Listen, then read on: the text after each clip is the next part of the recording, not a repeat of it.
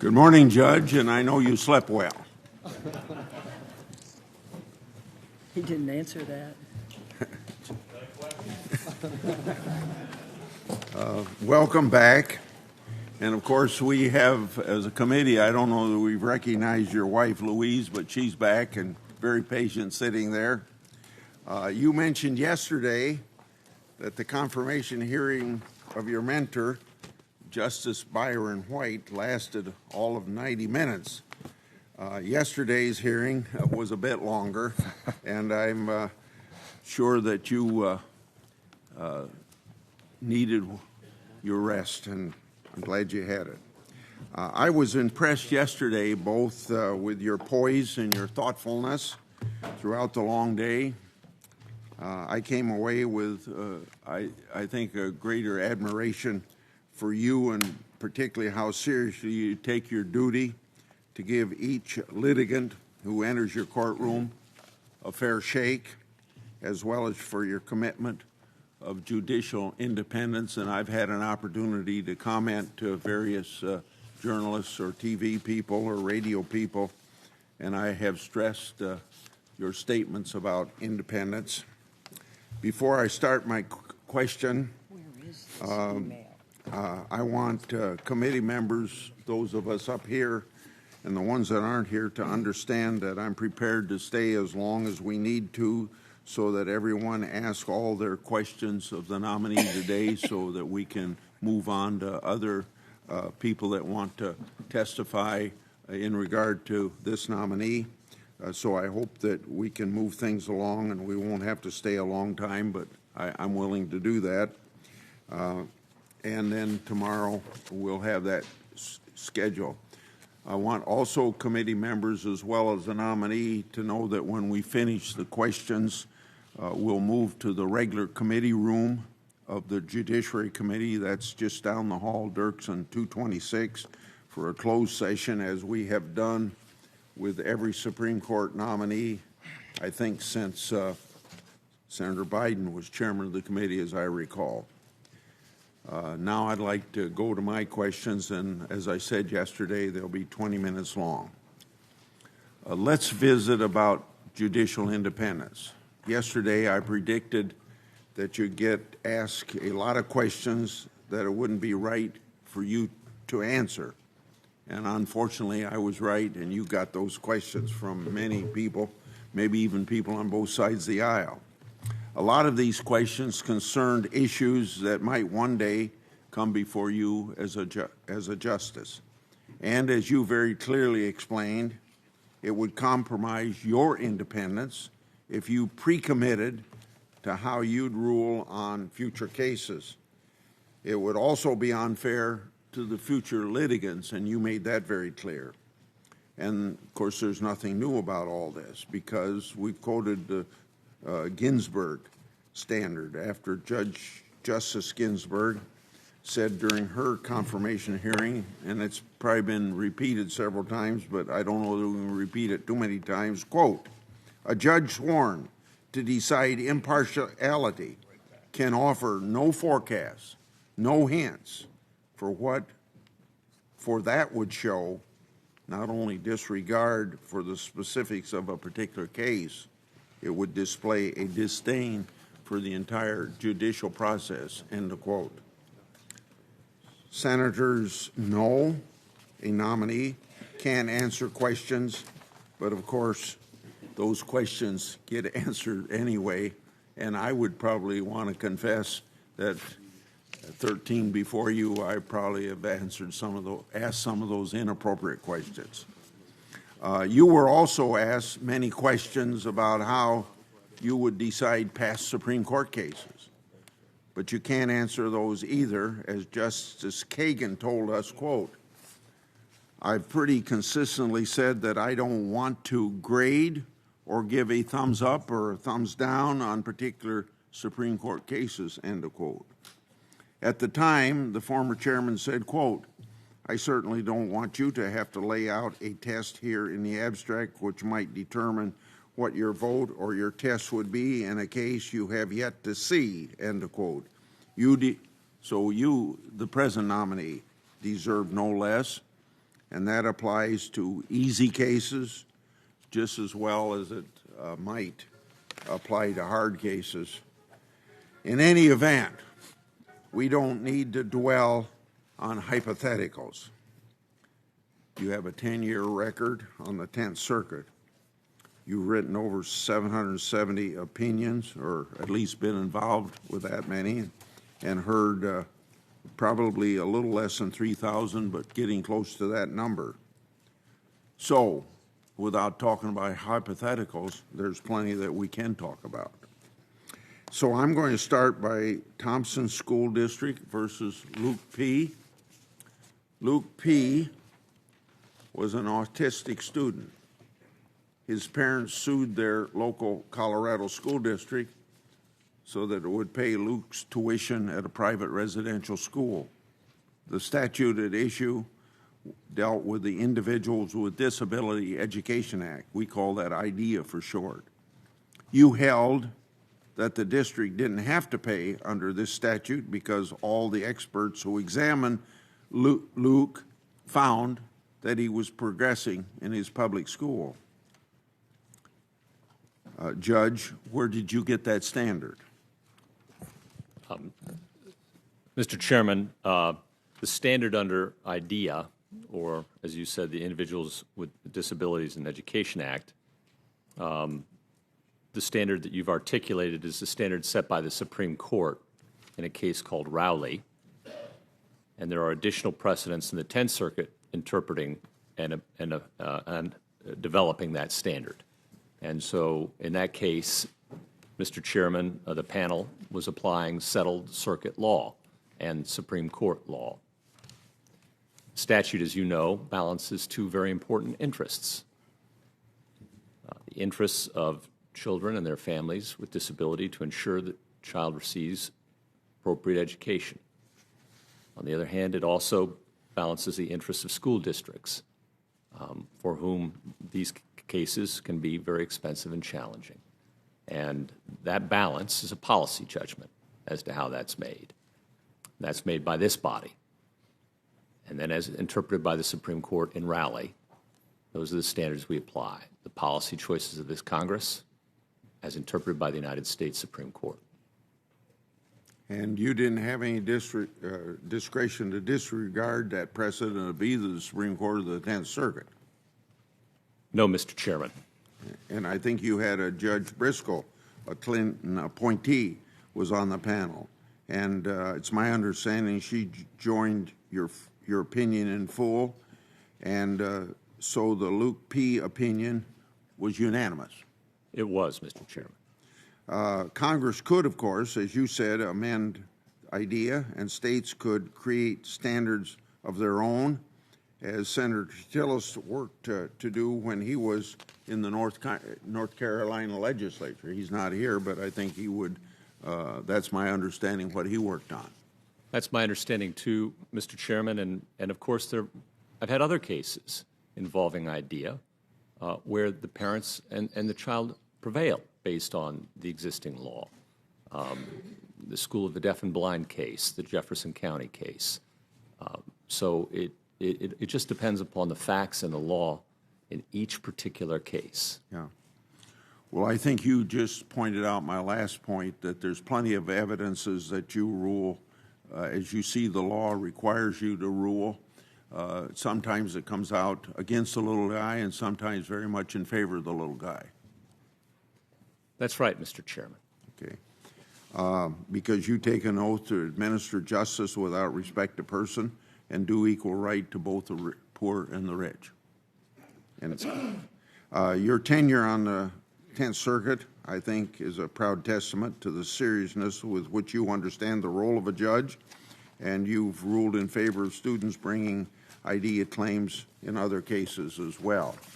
I want to go on to something that Senator Klobuchar brought up, but probably something I was working on maybe before she even got to the United States Senate. And this is cameras in the courtroom.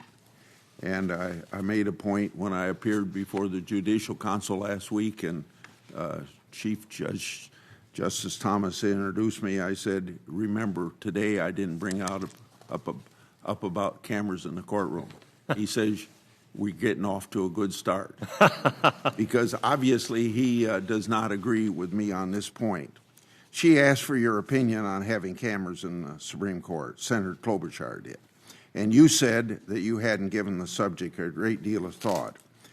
I want you to know that I believe that public access to our court system is an important issue, and having cameras in the courtroom is one way to improve public access.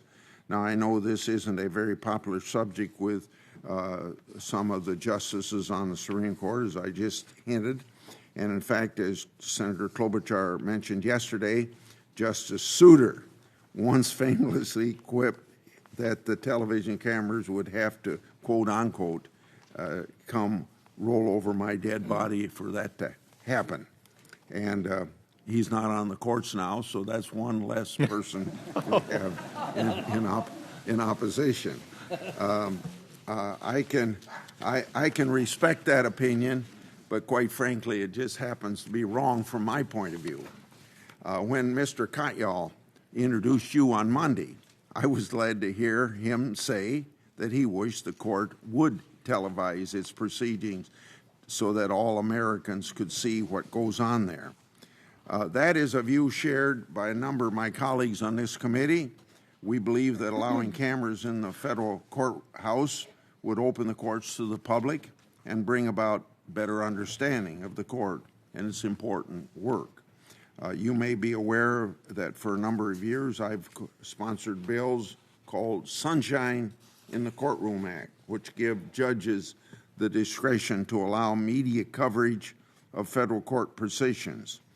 Given your discussion with Senator Klobuchar yesterday on the issues, I'm not going to ask for your opinion to have cameras in the courtroom, but I would very much appreciate this. If you would think about the issue, I would appreciate it if you keep an open mind as you move forward on this process.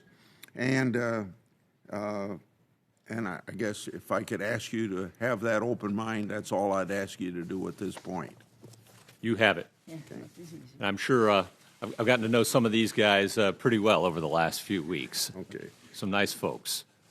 I want to bring up the part that legislative history will bring up, and I think I'm going to refer to some cases. I don't know if it's the same cases I've read, but I know you have a different, maybe a little different point of view on legislative history, and I'd like to know what that is. But I also remember my first discussions with Justice Scalia, like when he came around to my office, as you came around to my office, I asked him about it, and he said it shouldn't play any role whatsoever. And I think I've seen him totally committed to that point of view during the 29 years that he was on the Supreme Court. He didn't lead me astray in my office, and he kept a pretty consistent point of view. So it deals with the weight that judges should give when interpreting statute. You've been a judge for over 10 years, so you've had time to think about the role of legislative history in cases that have come before you. In fact, there's one in particular that I'd like to discuss, one that Senator Feinstein talked about a little bit in her opening statements, U.S. versus Gamay Perez, I believe it's pronounced. The defendant in that case was appealing his conviction under a federal felony in possession statute, which provided that defendants must knowingly violate the law against felons possessing guns. The legal question before your court was whether the defendant must know both that he was a felon and that he was in possession of a firearm, or whether the government had to prove only that the defendant knew that he was in possession of a firearm. Now, at the defendant's original plea hearing, the trial judge told him, quote, "You will leave this courtroom not convicted of a felony and instead grant the privilege of a deferred judgment," end of quote. So there was a real question about whether the defendant actually knew that he was a felon.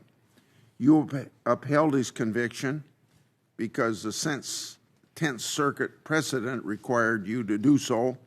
10th Circuit precedent said that the word knowingly applied only to possessing a firearm, but not being a felon. Although you were required to follow precedent, and you did, you wrote a separate concurrence to highlight that the precedent should be revisited. You wrote, quote, "Our duty to follow precedent sometimes requires us to make mistakes. Unfortunately, this is that sort of case," end of quote.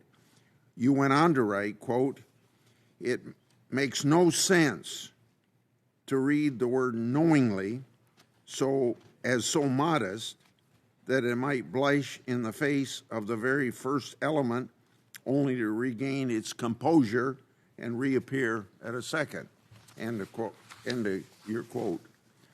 So you were somewhat critical of the 10th Circuit precedent because of its reliance on legislative history. You wrote that legislative history can be misleading because it is, quote, "stocked with ample artillery for everyone. The fight is hard fought. Each inch of the historical terrain is heavily contested, but in the end, almost no ground is taken by either side," end of quote. You touched on this a little bit yesterday, but I'd like to ask you when it's appropriate to look to legislative history to interpret statutes. Are there some circumstances when it's more appropriate than others? And what are the dangers? And I guess maybe 30 years ago I told Scalia that history was very important. I'm not sure I agree with that today, knowing the importance of us writing clear statutes, but I thought we didn't always write very clear statutes, and I thought you ought to go back in and look what we think about it. But what are the circumstances when it's more important than others, and what are the dangers? There's a lot to unpack there, Mr. Chairman. Let me begin by saying I respect all the work that this body does, and a good judge takes seriously everything you do and reads everything put before him or her. You don't close your mind to any argument. You put on the robe, you open your mind. But I think that case illustrates some issues along the lines of what you'd asked me to discuss. So the statute there says, simplifying, that it's a crime to knowingly be a felon in possession of a gun. And our precedent, on the basis of an interpretation about legislative history, and the legislative history was very long in that case, extremely long. The statute goes back, I think, to the 1940s and has been revised many, many times. So one can read a lot of history in that statute. And it can be argued both ways. There's good history, both sides cited us. On the basis of its reading of that history, our court took the view that the government need only prove that the defendant is a felon who's knowingly in possession of a gun. And that was the jury instruction given in that case. The defendant said, well, hold on a second. The word knowingly is here, knowingly a felon in possession. How does the word knowingly leap over the word felon and only touch down at the word in possession? Divide a bit of grammatical gravity, the defendant argued. And as a matter of plain meaning, I had to agree with him. I didn't understand how, just reading the words, the plain words on the statutory page, a reasonable person could understand that mens rea element, the knowingly, the mental element, to only apply to the second act in the statute, to the possession of the gun, as opposed to the knowing felon status. And the defendant had at least a colorable argument that he didn't know he was a felon in that case, because the sentencing judge told him he wasn't a felon, as you pointed out, Mr. Chairman. The sentencing judge, I think several times, as I recall the record, and it's been a while since I've looked at it, said more than once to him, if you complete your deferred sentence, you'll have no felony conviction on your record. So I thought this is a case where the government had to square its corners. And before you could put a man in prison, I think for 5 years in that case, may have been longer, felon possession statutes have rather long sentences attached to them, that the government should be forced to prove each and every element that the plain language of the statute imposed upon it. and that resort to legislative history to put a man in prison on the basis of legislative history rather than the plain language struck me as a due process, a fair notice problem to that individual. So that was why I wrote the concurrence. I followed our precedent. It's a precedent of the court. I have an obligation to do it. But I also felt I had an obligation to point out the mistake. You may have just said this, but I want to emphasize. So I'd like to know what intersection you understand there is between notice of the law, legislative history, and original meaning of the legal text. Yeah, and I did touch on it. I think notice is the key to the rule of law, that the people can understand what's expected of them, that the law is sufficiently clear that before they're put in prison for 5 or 10 or 20 years, and that's what federal sentencing statutes require of judges in many, many cases, that we're not putting them in prison on the basis of some secret law, some hidden, unexpressed intentions, or intentions that are very hard to find in the fine print of some book that's not available widely, but on the basis of what's in the statutory books that we're all charged with knowing. Can I sum up what you just said? If I'm wrong, tell me, but you're basically saying the law means what it says it means. Is that right? That's a good starting point, right? That the plain text of the statute is usually a pretty good starting point, and reading it as you'd expect a reasonable citizen to do so. Yeah. Not a pointy-headed judge. I've only got 35 seconds left, so for the benefit of my members, I'm starting out on something before my time's up, so I don't know whether this is something I want you to comment on, but I want you to be very clear that sometimes cases dealing with the False Claims Act and qui tam come before the Supreme Court, and sometimes the Supreme Court gets us wrong from my point of view. There's lots of times, and Senator Leahy's been very good in helping me do this. We've had to rewrite the statute to get back to what I thought we made very clear in 1986, but according to the courts, we didn't make very clear. I co-authored this amendment to going way back to an 1860 law that the Congress obliterated because of World War II, because they didn't think defense contractors should be sued in those instances under qui tam. So we brought it back and even went beyond what it was in the 1860s to empower qui tam relators or whistleblowers to help the government identify and prosecute fraud on the taxpayers. The False Claims Act is the most effective antitrust tool that we have. And since the 1986 amendments that Congressman Berman, then a member of the House and I was a member of the Senate, got passed, the taxpayers have recovered more than $53 billion in public funds lost to fraud.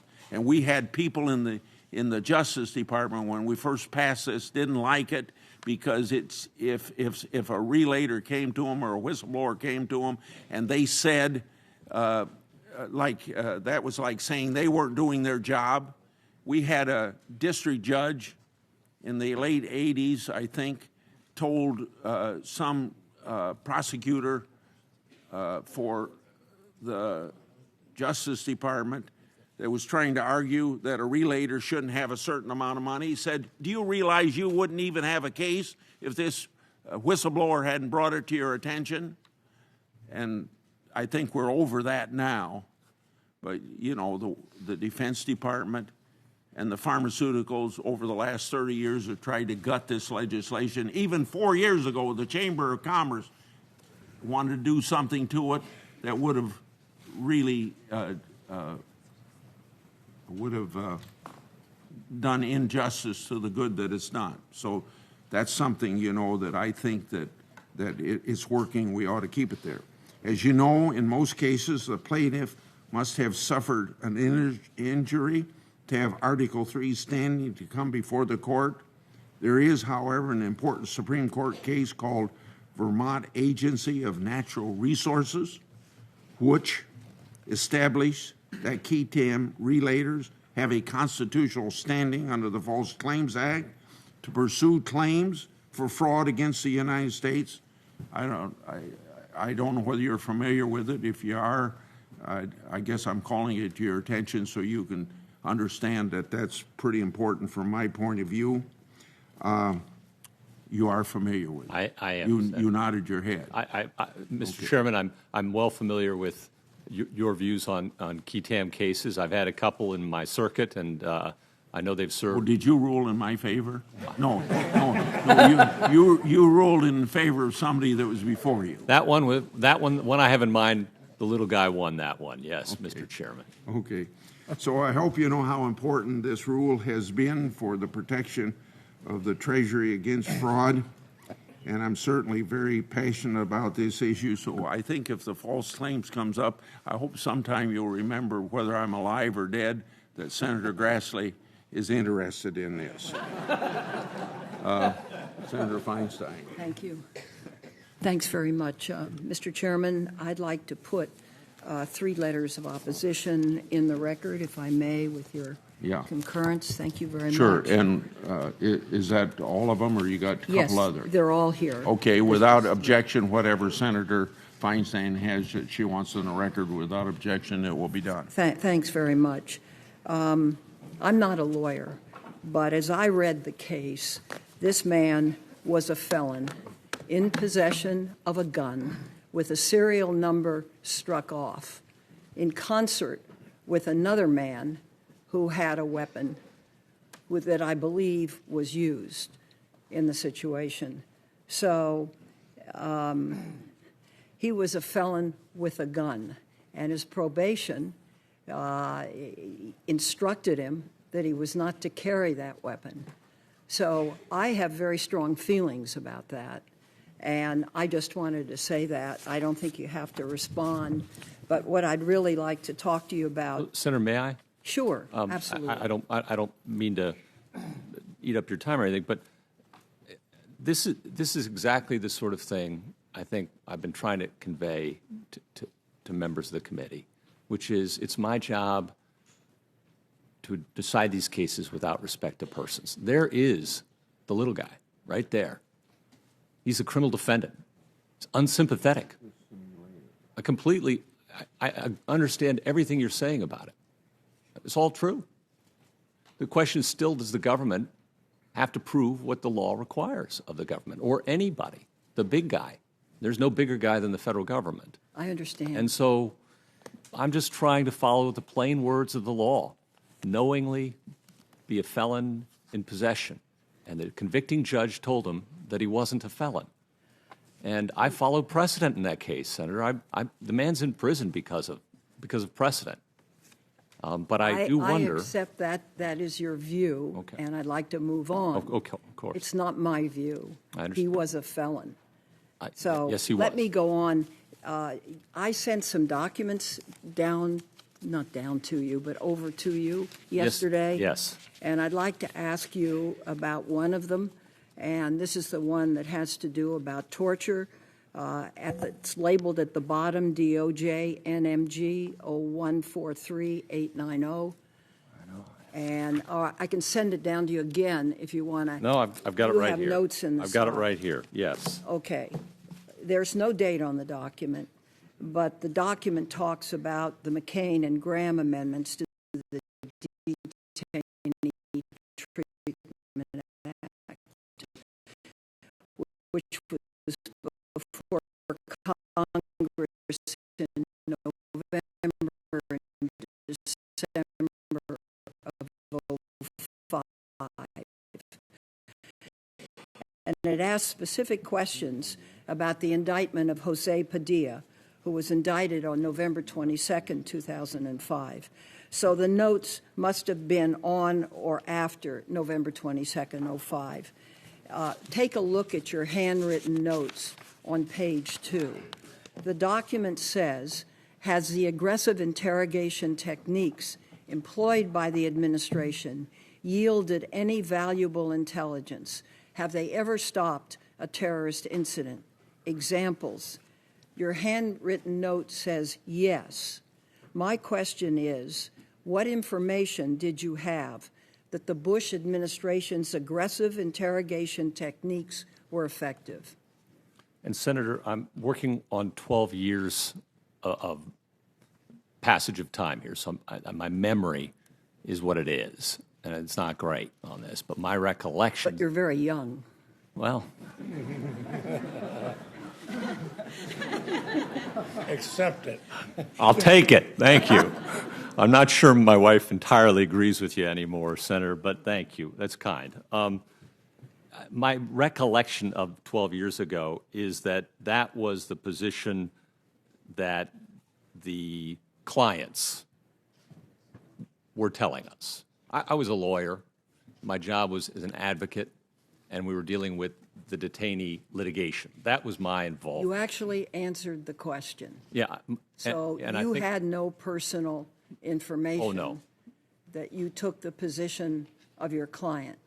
Yes. And that, because I know a lot about what happened. I know you do. That circles around in my brain a little bit, because it seems to me that people who advise have an obligation to find the truth in these situations. And when we learned about what happened on the Intelligence Committee, the Gang of Eight learned earlier, we learned much later. I think it was 2006. We saw, and when we looked into it, we really saw the horrendous nature of what went on. The absence of supervision, the absence of direction, the contracting out to people who, in my view, were not qualified to do what they did. And I think terrible things happen. It's a closed chapter, but it should never again happen. This is America, and it's not what we stand for. So let me move on to something that does trouble me about originalism, if I may. And let me read something. I have a constituent who happens to be the dean of a law school who sent me a question. Uh-oh. And I want to present it to you. And here it is. You are a self-professed originalist in your approach to constitutional interpretation. For example, you wrote, and I quote, "Judges should instead strive, if humanly and so imperfectly, to imply the law as it is, focusing backward, not forward, and looking to text, structure, and history to decide what a reasonable reader at the time of the events in question would have understood the law to be." Now, do you agree with Justice Scalia's statements that originalism means there is no protection for women or gays and lesbians under the Equal Protection Law because this was not the intent or understanding of those who drafted the 14th Amendment in 1868? Senator, first of all, a good judge starts with precedent and doesn't reinvent the wheel. So to the extent there are decisions on those topics, and there are, a good judge respects precedent. That's the first point. Second point I'd make is it would be a mistake to suggest that originalism turns on the secret intentions of the drafters of the language of the law.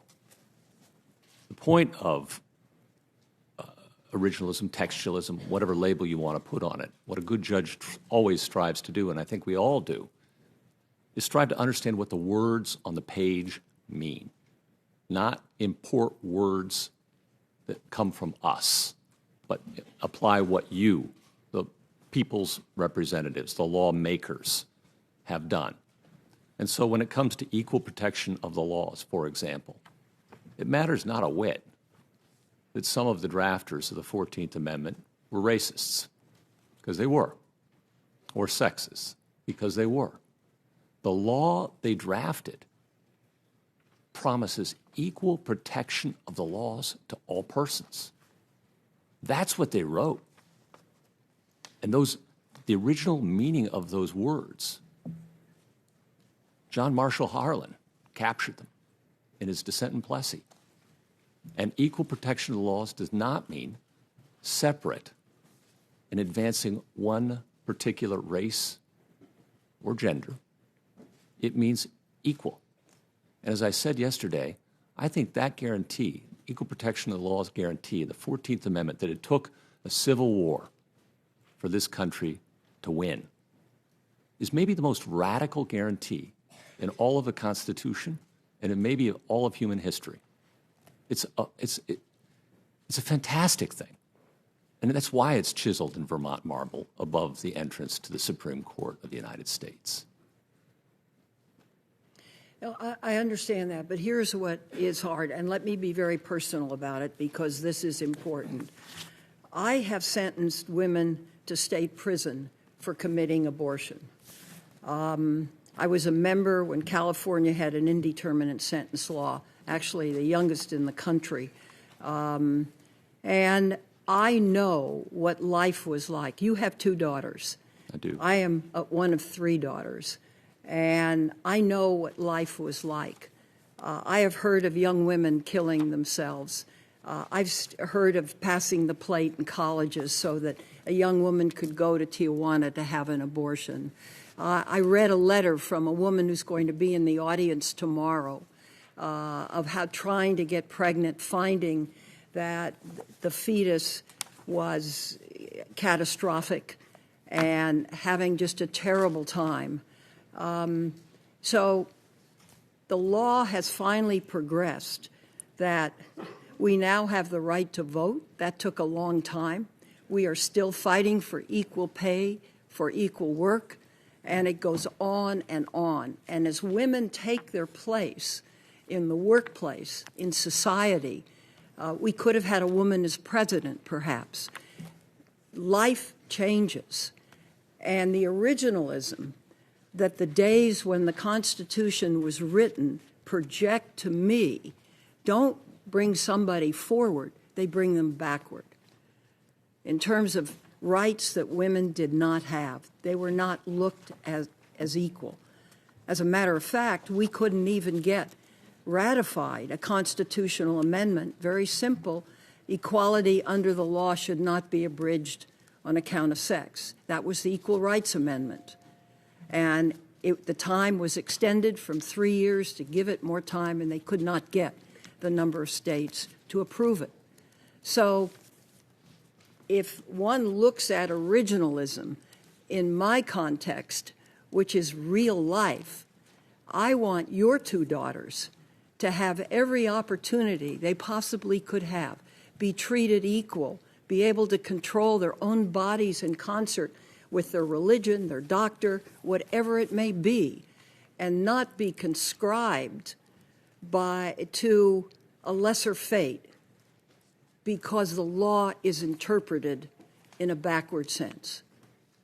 Does that make sense to you? Senator, I understand your concern and I share it. I come from a family of strong women. My 2 teenage daughters, you're right. I want every opportunity for them that a young man has. I have a strong wife. Anyone who knows her knows that. My mother. But you are pivotal in this. And Senator, I am daunted sitting here under the lights at the prospect of what's to come if I'm so fortunate to be confirmed. And I'm daunted by the job I currently hold. And I take that trust very seriously. And no one is looking to return us to horse and buggy days. We're trying to interpret the law faithfully, taking principles that are enduring in a Constitution that was meant to last ages, and apply it and interpret it to today's problems, And I think if you look at a number of cases where the court has applied what might be labeled by some as originalism, you will see, for example, in Kylo, the search of a home with a heat-seeking device. The court looked back to find out would that be considered an unreasonable search. That technology didn't exist, of course. But would something like that have been considered an unreasonable search at the time of the Fourth Amendment's adoption? and found it's essentially equivalent to a peeping Tom. And of course that would have been considered an unreasonable search by the government. And so a heat-seeking device, thermal imaging, is also a search of a home. That's how we use neutral principles, the law, to apply it to current realities, not to drag us back to a past, but to move forward together as judges applying the law neutrally. Here's the problem. I've been through this before. I've been through 6 hearings. I listened to Senator Specter when he was chairman of this committee tell the Chief Justice, well, you have described super precedent. We talked about precedent. And what's happened is every Republican appointed judge has gone back and is a no vote. So how does one look at you? And we've talked about precedent. For the life of me, I really don't know when you're there what you're going to do with it. And it's so, and as you say, this isn't text, this is real life. And young women take everything for granted today. And all of that could be struck out with one decision. Senator, all I can do is, I can't promise you how I'd rule in a particular case. That would be deeply wrong to sit here at a confirmation table. And I think we agree on that it would be a violation of the independent judiciary for a nominee to a court to make a promise on any case in order to win confirmation. No, I don't expect you to. I know you don't, and I'm really grateful for that. I know you appreciate my position. All I can promise you is that I will exercise the care and consideration, due precedent, that a good judge is supposed to. And I've written a book on it.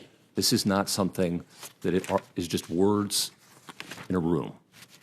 This is years of toil in putting together a mainstream consensus view on what precedent is and the law of it, with 12 judges appointed by presidents from both sides, with a forward by Justice Breyer.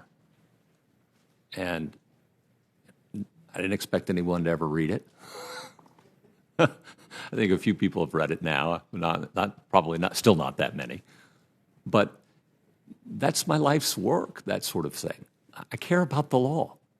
I care deeply about the law and an independent judiciary and following the rules of the law. And that's what commitment I can make to you. I can't promise you more, and I can't guarantee you any less. Well, what worries me is you have been very much able to avoid any specificity, like no one I have ever seen before. And maybe that's a virtue, I don't know. But for us on this side, knowing where you stand on major questions of the day is really important to a vote aye. And so that's why we press and press and press. It's very hard because you mentioned that the number of cases you sat on and the percent that was unanimous, I think, was 97%, you said. And so we realize that these are few cases on which the distinction is made, and it's hard to make that distinction. So, when one sees a lot in this country, and I just want to say this, for me, I sat on 5,000 cases. These were women convicted of felonies in the state of California. I did it for 6 years. And so I saw the inside of this whole issue. And that's one of the reasons why I feel so strongly, particularly, let me ask you another area, assisted suicide. Sure. You make the statement that there is no justification for having anything to do with the end of someone's life, encouraging the end of life. Well, California just passed an End-of-Life Options Act that takes a number, I think 3 doctors. I, in my life, have seen people die, horrible deaths, family, of cancer. when there was no hope. And my father begging me, stop this, Diane, I'm dying. You know, my father was a professor of surgery. Now, trying to save him. So there are times you can't. And the suffering becomes so pronounced. I just went through this with a close friend, that this is real. And it's very hard. So tell us what your position is in the situation with California's End of Life Option Act, as well as what you have said on assisted suicide. And Senator, this is something I can speak about because I've written about it, and I'm delighted to talk about my record. I wrote a book in my capacity as a commentator. It was my doctoral dissertation, essentially, before I became a judge.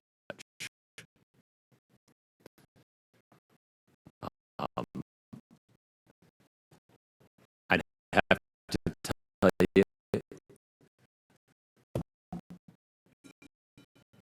as a judge, put that aside, and we talked about that.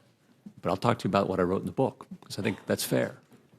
What I wrote in the book was, I agree with the Supreme Court in the Cruzan decision that refusing treatment, your father, we've all been through it with family. My heart goes out to you. Yeah, well. It does. And I've been there with my dad. Okay. And others. And at some point, you want to be left alone. Enough with the poking and the prodding. I want to go home and die in my own bed in the arms of my family. And the Supreme Court recognized in Cruzan that that's a right in common law, to be free from assault and battery effectively, and assumed that there was a constitutional dimension to that. I agree. Supposing you cannot handle the pain and you know that it's irreconcilable.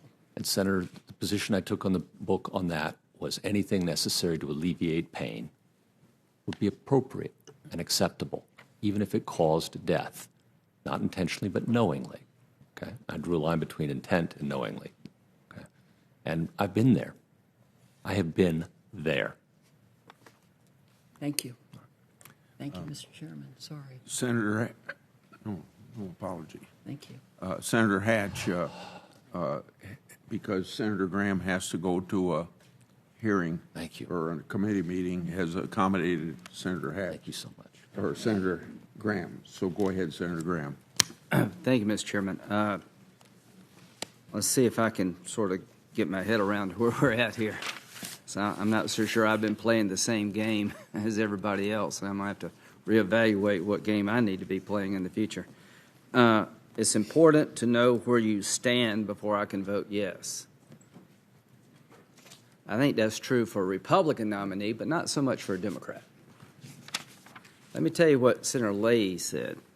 I certainly don't want you to have to lay out a test here in the abstract, which might determine what your vote or your test would be in a case you have yet to see that may well come before the Supreme Court. Now, that's the standard when there's a Democratic nominee. And when there's a Republican nominee, you've got to tell these senators that you won't get in the way of their agenda. I'm not asking you to tell me whether or not you agree with my agenda.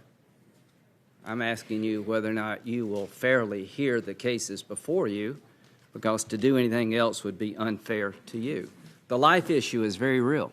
There are a lot of Americans who believe that life begins at conception. There are a lot of Americans who believe that Roe v. Wade was a grab of power from legislative people, but it is the law of the land. It will be given due weight if somebody challenges it. Do you agree with me it is the law of the land that in late-term abortions, they have been limited through congressional action and approved by the Supreme Court? In certain circumstances, yes. In certain circumstances, the Congress overwhelmingly voted to limit abortions in the last trimester, and the Supreme Court said in those circumstances, you have the authority to do that. Is that the state of the law? That's part of the state of the law, Senator. Okay. And I would imagine this issue will be revisited as long as people have differences. There will be a lot of issues coming before the court because Americans don't agree on some of the more emotional topics, like when life begins and what's the role of the legislative body, what's the role of the court, when do you have a soul if you have one, and what's the right to be conferred by unelected judges versus people who have to answer to the public. So all I'm saying, if we're going to vote against a nominee because they won't tell us things that we want to hear about issues important to us, then the whole nominating process has become a joke. And what has happened over time is that somehow, some way, we've gone from Scalia, the originalist, getting 98 votes, Ginsburg, the bastion of liberalism on the court, well qualified, getting 96 votes. What's happened? Did the Constitution change? I don't think so. I think politics has changed. I think it's changed in a fashion that we should all be ashamed of as senators. And I think we're doing great damage to the judiciary by politicizing every judicial nomination. If you don't agree with my basis view of the world, I cannot vote for you. This is what Greg Craig, the former White House counsel in the Obama administration, said about Elena Kagan. She's a progressive in the mold of Obama himself. So Reince Priebus said that Trump picked a good guy.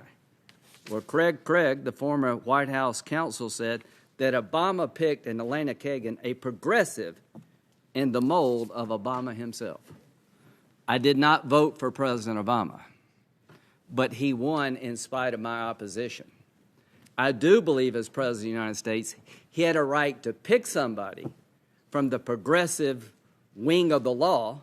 I expected him to do so, and he did. Twice. I knew full well what I was getting. And I hope you understand that you're getting one of the most qualified conservative judges in the country. Senator Feinstein said her goal was to find out if you're a reasonable mainstream conservative. I would tell you, Senator Feinstein, without any hesitation, this man is as mainstream as you will get. If you don't believe me, listen to the people who know him the best. 2,700 cases and being reversed once. The bottom line here is we're taking the nomination process to a place it was never intended to go by the framers of the Constitution. And Alexander Hamilton would be rolling over in his grave to believe that the United States Senate has now gotten to the level of where I can't vote for you if you won't tell me about cases important to me and you don't share my philosophy. That means advise and consent is not really advise and consent. It means that we are the president and we're the judge. And if you wouldn't rule like us, you can't be on the court. And if you come from a philosophy that we reject as a party, then you can't be a judge. That would be bad for the country. Now, let's talk a little bit about Griswold. You said that Griswold was a case decided by the Supreme Court that does what? Senator, it guarantees married couples the privacy in their own home to use contraceptives. Is it a longstanding precedent of the Supreme Court? It is, Senator. What weight would you give that? Well, Senator, under the law of precedent, you look at the age. This one's over 50 years. You look at the reliance interests, which are obvious and substantial. You look at whether it's been reaffirmed, which it has many times. And, Senator, as I said yesterday, I just cannot imagine a state attempting to pass a law like that. Well, let's say they did. And I can't imagine the Supreme Court of the United States taking that claim seriously. Let's say they did, and I'm with you on both. Would you listen to the people who made the argument, to make the argument? Senator, you listen to every person who comes to court. So to overturn Griswold, you got to get a case in controversy, right? Right. That means somebody somewhere has got to convince, I don't know, some state or some body somewhere to outlaw contraception in the marital relationship. That would be a case in controversy. Well, you'd have to have a state that pass a law like that, Or what about a city council? or whatever, and then you have to have somebody try and enforce it. Right. Then it would maybe get to you.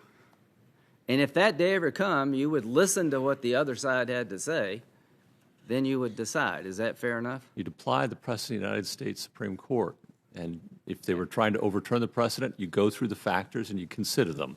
And So you're not here to tell us what you like or don't like in the law. You're telling us about the process of how the law works. that's right, Senator. And you're here as a human being, can't imagine some legislative body, particularly at state level, outlawing contraception. You just don't see that as a real threat right now. I don't see it as a real threat today, Okay. Senator. Originalism. Are you an originalist? Senator, as we spoke of yesterday, I'm happy to be called that. I do worry about the use of labels in our civic discussion to sometimes ignore the underlying ideas, as if originalism belonged to a party. It doesn't. As if it belonged to an ideological wing. It doesn't. Well, here's what I would say about originalism. Whether you like it or not, is it bound by the law? That, of course it is. It's the whole point of how you interpret the law. Now, to those who believe that the Constitution is a living, breathing document that can speak to you and nobody else, that bothers me. But there are people on the Supreme Court who have the view that the Constitution is a living, breathing document related to the times in which we live in. That seems to open the door that I can get the outcomes I want, not so much bound by the words or the history. The bottom line is there are different ways of looking at the role of being a judge. Do you believe that your way of looking at being a judge has stood the test of time? I do. Do you believe over the last 10 years your way of looking at being a judge has received respect from people who disagree with you? I think you're going to hear from some of them tomorrow. Do you believe that the American Bar Association has looked at your way of being a judge and found you well qualified? I'm very honored by their assessment. You've decided over 2,700 cases, is that right? That's right. Been overturned once, maybe? Maybe. Okay. I'm going to say once. Well, And you're just going to have to live with it well, and accept it. ma- The bottom line is, Maybe. let's say it's once. I would say that the way you judge has been viewed by people above you as being acceptable almost all the time but once. Now, to my friends on the other side, what more can you ask for? What are you looking for? Are you looking for somebody that will make your political life easy? Well, he's not the guy. Because he's not going to make your political life easy because he was appointed by the guy that you were all against and I didn't vote for. I haven't voted for a president who won in 12 years.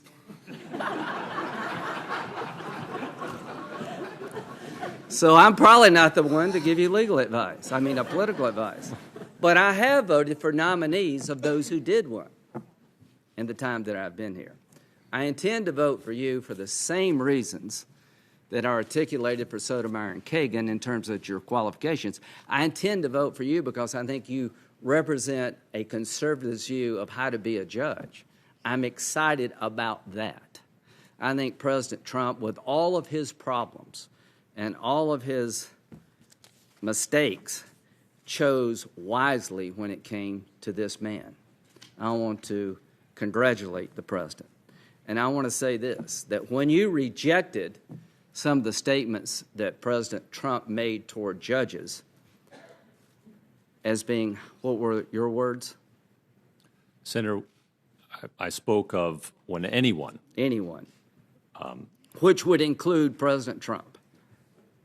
anyone Okay. criticizes the honesty, the integrity, the decency of federal judges and what they do, or attacks their motives and how they come about arriving at their decisions. I know those people. I know how hard they work and how decent they are. I find that disheartening and demoralizing. That's what I have said. I'm not saying we're immune from attack from decisions. I'm not saying that we shouldn't have thick skin. My hide's pretty thick. And I know that the hides of federal judges have to be. Well, I just want to associate myself with what you said about what President Trump said, that I thought it was really out of bounds. You're the most powerful man in the world, and judges work in quiet, dark corners. They have no political machine. They have no PAC. They can't go out and do news conferences. Of the three branches of the government, they're the most vulnerable. So I stand firmly with you and firmly with anybody. And my friends on the other side say that President Trump was really out of bounds. But here's what I wish some of y'all would do. Here's what Nancy Pelosi said. If you breathe air, drink water, eat food, take medicine, or in any other way interact with the courts, this is a very bad decision. That means picking you. I haven't heard one person on that side say, that is out of bounds. That is political garbage. To my good friend Ron Wyden, no senator who believes that individual rights are reserved to the people and not the government can support this nomination. Elizabeth Warren, let's not mince words. The nomination of Judge Gorsuch is a huge gift to the giant corporations and wealthy individuals who have stolen a Supreme Court seat in order to make sure that the justice system works for them. It's okay to criticize Trump, but apparently it's okay for you to slander this man, and none of you say a damn thing about it. I don't think it's okay. I don't like what's going on here. I don't like where the Senate's heading, but there's nothing I can do about it other than be myself. So, Judge, I just want to say, I think you're qualified. I think the answers that you can't give us come from the fact that you understand that if you gave those answers, you would compromise your ability to fairly decide cases that may become before you in the future. And that when a Democrat says that, they're just being a good judge. When you say that, oh, I can't vote for you. What a double standard. Thank you. Mr. Chairman, while the senator from South Carolina is still in the room, he began his statement quoting me and saying, of course, and went on to say the president should be able to show his own philosophy, his nomination. And he pointed out that President Obama, as he said, nominated 2 Supreme Court justices. I think the record should show President Obama nominated 3 Supreme Court justices, one of whom was Merrick Garland, a person whose philosophy has been praised by both Republicans and Democrats, and it was the Republican Party that ignored the Constitution, did not allow him to have a vote, did not allow him to come before this body, did not uphold their advice and consent oath and their advice and consent. So I just wanted the record corrected. It wasn't 2 nominees, it was 3. The third one was not heard because for the first time in the history of the United States, the Senate refused to hold a hearing, refused to have a vote. Now, Senator Feinstein talked about the dark days before Roe versus Wade. I have some experience with that. We have 2 cases in Vermont, Leahy versus Beecham and Leahy versus Bartlett. I'll tell you very briefly about it. Leahy versus Beecham was a case that, in fact, I brought a declaratory judgment before Roe versus Wade, before the Vermont Supreme Court. I organized that case so that the Vermont Supreme Court, a very conservative court, could rule on the constitutionality of our anti-abortion statute in Vermont. They came out with a decision, basically what Roe versus Wade did. This conservative 5-member Vermont Supreme Court in Leahy versus Beecham. Leahy versus Bartlett was a case where I prosecuted somebody procuring abortions. And these are the dark days that I don't want to go back to. I got a call from the police at 3 o'clock in the morning. I was state's attorney at the time. I went to the emergency room at our local hospital. a young co-ed nearly died from bleeding from a botched abortion. At that time, it was illegal. We found out the person who had procured them. He had done this with a number of people. He would then blackmail them for either sex or money. And when I brought it to trial, we found the person doing the abortion was from Montreal. They said they'd go to trial figuring she'd never appear to for the case. She was there. 2 Royal Canadian Mounties escorted her. And I pointed out to the defense attorney, the evidence would show she was trained to do these abortions, working for the SS at Auschwitz, so she could abort the women prisoners that they had impregnated, so that they could keep on using this women that way before they put them in the gas chambers. He looked at the names of the people who would be the potential jurors. They sought a plea. Now, on another, so I applaud the senior senator from California for raising the issue she did. Now, yesterday, I asked about your connections to billionaire super donor Philip Anschutz. In his role, his very extensive role in lobbying the White House to get you on the 10th Circuit.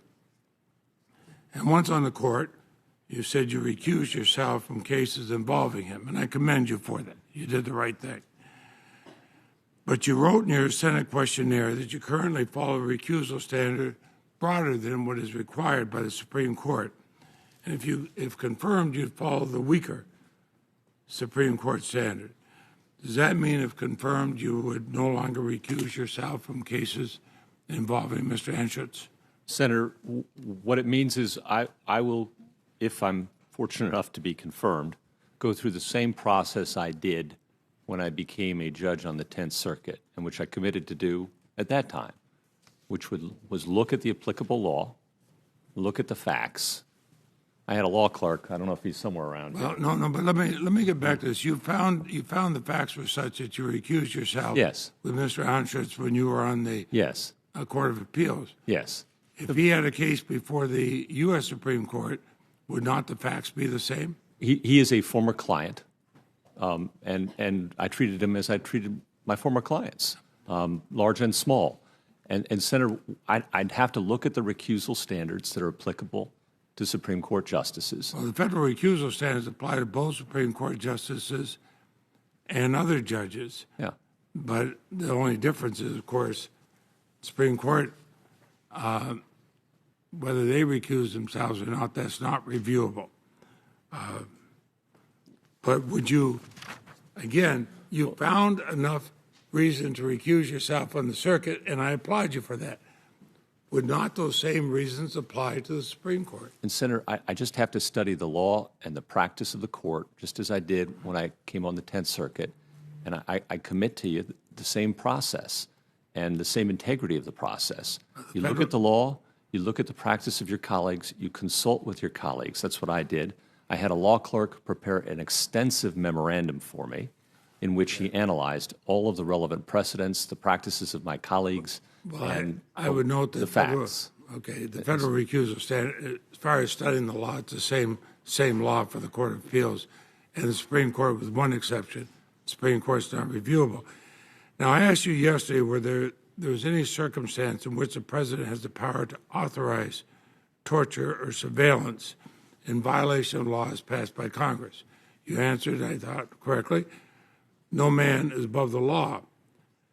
Now, I'm sure President Bush and his lawyers believed he was operating within the law when he authorized torture and warrantless surveillance, but they still thought they could violate a statute if they're exercising their Article II power.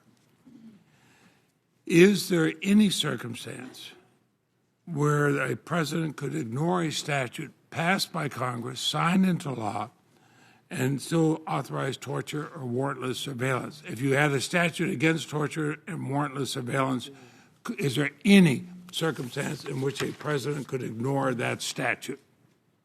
Well, Senator, I don't want to deal with a case that might come before me, and those are the sorts of things that could come before me. But I can speak generally. and I'm happy to. Go ahead. Presidents make all sorts of arguments about inherent authority. They do. And that's why we have courts to decide. Presidents of both parties have made arguments, for instance, about the War Powers Act. Both parties. And the Congress has taken a different position on that matter, for example, with both parties.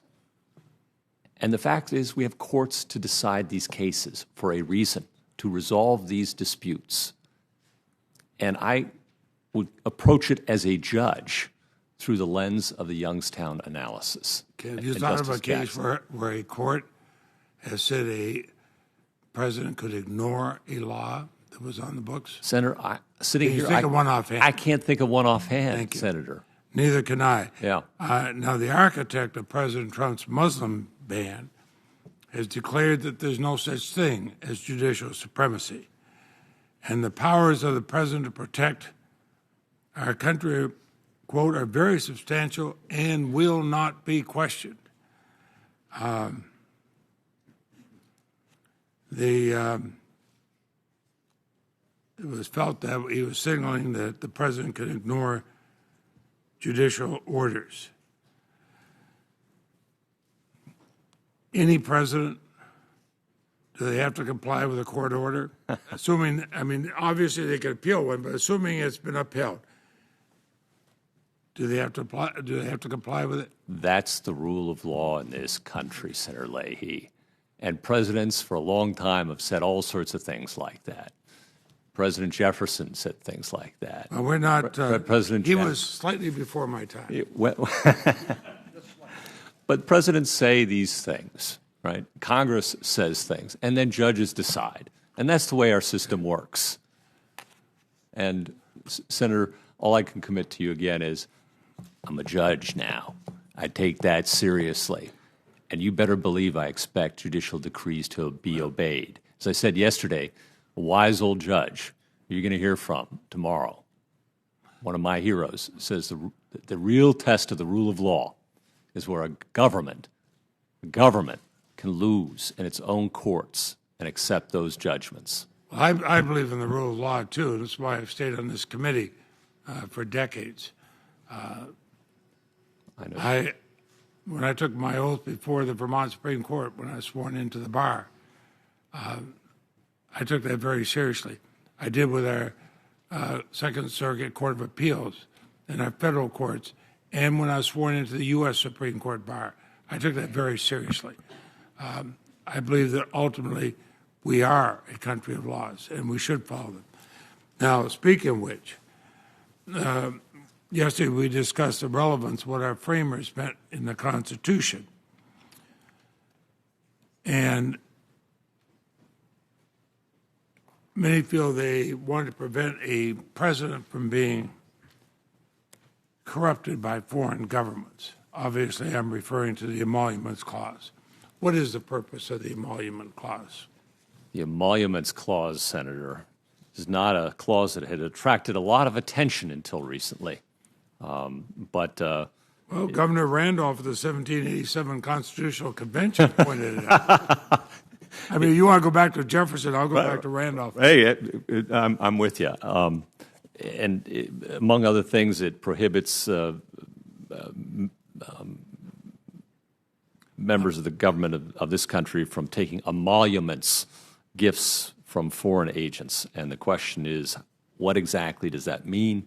And that is a subject on which there is ongoing litigation right now, Senator, I believe, certainly threatened litigation, impending litigation. And I have to be very careful about expressing any views. Well, what Randolph said, it was done in order to exclude corruption and foreign influence, to prohibit anyone in office from receiving or holding any emoluments in foreign states. Now, you're hesitant to discuss it. You wouldn't be hesitant to discuss the Fourth Amendment or the Fifth Amendment, would you? Well, I'm hesitant to discuss any part of the Constitution to the extent we're talking about a case that's likely to come before a court, pending or impending. And I do think that the emoluments clause has sat in a rather dusty corner for a long time until recent headlines, and I know that there are cases that are at least impending in that area.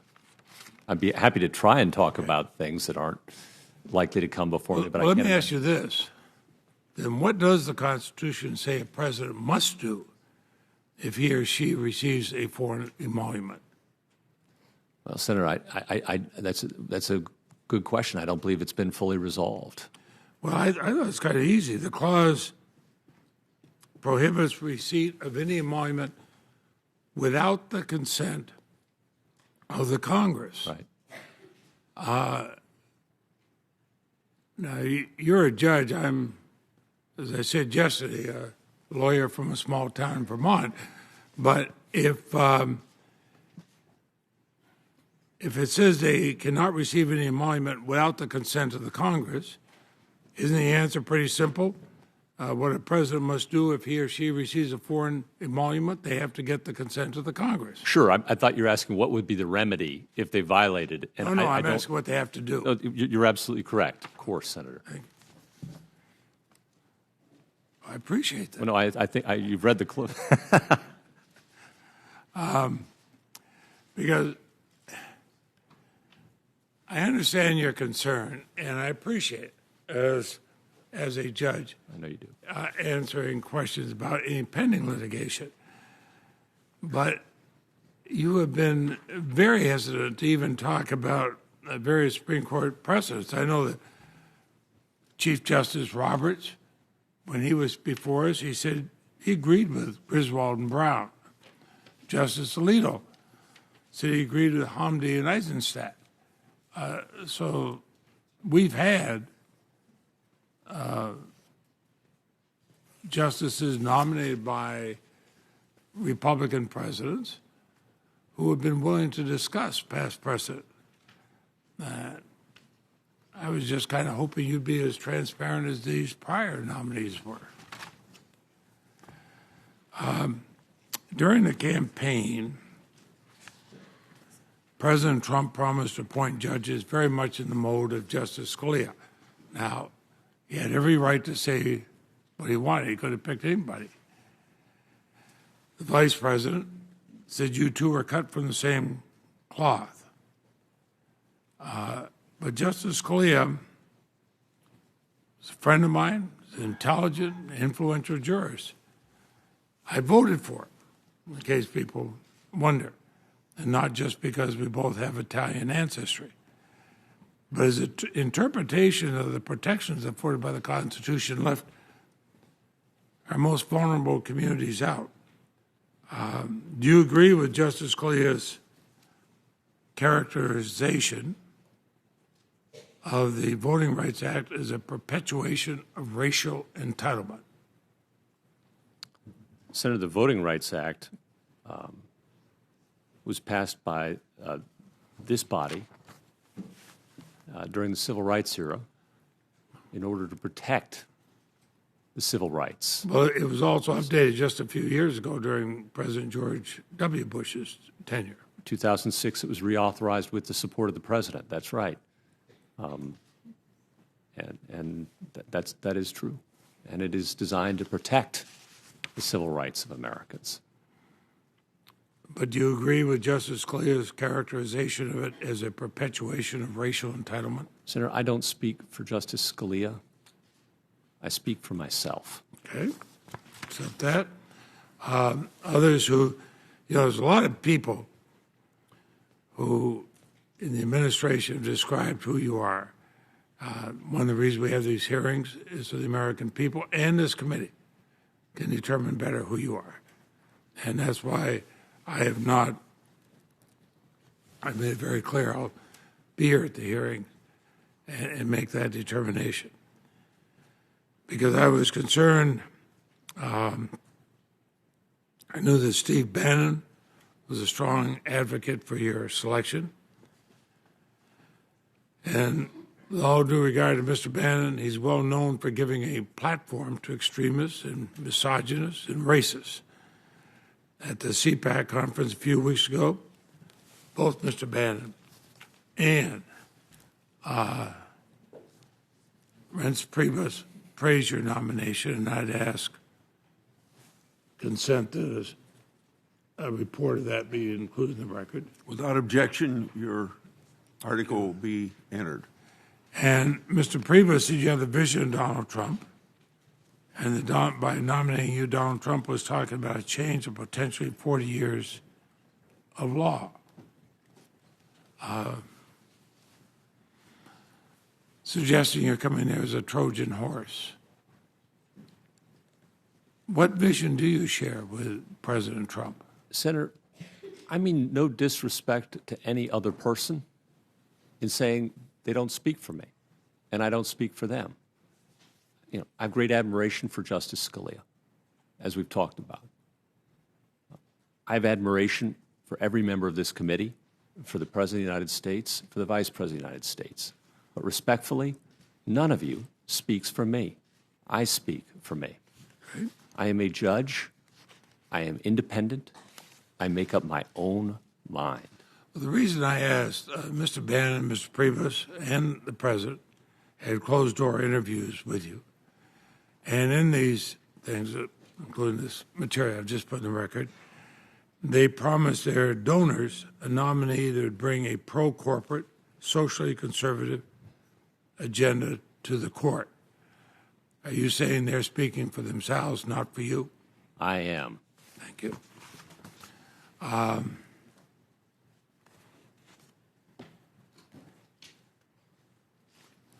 In your view, in the Constitution, it speaks about high crimes and misdemeanors. What kind of conduct does that include? Well, Senator, We've talked about the founders. They put that in. So I think, classically we've talked about felonies. It has been typically what this body has impeached individuals for. There have been a variety of cases involving, sadly, federal judges, as well as presidents, as well as justice attempt. And usually it's been more along the high crimes rather than the misdemeanors. I would assume that you would not think of a misdemeanor in the sense that we have like traffic violations, going through a stop sign or something like that. That's a misdemeanor. Would you accept that that's probably not what it's meant in the high crimes and misdemeanors? I would not want to issue an opinion on that without the full judicial process, Senator. All righty. I don't know. I know misdemeanors in 1789 looked a lot different than misdemeanors today. We have a lot more criminal law today and a lot more misdemeanors today than we did back then. I can say that. I'm going to start driving more carefully. Thank you, Mr. Chairman. Senator Hatch.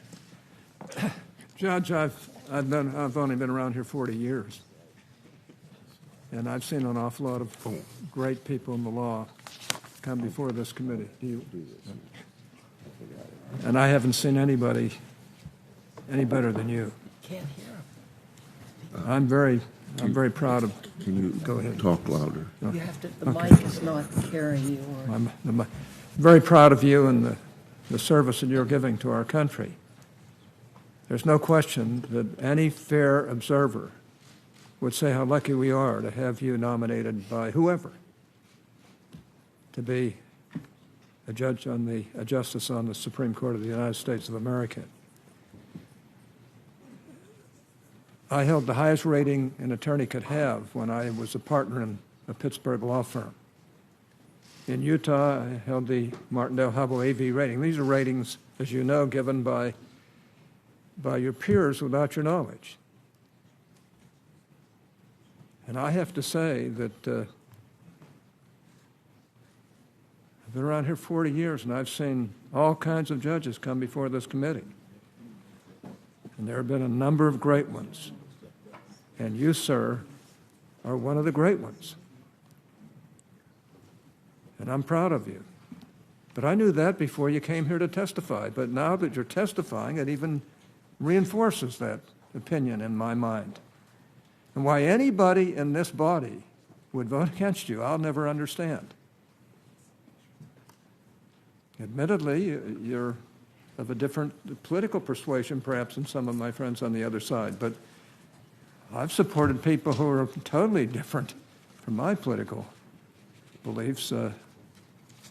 And all I can say is that, you know, and I've refused to support some people too, but my gosh, you know, let me just go into this. I'm troubled by the suggestion that skepticism of Chevron, the Chevron case, somehow means that one is somehow reflexively opposed to regulation. In my mind, such a charge is completely unfounded.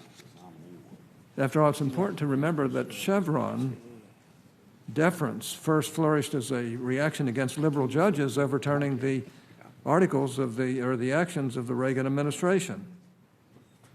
And after many of my colleagues on the other side of the aisle have now suddenly rediscovered the importance of the Constitution's limits on executive power, something they were conspicuously silent about when President Obama was in office, but are now quite enthusiastic about that now that a Republican is in the White House. And I find it surprising that they don't appreciate how Chevron impedes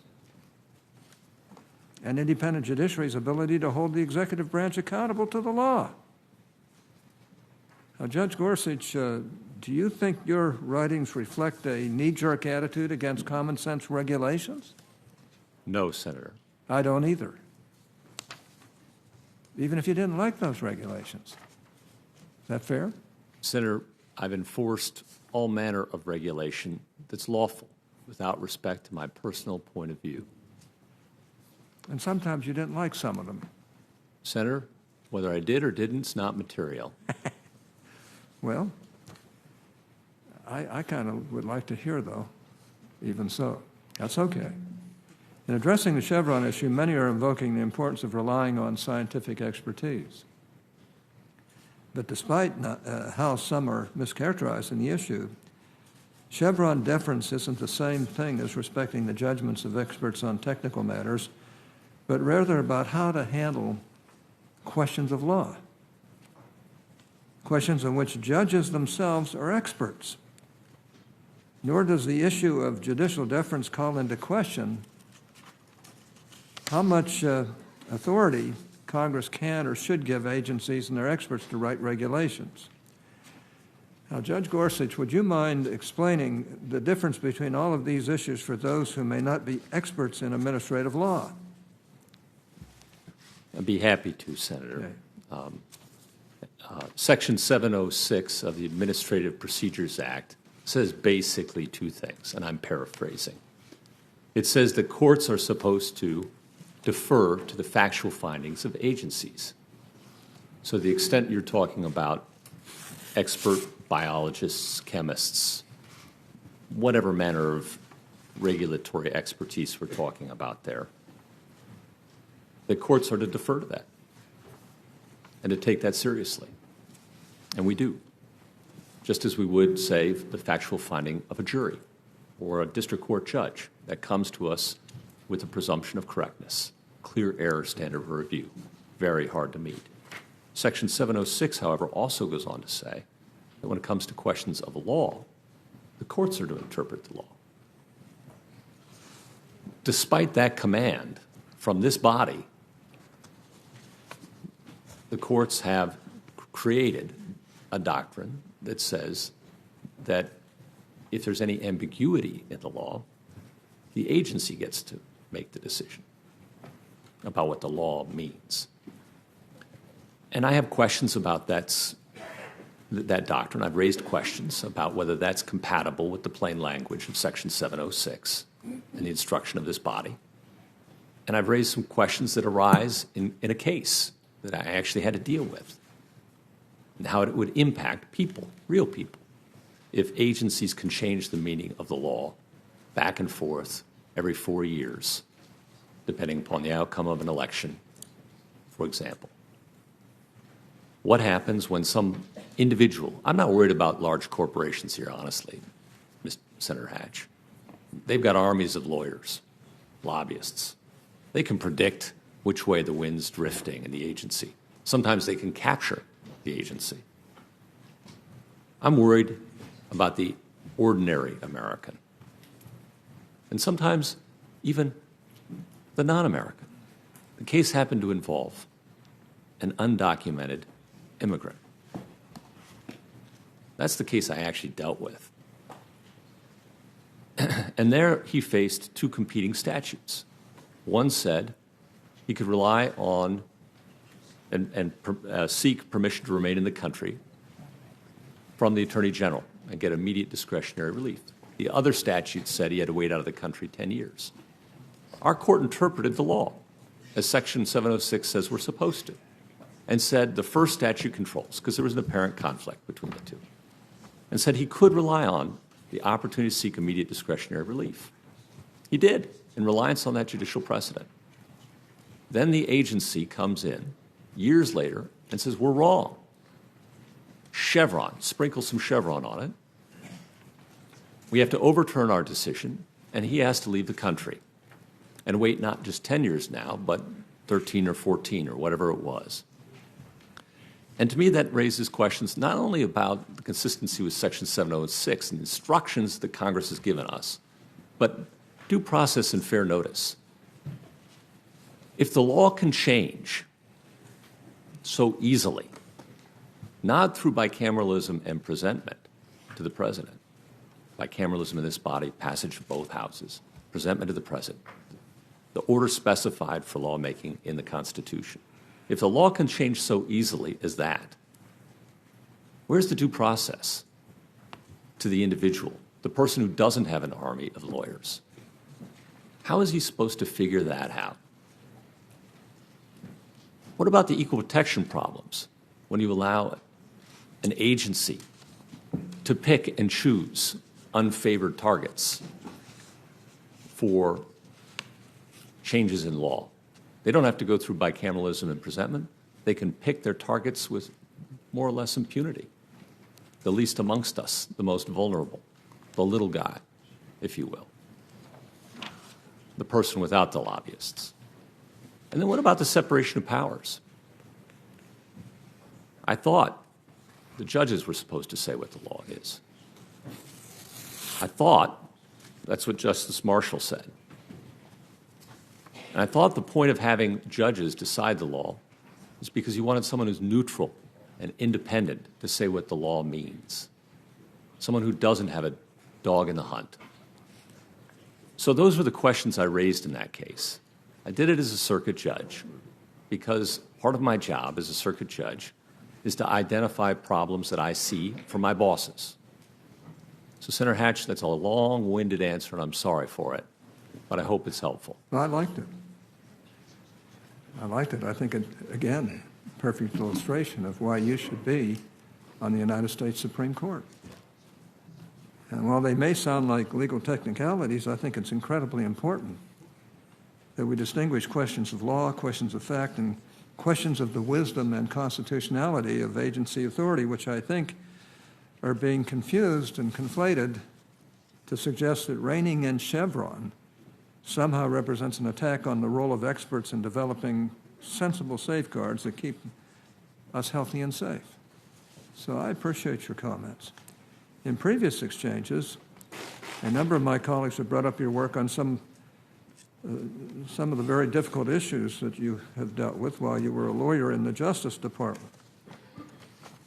And while I appreciated your answer, I wondered if I could describe the responsibilities, if you could describe the responsibilities of a government lawyer just a bit more. In particular, I'd like to hear you briefly spell out your understanding of the difference between policymaker and advocate, as well as the distinction between how a lawyer might be called upon to give a different type of evaluation of the law as an executive branch lawyer than as a judge or justice.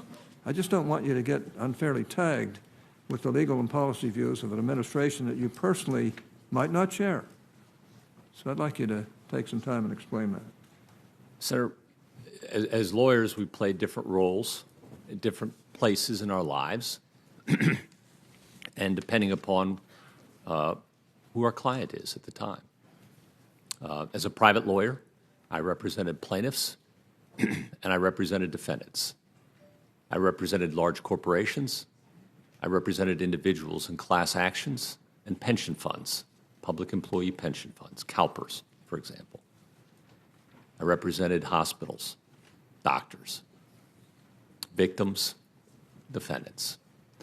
So where you stand as a lawyer changes. You're someone's voice. You're your client's voice. So that's in private practice what a lawyer does, consistent with the rules of ethics and the law of the land as best they can. And often those are hard things because your client's interests always butt up against another person's. And sometimes I ask whether our rules of ethics are all that great. One of our rules of ethics, when talking about the zeal a lawyer should exhibit, says that a lawyer doesn't have to engage in offensive tactics. Well, how's that for professional promise? We don't have to engage in offensive tactics. I don't know. Only a lawyer could love that. At any rate, I'm moving to government practice. There are policymakers who are the clients. The President of the United States, the Attorney General, the cabinet officials, they're the policymakers. The role I served in was in a litigation capacity, supervising cases and controversies, civil lawsuits involving the United States as my client. I was in the role of an advocate in those cases. As a judge, you put that aside. You put aside all the stuff you did as plaintiff or defendant in private practice, all the stuff you did as a government lawyer, and you only have one client now, the law. You wake up every day and you just try and get it right as best you can. And Justice Jackson is who comes to mind here to me. He was one of the finest and fiercest advocates of his day, and one of the fiercest advocates of executive power when he was Attorney General of the United States during the New Deal for Franklin Delano Roosevelt. When he became a judge, he also became one of the fiercest critics of executive power as a judge, because he knew the difference in roles that we serve. And he said a robe changes a man, or should. And I believe that, and I've seen it. I've seen so many fine lawyers go on to be very fine judges and put aside their personal points of view or their clients' perspectives or which side of the V they served on or what sort of client they served and become neutral, fair judges. At least that's what I've aspired to be for the last 10 years. Well, and I think you've accomplished that, too. Judge, yesterday, Senator Sass spoke to you about the need to teach civics to our fellow citizens, and especially to the younger generation.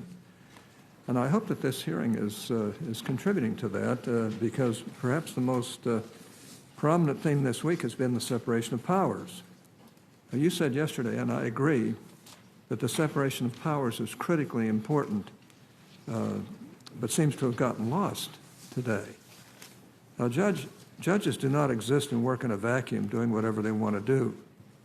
They exist and work as part of a system of government and therefore must do what they are supposed to do.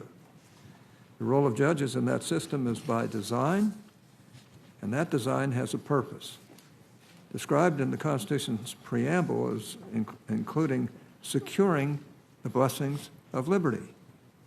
Our liberty requires that each separated branch of government stick to its job.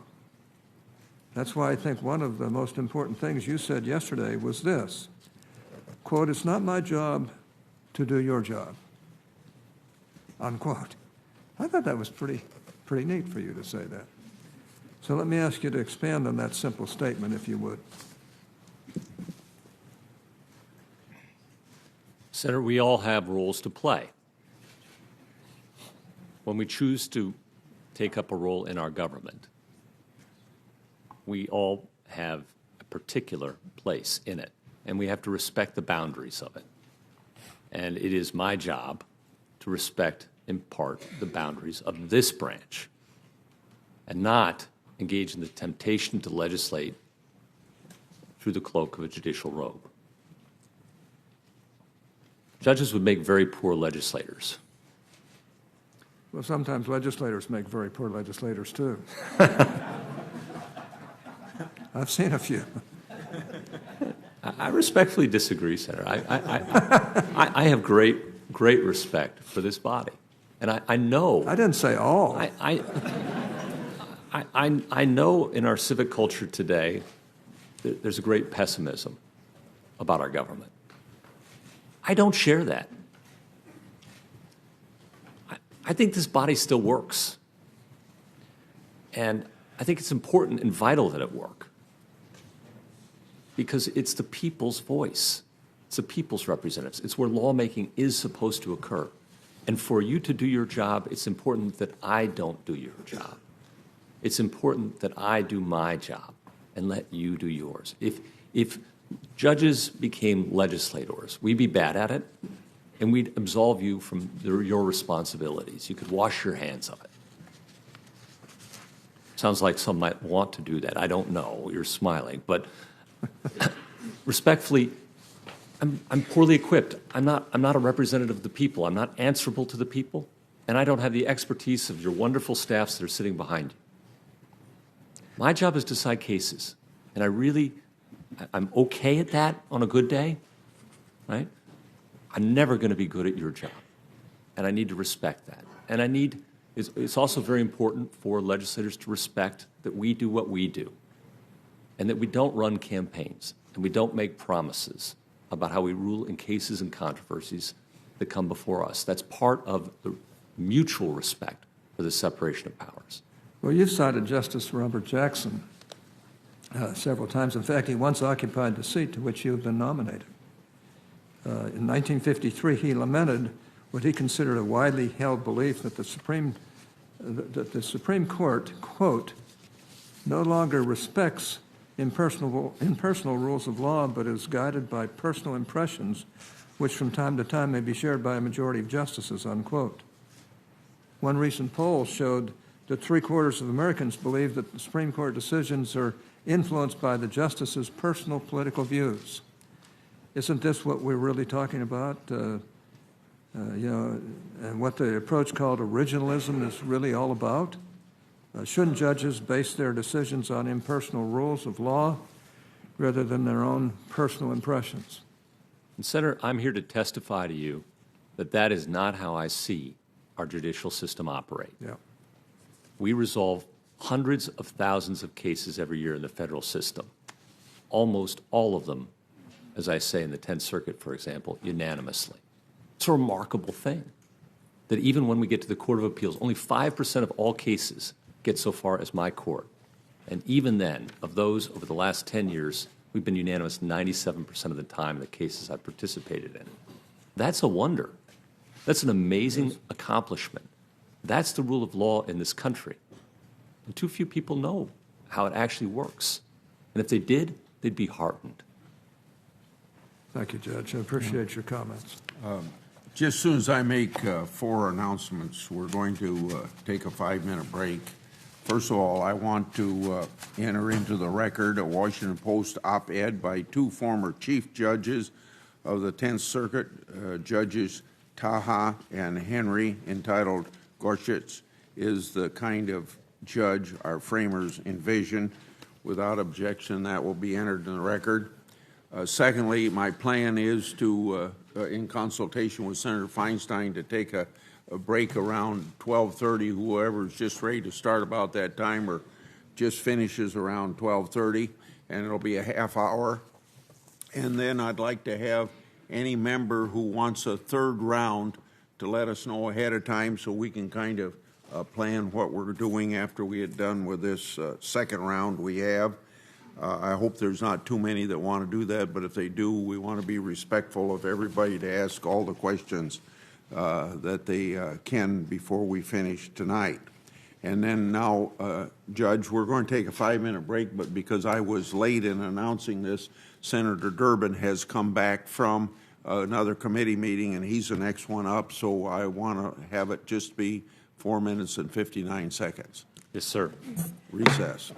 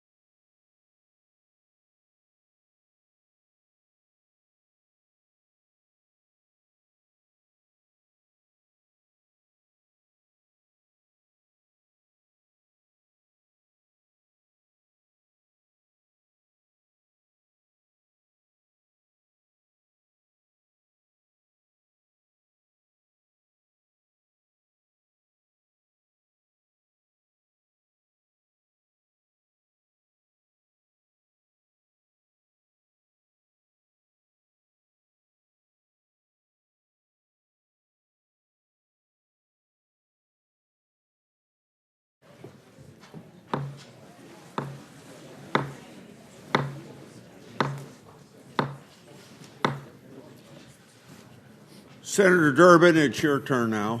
Mr. Chairman, I ask consent to enter into the record 7 articles relative to this hearing. Yeah, without objection, your articles will be entered in the record. Thank you. Judge Gorsuch, I sat here yesterday for hours, not nearly as many hours as you sat here, until I reached the point where I could finish your sentences and complete your answers before you. My Republican colleagues assumed the well-known courtroom strategy of never asking a question that could hurt their witness and made every effort to humanize you so that we know your love of fly fishing and rodeos and family. I know that senatorial assignment. I've been there myself.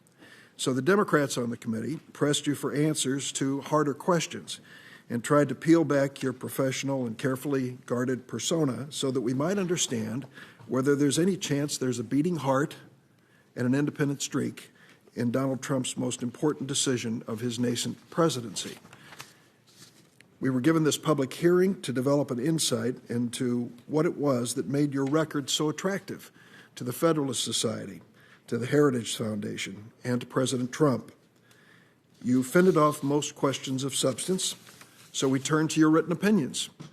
I'm sure the press and public are puzzled out there why we spent so much time talking about a truck driver named Alphonse Madden, who was fired and blackballed from ever driving again because he was faced with what Senator Franken correctly called an absurd choice of freezing to death or endangering the lives of innocent motorists by driving a disabled truck on the interstate. Many of us still can't understand how 7 judges could look at those facts and the law in the case, and only one, Judge Neil Gorsuch, come down on the side of the trucking company that fired him.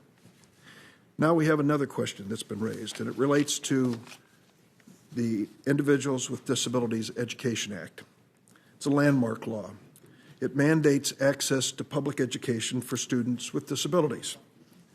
The National Education Association took a close look at your record in these IDEA cases. They found that in 8 of the 10 cases to come before you, you ruled against students with disabilities.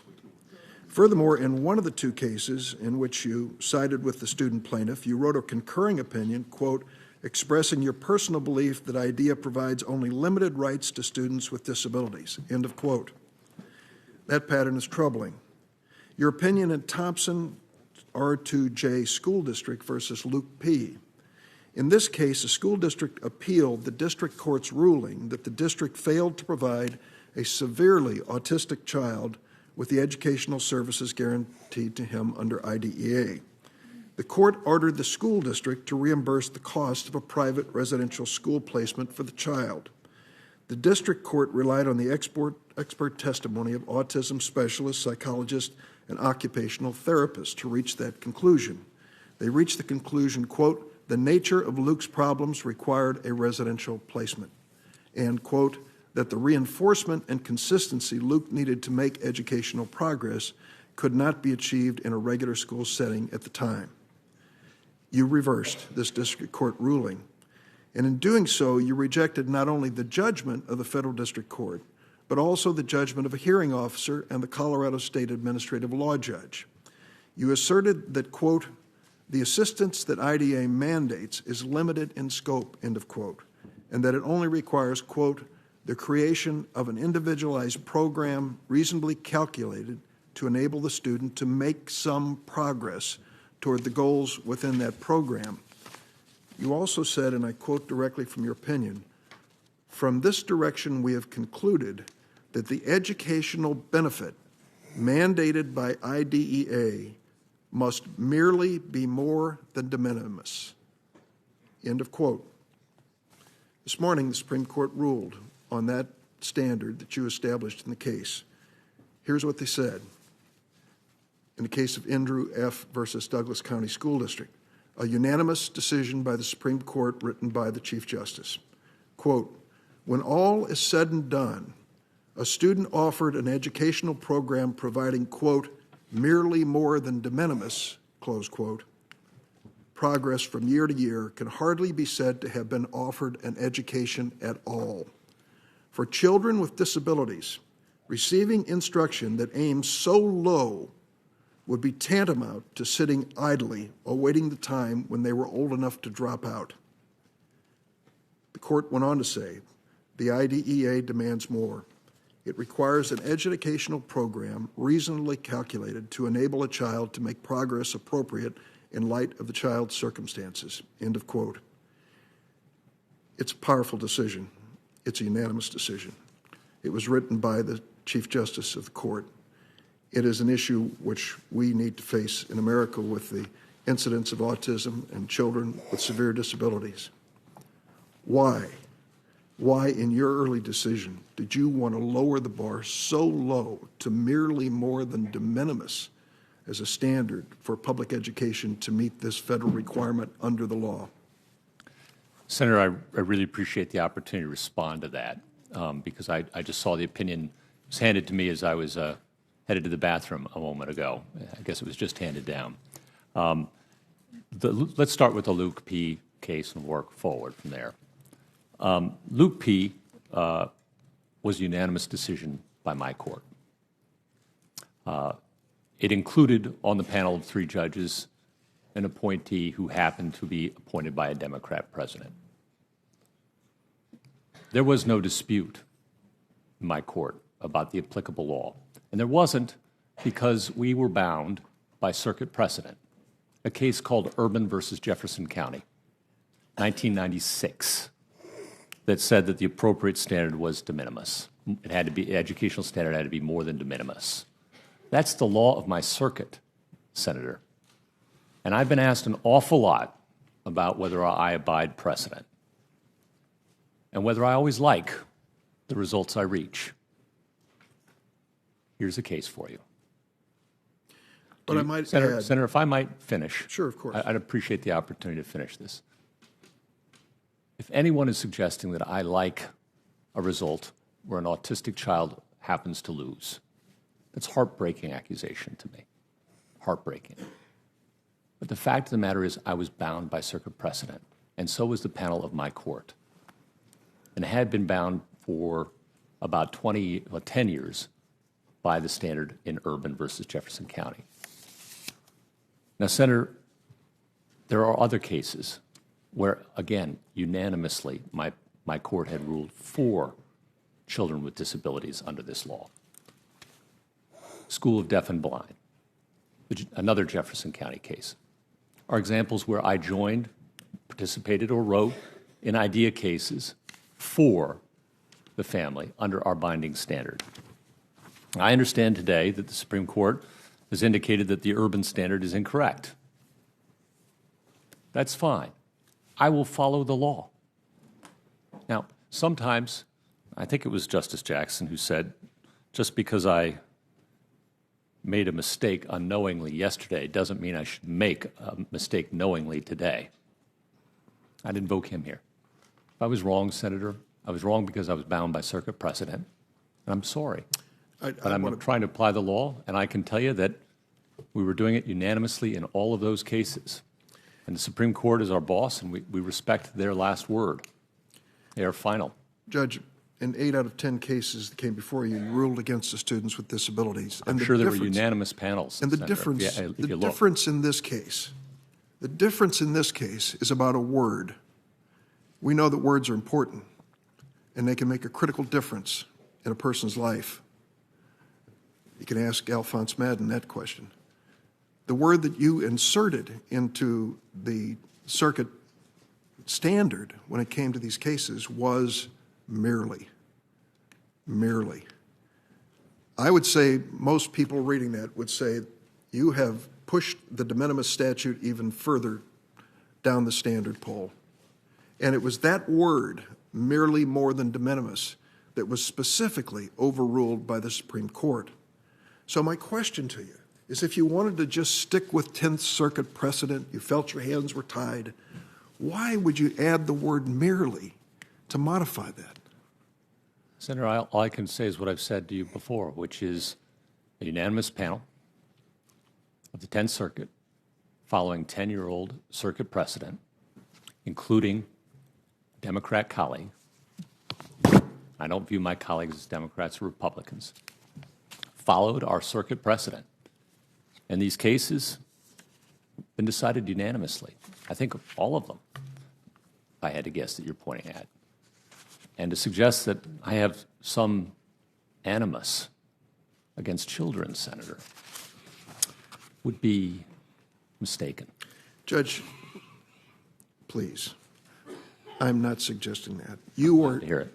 What I'm basically saying to you is I can only look at your court opinions, the words you write, because like many nominees, you are careful in your testimony before us. And we have to look at your words and try to look into your heart with these words. And when I look at that word merely, it troubles me. Do I believe you love your family and love children? Of course you do. But when it comes to applying the law to a truck driver blackballed for life from driving a truck, when it comes to applying the law, when it comes to a family, I cannot imagine the pain they're going through with an autistic child. I want to try to understand what Neil Gorsuch's heart is leading him to. You've told us time and again, no place for my heart here. This is all about the facts. This is all about the law. I don't buy that. I don't think that the decisions of courts are so robotic, so programmatic, that all you need to do is to look at the facts and look at the law, and there's an obvious conclusion. If that were the case, there'd never be a dissent. Senator, there was no dissent in that case. Well, in other cases, there have been dissents, and you've written them. And the point I'm making to you, like the case with Trans Am, is we're looking for an insight into your values and your judgment. And it's hard in this kind of hearing to get close to it. Let me take you to an issue I raised yesterday about your mentor and supervisor at Oxford, Professor Finnis, who, as I understand it, helped you write your doctoral, or at least moderated the writing. I've never gone through this experience, the writing of your doctoral thesis, which led to the publication of a book on euthanasia. Is that correct? Senator, he was my dissertation supervisor. He wrote none of my book, and I've written none of his work. Would you say he gave you kind support through draft after draft? Absolutely, That's as every exactly good what you said. dissertation supervisor would do. So I guess what I'm driving at is this. There is a statement which you made in that book, which has been often quoted, and I want to make sure that I quote it accurately here today. Give me just a moment to make sure I find it. It relates to the taking of life.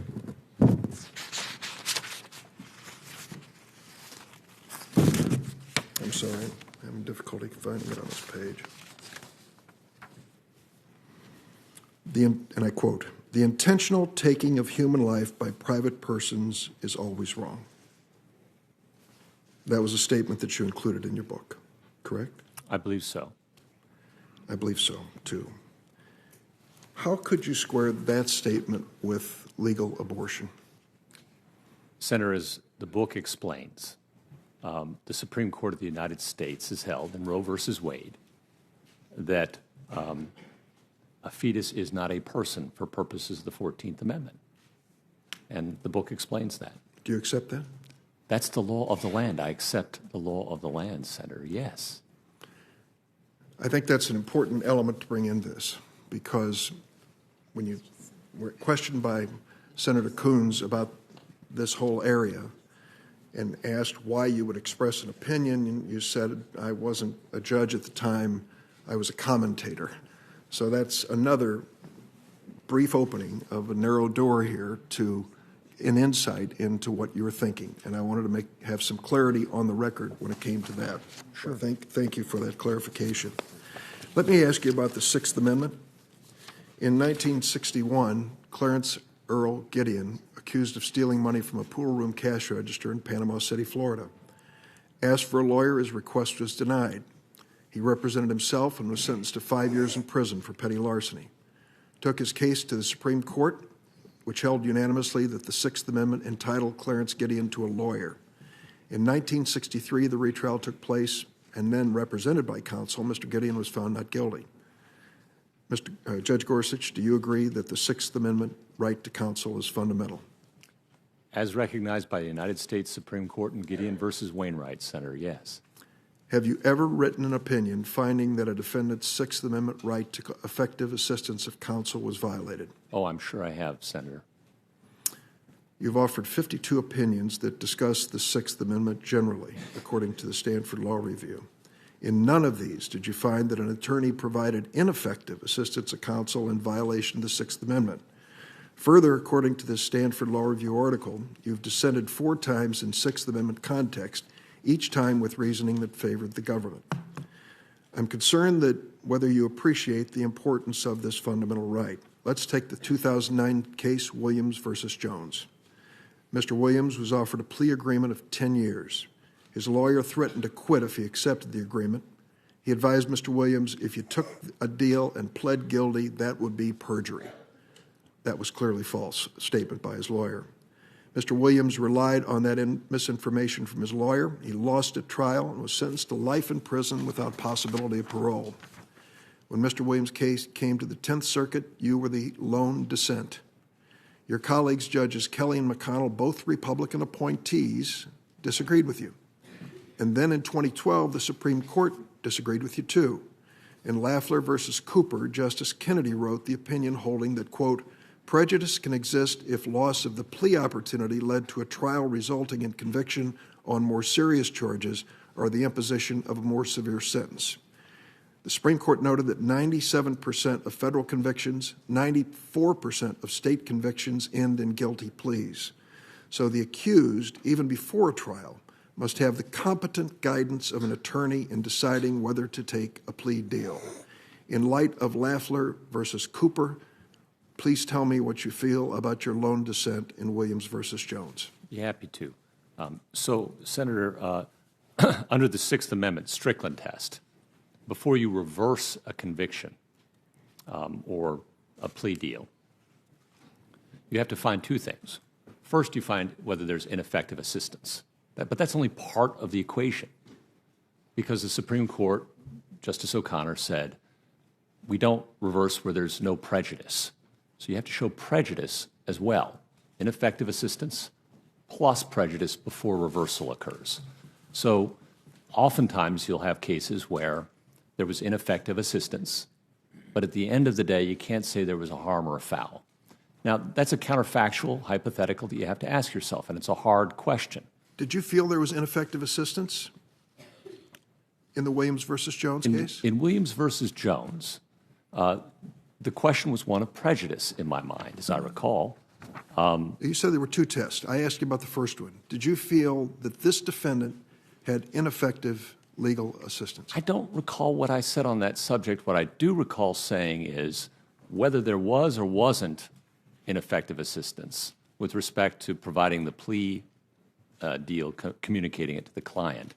The gentleman had a fair trial, and he had what everybody admitted was a full and fair trial. But that wasn't the point of the case, not in that case or in Lafler. And the facts say on ineffective assistance are clear. His lawyer threatened to quit if the defendant accepted the plea agreement and advised his client that if he took a deal and pled guilty, that would be perjury. That was false. That is, in my mind, prima facie, ineffective assistance. Was there a prejudice?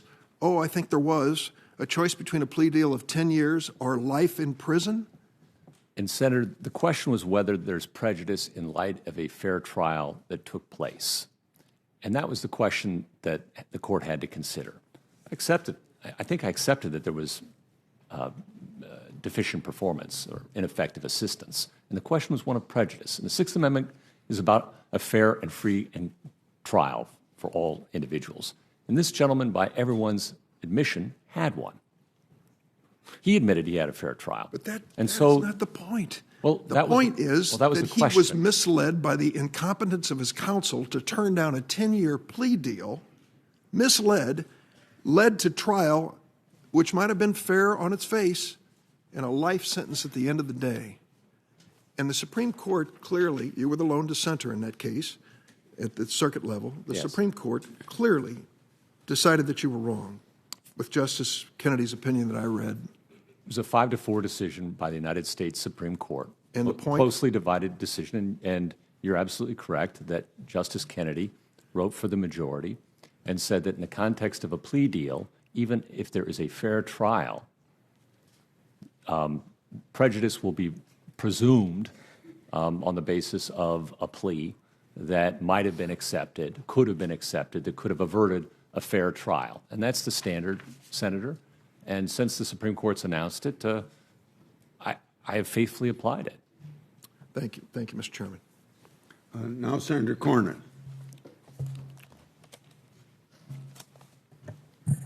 How you doing, Judge? I'm doing fine, thank you. Great. I think you are. I think you are. It's been an endurance test, I know, but I think you're doing fine. Let me just join the chairman, Senator Grassley, in saying that I hope you really will take a look at cameras in the courtroom.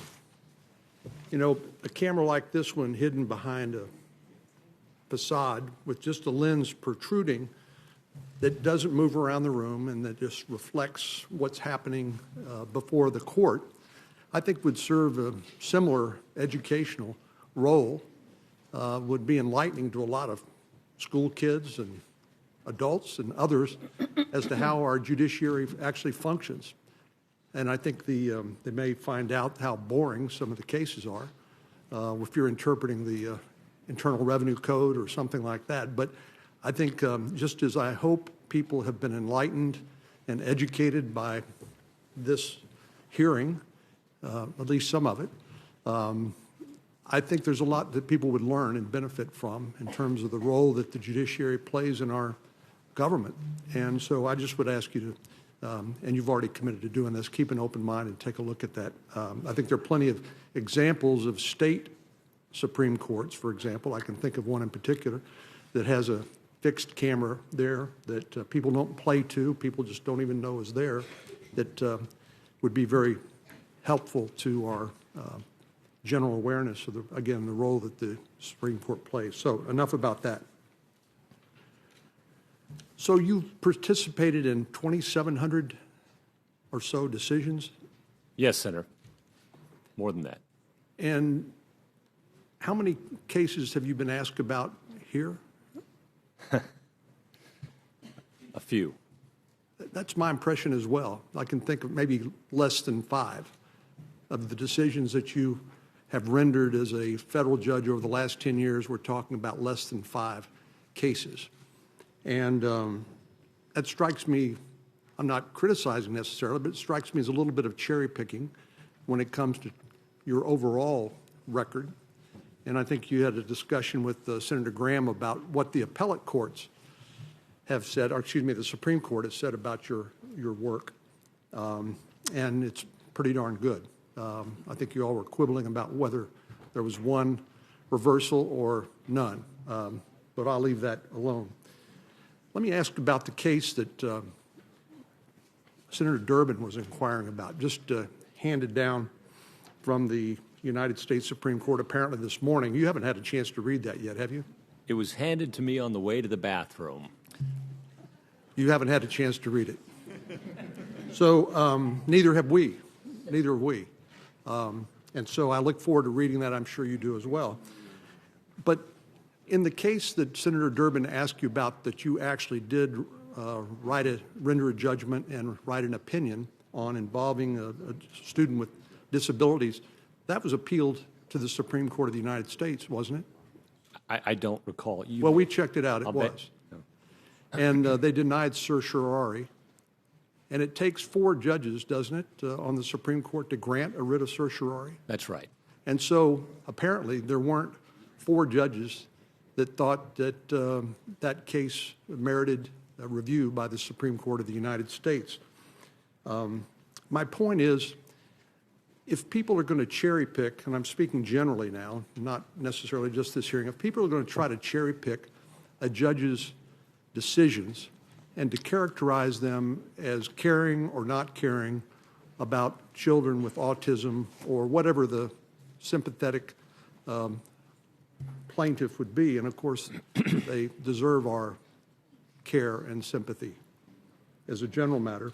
But if somebody's going to try to characterize your entire judicial career based on the decisions in these handful of cases, when the Supreme Court of the United States has found no fault with them and has basically deferred to the judgment of the 10th Circuit and your decision, it strikes me as this is kind of an indictment of the whole federal judicial system.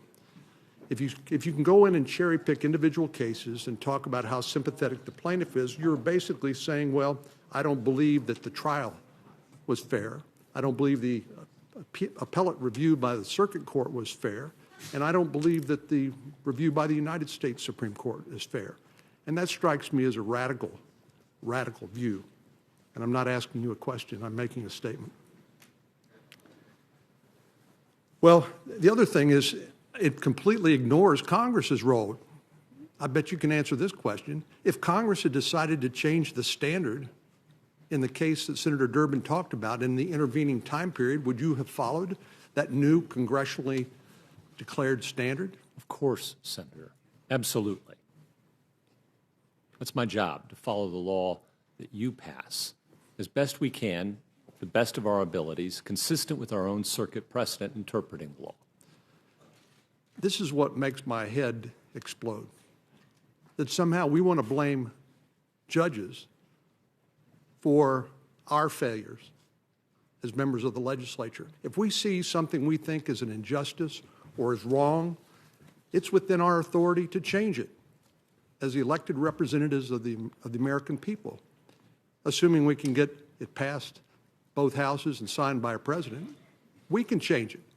So to me, it seems entirely unfair to suggest it's your fault because we didn't act in a way that one or more of my colleagues might feel would be more just and more fair and more appropriate. Let me ask you a little bit. Well, let me clear up one thing, if I can. Hopefully I'll clear it up, not make it more confused. You know, Senator Feinstein, who I admire and respect, and she knows that's true, made, I think, a suggestion that somehow based on an originalist orientation that you would say that the 14th Amendment to the United States Constitution somehow applied to men but not to women. Do you remember that question? Maybe I butchered that a little bit. I'm not sure that was quite her question in fairness, and I don't think she implied that, and I certainly wouldn't. Well, let me just ask you, you do believe the 14th Amendment applies to all persons, right? Of course, by its very terms and its express terms. So any suggestion that it applied to some but not all persons, you would disagree or reject that suggestion? The Supreme Court of the United States has made that very clear.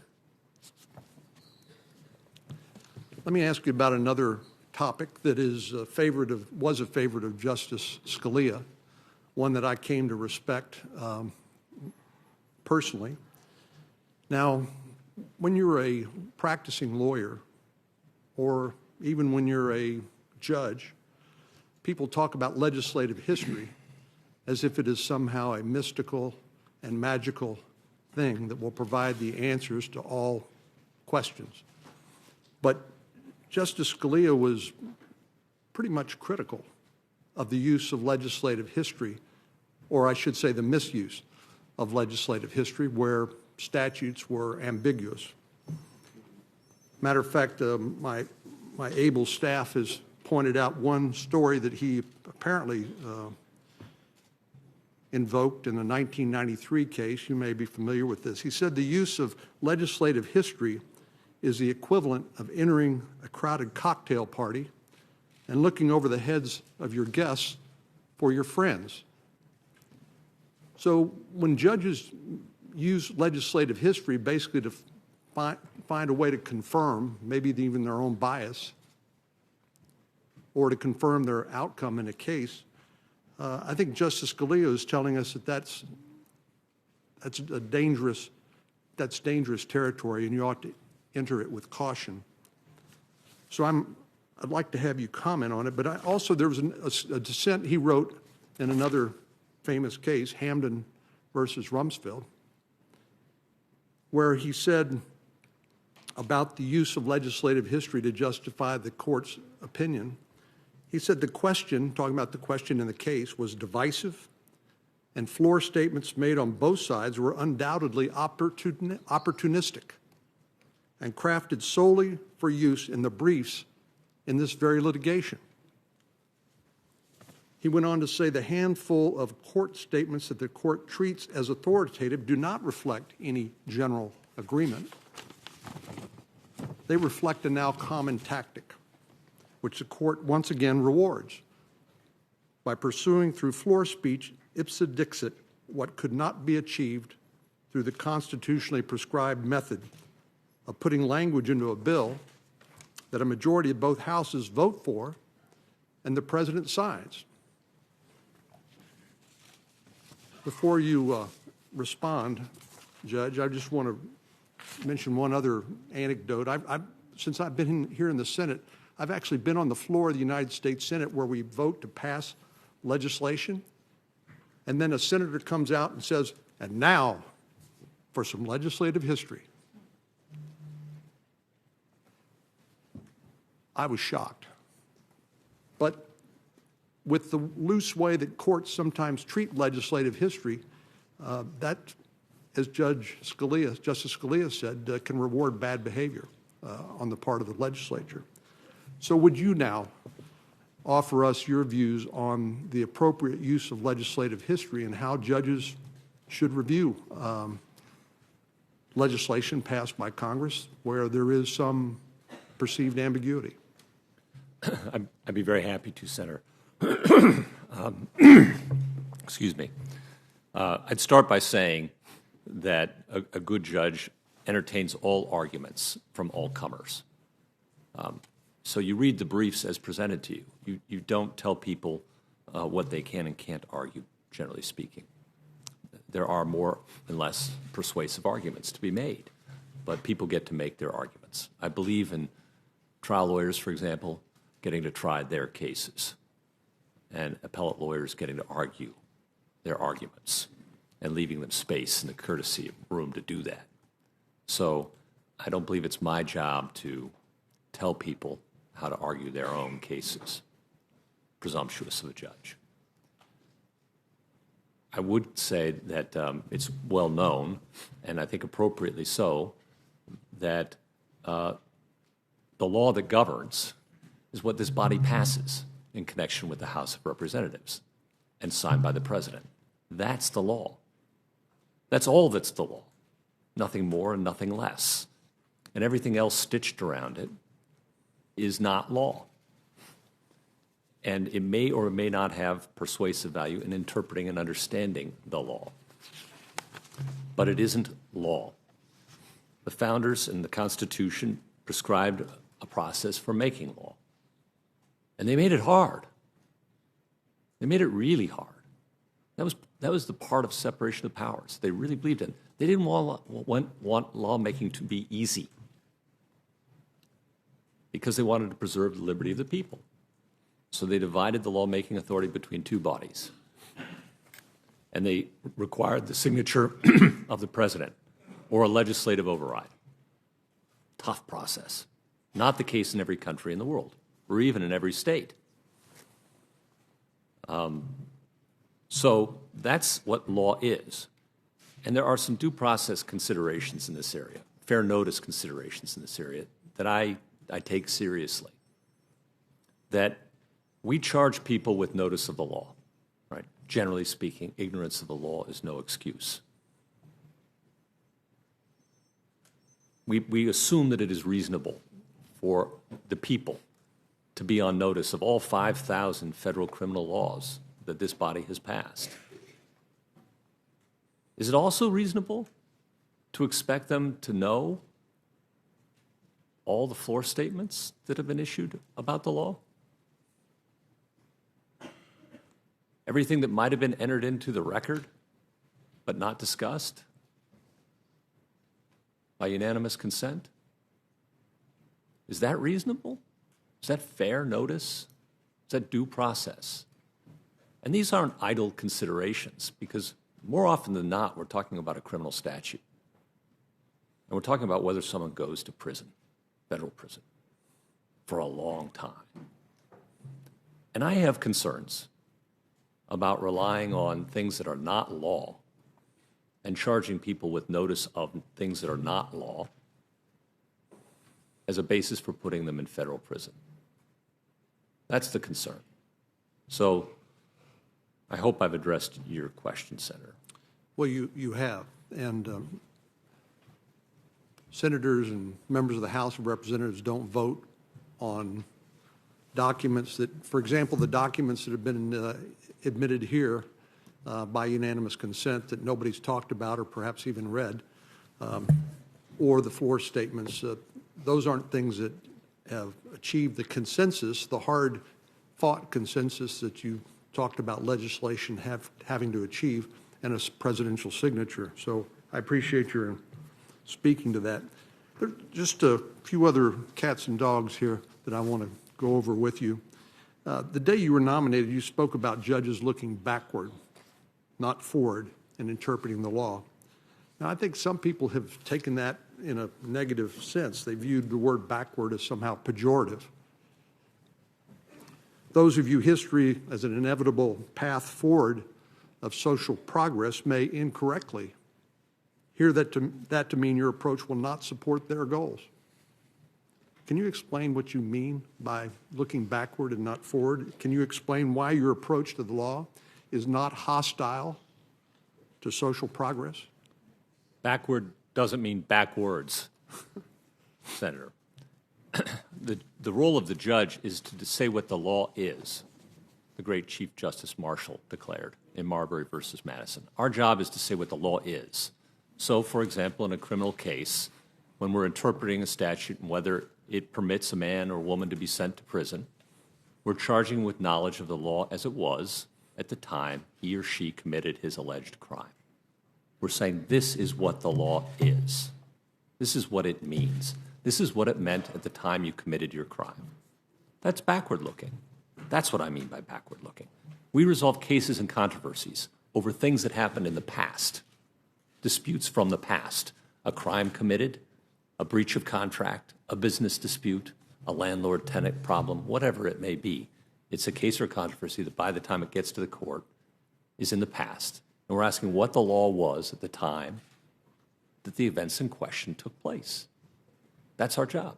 And we're saying what the law was, what it is. Is that another distinction between the role of a judge and a legislator? Yes, we look backwards in this sense, in the sense of looking to historic facts in the cases and controversies between the people that have arisen and saying what the law at that time was and what they could reasonably be charged with notice of.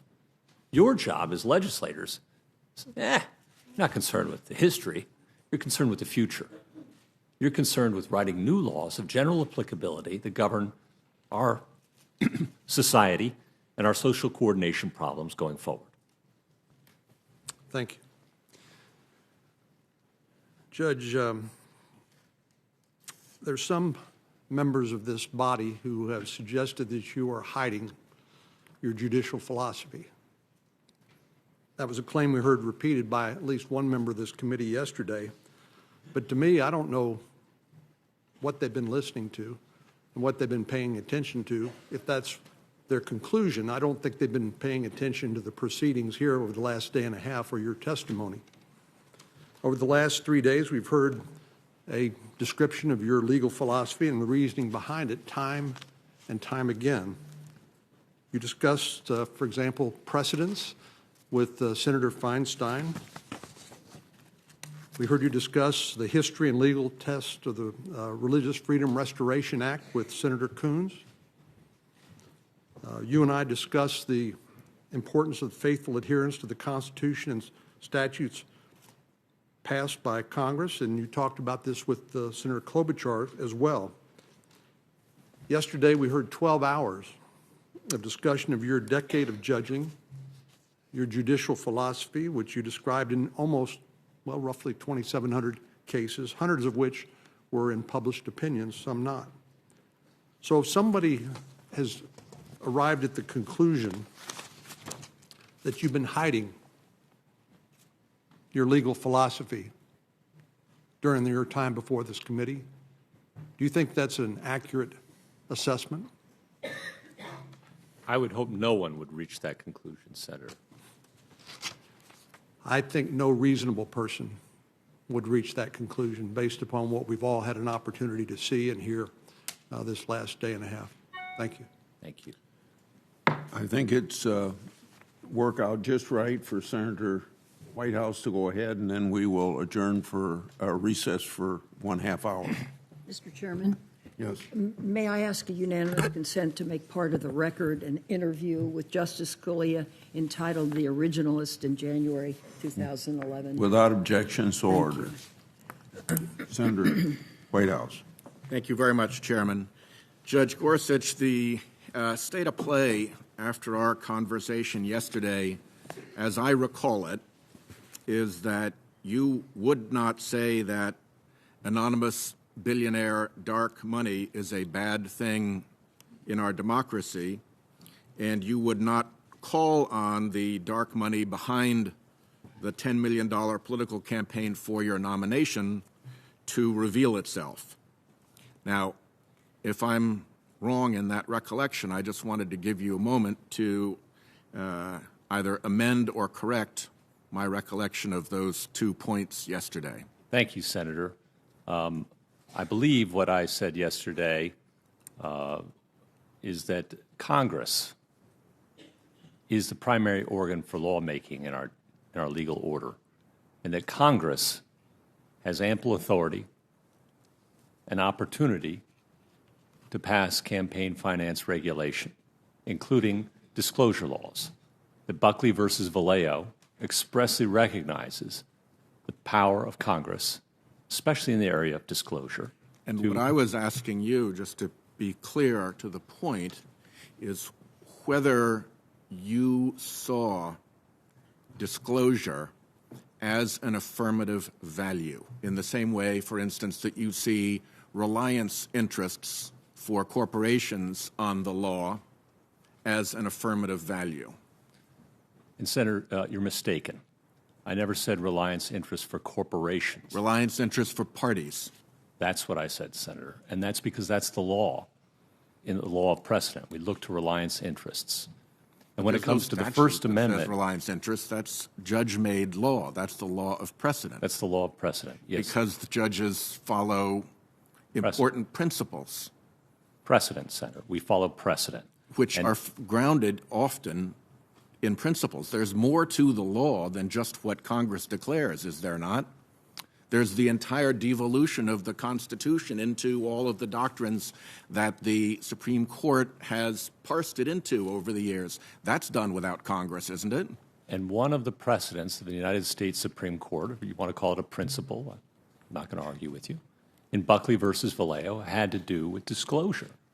And the Supreme Court expressly recognized that under the First Amendment, Congress and the states, who've been actually busy in this area, as you know, legislating, have the power to pass laws requiring disclosure up to a point. There comes a point, there is a point that the Supreme Court's also recognized in NAACP, where disclosure can be used as a club.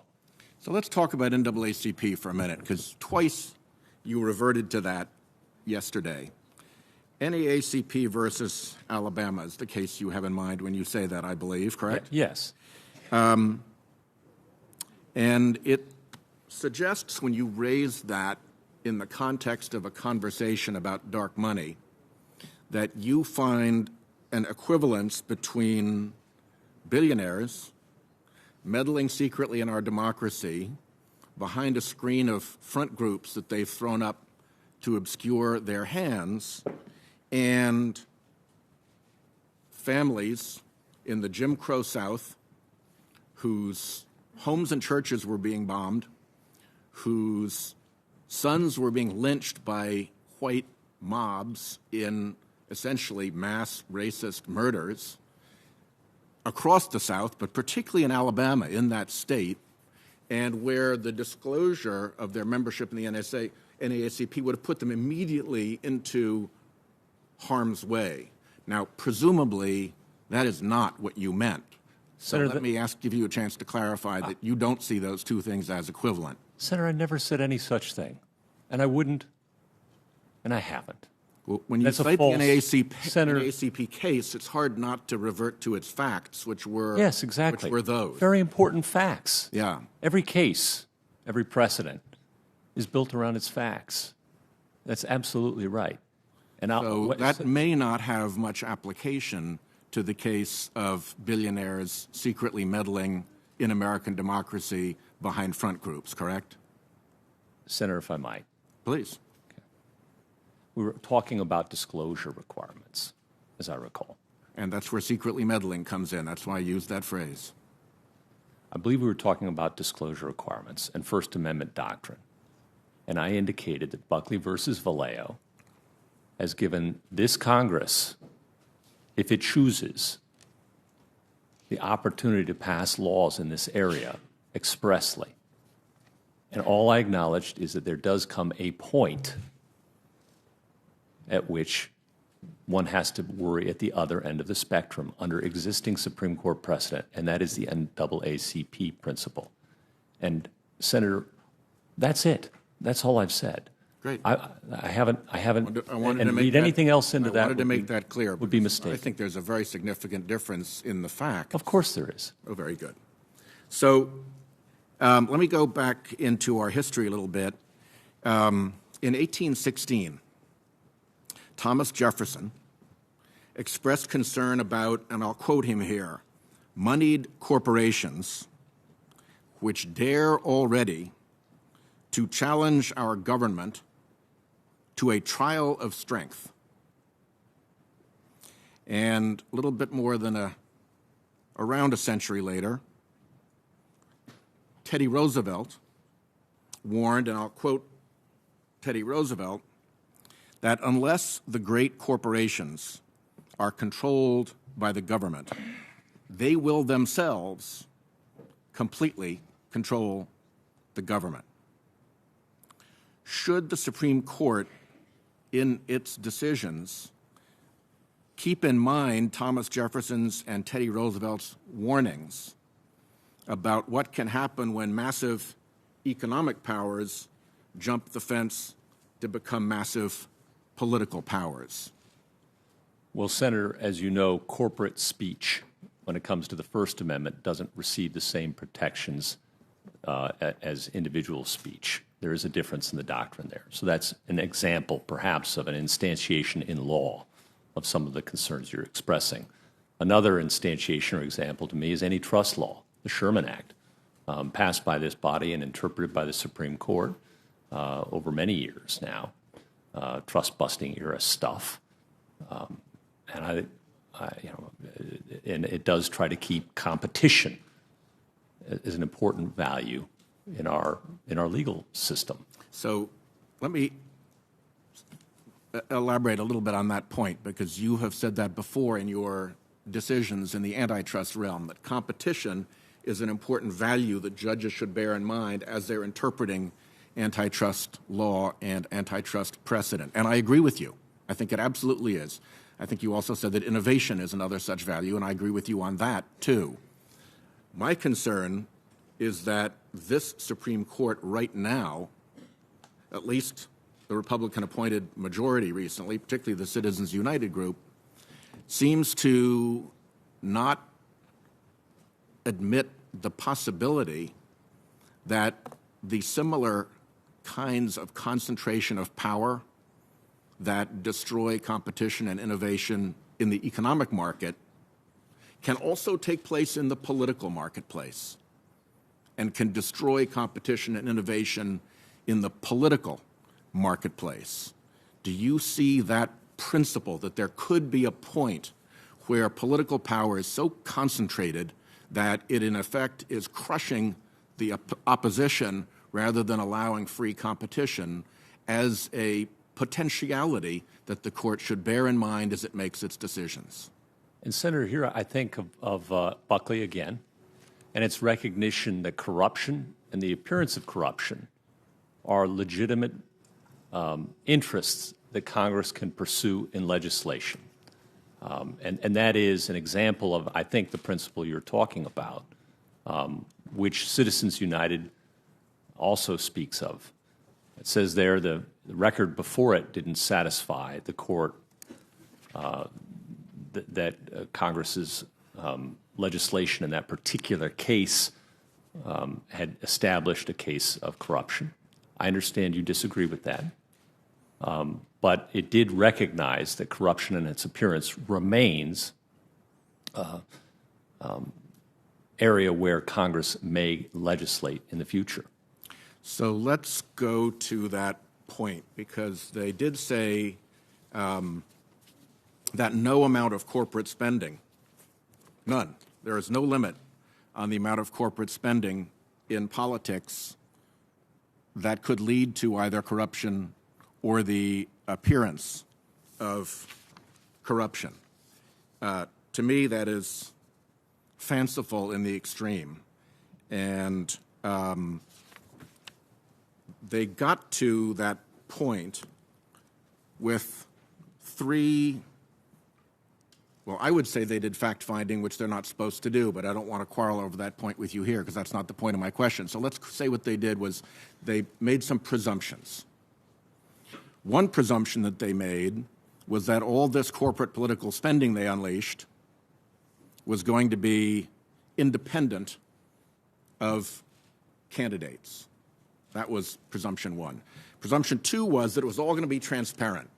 ExxonMobil was going to put up the ad saying, we hate White House because he's fighting us on climate change, and you should be with us, and everybody would know who the players were. The third is that the back and forth that this would produce would not affect confidence in government. Now, I think that the facts, reality, as it has developed since the Citizens United decision, completely belies all three of those points. All of the major candidates for, at least most of the major candidates in the last presidential election had what they called affiliated super PACs. I mean, what does affiliated mean? It does not mean independent. So clearly, just on that alone, it doesn't even pass the dictionary test. Clearly, there's no independence. As to transparency, this whole dark money problem belies their assumption of transparency. And public confidence has crashed in government since that decision.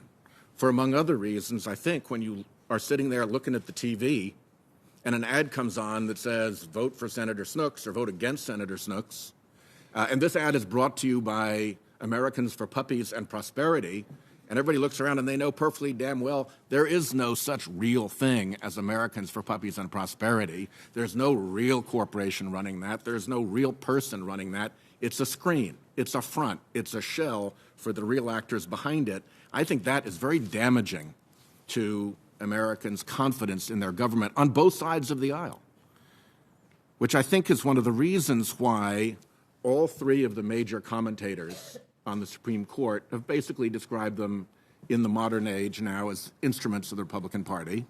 And I think it also is why the majority of Americans looking at the Supreme Court think they won't get a fair shake there against a corporation. In fact, 36%, more than a third, think that the court will be much more favorable to a corporation than to a person.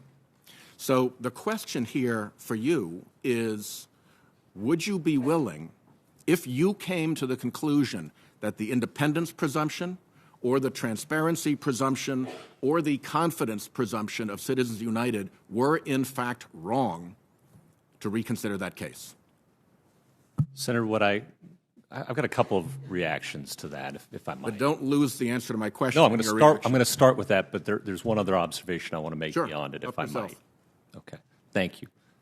I'm going to promise you what I promise every litigant. And I hear a litigant before me asking for an overturning of a precedent. That's what I hear. And I hear arguments for that. And arguments for overturning precedent include changed circumstances. Okay? And that's what I'm hearing. That's the kind of nature of argument I'm hearing. That's something a judge takes seriously, of course. Always. And any litigant can come to court and argue anything. That's the beauty of our system. I will follow the law of judicial precedent in this area and every other area put to me. I will make no promise for the result in any case. That's not what judges do. We listen to the cases put to us. And for the record, it's not what I want you to do. What I understand. I want you to do is to tell me that if the proper decision is that this was so wrongly decided it should be reversed, you'd be willing to go there based on proper judicial decision-making. I will follow the law of judicial precedent in this and every other area, Senators, my promise to you. The other thing I would say that I would like to say is two other things. One is there's room for not just further litigation, Senator, but legislation in all of these areas. If there are changed circumstances that Congress observes, it's free not just to bring a lawsuit, but to pass a bill on any of these areas. And finally, Senator, may I just finish? You finish, but then let me come back to that. Of course. The last thing I want to say is I'm distressed to hear you think that judges or the Supreme Court is an organ of a party. That to me is just, I know you feel that way, and that distresses me. It distresses me too. And I just don't. Quite a lot. I just don't see judging that way. And I don't see our rule of law that way. I don't see Republican judges and I don't see Democrat judges. I see judges. And Senator, I think the rule of law in this country works. And it works so well that to speak like that diminishes what we have. And it is, for me, a failure to appreciate the beauty of our system, that we resolve hundreds of thousands of cases a year, almost always unanimously as judges, that the disputes are limited to a fraction of a fraction of a fraction of a percent, and that once we resolve them through the dispute process of litigation and we have precedent, that settles that problem and we can move on to the next one. It's a miraculous system, really. In my time that remains, which is getting briefer and briefer, let me make 2 points. One, on the 10th Circuit, I don't believe you hardly ever have party line decisions made by your court. We looked, and I count only 2 in the entire time you've been on the court. I really appreciate you pointing that out. Thank you. It's a very different world where you are. When you get to the Supreme Court, now we have these 5-4 decisions that I pointed out, and it's 6-0, one party over the other party's interest at the polls. It's 16-0, corporate interests versus human interests in litigation. There is a point where it becomes reasonable to discern a pattern, and I see a pattern, and it distresses me. Now, the point that I wanted to get back to, I've got 2 minutes left, was your question about Congress can do this. Congress can rewrite these laws. Congress can demand disclosure. Here's the problem. In the same way that a small competitor can be crushed by a dominant business in the economic market, once you let certain political interests achieve the kind of dominance that Citizens United has let them get, they can start to exert disproportionate control over Congress. And now Congress can't do that any longer because there's no longer a fair playing field. If the court can rebuild a fair and competitive playing field, then maybe we can do something about it. But to say to Congress that you should solve this while at the same time the court has put Congress in a position where it can't solve it because the unlimited power and the secret money of these interests is such a powerful and pernicious effect, is something that I'd like you at least to be thinking about as a point if you get to that court. I hope you will take that sincerely. You are quite expert in antitrust law. You understand that principle in the economic sphere. I urge you to consider that Citizens United has caused that to happen in the political sphere. And with that, my time has expired.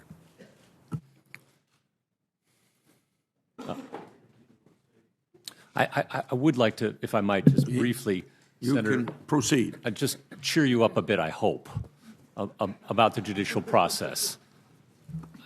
I think that you're right that there are some 5-4 decisions. There are.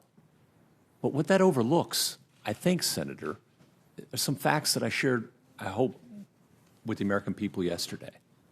That even at the Supreme Court, where they take the 70 or 80 hardest cases every year, where circuit judges have disagreed, and even then, only about 5% of cases get to me. So we're talking about a fraction of 1% of the cases. That they're unanimous with 9 justices appointed by 5 different presidents 40% of the time. It's a remarkable thing Look, should be proud of it. I understand that, proud of it. and I get it. But what we have as a right is to have the Supreme Court make a fair decision in every case. I agree. Not just 99% of them, but all of them. And I think these 5-4 decisions are a problem. You said earlier that sometimes, I think I'm quoting you correctly, sometimes big corporations can capture an agency. That's a well-known principle of administrative law and of economics. Just let's be sure that our Supreme Court doesn't get to be one of those agencies that's captured on any subject. Nobody will capture me. I hope not.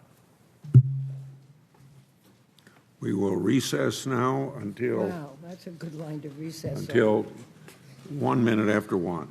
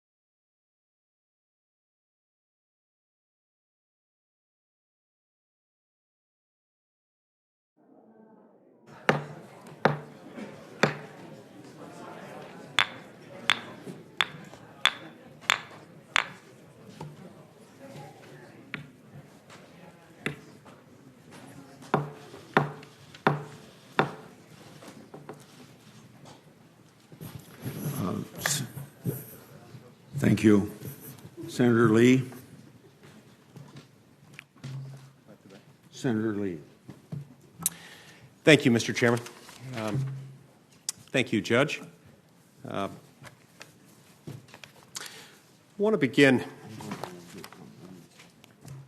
by making a broad point, a point that relates to some of the discussions we've had so far in this hearing. A number of my colleagues in recent weeks have expressed concern, understandably, with maintaining the reputation of the federal judiciary. It's good reason that we do this. We, in fact, are the Judiciary Committee. It's our job, among other things, to exercise a degree of oversight over the federal judiciary, to make sure it's working well, to make sure that the laws and the personnel that we have in place are up to the task of deciding cases and controversies in the federal court system. I'll be the first to acknowledge I don't love every outcome in every case that comes before the federal judiciary. In some cases, decisions made in federal courts are frustrating to me. In some cases, I disagree with them, sometimes strongly. And yet, as a lawyer, as a citizen, as one who's interested in these sorts of things, I can say with confidence that I'd stack the federal judiciary up against any system of its kind anywhere in the world. And I can say with absolute confidence, this is the best there is. It's imperfect because human beings, by their nature, are imperfect. But it's really, really good. It's one of the reasons why it's important for us to defend the integrity of the federal judiciary, even while sometimes disagreeing with the outcome of a particular case. It's one of the reasons why many of my colleagues, along with many Americans, expressed concern when the President of the United States referred to a judge who issued a ruling he didn't like as a so-called judge. It was understandable why some people were concerned about that. It's not a statement I would make, in part because I think it's important to uphold the federal judiciary as a system that is good, notwithstanding its imperfections. And yet I find it interesting, ironic, and quite troubling that many of the same people who were the first and the loudest to complain about what the President of the United States said in referring to a so-called judge have been some of the first to denigrate the federal judiciary. I don't just mean criticizing a particular decision or a particular judicial philosophy. I mean referring to the Supreme Court of the United States as an organ of the Republican Party. This is wrong. This is not the kind of statement that should ever flow from the mouth of a United States Senator, from a member of the Judiciary Committee, from a citizen who loves this country and wants to make sure that our federal judiciary remains an institution that is revered and respected, although its decisions might from time to time be less than perfect. There is no good reason to make a comment like this. Now, I also find it interesting that in the first 2 days of this hearing alone, we have seen the independence of Judge Gorsuch attacked no fewer than 27 times. We've seen the independence of the Supreme Court of the United States and of the federal judiciary called into question no fewer than 17 times. Those are stats from the first 2 days alone. Those statistics do not reflect statements made today. One could argue that those statistics may well have doubled by today. They have certainly increased substantially, and I find that troubling. I certainly find that something that we ought not be aspiring to. What we ought to be aspiring to is talking about how we can improve the federal judiciary, talking about the highest ideals of our system. That doesn't mean we all have to express agreement, not with this nominee or any opinions that this nominee may have written, or even this nominee's judicial philosophy. But it does, I think, mean that we ought to identify disagreement as disagreement, genuine disagreement when we see it, rather than impugning the character of individual jurists or the credibility of the federal judiciary as a whole. I think the American people have been asked time and time again to settle for this. I don't think it's time for them to settle. I think it's time for them to expect more. I think it's time for the American people and for the United States Senate to expect more of us, of this committee, of this body, when we speak of the federal judiciary. And that means not referring to it as an organ of the Republican Party, the Democratic Party, or any other political enterprise, or anything else for that matter. We have an independent federal judiciary, and it needs to be respected as such. A lot of this conversation is somewhat ironic in the sense that a lot of the criticism against the federal judiciary is perhaps, I wonder, a bit misguided. It's true that we should all be concerned about the excessive accumulation of power in the hands of the few. There was no concern that weighed more heavily upon the founding generation, upon the founding fathers as they convened in Philadelphia in that hot, fateful summer of 1787. They were concerned about what would happen if too much power were accumulated in the hands of the few. And so they put together a system that was designed to diffuse that power, to spread it out, to make sure that no one person and no one group of people could accumulate too much power. What we've seen over recent decades is power reaccumulating. One way of putting it is that power has been taken away from the American people in two steps. First, as it's been moved from the American people at the state and local level to Washington. Within Washington, as it's been handed over, in many instances voluntarily relinquished by the people's elected lawmakers to unelected, unaccountable bureaucrats. In some instances, it's effectively handed over to the judiciary, although this is a little bit less common. But we've seen that in some instances, as in some of the statutory frameworks that we've discussed today, where Congress will come up with an impossibly broad, non-judicially manageable statutory standard, and then we just expect the courts to figure it out, complaining about it when we don't like the results. In any event, this power has been taken away from the people in these two steps, from the people to Washington, from the people's elected representatives in Washington, whose job it is to make law, whose only job it is to make law, over to those who are unelected and unaccountable. It is, I believe, no coincidence that during exactly that same time period, the last 70 or 80 years, I would say, and by the way, I would add to that that this has been done under the leadership of both political parties. It's been done under Congresses, Senates, and White Houses of every conceivable partisan combination. During that same time period, you've seen not only the accumulation of power, but also the accumulation of wealth. It is, I believe, no coincidence that currently, as we sit here today, 6 of our nation's 10 wealthiest counties are now suburbs of Washington, D.C. This notwithstanding the fact that it's not a banking hub, it's not an area that manufactures anything, it's not a technological innovation hub, it's not the home of any vast store of natural resources. No, the money is here because the power is here, concentrated in the hands of just a few elites. So in that respect, it should come as no surprise that there are people who spend an extraordinary amount of money trying to make sure that they can get access to that power that controls as much of the economy as it does, as much of the lives and livelihoods as it does. There are people willing, whether they are rich or poor or somewhere in between, to invest a whole lot of money in trying to influence government. So I wonder, why is it that we're so slow to ask the question, why do we allow this much power to be accumulated in government? Why do we allow this much of our government to be based in Washington rather than with the people?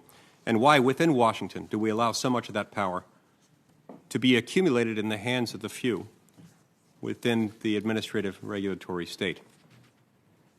This has a whole lot to do with why we've seen the rise of super PACs, with why we've seen the rise of billionaires, millionaires, poor people, rich people getting behind political causes of one sort or another.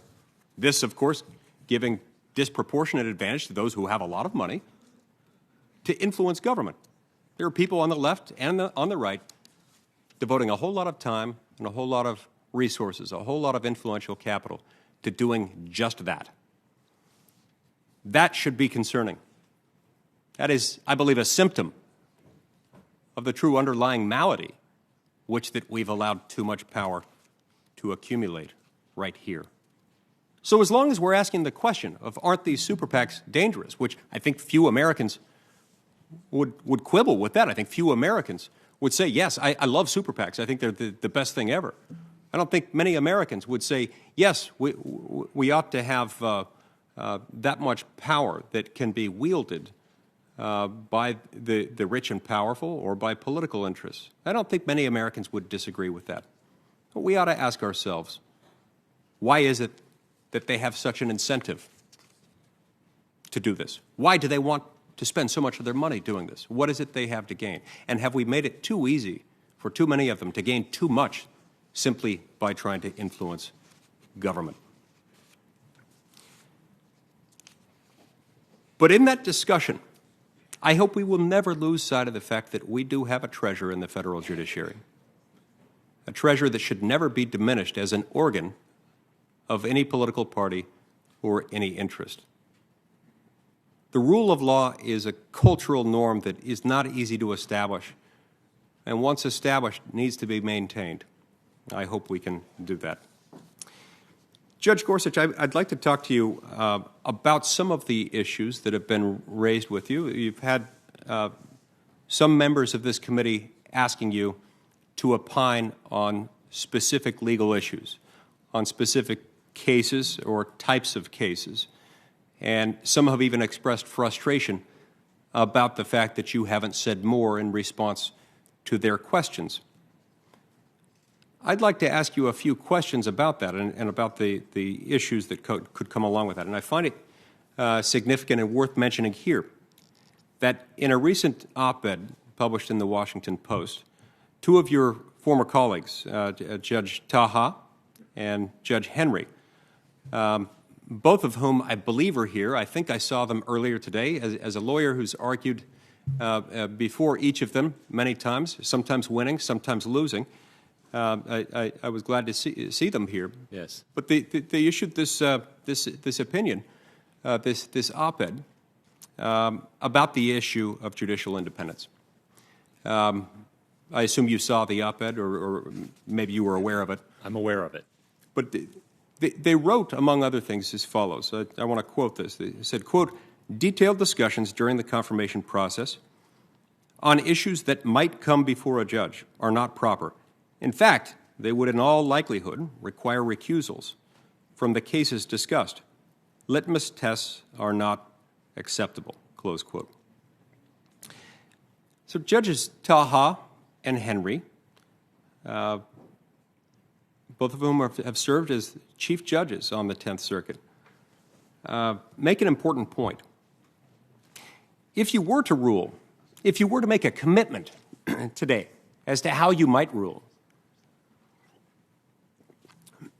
on a certain issue, on a particular type of case, and if that issue were subsequently to come before the Supreme Court of the United States, and if by then you have been confirmed as an Associate Justice of the Supreme Court of the United States, isn't it possible, and in fact, isn't it likely, that a litigant could file a motion for your recusal in that case? Yes, Senator, and I really want to thank Judge Taha and Judge Henry, both of whom are retired from the bench, for having gone out of their way to write that article together and to come to Washington. And I think you're going to hear from them tomorrow. One happens to be a Republican-appointed judge. The other happens to be a Democrat-appointed judge. And again, I don't buy into those labels. They're judges. And they both led the 10th Circuit.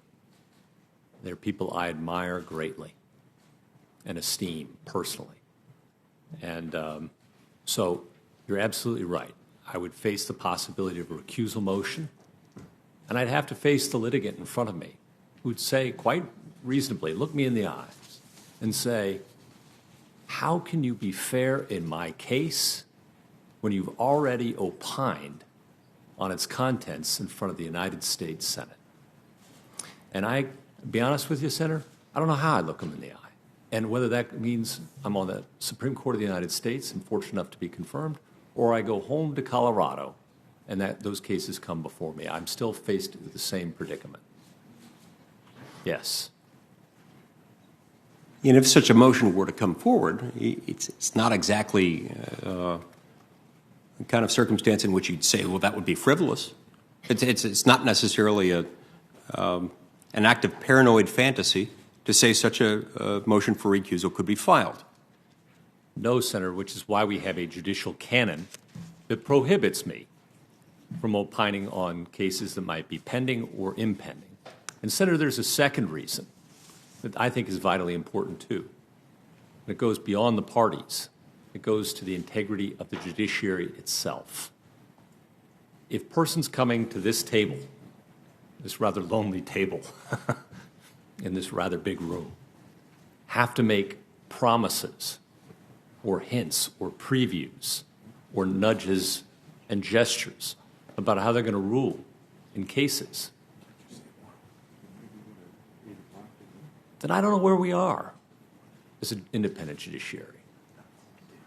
It's like a campaign promise for office, it seems to me. And you know what? It hasn't happened so far. The precedent in this area is strong. And I admire it. I've looked back. I'm no expert. I haven't read every jot and note. But Justice Ginsburg, Justice O'Connor, Justice Souter, Justice Scalia, all of them declined to offer hints and previews. And, Senator, I'm not going to be the first judge to come to this table and break that tradition and compromise the integrity of the independent judiciary.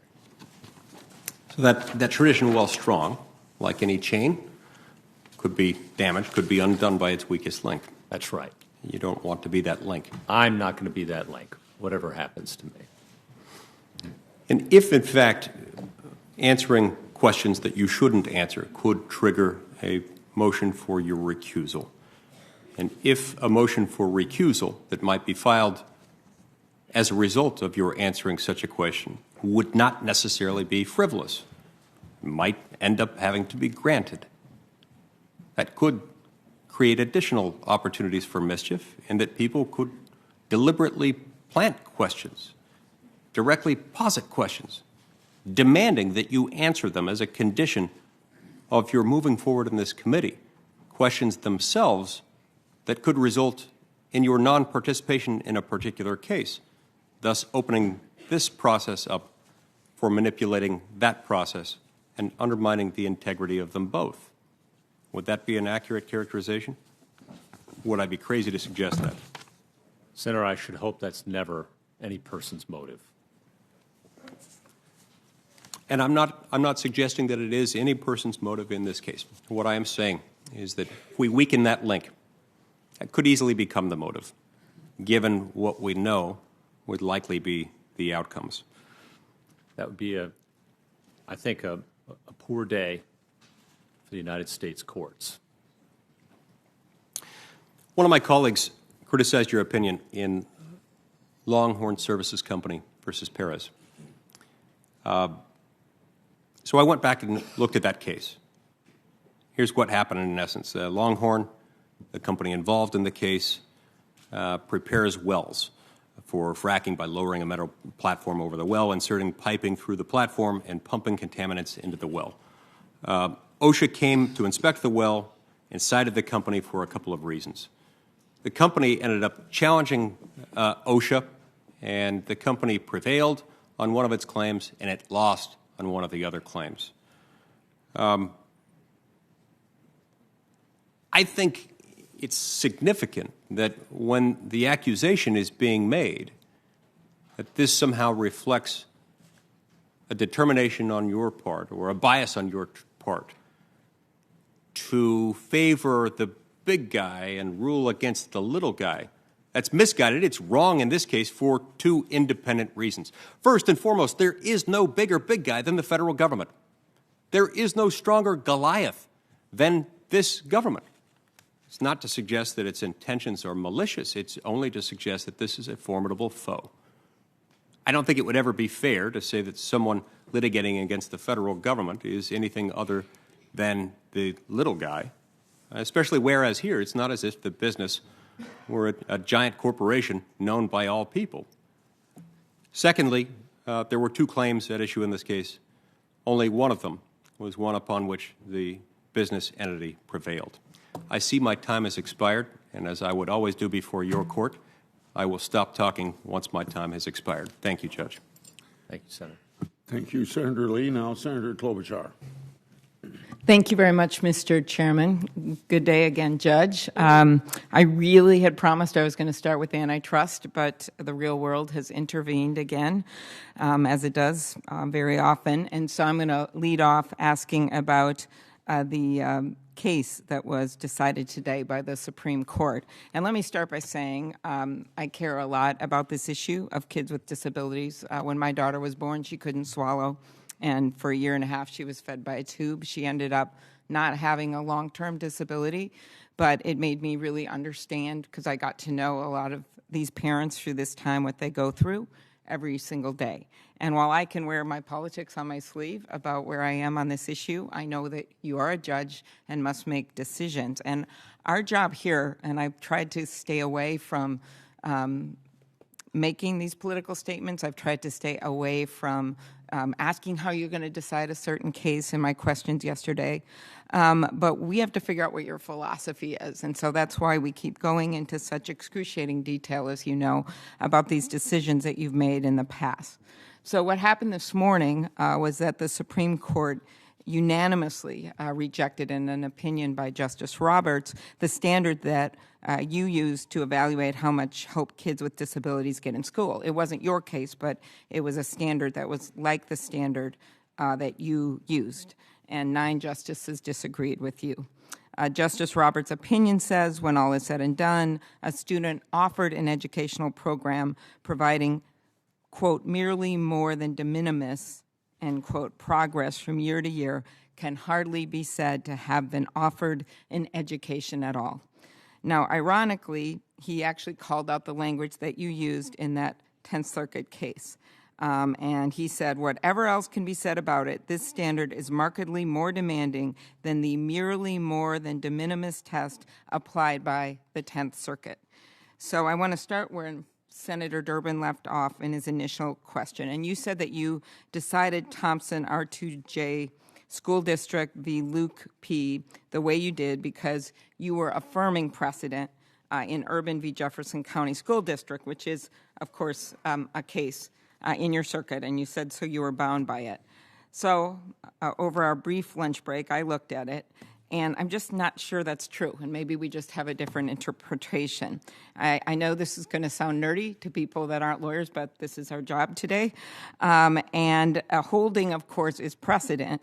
It's part of a court's opinion that's later binding on courts, but a holding is different than dicta. And when I look at this case that you wrote the decision yourself, and yes, some other judges joined you, but you wrote it. And I look back at the case you relied on, and it actually mentions this de minimis standard, but it's just in a paragraph along with some other standards. It's a Third Circuit case that uses this de minimis standard, and the actual 10th Circuit case uses a broader standard. And so in the end, even this section of the case isn't used, that case isn't used to decide it. It says we don't reach the issue. So for me, this case that you said was binding on you, it's just dicta in the case. It's not a holding. And so to me, you actually were the first in this case that you wrote to come up with this standard. And then you actually made it, which I'll get to in a second, you added the word merely. But why don't we just start with, don't you see this as more dicta than as a holding? Senator, I'd have to go back and look at it carefully, but no, I wouldn't agree with that. My recollection is that the 10th Circuit precedent was very clear that some meant more than de minimis. some meaningful educational benefit in Rowley was the Supreme Court precedent, and that our court had interpreted that to mean more than de minimis, and that a number of circuits had come to the same conclusion. The Supreme Court didn't take this case just for fun. It took it because there was a circuit split on this issue. And the 10th Circuit was with the 3rd Circuit, and I believe there are probably some others. I'd have to go back and look at it. You have it before. No, there were some other circuits. Yeah, yes. so that's what happened. That's what the Supreme Court does, is when circuit judges disagree in the rare cases.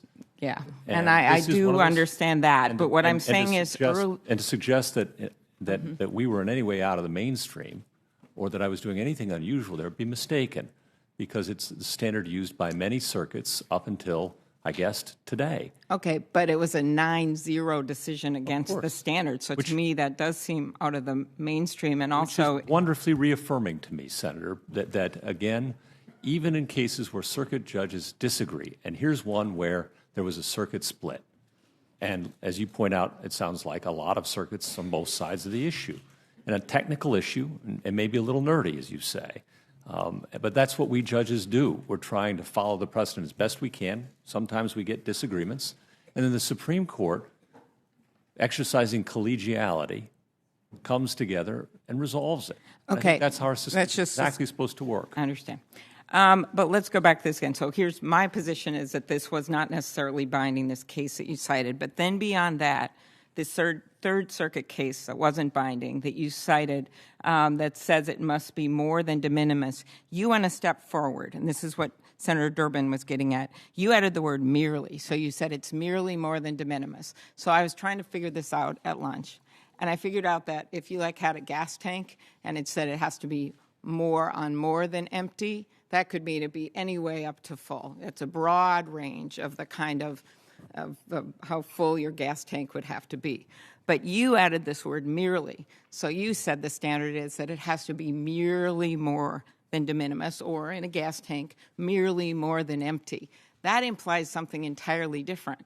That creates a ceiling, to me, more than a floor in its language. It's a ceiling because it says, well, the standard is it has to be merely more than de minimis as opposed to more than de minimis. And so that's something else where I think you actually took something that wasn't necessarily a precedent.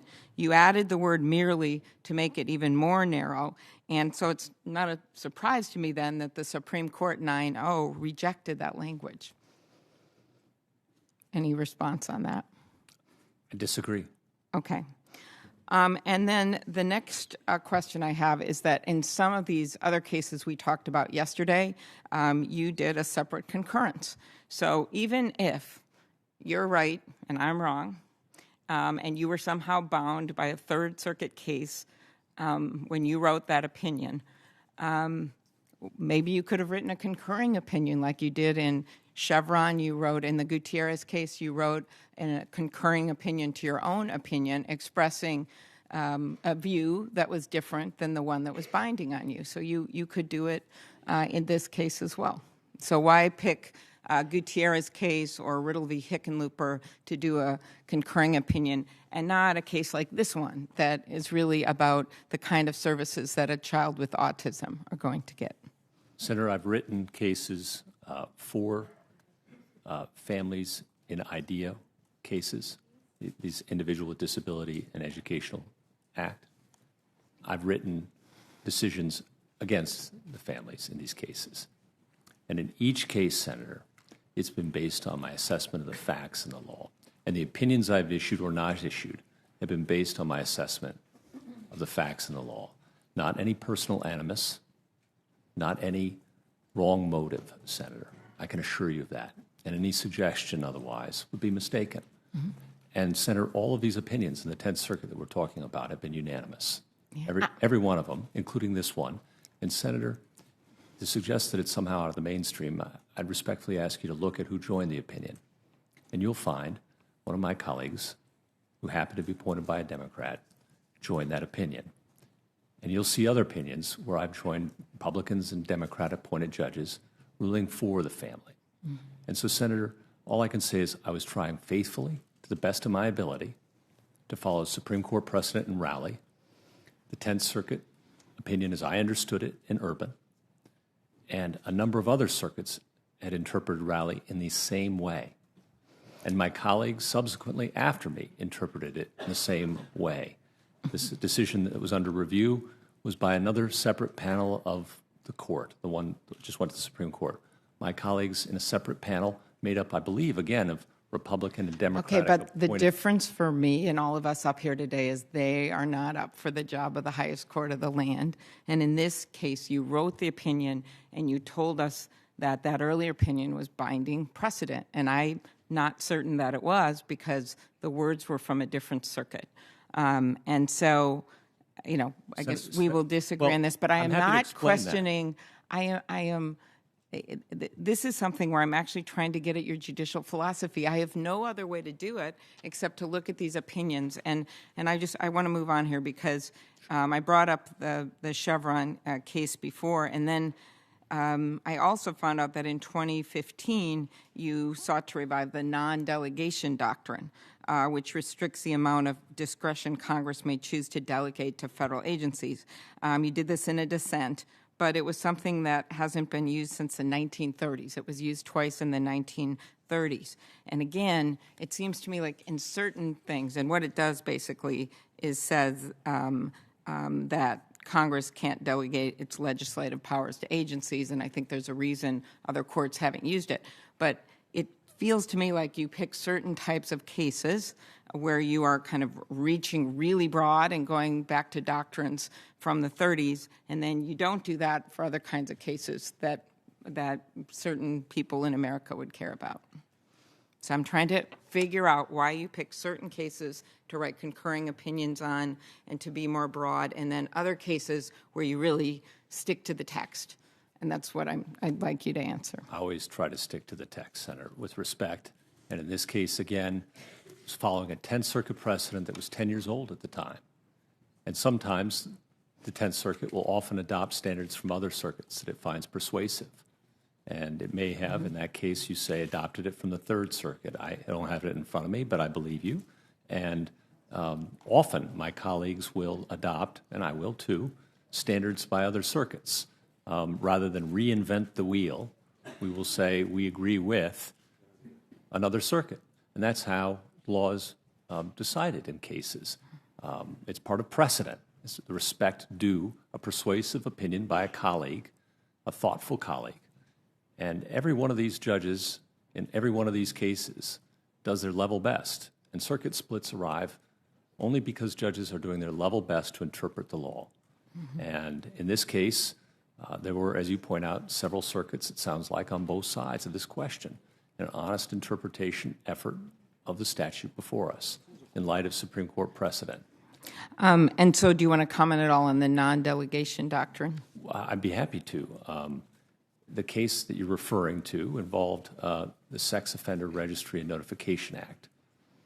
And Senator, why I chose to write there was the same reason Justice Ginsburg and Justice Scalia wrote in the area. Because in that case, the law, as enacted, sent to the Attorney General essentially the discretion to write a law. And the legislative powers invested in this body, not in the Attorney General. A particularly odd place to delegate legislative authority, not just to some agency with expertise, like with biologists or chemists, but to the chief law enforcement officer. And to send to the chief law enforcement officer the opportunity to write a criminal law. Well, Justice Ginsburg and Justice Scalia, again, people think they don't agree. Well, they often do. And here's an example. But is there a way to get there without pulling out this doctrine that hadn't been used since the 1930s? Well, Senator, it's a point they made in an opinion. And I had a subsequent case raising that question, and I thought it was important to address. Okay, I wanted to just go back on one point. We had a long discussion yesterday about originalism, and I think you and I agreed that he can mean she in the text of Article 2 of our Constitution. meaning we can have a woman president. I was just using that as an example, that not everything in the text is exactly as it should be or will be construed. We agreed that Congress's authorization of the Navy and Army also provided for the authorization of the Air Force. But then we got to that United States v. Virginia, and you say you can also get to the outcome of Justice Ginsburg's majority opinion in that case, where the Virginia Military Institute's male-only admission policy was found to violate the Equal Protection Clause of the 14th Amendment, and sort of you get there through radical original meaning. And what I thought was interesting there, compared to the other two examples, was that Justice Ginsburg's majority opinion had nothing to do with original public meaning, and the cases she relied on to get to that point also had nothing to do with original public meaning. And so when you have to decide cases that deal with social changes that the general public could never have anticipated back when the Constitution was written, aren't you just relying on the intervening decisions of non-originalist judges to get there? So when you said, well, yes, that's fine, it's precedent, it's Justice Ginsburg's opinion, that's because Justice Ginsburg was a non-originalist in how she interpreted, and then you in turn rely on her opinion to get to the point that it's okay and a normal outcome. So I'm trying to get at, because I'm not sure I track the question. Sure. The question is that it's selective originalism. Sometimes you use originalism at its core, and then sometimes to get to an outcome that's more normal, you don't use originalism. You couldn't in that case of Virginia Military Institute, but you rely on non-originalist judges to get to the outcome.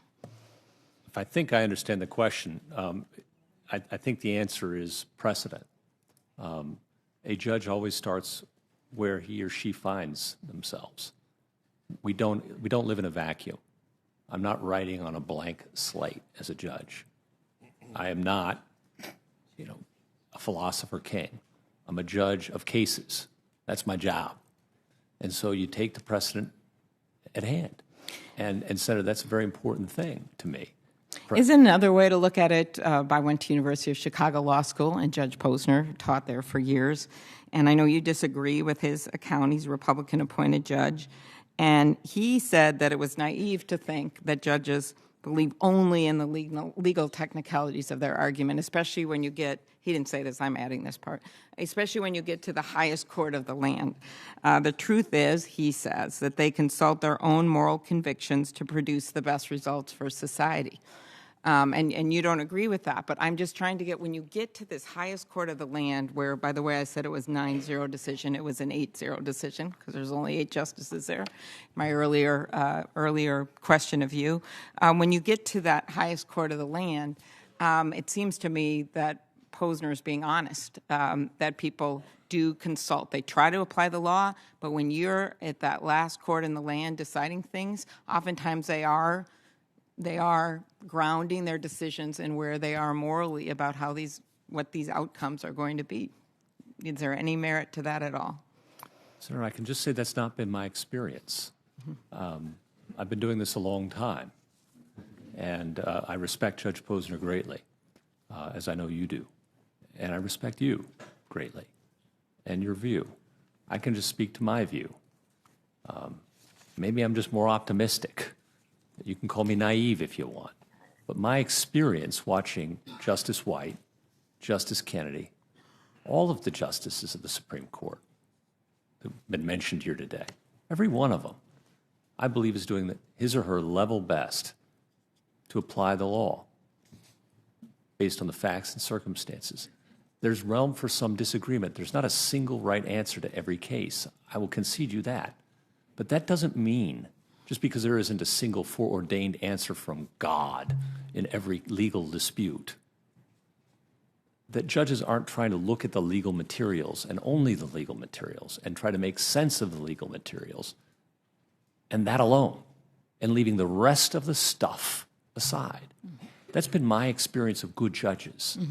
They leave their moral convictions, their views about social utility, whatever it is, whatever they ate for breakfast, over there.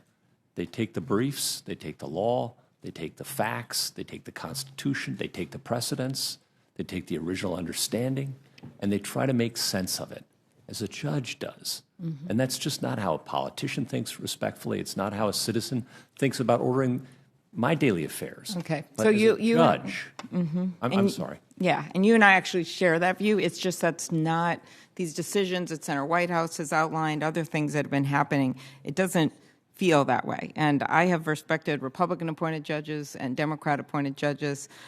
We've had judges that actually won't make decisions in my county days on the Mondays after a Viking game because they thought it would affect them too much. Exactly. With the outcome. All right. But that's what I'm talking about. But the point is, that's why I brought it up. Yeah. But the point is that this just doesn't seem to be happening lately with these decisions like Citizens United in the court that you want to serve on.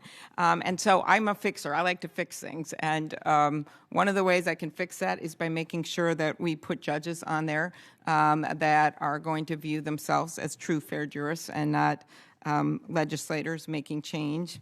And the second thing is by some of these things I brought up earlier, and I'll just end with that. Cameras in the courtroom. Thank you, Senator Grassley, for your leadership. But the second is the ethics rules, and I just wanted to make 30 seconds here. Yesterday when you and I talked about it, you said you didn't know how different they are between the regular federal judiciary and the Supreme Court. Actually, the Code of Conduct for United States judges adopted in 1973 applies to every federal judge other than the justices of the Supreme Court. And that includes reporting, of course, trips and gifts and things of value. And so I do ask you, as you look at ways, if you are confirmed, if you looked at ways to bring back, I think, some trust. We're struggling with that, obviously, right now in the Congress. But one of these ways is to be as transparent as possible. And that means, to me, cameras in the courtroom, and it also means having the ethics rules applied to the Supreme Court. And I have a lot of respect and enjoy the justices there now, but I think that would be a very positive move. Thank you. Senator Cruz. Thank you, Mr. Chairman, and congratulations, Judge Gorsuch, on making it through day 2 of the gauntlet and continuing to do so with flying colors. I want to go back to a topic that Senator Lee addressed a few minutes ago, which is we've heard over the past several days a number of my Democratic colleagues in Congress bemoan and condemn, quote, vicious and reckless and personal attacks against judges. What they have called a, quote, unprecedented attack against the credibility and independence of the judiciary. And so if I understand their argument correctly, it is completely inappropriate. It is an absolute abuse of power to criticize, to malign, to attack judges. Now, if that's their argument, Mr. Gorsuch, I've got a question for you. What position do you currently hold? I'm a judge on the 10th Circuit Court of Appeals. And if the Senate were not to confirm you to the Supreme Court, what position would you continue to hold then? One I happily enjoy now. So if you are and will continue to be a federal judge on the Court of Appeals, it's interesting to assess how my Democratic colleagues have fared under their own test, that it is inappropriate, that it is offensive to somehow malign a federal judge. Former Speaker Nancy Pelosi said on national television, Judge Gorsuch is, quote, hostile to women's rights and holds radical views far outside the mainstream of American legal thought. She continued, quote, what saddens me the most as a mom and a grandmother is his hostility towards children in school, children with autism. She additionally went on to say, quote, if you breathe air, drink water, eat food, take medicine, or in any other way interact with the courts, if you care about that for your children, he's not your guy. It's interesting, given the Democrats are complaining about people criticizing federal judges. Senator Whitehouse on Monday said, quote, tellingly, big special interests and their front groups are spending millions of dollars in a dark money campaign to push your confirmation. They obviously think you will be worth their money. That also somehow falls short of the Democrats' complaints about criticisms directed at the judiciary. Indeed, Senator Hirono on Monday said, quote, "You consistently choose corporations and powerful interests over people, ideology over common sense, and indeed the purpose of the law." Senator Durbin, "In case after case, you either dismissed or rejected efforts by workers and families to recognize their rights and defend their freedoms." Senator Franken, "But if the past is prologue, then I fear that confirming you would guarantee more of the same from the Roberts courts. Decisions that continue to favor powerful corporate interest over the rights of average Americans." Tom Perez, the DNC chairman, "Gorsuch on the Supreme Court is intolerable. Judge Gorsuch would discriminate against a majority of Americans from the bench." The chairman of the Democratic Party charging that a judge would discriminate. These are serious attacks. Many of them impugn your integrity directly. And yet, this is a confirmation hearing. The founders understood a confirmation hearing would be in the political arena. My colleagues, the Democrats, have a right to engage in whatever attacks they choose. But it's a little rich for them to be maligning a sitting federal judge and at the same time giving speeches about how unacceptable it is for anyone to criticize a federal judge. You can't have both at the same time. Now, I'm not going to ask you to respond to any of these attacks. I actually think these attacks speak for themselves.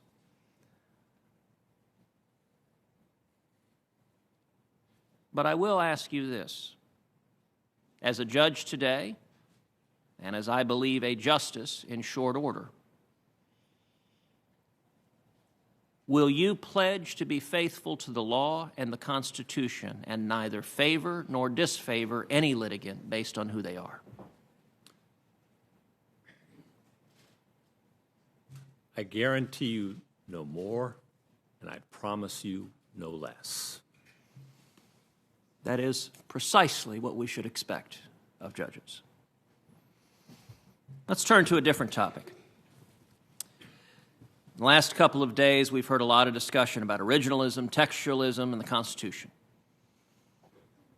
And some of my colleagues have suggested that understanding the Constitution as having a fixed and original meaning somehow prevents the Constitution from changing to meet changed circumstances. Judge Gorsuch, did the Founding Fathers, in all of their wisdom and foresight, did they anticipate that the Constitution might need updating, and did they provide any mechanism to update the Constitution should new challenges arrive? Yes, Senator Cruz, they did.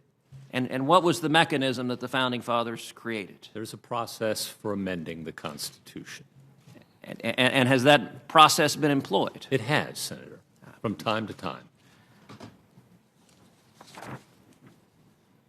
And it has worked quite well, I would note.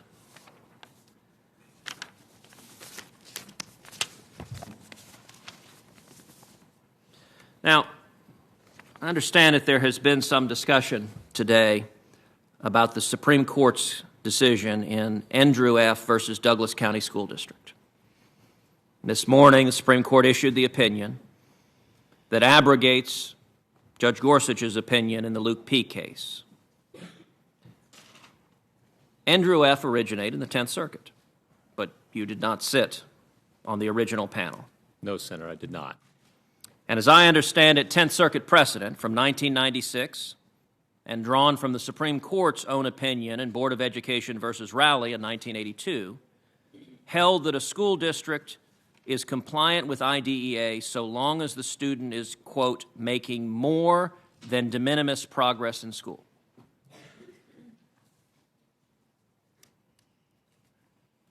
My Democratic colleagues have repeatedly demanded over the last 3 days that Judge Gorsuch follow precedent.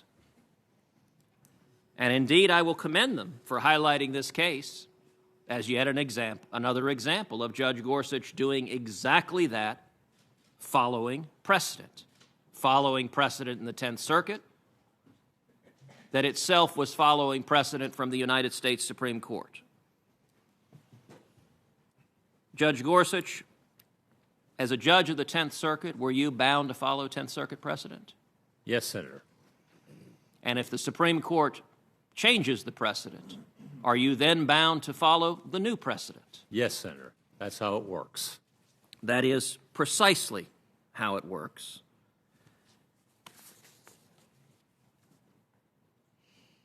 And in this instance, the fact that you followed precedent faithfully should give comfort to senators on both sides of the aisle, that you will continue to do so as a Supreme Court justice.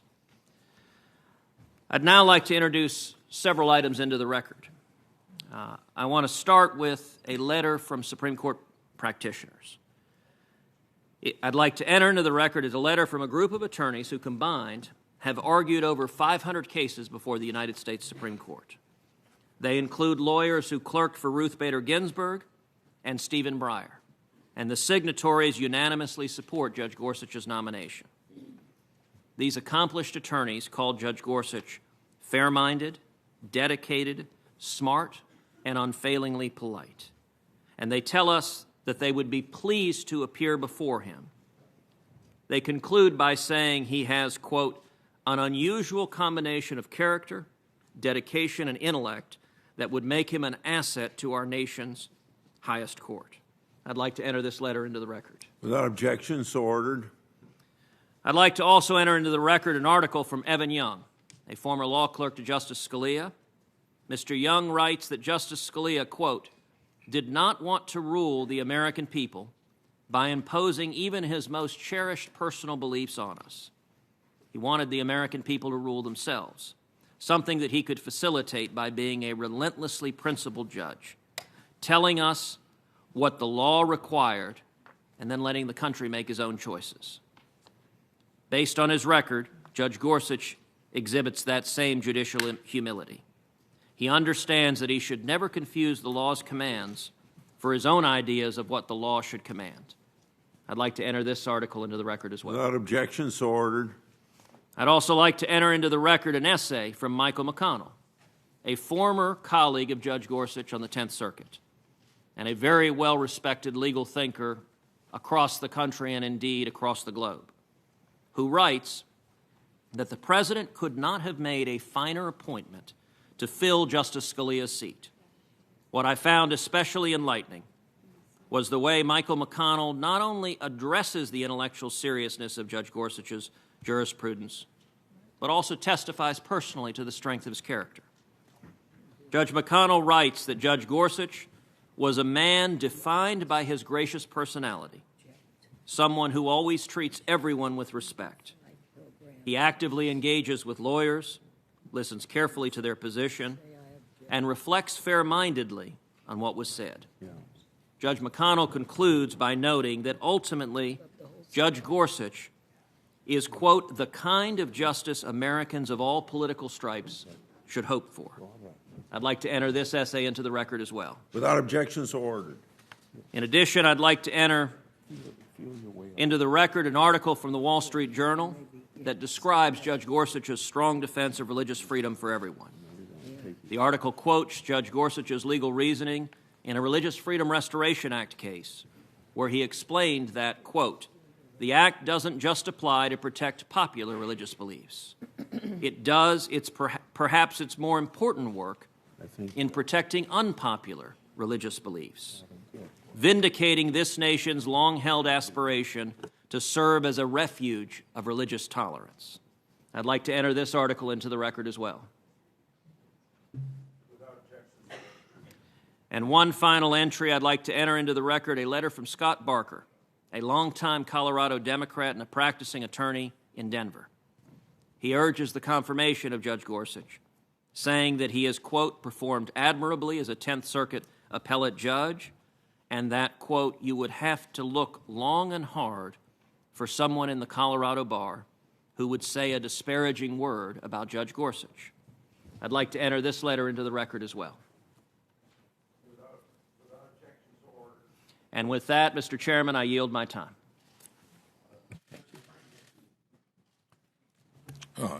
Thank you. I'll take the 7 extra minutes of Senator Cruz's time. Judge, hi. During our courtesy visit, I asked you if you'd read the New York Times investigative series on the pervasive use of forced arbitration. You hadn't, but you said you would. Were you able to do so? I was. I managed to fit it in, Senator. Thank you. Thank you so much. No. I said, you don't have to read this. And you said, no, I will. I promise. And you did. So thank you. I don't think that most Americans realize that when they sign up for a credit card or cable service or sign an employment agreement or fill out their parents' nursing home resident agreement, that they're also signing away their constitutional right to go to court. The New York Times series, while shocking, illustrated something that I have been saying for quite a long time. Forced arbitration clauses, which are buried in the fine print of contracts that we sign every day, restrict Americans' access to justice by stripping consumers and workers of their legal rights and insulating corporations from accountability. Businesses across the nation use these clauses to force individuals into a privatized justice system where the corporation can write the rules, everything can be done in secret without public rulings, discovery can be limited, making it hard for consumers to get the evidence they need to prove their case, and there's no meaningful judicial review, so there's not much a consumer or employee can do if the arbitrator gets it wrong. It's simply unfair. Now, there seems to be no question about how arbitration clauses came to permeate nearly every aspect of our lives. In a series of decisions, including Rent-A-Center, Concepcion, and Italian Colors, the Roberts Court effectively reshaped the Federal Arbitration Act into a permission slip for corporations to opt out of the civil justice system.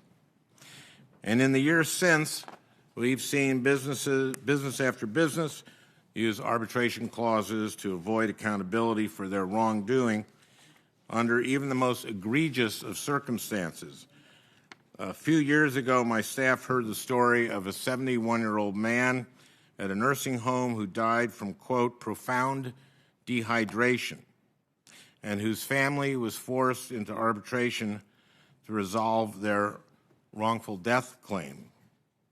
Last year, we learned that Wells Fargo customers who had had fraudulent accounts opened in their name and without their consent were forced into arbitration because the bank successfully argued that the clause in their real accounts also applied to their fake accounts.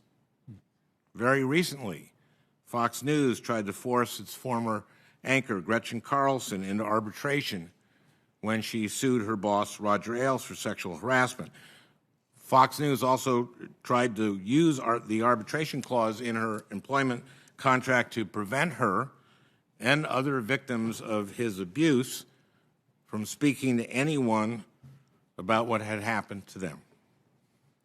Companies have also learned to pair forced arbitration agreements with class action bans to shutter the courtroom doors to groups of individuals with small claims. And once blocked from going to court as a class, most people drop their claims because it doesn't make financial sense to go it alone. Now, this way of doing business is profoundly unfair and unjust. It is anathema to our system of civil justice, and it doesn't even scratch the surface of the many stories that the New York Times series revealed. Judge Gorsuch, what was your reaction to the series? Were you shocked? Because I've worked on this issue for 8 years now, and even I was shocked. Senator, it made me think about a little bit of history. It used to be back at common law that arbitration was disfavored because it was thought that everyone should go to trial. Trials were the norm, Seventh Amendment and all that. And then in about, I think in 1925, Congress passed a law called the Federal Arbitration Act. 24. 24, okay, all right. Very, very close. All right. As close as you can get without being right.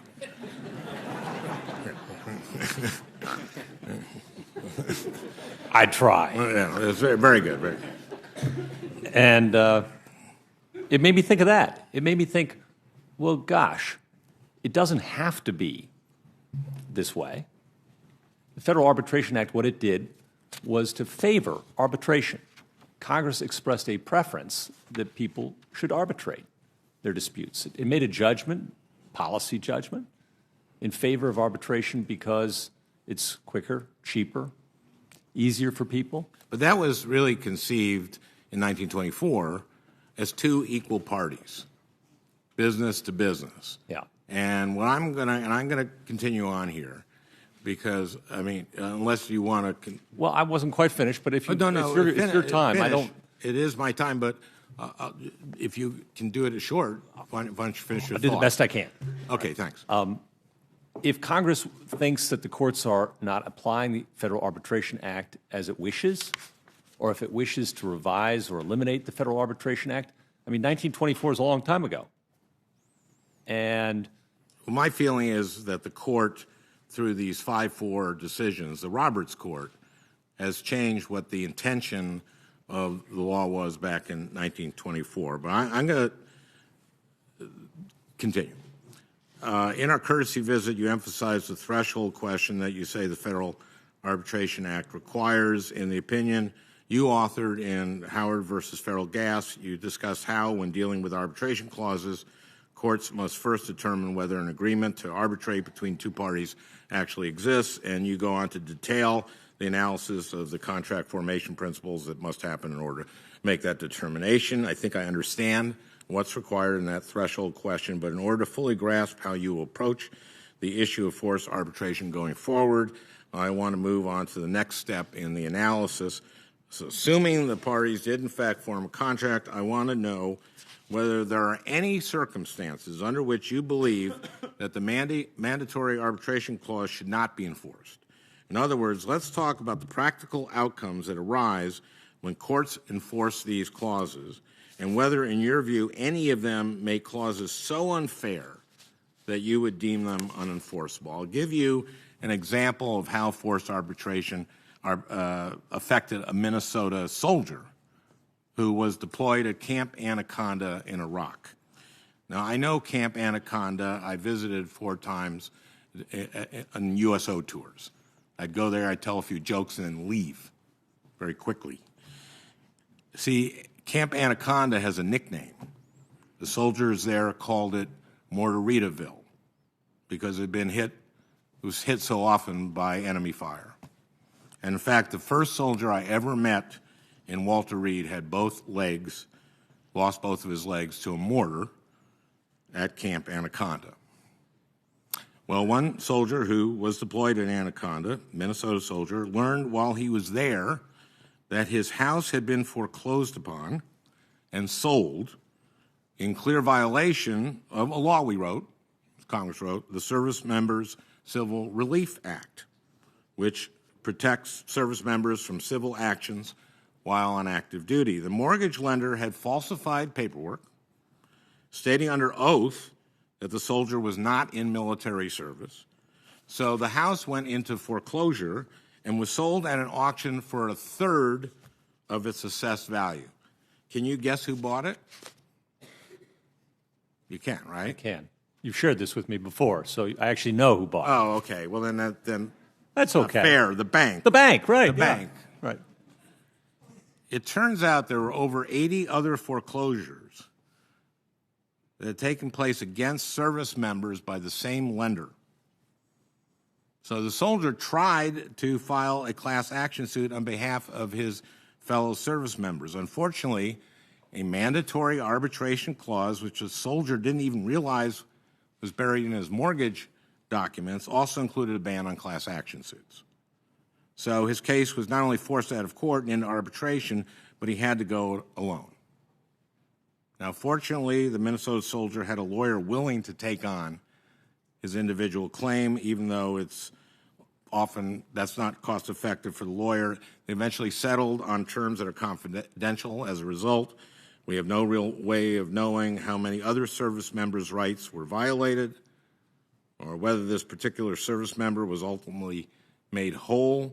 And of course, he was prevented from even telling the other 80 service members who had been harmed how it all went down. Judge Gorsuch, this is a case where we know the law was violated. We know that a bank unlawfully took this soldier's home while he was away serving our country. And to add insult to injury, the man also lost his constitutional right to have his claim heard in a public court of law. So tell me, was it fair to limit this soldier's claim to secret arbitration and to prevent all the soldiers who had also lost their homes from being included in this case? Senator, I'm a big believer in jury trials and in the Seventh Amendment. And in the Rules Committee over the last 6 years, I've worked with my colleagues to try and make litigation cheaper, faster, and more accessible so that people can vindicate their jury trial rights. Got a proposal with a wonderful judge from the Ninth Circuit currently pending before the Rules Committee, asking if we can actually reverse the presumption. Because right now, when you file a complaint in federal court, if you don't specify that you want your jury trial right, it goes away. And you're presumed to want a bench trial. I don't understand that presumption. I think it should be the other way around. I'm talking about in these agreements, on this particular agreement.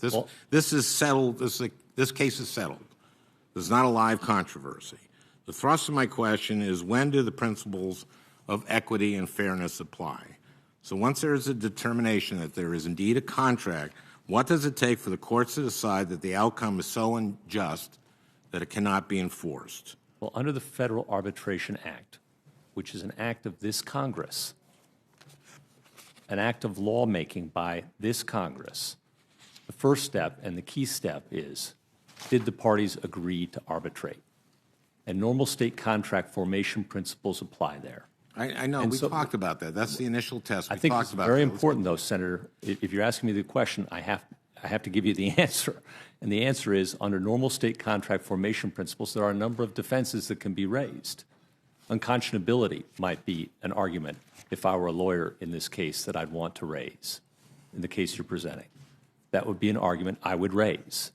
Don't you think this was unconscionable? That would be an argument, if I were a lawyer, I would want to raise. I don't know how I'd come out. I'd have to have the full judicial process in order to adjudicate it.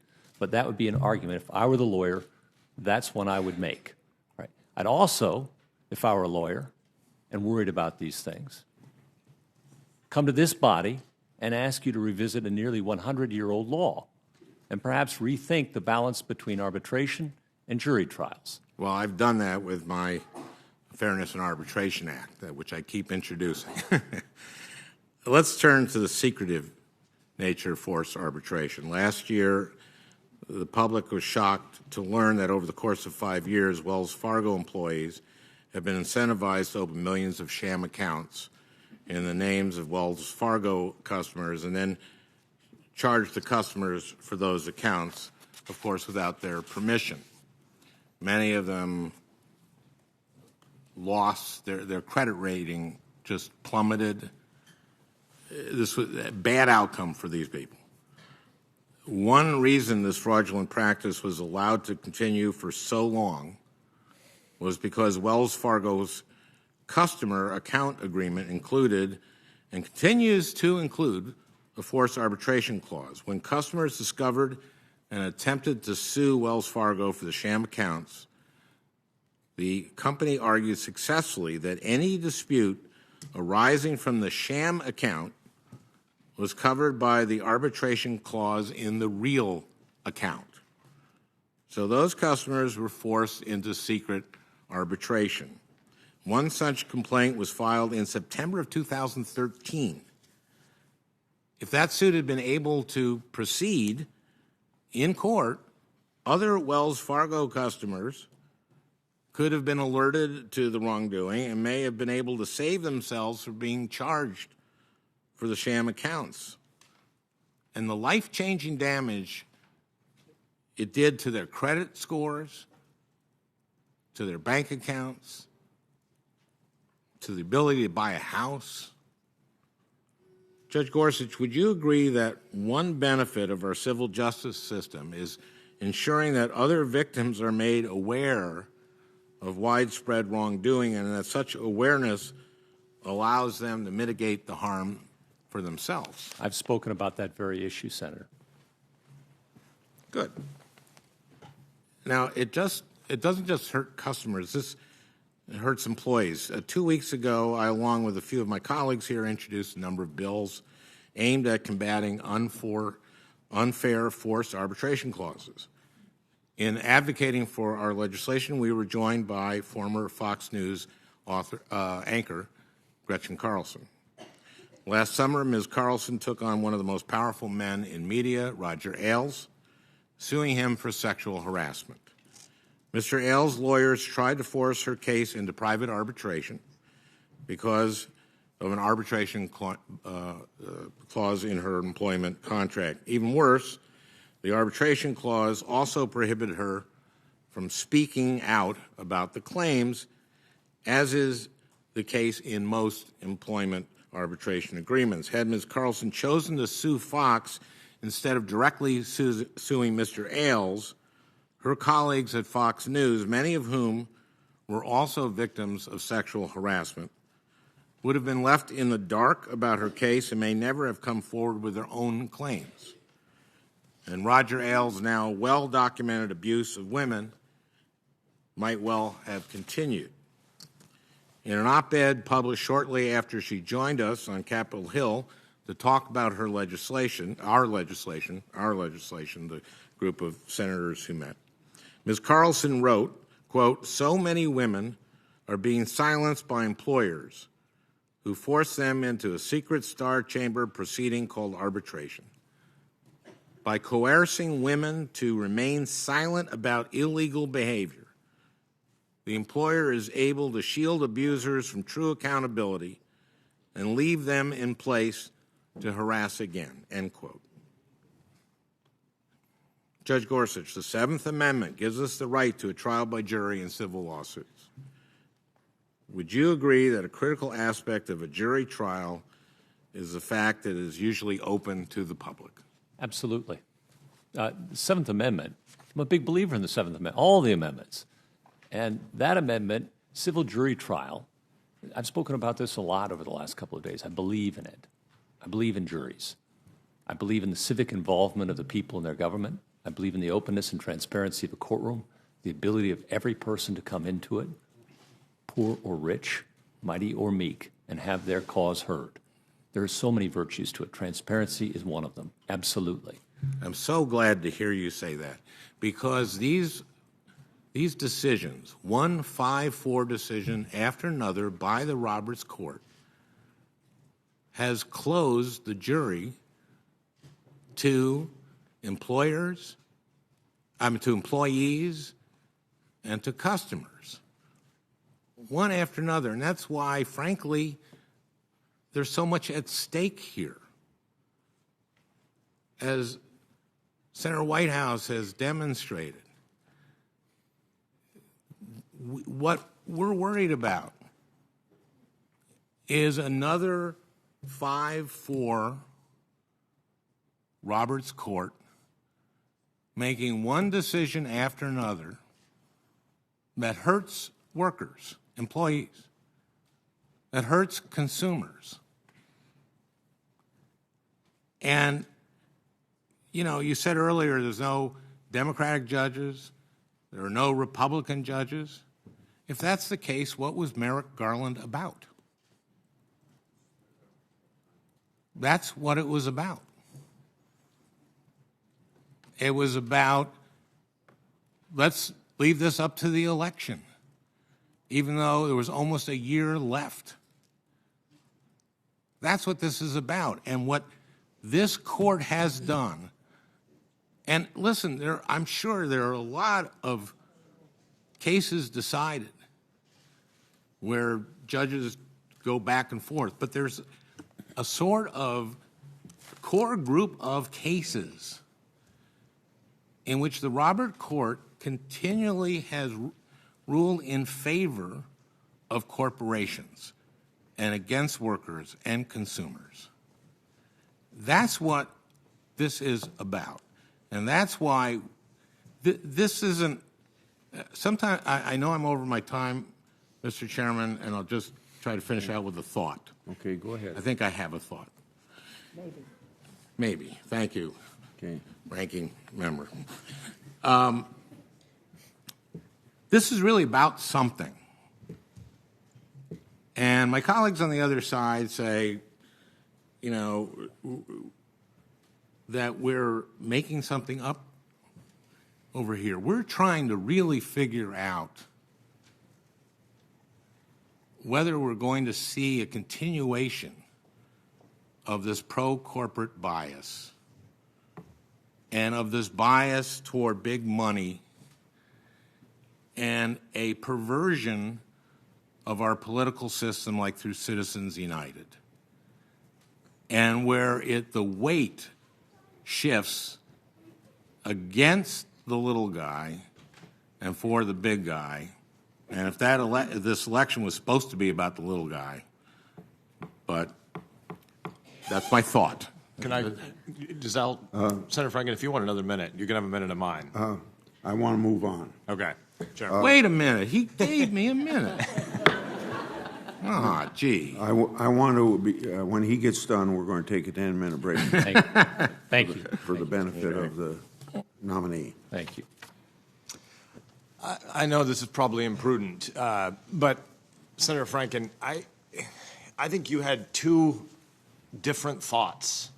And one of them I completely agree with, to the degree that I understand the facts. And the other one I think is a non sequitur for what we're talking about.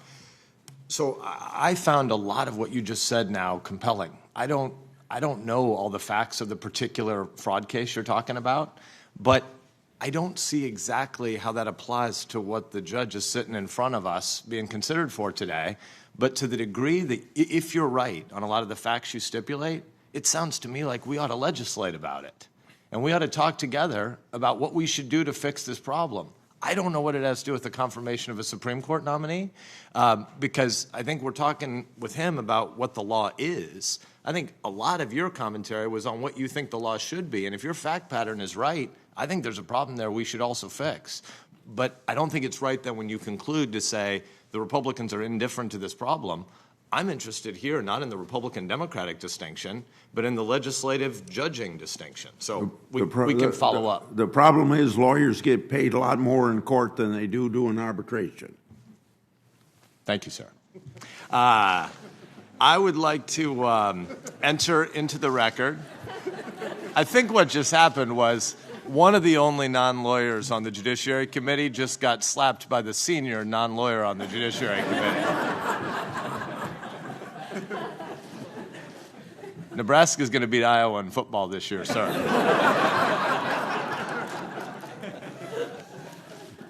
That's what you think.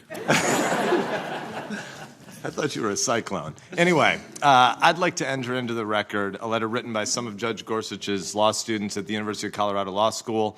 These students hold varied political views, but they all support the judge's nomination. They call him, quote, a kind and brilliant person dedicated to the rule of law and to the Constitution, close quote. They write that he was even able to make a, quote, mandatory ethics class memorable. So well done. I'd like to note one story from the letter from a law student who served as an extern. Quote, while serving as an extern, I helped him in drafting an opinion rejecting a prisoner's appeal. The prisoner had no lawyer and very weak arguments, so I turned in a draft that explained very briskly why the prisoner's claim lacked merit. The judge then asked me, where are the responses to the prisoner's arguments? Close quote. I told him that I didn't see the need to address those because they were so weak. Well, that didn't go over well with the judge.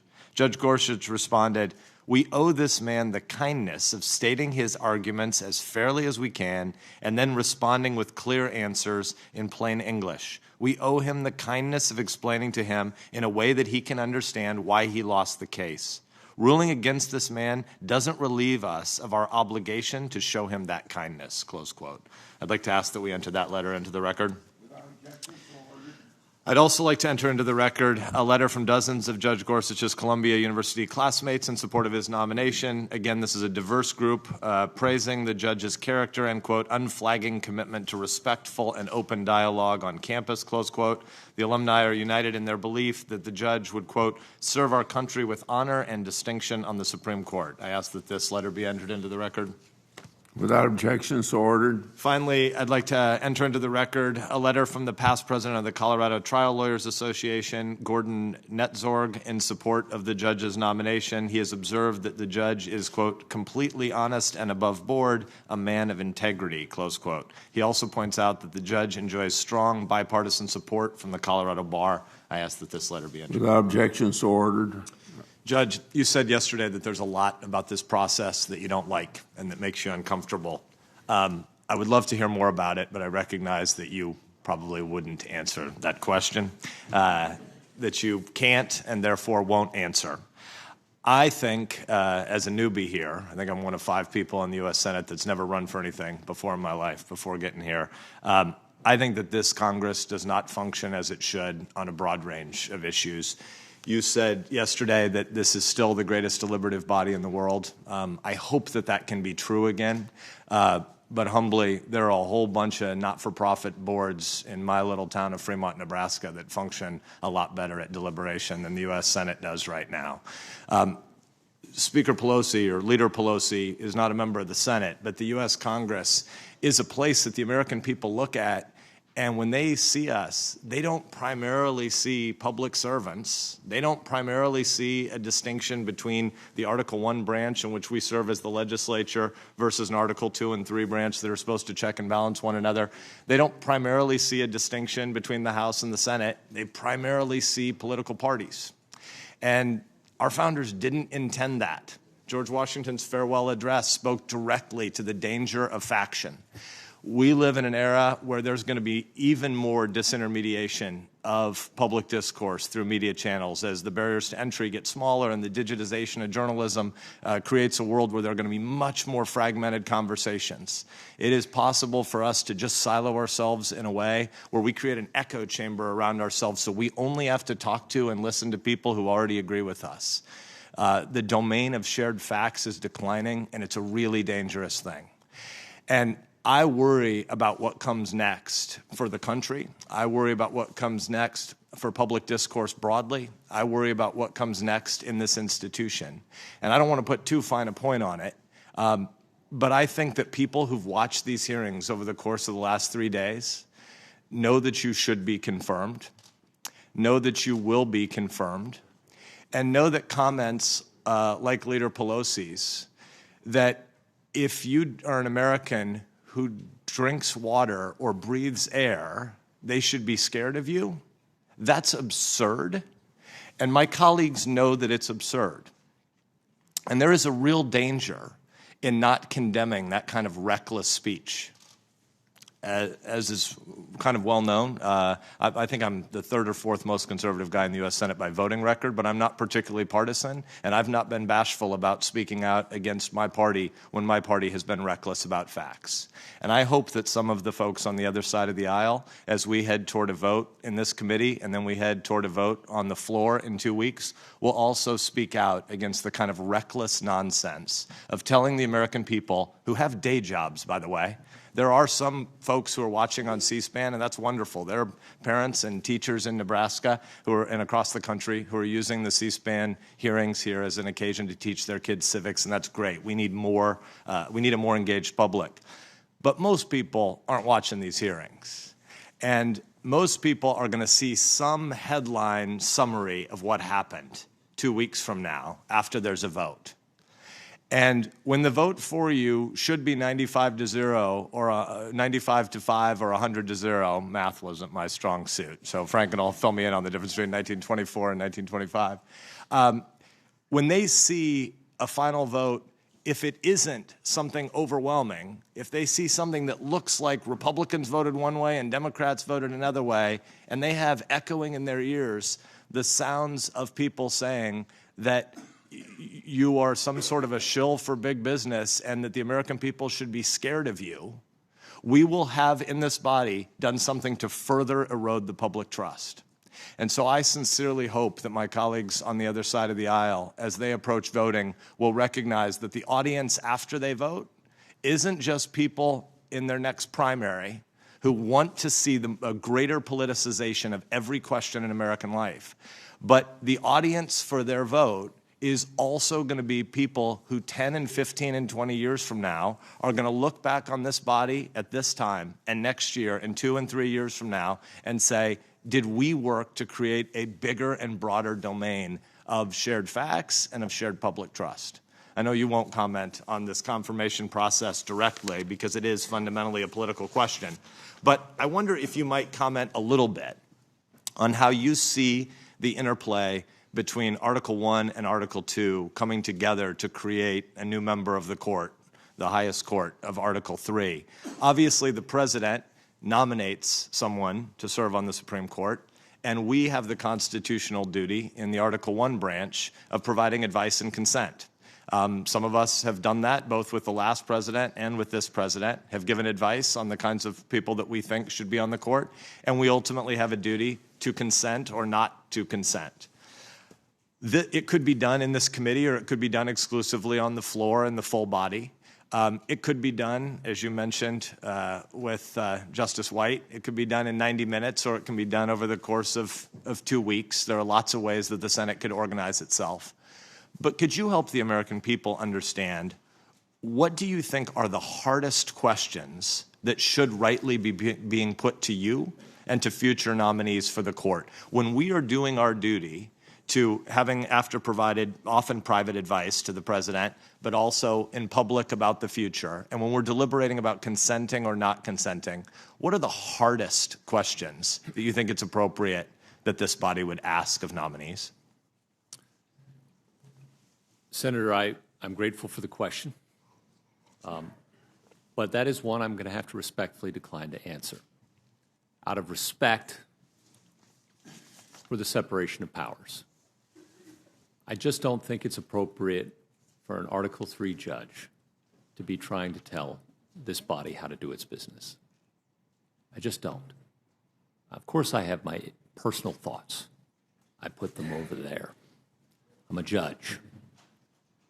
And respectfully, I have more optimism for this country. I do. And I have more optimism for this body and for the Congress as a whole. I've seen it work. And maybe I'll just leave it there. I hope you're proved right. I'd like to pursue something that Senator Cruz asked about a few minutes ago.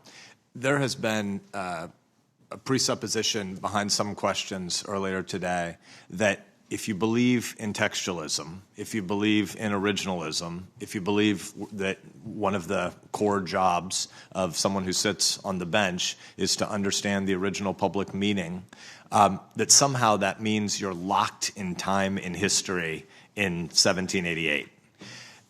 Our Constitution has this glorious amendment process. Can you explain the relationship between the amendment process and originalism? Since the document does evolve in a formal, explicit, amended way, how does that relate to original public understanding?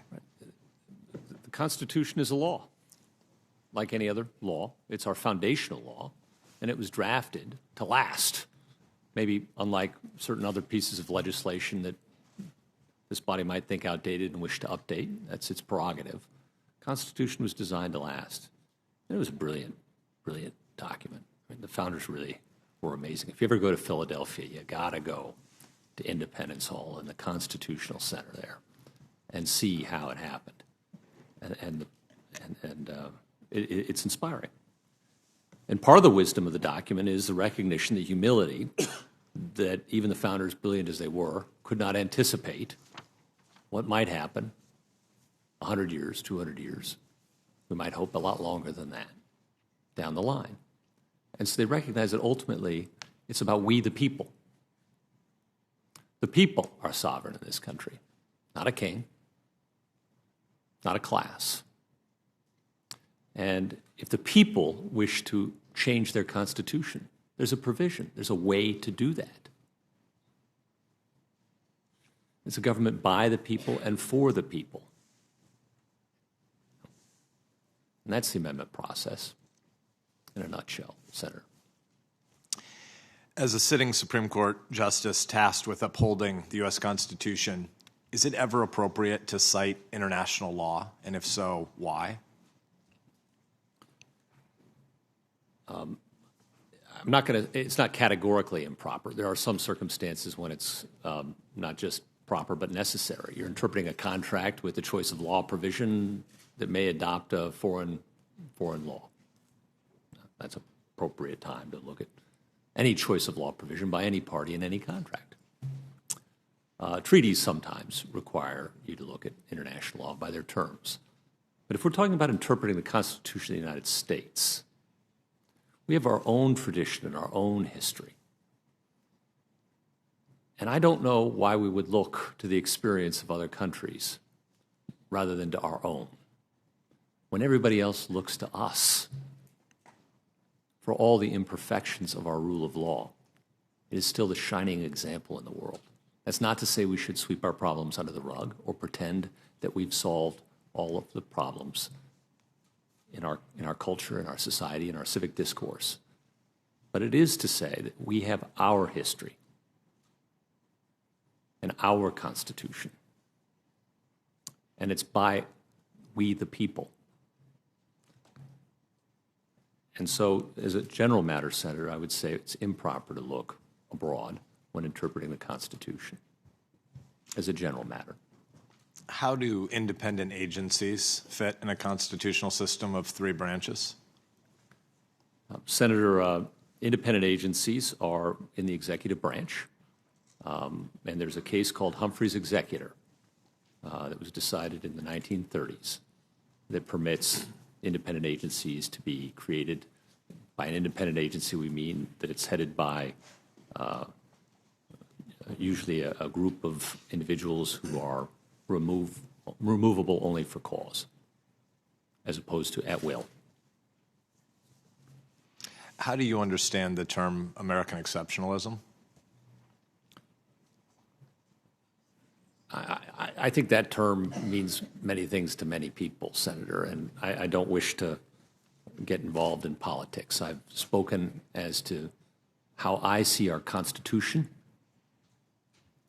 and the brilliance of it and the reverence I hold for it.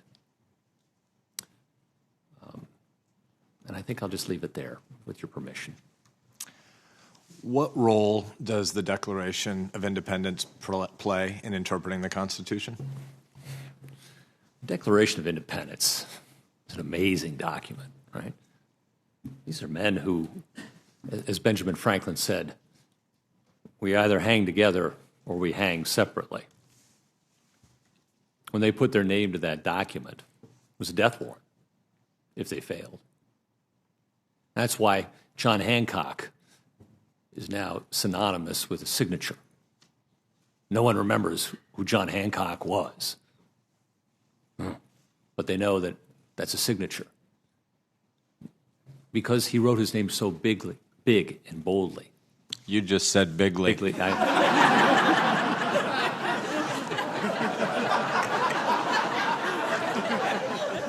And I just won $5.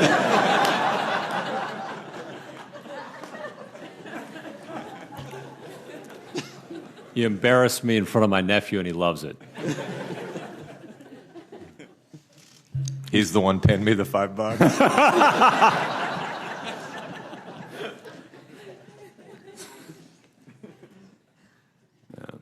The Declaration of Independence, I think. Is that where we were? I think my work here is done, but I do want to hear your answer. John Hancock, right? Signature. That was his death warrant. But he didn't want the king to have any ambiguity about who it was that was signing that document. He knew it was his death warrant. That's remarkable. That remarkable thing that the men and the women who fought for our freedom. With all apologies to my British wife. It is, however, not the law. The Declaration is not the law. It is a declaration of independence. The Constitution is the foundational document and the foundational law of the country, to answer your question. The Declaration, I think, certainly informs every American and should inform a judge in understanding the background of the Constitution and our laws. It's not a document that should be lightly discarded. Thank you. I do still want to ask you some questions about the 9th and 10th Amendment, but I'll save that for future rounds as I'm at time. Thank you, Chairman. Before you take your break, and on the issue of America being an exceptional nation, I would hope that you could consider what de Tocqueville said about America being an exceptional nation and say that without being political. Thank you very much. We'll take a 10-minute break.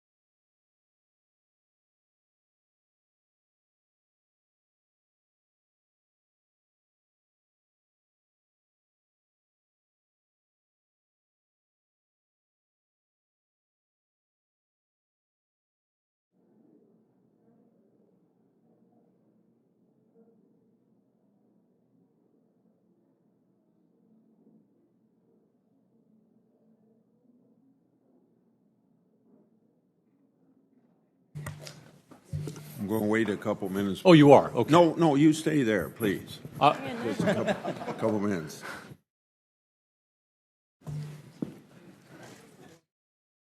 What we're trying to do is figure out how we end up tonight and get everything done we got to get done. I think we got a plan here.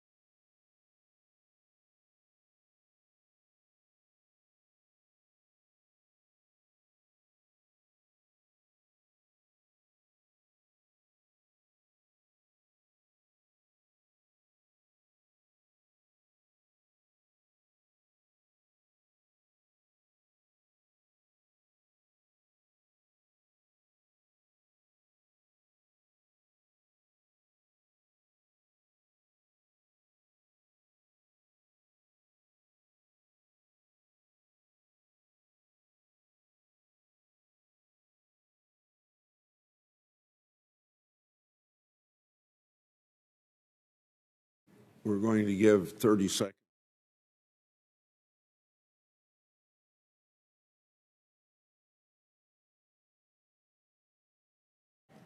After we finish the second round, we will do what's been done for the last 30 or 40 years with a nominee. We're going to have a closed session, and then we'll reconvene after we have the closed session. And then we'll start our third round. In other words, at the end of the second round, I should make clear we're going to have this closed session. and by doing that, then when people are done with their third round, if they want to leave and not come back, they won't have to. And then for the third round, I think I've consulted with a leader here that we would allow 15 minutes, but we would hope that you could do it in less than 15 minutes so that we can get done sooner than we got done last night. So that's the way we'll handle it. And I hope not everybody wants a third round, but I can understand if everybody does want a third round. This is a very important part of our function as senators, so we'll do whatever it takes to satisfy everybody so the questions gets asked that you want to ask. Senator Franken for 31 minutes, 31 seconds. Thank you. Thank you, Mr. Chairman. Judge Gorsuch, you were right. The Federal Arbitration Act was passed in 1925, as you said, not in 1924. As I said, I was wrong, and especially so because I chose to correct you when I was the one who was wrong. And I humbly apologize. Not at all. Not at all. That doesn't happen very often around the Senate. Enjoy it. Senator Coons. Thank you, Mr. Chairman, and thank you, Senator Franken, and thank you, Judge. I say right. I'll submit for the record, as many of my colleagues have, two more documents, an editorial from the Washington Post from Matt Witt, who experienced the hardship of depriving individuals of the ability to make their own end-of-life choices when his mother endured a painful death by refusing nutrition, and a letter from 21 national LGBT groups expressing concerns about Judge Gorsuch's opinions and whether they do indeed respect fundamental rights that would enable them to be protected from discrimination. Without objection, those are entered. Thank you, Mr. Chairman. Judge, I enjoyed our conversation yesterday about Hobby Lobby and your writings on assisted suicide, and I want to return to our discussion of privacy and the autonomy of adults to make their own decisions, even when it might conflict with settled law or with the majority's view of morality. And yesterday, when I asked you whether the Constitution contains a right to privacy, you agreed that it does. And I was glad to hear that, but you went on to describe this right and its origins. And you cited, I think, the Third and Fourth Amendments and two cases from the 1920s that have to do with parenting, I think Pierce and Meyer. But you didn't mention more recent cases where the right to privacy has been central. Griswold protecting access to contraception, Roe and Casey protecting a right to choose an abortion, Lawrence and Obergefell protecting a same-sex couple's right to intimacy or to marry. And I think it's important to establish that when you agreed there is a right to privacy in our Constitution, that we were talking about the same thing. In general, this area of substantive due process and right to privacy is one about which there's been vigorous debate. So I thought it was constructive for us to have a broader conversation about it. First, do you agree those cases that I just cited all relied on the right to privacy as an essential part of their holding? Senator, you and I were discussing, I believe, some of those more recent cases in the line of 14th Amendment substantive due process case law. And all I was pointing out, or trying to at any rate, was that they have a provenance that goes back quite a ways. That's right. So would you agree that these are cases, the ones I just referenced, where the right to privacy really is an essential part of their holdings? I agree they all grow out of the 14th Amendment due process liberty component, which has been interpreted by the Supreme Court to include privacy in a lot of different areas. So would you agree, just to make sure I've understood you right, that the right to privacy today extends to protecting women's right to have autonomy over their reproductive choices and protecting the privacy of intimate relationships between consenting adults, whether same-sex or opposite sex? You have Casey, you have Lawrence, you have Obergefell. All of those are, I think, in the line of cases you're talking about, Senator. Yes. And so let's take a minute and look at Casey and how it explores and identifies this right to privacy. It's now, I think, 25 years old. It's a 92 case. It reaffirmed the constitutional right to choose an abortion. And the opinion of the court notes, and I'm going to quote here at some length, that these protections extend to matters involving, quote, the most intimate and personal choices someone may make in a lifetime, choices central to dignity and autonomy, central to the liberty protected by the 14th Amendment. And at the heart of liberty is the right to define one's own concept of existence, of meaning, of the universe, of the mystery of human life. Beliefs about these matters could not define the attributes of personhood were they formed under compulsion of the state. I think that's a well-known, quote, piece of the Casey opinion. Is that familiar to you?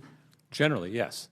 And in your book on assisted suicide, you say, and I quote, that it remains unclear whether Casey's mystery of life passage is properly understood as a persuasive but non-binding dictum.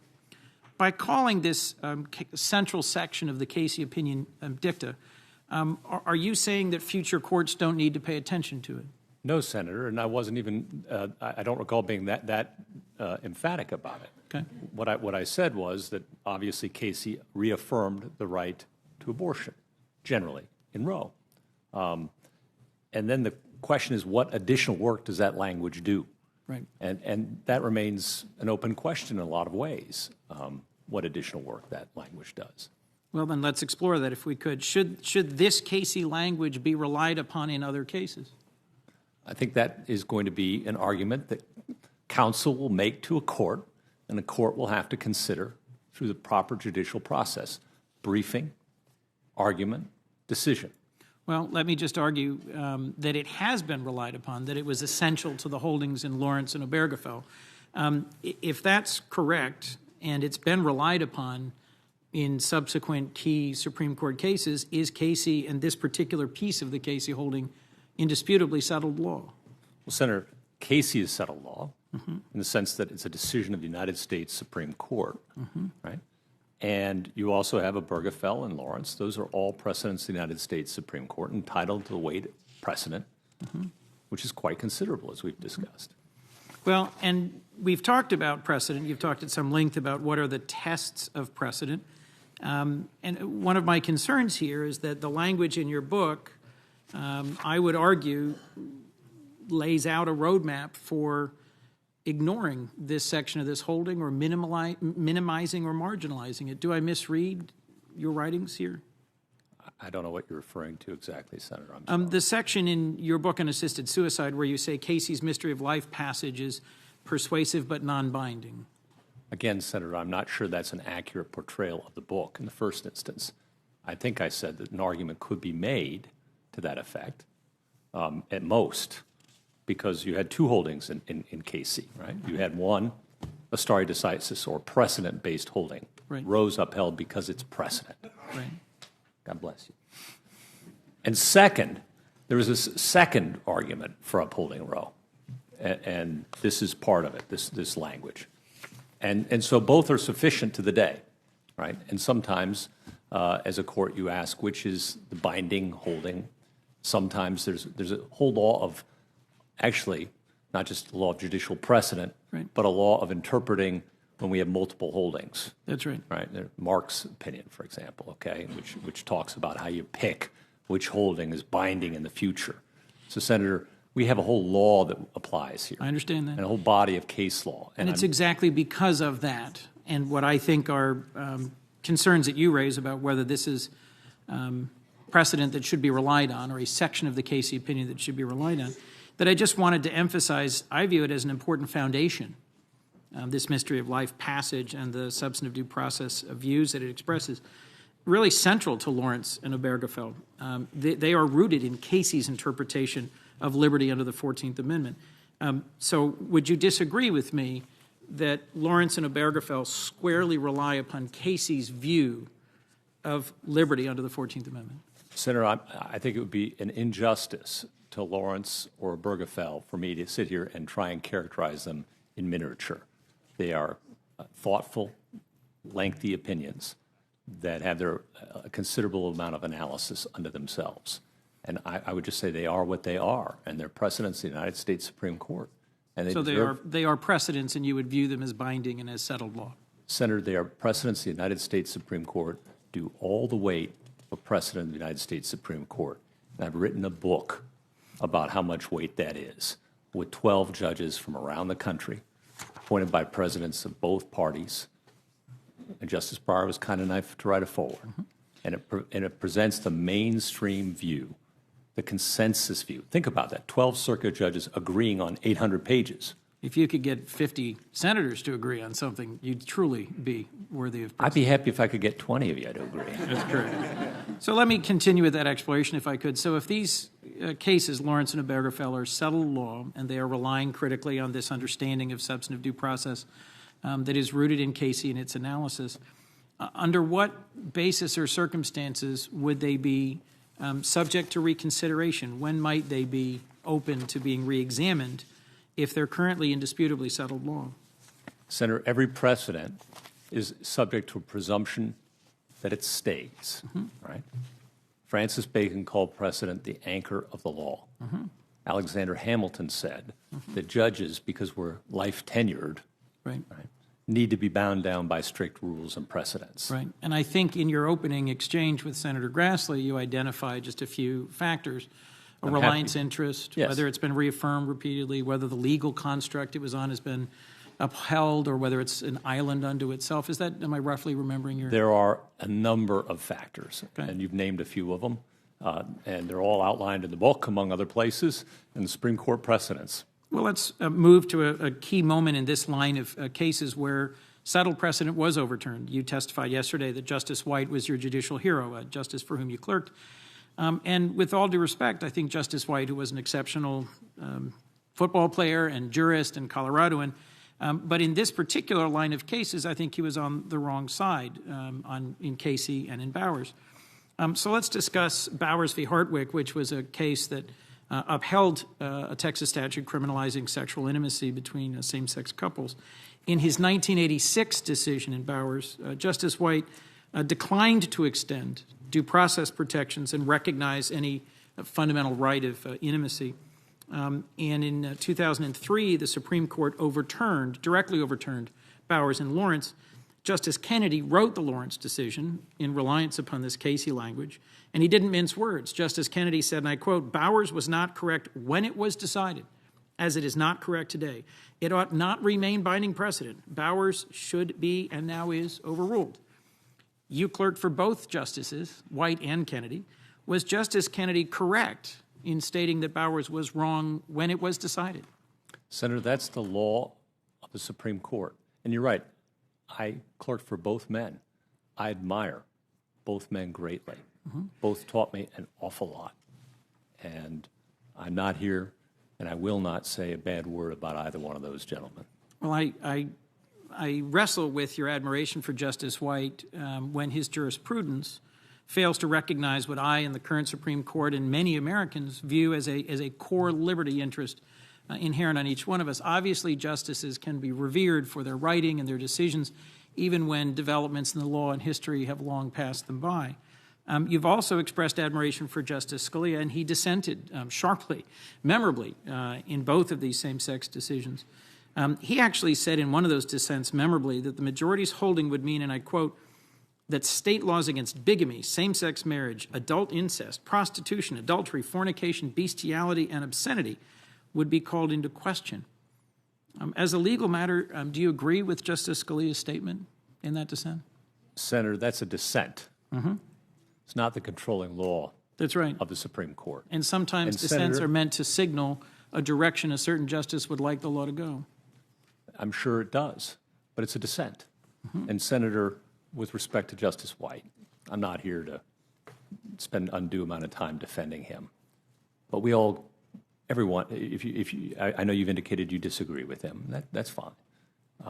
Every one of us makes mistakes at some point in time. Did he make a mistake in Bowers? Senator, the Supreme Court has held that. Justice Kennedy held that. As you pointed out, you read the language.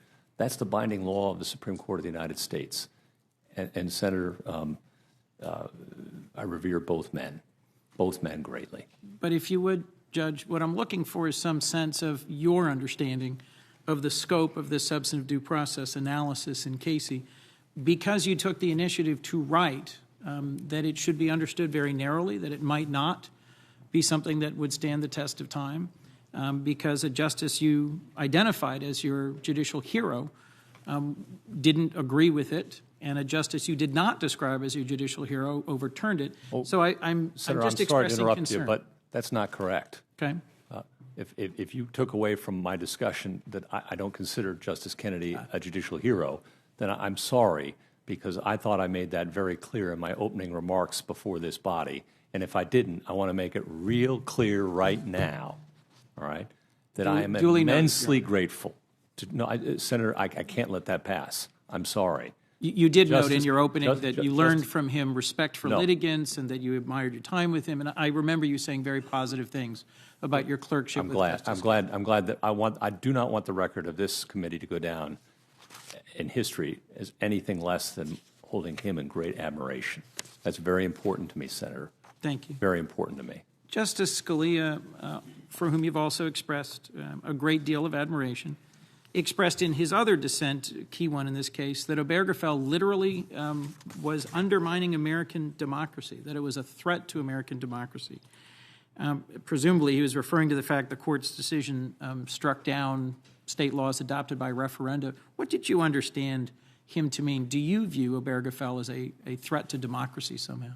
Senator, Justice Scalia had his views, and he expressed them in his dissent. They're his views. The law of the land is the holding of the Supreme Court in Obergefell. That's right. Your views you expressed in 2005 in an article in National Review called Liberals and Lawsuits. And in that article you said marriage equality and death with dignity cases were examples of what liberals relied on an overweening addiction to the courtroom to advance. What did you mean by that? Senator, we discussed that article yesterday. I'm happy to do it again. And I was pointing out there, I think, two things, and I'd add a third. The first I was pointing out was that there are important civil rights issues that courts have to be available for, and that courts are open to all persons. And one of the beauties of our courts is that they can vindicate civil rights for minorities. That's right. It's a non-majoritarian institution. And the line of cases I've been working through with you are two that are landmark cases but that also have memorable dissents where significant advances in civil rights were made. And that's exactly what I was trying to explore, why you sort of picked out those two areas to, I'll say, denigrate in this National Review article. Maybe I misread it. I don't mean to denigrate anyone's views, Senator. This was before I was a judge. And the second point I made was that there are some comparative disadvantages to resolving policy matters for courts. One of the disadvantages, comparatively, is that judges are not well equipped to decide policy matters. We have 4 evanescent law clerks that come to us for a year out of law school. Great policymakers, they are not, with all respect to my law clerks. All right? They're wonderful legal researchers, but they're not great policymakers. Speaking as a former clerk, I appreciate the recognition that some are great legal reasers. I'm not sure I was either a good policy advisor or researcher for my judge. Right. Let me, if I can, move to asking you about the basis on which you might ever be open to reconsidering, as Kennedy did of White's decision in Bowers with Lawrence, the decision in Obergefell. Obergefell, which recognized a constitutional right to marriage, equality for same-sex couples rooted in this substantive due process, is something that is now settled law, and on which I'd say there's now a great deal of reliance. One of your core factors, one of the core factors in deciding whether or not a precedential decision should be reviewed. Do you think there's significant reliance interests on Obergefell? I'm sure there are, Senator, yes. And would you include in that the thousands, probably tens of thousands of couples that have now married and purchased property and signed contracts and changes in state law and municipal law such that you would agree there's really a significant reliance interest on this decision? Reliance interests are, as you point out, Senator, an important factor in any consideration of precedent. Absolutely. And so overturning this key piece of precedent would not just disrespect the now 25-year-long settled mystery of life analysis of Casey and the settled Lawrence decision, but also the reliance interests of many couples in this Obergefell decision. Senator, I have declined to make any promises, hints, or previews on how I'd resolve any case. That's right. And I'm going to continue that here. But I'm simply asking if you think there's a significant reliance interest. And I've already said yes. Let me just turn, if I might, in the little time I've got left, and we might pick this up in my last round, to an important decision on the same question of 14th Amendment substantive due process right in Browder versus City of Albuquerque. We talked yesterday about your being a Westerner, and this is a particularly Western case in which a police officer going off shift decided to just roar through the middle of town at 66 miles an hour, speeding through 11 different intersections and tragically one red light, killing a person and severely injuring another. The federal access to the federal courts in this case rests on 42 Section 1983. And your own decision, the unanimous decision of the 10th Circuit that you wrote, describes substantive due process, which is the foundation of all these privacy cases we were just talking about, as very much uncharted, more than a little open-ended, a murky area with a paradoxical name. What did you mean by all that in this case? Senator, a lot of that was quotes from other cases, as I recall. 2 out of the 4, yes. Oh, all right. From the Supreme Court. I was a law clerk. Yeah, and just so we're dead accurate here, I think those are quotes from the United States Supreme Court. Yes, they are. All right. I think that's not an insignificant fact to note, Senator. It's not insignificant. Okay. And in that case, the question was whether there's a substantive due process right to pursue not a privacy interest, but a lawsuit against, a tort-type lawsuit against a police officer for this conduct. And we have precedent in the 10th Circuit saying, indeed, there is. And in that case, in the majority opinion that I wrote for the court, I upheld the right of the family to pursue the police officer for damages under the United States Constitution. That's right. And if I might, Mr. Chairman, I have a follow-on question, which we'll get to in the third round. Okay. Thank you. Senator Flake. Thank you, Mr. Chairman, and thank you, Judge, for your endurance through this process. Yesterday, you mentioned that, quote, all precedents of the Supreme Court deserves the respect of precedent. Let me ask a couple of questions about Supreme Court precedent. One recent precedent was a Hosanna Tabor case. This unanimous opinion affirmed the ministerial exemption to the First Amendment. In other words, the government doesn't have to tell, or doesn't get to tell churches or other religious group how it selects its ministers. Does Hosanna Tabor deserve the respect of precedent? Yes, Senator. Thank you. Another recent opinion was U.S. versus Lopez. The opinion involved the Gun-Free School Zone Act. Importantly, the act was passed pursuant to our commerce power. The Supreme Court struck down the bill to saying to uphold the government's contentions here, we have to pile inference upon inference in a manner that would convert congressional authority under the Commerce Clause to a general police power of the sort retained by the states. Does U.S. versus Lopez deserve the respect of precedent? It's a precedent of the United States Supreme Court. That's a weighty thing, Senator. Thank you. Still one more. Recent opinion in Gorsuch versus Gross was actually handed down in your circuit, I believe. It involved constitutionality of a death penalty under prohibition of cruel and unusual punishment. The court said, quote, "It is settled that capital punishment is constitutional." Does that one deserve the respect of precedent as well? It does, Senator. Right. Is foreign law ever valid precedent in American courts? Senator, we just discussed this with Senator Sass, and there are instances when foreign law may be appropriately cited. For example, in contract disputes between private parties, sometimes they will have a choice of law provision where they've contracted for the application of a particular state's law or maybe even a particular nation's law. In interpreting the United States Constitution, it's generally not useful for courts to be looking at foreign law. We have our own traditions that are frankly the envy of the world if we want to talk about American exceptionalism. And it doesn't require us to look very far to find our own precedents and our own history that are more germane, usually, Senator. Thank you. We talked yesterday a bit about being from the West, and in the 10th Circuit, you deal with a lot of issues that aren't brought up as much elsewhere. Public lands issues, disputes, also tribal issues. Can you tell me how dealing with tribal issues has affected your view on religious liberty, or has affected your jurisprudence?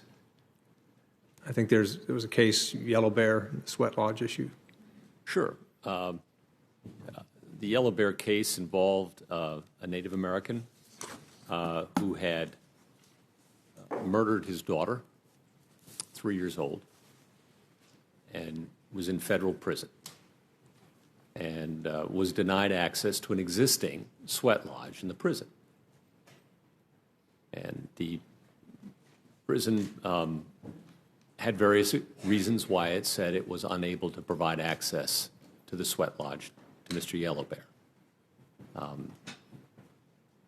We applied the Religious Freedom Restoration Act, which was a claim brought. There was no question about the sincerity of the man's religious beliefs. No question that he found solace in his faith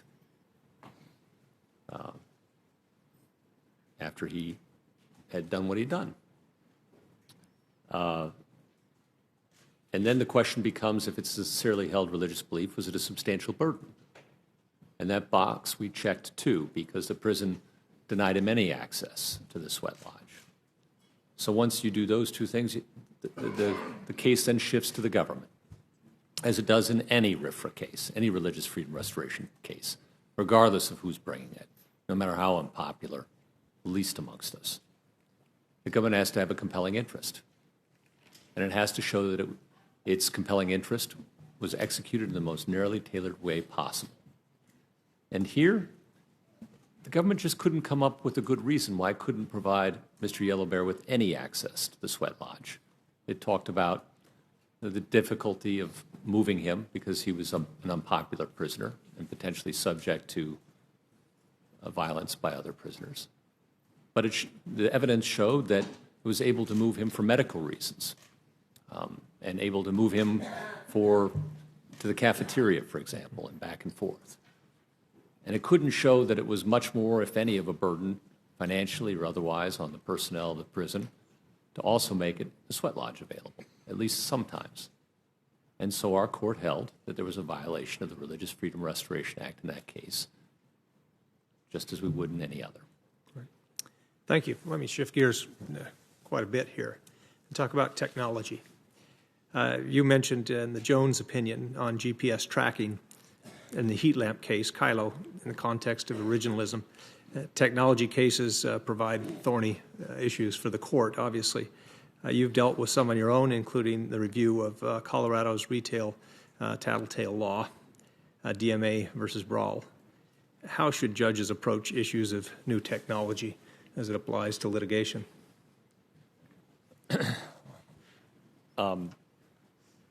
Well, Senator, in the first two cases, you're dealing with the question of an unreasonable search and seizure. What's a search? In the Jones case, is it a search to attach a GPS tracking device onto a car? Where does the government, if it is a search, perhaps the government will need a warrant to do that. If it's not a search, it can just do it willy-nilly. And so you have to ask yourself, well, what's a search? Is that a search? And to do that, the court went back and looked at the law of trespass, as it was at the time of the founding, and concluded that that would be what's called a trespass to chattels, a trespass on your private property, on your, not a physical property, personal property. And that would qualify as a search or a trespass, a property right violation at the time of the founding. And concluded that when we're interpreting the term an unreasonable search, what's a search for the Fourth Amendment, that the Constitution of the United States today can't be less protective now of the people's liberties than the common law understanding was at the time of the founding. That's the way the court reasoned in that case, using existing legal principles to address a new technology. And that's the sort of thing judges do. How should judges familiarize themselves with new technology? Do we get to leave that to law clerks like we often leave it to staffers to understand new technologies? How important is it? These are areas where Congress has a role too, respectfully, Senator. New technologies challenge us, all of us. And what's a reasonable search? Guidance from Congress is helpful in that regard. And in fact, I think Justice Alito wrote a separate opinion in the Jones case inviting Congress's action in this kind of area where we're dealing with new technologies, precisely because of the challenge of trying to address vastly new circumstances, new technologies that we haven't seen before. You're right. I mean, we deal with that issue here all the time, trying to balance security versus privacy issues. We think that we have it done or balanced, and then new technology comes and upsets it. And I'm sure it's the same for the court. But let me continue on this vein, talking about Congress's role as opposed to the judiciary. Mr. Chairman, I'd like to introduce into the record a piece published in Tech Policy Daily called Gorsuch and Tech Policy. And in it, the author, a professor at Boston College Law School, concludes, our justices should be willing to work hard and understand new technologies and think critically about how traditional legal concepts map into cyberspace. He concludes, Judge Gorsuch's record suggests no reason to doubt that he's up to the task. So that makes us all feel better, I'm sure. But let me talk about this in the context of an issue that we talked about yesterday and has been brought up a number of times. Chevron deference as it relates to innovation here. I don't want to go back to your views on this. There's a great deal, as I said, of exchanges on this subject. But let me talk about the relation to technology here. If judges defer to policy decisions of executive agencies, as Chevron calls for, those decisions depend largely on the public or the policy preferences of the agencies. Is that not right? Senator, I'm sorry, I'm not sure I entirely tracked the question. Well, if agencies, if Congress sets a broad policy and the agencies interpret that and write regulations based on that, and the courts defer to the agency interpretation, then policy depends on the policy preferences of the agencies more than it does Congress in that view, right? That sounds like a reasonable conclusion. Well, just as an example, if the Bush administration had a policy on a certain technology, and then the Obama administration came in and changed that policy, whether it's the FCC or the FTC, and then it was changed back when the Trump administration came in, that is the technology community out there is kind of whipsawed back and forth. They can't rely on policy.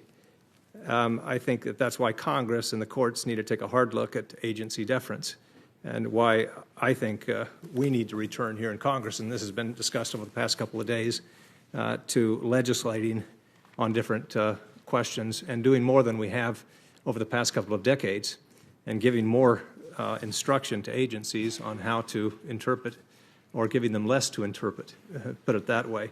But I do think that we'll have more consistent policy and policy that the private sector can rely on if Congress has to go through this exercise more than the agencies, because the agencies, it can go back and forth depending on who's in power there. But so I'm just a long way of saying I agree with your what seems to be, and I hope I read it correctly, is skepticism of Chevron deference, and that we ought to maybe tip the balance back toward relying on Congress, or the intent of Congress at least. Mr. Chairman, I'd like to introduce into the record a letter of support from the Hispanic Leadership Fund, which notes Judge Gorsuch has an exceptional record in defending the Constitution and our fundamental rights, such as the Second Amendment and the right to religious liberty. Without objection, so ordered. In the time I have remaining, short time, let me just talk a little. You've mentioned in passing about another technology issue, cameras in the courtroom.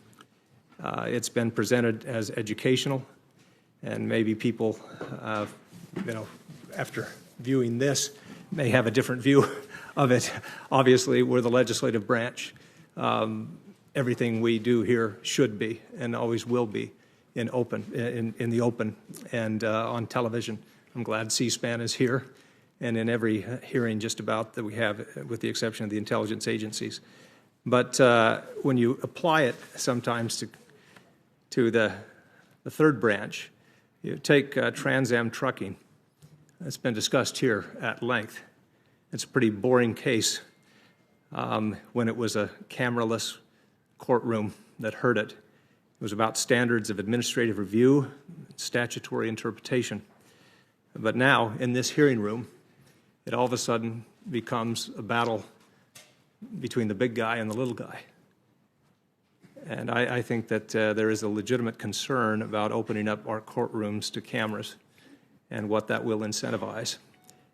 So I hope that you've said that that's something that you will look at, as will everyone on the court.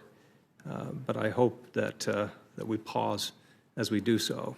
And watching these hearings over the past couple of days, I hope will give us some more pause about cases that don't lend themselves well when you consider what Edmund Burke said about the cold neutrality of an impartial judge being the standard. That sometimes, to me, seems inconsistent with cameras in the courtroom and what that incentivizes. And so with that, Mr. Chairman, and with the thanks of a lot of endurance, like I said, over the past couple of days, and you still have more to come, but I yield back. I'm surprised you're such a reasonable senator. You'd be against cameras in the courtroom. Senator Blumenthal. Thanks, Mr. Chairman. I want to take issue with my good friend from Arizona and state, as I have before, how strongly I feel that cameras in the courtroom, including in the United States Supreme Court, would be a very good thing. I know the chairman agrees with me, as do other members of the committee, and I believe that the American public would be better informed about the work of the court and about their rights if more of the proceedings in our federal courts were better known to them. I think that the image and the performance of our attorneys, of juries, of judges would not only attract interest but also elevate the performance there. So I hope you'll take that under advisement. Senator, one thing I've really gotten out of this process that I didn't fully appreciate, I knew the advice consent function worked between Article 1 and Article 2, and I've been asked to comment on that, and I won't, but I've learned a lot, and I appreciate the advice I've gotten, thoughtful advice on a number of issues from senators across the spectrum. You are thoughtful people who care deeply about this country, and you care deeply about the judiciary, and I appreciate that, and the input that I've received from all of you. Thank you. Well, I very much appreciate that statement, and it leads to my next observation, which is about this process. As much as there's been some hand-wringing and some doubt expressed, I happen to think this kind of process is a lot healthier for our democracy than the 90 minutes that our common mentor, Justice White, spent in your place. And I think, actually, although I don't know him, did not know him as well as you, but I did see him on occasion on the basketball court in the highest court of the land and had occasion to observe his elbows. Did you get one? Did you get one on the side? I know that I have a right to remain silent. But I think he would have enjoyed the give and take. He enjoyed physical contact in any sport and activity, and you may be right.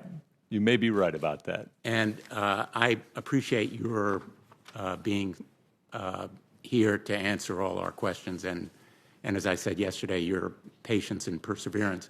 I also, Senator, I consider it a privilege to be here with you. Thank you. I also want to raise a question talking about court procedure relating to conflicts of interest and ethics. I think you were asked yesterday about the proposed ethics rules that have been applied to your court, yes, to the appellate court, to the district court, but not to the Supreme Court. And would you view such legislation as a violation of the separation of powers? Senator, I'm afraid I just have to respectfully decline to comment on that because I'm afraid that could be a case for controversy. And you can see how it might be. I can understand Congress's concern and interests in this area. I understand that, but I think the proper way to test that question is the prescribed process of legislation and litigation. I assume that you have observed all those rules as a member of the 10th Circuit Court of Appeals. I've done my best, Senator. Have they been unduly burdensome? No, Senator. No. Have you found that they interfere at all with your discharge of duties as a judge? No, Senator. Would you object personally to following those rules as a member of the United States Supreme Court? My personal views, Senator, have nothing to do with my job as a judge.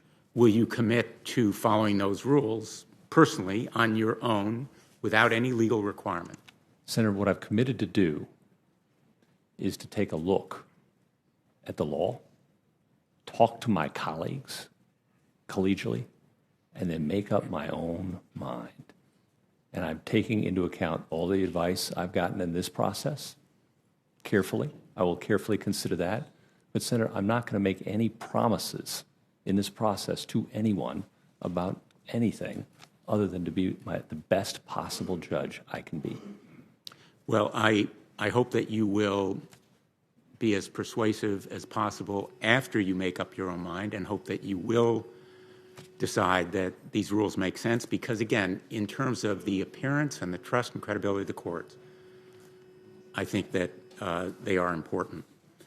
I want to go back to some questions I asked you yesterday, which perhaps you didn't get a chance to clarify, and I want to give you that opportunity. You recall we were talking about Brown v. Board of Education, and you said, I believe, that you agree with that decision. Do I have it correctly? Senator, it is a seminal decision of the United States Supreme Court interpreting the 14th Amendment, maybe one of the great moments in Supreme Court history. You said, and I quote, that it corrected an erroneous decision, a badly erroneous decision, end quote, and you called it, quote, a correct application of the law of precedent, end quote. And you said also that it vindicated a dissent, quote, that got the original meaning of the Equal Protection Clause right. That sounds to me like you agreed with the result in Brown versus Board of Education. Senator, you can characterize it however you want. I've said what I've said, and I stick by what I said. So unlike Justice Kennedy and Justice Roberts, Chief Justice Roberts, in their confirmation hearings, you will not say that you agreed that it was the right result.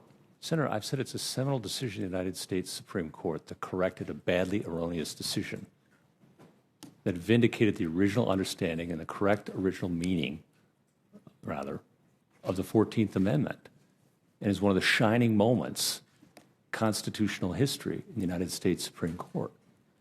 That's what I've said.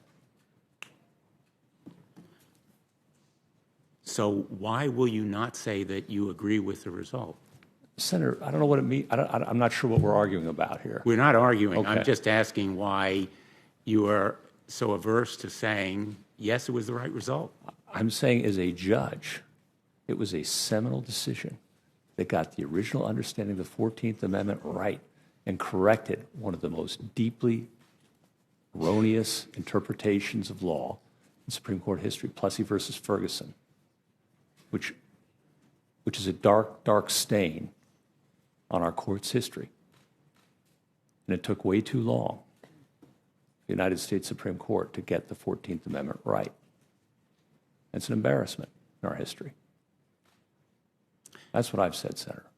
And Chief Justice Roberts, in response to Senator Kennedy's question, quote, do you agree with the court's conclusion that the segregation of children in public schools solely on the basis of race is unconstitutional? Then Judge Roberts, quote, I do. You said yesterday, and I'm quoting you now, that there's no daylight between you and respectfully, I don't see any daylight between what I've just said and what you've just quoted from the Chief. Okay. I just don't, Senator.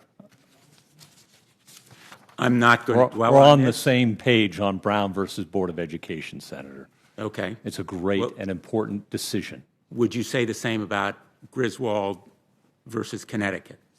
What I've said about Griswold versus Connecticut, Senator, is that it is a decision by the United States Supreme Court recognizing the right of married couples in the privacy of their own home to use contraceptive devices.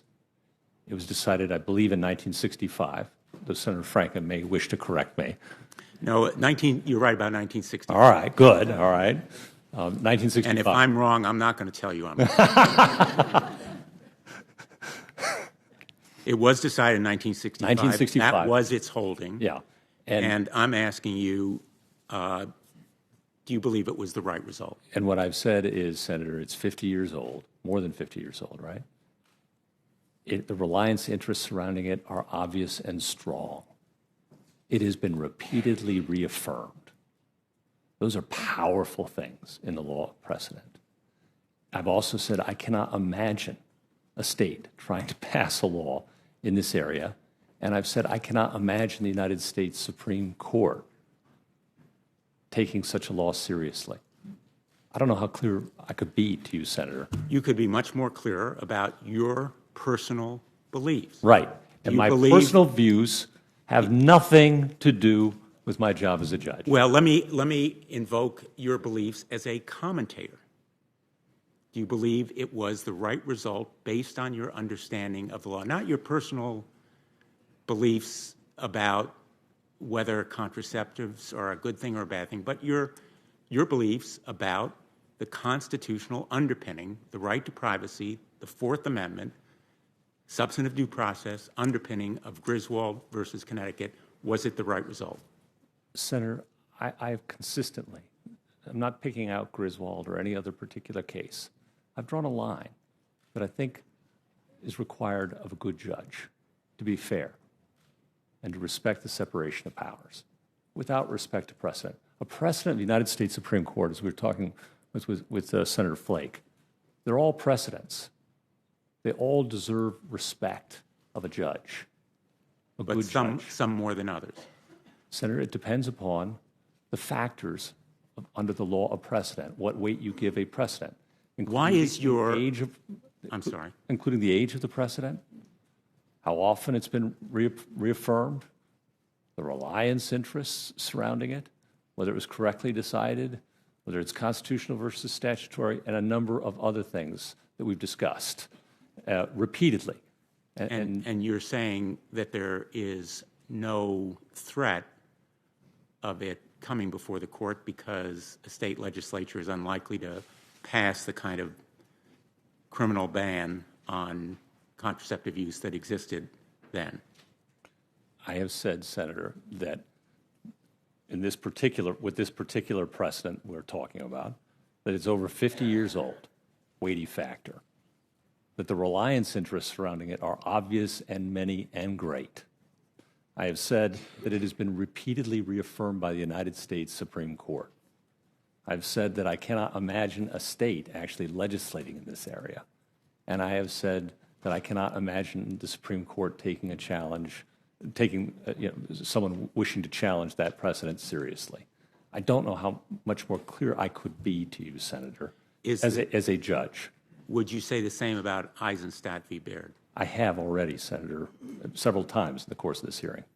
And you are unwilling to do as Justice Alito did, and he was a judge, and I think you would probably say he was a good judge, correct? I think every member of the United States Supreme Court sitting is a very fine judge, yes. And he said about Eisenstadt v. Baird, I do agree with the result. You're unwilling to say that, and you're unwilling to say, as Chief Justice Roberts did about Griswold, I agree with the Griswold Court's conclusion that marital privacy extends to contraception and availability of that. Respectfully, Senator, I think we're splitting hairs.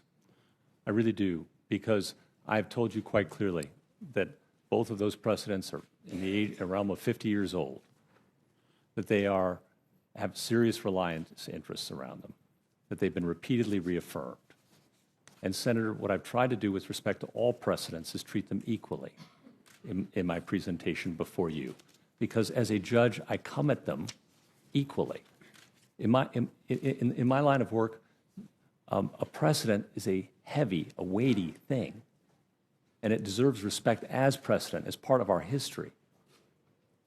And well, for a judge, we are doing more than, with all due respect, Your Honor, we're doing more than splitting hairs here, because words matter.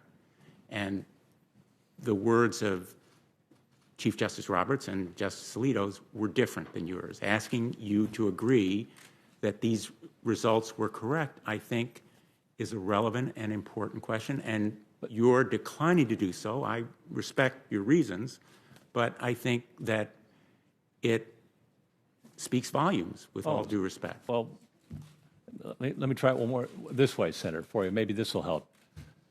The way I look at it is, I don't come at these issues fresh. It's not whether I agree or disagree with any particular precedent. That would be an act of hubris. Because a precedent, once it's decided, it carries far more weight than what I personally think. Well, let me ask you. The point of a precedent, I'm trying to be as helpful to you as I can be here, Senator, is that it represents collective wisdom.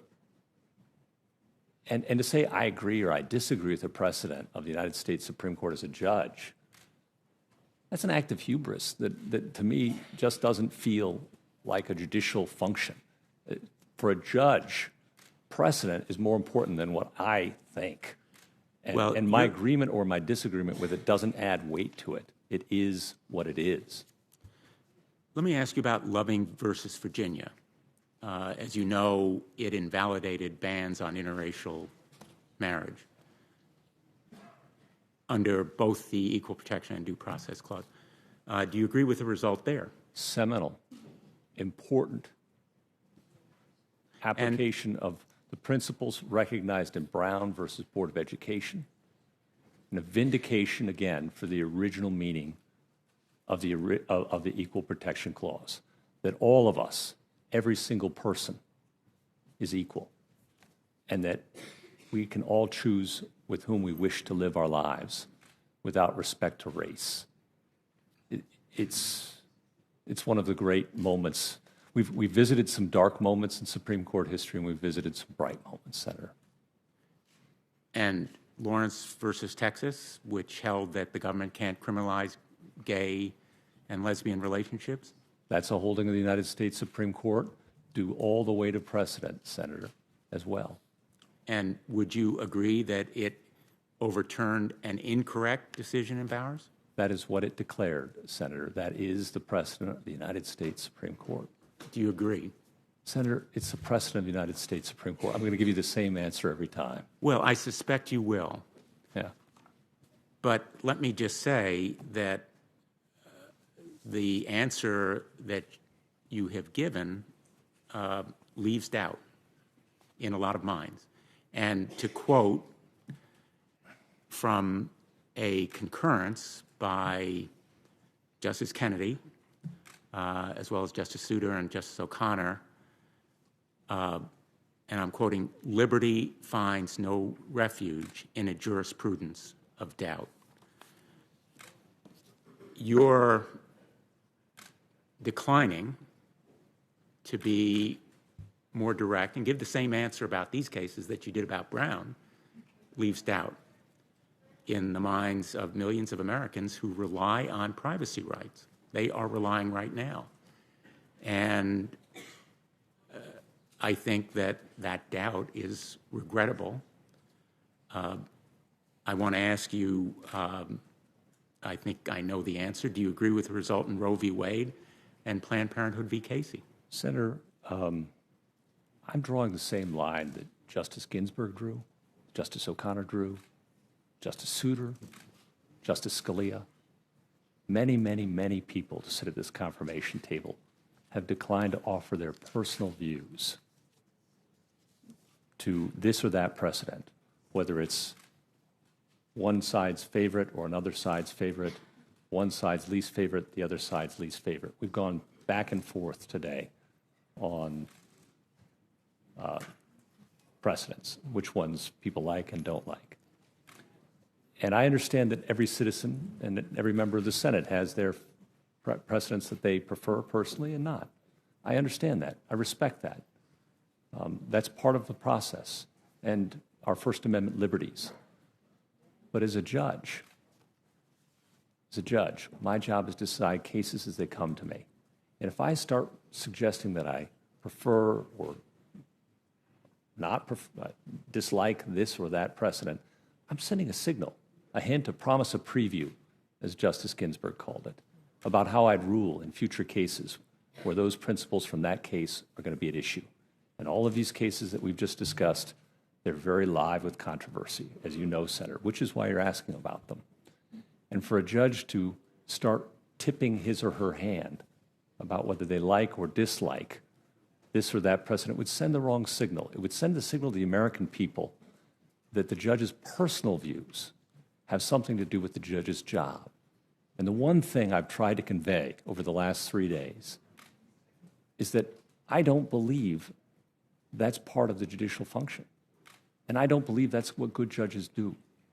And I've also said, Senator, and I believe this firmly, that once a judge starts committing, promising, hinting, previewing, forecasting, agreeing or disagreeing with precedent at this confirmation table, we're in the process then of campaign promises.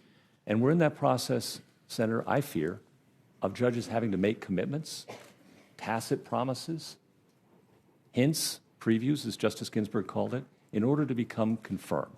And once we do that, I'm fearful for the independence of our judiciary. Well, just for the record, because I'm out of time, I'm not asking you to look forward to cases and controversies that may come before you. I'm simply asking you whether you accept the basic core principles of the right to privacy that are articulated in those decisions. I apologize, Mr. Chairman, that No.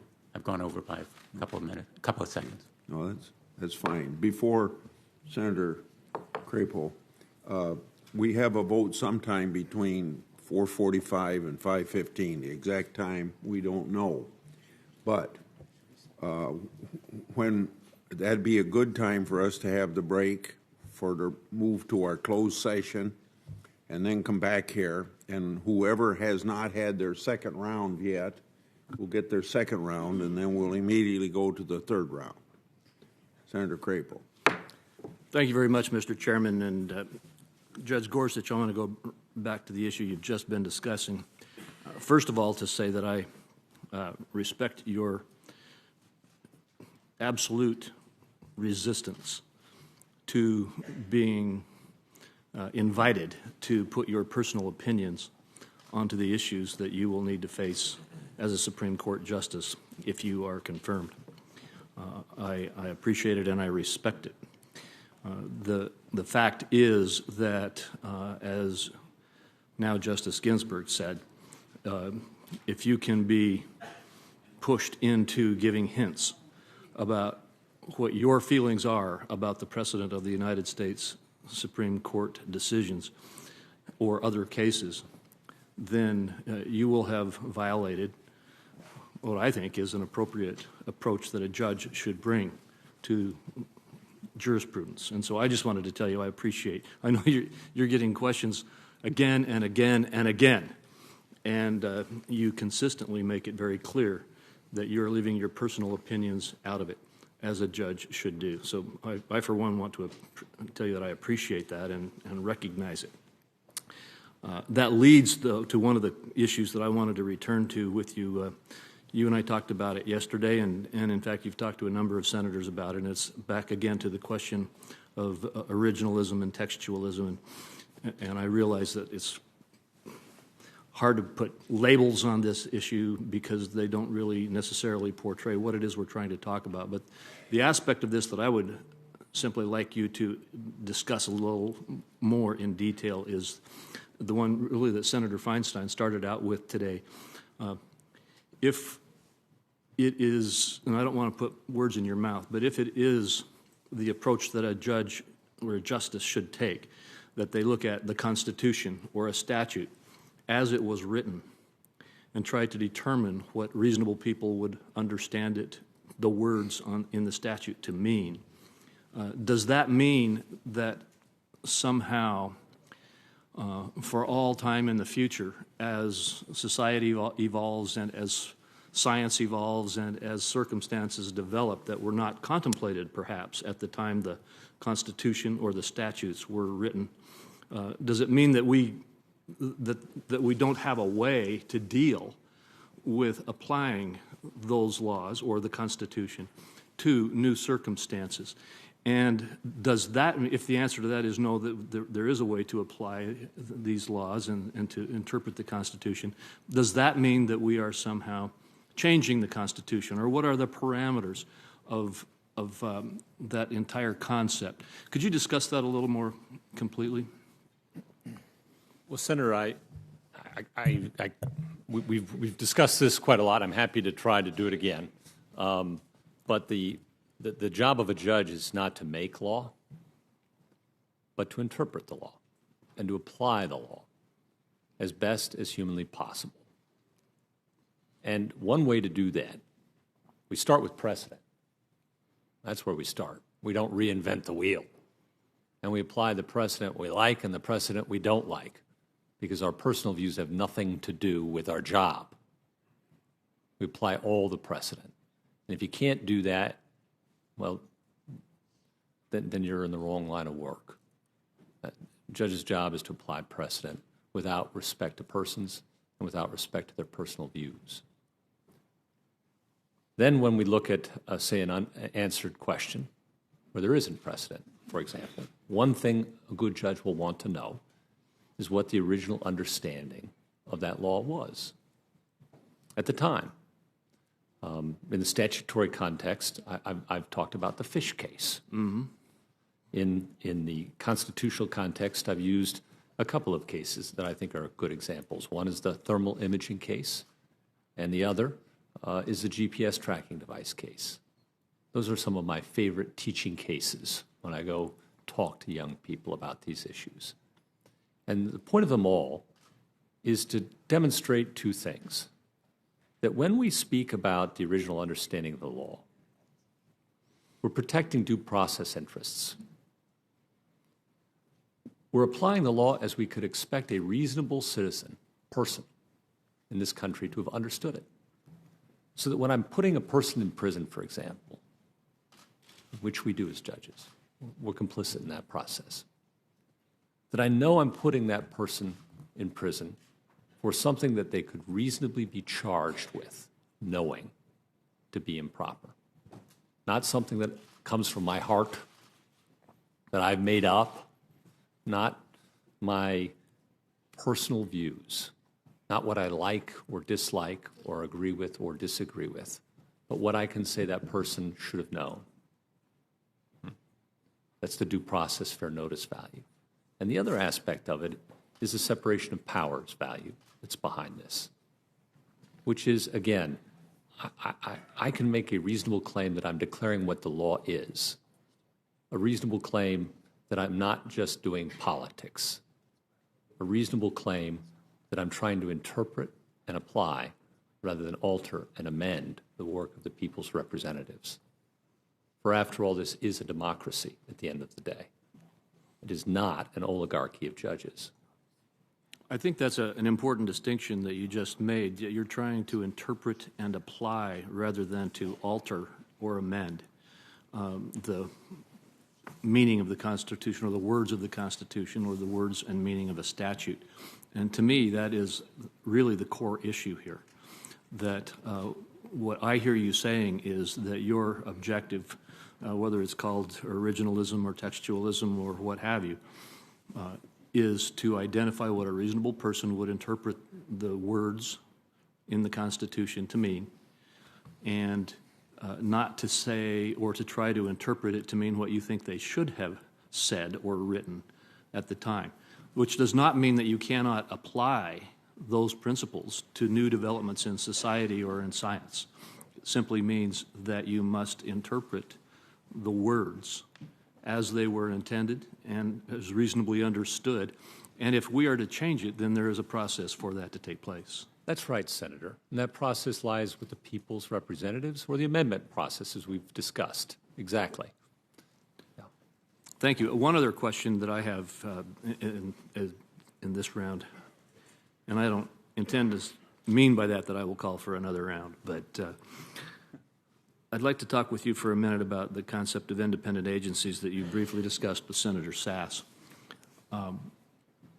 As I understand independent agencies, they are basically agencies of the United States government. They are in the executive branch, as you indicated, but they are independent. And there was, maybe perhaps you could go through with, you're aware, I'm pretty sure, of the Myers case and then the Humphreys executor case. I think you referenced the Humphreys executor case earlier. Could you just explain what those two cases tell us?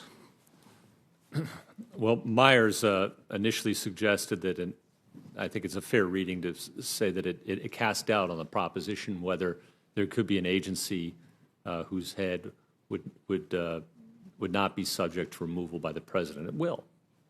And Humphrey's executor overturned Myers and held that that was indeed proper. Of course, the court has more recently also re-entered this area in the Peekaboo case and indicated that while one layer of for-cause removal protection is appropriate, 2 layers crosses a line. Explain to me, I'm not as familiar with the Peekaboo case exactly. Sure. So Humphrey's executor says that you may have an agency, a multi-member agency, where the head of it is removable only for cause. Mm-hmm. These are gross generalizations. I understand, and I ask you only to be right.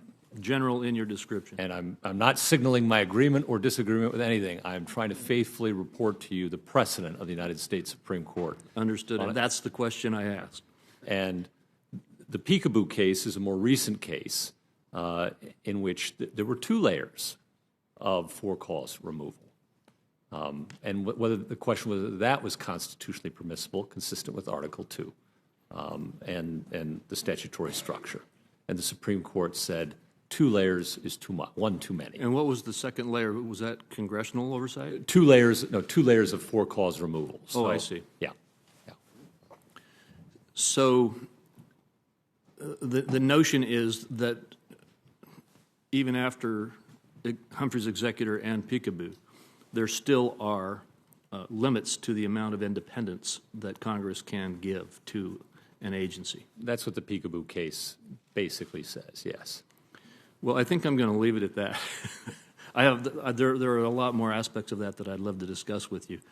But obviously, the notion of understanding the importance of the three separate parts of government that our Constitution created and the potential that this line of cases has of allowing Congress to create a fourth branch that is not responsible to either or maybe any of the other three branches is troubling to many of us. And so it's just an important area that I wanted to get your general understanding of. I won't ask you to opine on it or to give your personal opinions. I'm grateful for that, Senator. It is Humphrey's executor is a president of the United States Supreme Court, and I understand that some people like it and some people don't.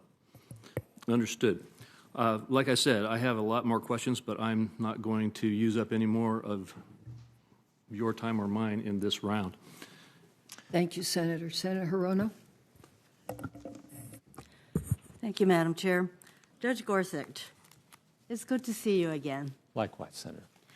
Despite the many hours that you've been before us, I still feel like there's much more we need to know about you and what kind of justice you would be. And I still need reassurances that you will be the kind of justice who is open to applying the law and the Constitution to protect the rights of the working poor who are just one paycheck away from being homeless, who understands the importance of ensuring that victims of discrimination can not only ask for, but can also receive protections from our courts, and who demonstrates a commitment to the constitutional principles that protect the right of women to make the intimate and personal choice of what to do with our own bodies. So I'd like to try again with you today. You painted a picture of, for us yesterday, of the court that is straight out of a Norman Rockwell painting. You said, and I quote, "One of the beautiful things about our system of justice is that any person can file a lawsuit about anything against anyone at any time, and a judge, a neutral and fair judge, will hear it," end quote. This is a wonderful idea, that anybody can file a claim to protect their rights or interests, and that those claims will be heard and ruled upon by neutral judges, apparently uninfluenced by their own strongly held and frequently expressed personal views and judicial philosophy. But of course, you and I both know politics and the courts are intertwined. In fact, you told us so in your 2005 National Review online article, which was entitled, quote, "Liberals and Lawsuits," end quote. In that article, you wrote that as a result of Republican wins in the presidential and Senate elections, Republicans were in charge of the judicial appointment process. As a result, you wrote, quote, "The level of sympathy liberals pushing constitutional litigation can expect in the courts may wither over time, leaving the left truly out in the cold," end quote. This shows you understand or at least recognize that judges appointed and confirmed by Republicans will have less sympathy for liberals pushing constitutional litigation, as you put it. I am profoundly troubled by this because I thought judges, as you described, make decisions divorced from their personal and philosophical leanings. So should justice depend on who won the last election or who is in charge of nominating and confirming judges? Senator, I appreciate the opportunity to answer that question because I've tried to make clear as I can over the last few days that I don't view my colleagues as Republican judges or Democrat judges. I view them as judges. And I believe that the courts are open to all persons. And I believe if you look at my record as a judge, as opposed to anything else, you're going to see that I've decided over 2,700 cases, that 97% of the time they've been unanimous, that 99% of the time I've been in the majority, that according to the Congressional Research Service at least, my opinions have attracted the fewest dissents of any 10th Circuit judge they studied. Judge Gorsuch, Those if I are, may. those are, of course. I am listening to your answer, and I am not getting a response to the question I asked, which was, I'll ask it again. Should justice depend on who won the last election or who is in charge of nominating and confirming judges? And I think that requires a yes or no answer from you. And I don't think it does, Senator, as I've tried to express. I don't think when you come to the 10th Circuit, you come to my court, I would think it would be deeply wrong to suggest that it depends on who won the last election, what kind of justice you're going to get in my court. It's not the way it happens. And I know the men and women of the federal judiciary, and I know how hard they work, how lonely the job is often, how much criticism they attract from all sectors. And I know that when they wake up in the morning, they do so with one thing in mind, to be a fair and independent judge for each case that comes to him or her. That's what I know. That's what I've seen. That's what I've witnessed. I know the men and women of the federal judiciary. I know a lot of them, and I admire them. And I don't think it matters whether Republican or Democratic appointed judges. No.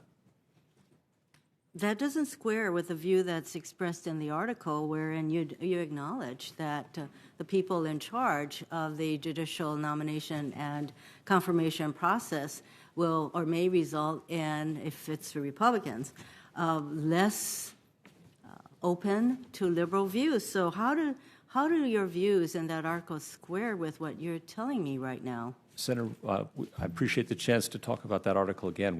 We've chatted about it a few times the last couple of days. And as I've tried to explain, I made a couple of points there. First was that the courts have to be open to civil rights claims. They're very important for vindicating the rights of unpopular voices, minority voices, the least amongst us. That's what courts are for. But I also made the point that sometimes social issues, problems of the day, are not best resolved in the courts because the courts have certain limitations. One, we're just not very good at making social policy. I've got 4 law clerks straight out of law school. With all respect to them, I love them, but they don't know a lot. All right? You have staffs for making social policy.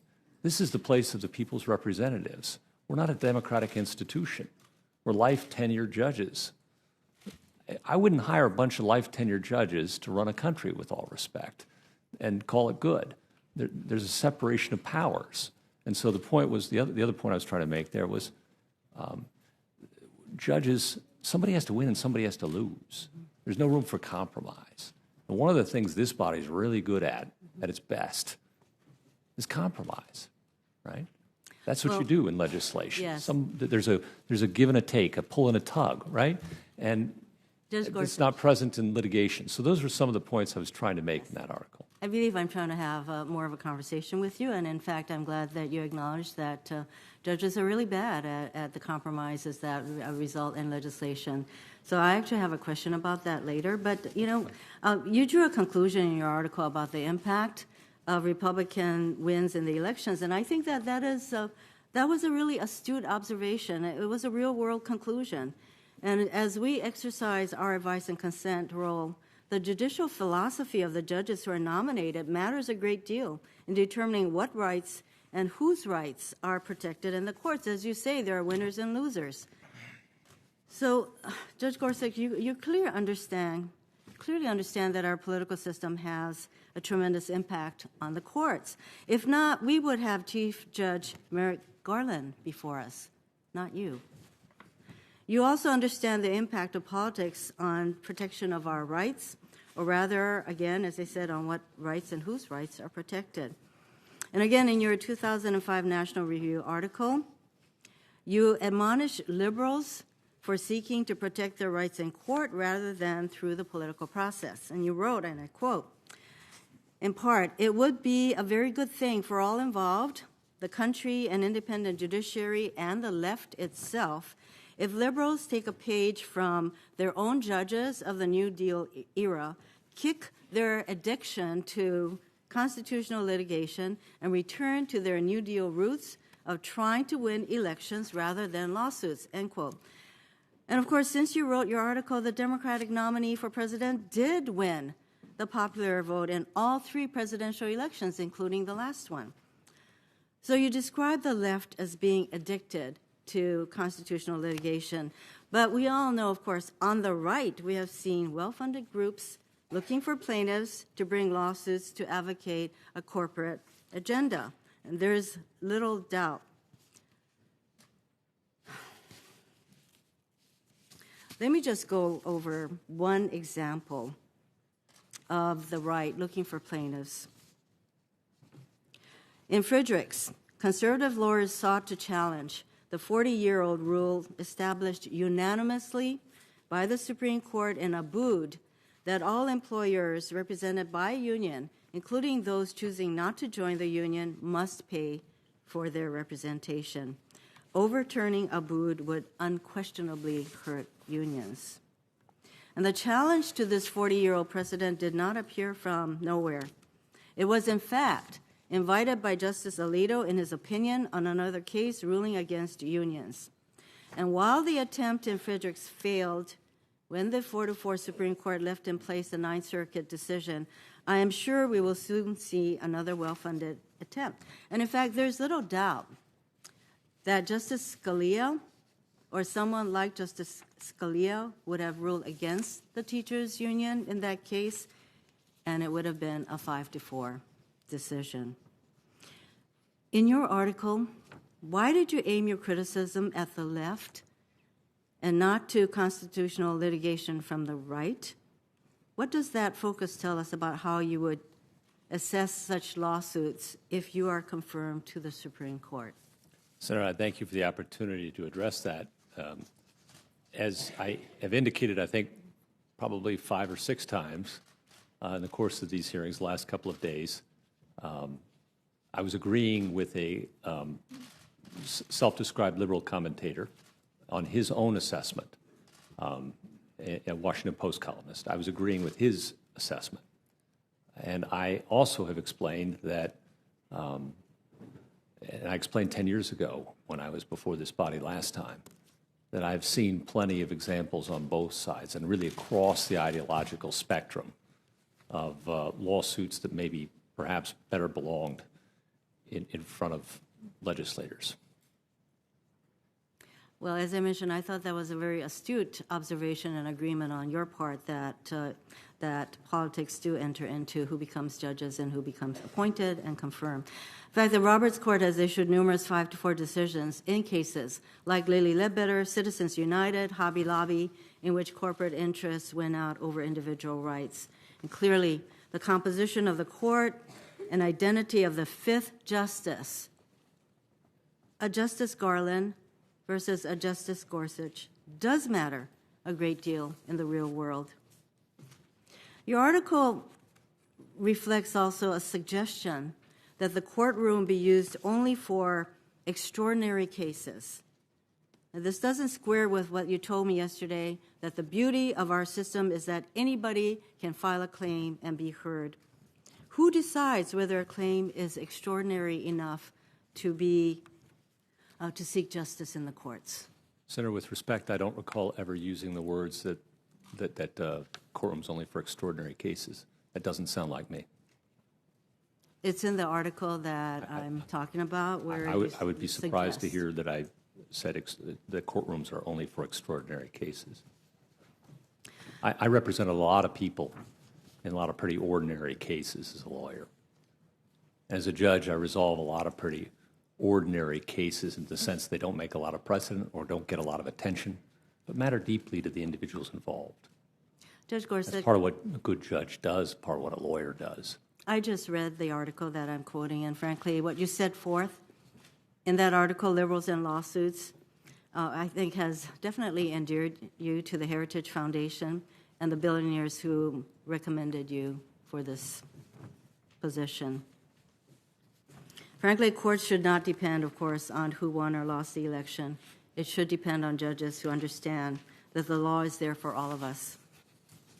And I do remain concerned about that is really how you view the law. When we look at the relationship between politics and the courts, I'm deeply concerned about the decision the court itself, the Supreme Court itself, has made, which has tilted the political field so significantly. And this impacts both the laws we are able to pass and the composition of the court that in turn is supposed to interpret and apply those laws in the cases that come before the court. I'm sure you're as familiar as I am with Justice Felix Frankfurter's famous admonition that, quote, courts ought not to enter this political thicket, end quote. But of course, there are times when the court must do so, for example, to ensure one person, one vote. But courts also must be careful in doing so, getting into the political thicket. The court's legitimacy itself is at risk when it strays too far into the political thicket, such as by deciding an election such as it did in Bush v. Gore. In the last few years with the Citizens United and Shelby County decisions, we have seen the tremendous, in my view, damage the court can do to our political process when it tilts the electoral process so heavily against ordinary Americans. And as we discussed yesterday in the 2010 Citizens United decision, the court struck down bipartisan laws limiting campaign contributions that went back more than a century and opened a flow of money and potential corruption that has dominated our politics and drowned out the voices of ordinary Americans ever since. And in 2013, the Roberts Court, in another narrow 5-4 decision in Shelby County, substituted its conclusions for that of Congress and gutted core protections of the Voting Rights Act, which were essential for the right to vote for millions of Americans. So taken together, these two decisions, Citizens United and Shelby County, have made it harder for millions of Americans to have their voices heard in our elections process and their votes counted at the ballot box. Since Citizens United, the floodgates have opened to unfettered corporate money in our elections. Since Shelby County, 13 states have enacted laws placing limitations on voting.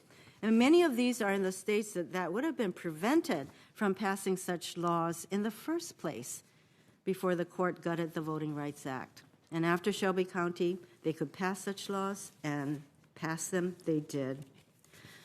So given your clear understanding of the relationship between the political process and the courts, would you acknowledge that these decisions, Shelby County and Citizens United, have had an impact on our elections?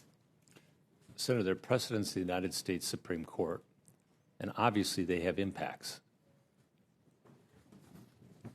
Would you acknowledge that elections have an impact on the composition of the court?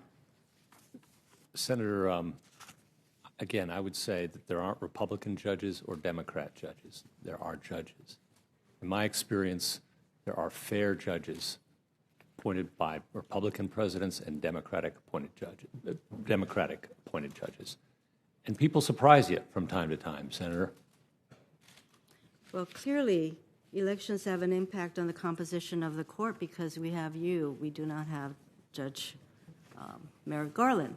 So would you acknowledge that the composition of the court influences the decisions that it makes? What do you mean by that, the political composition of the court, Senator? No, Sorry.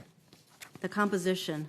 I didn't say political composition. Would you acknowledge that the composition of the court influences the decisions that it makes? Well, I do think each individual member of a court impacts a court in the sense that when I get a new colleague and an old colleague retires, there is a new dynamic with that new person.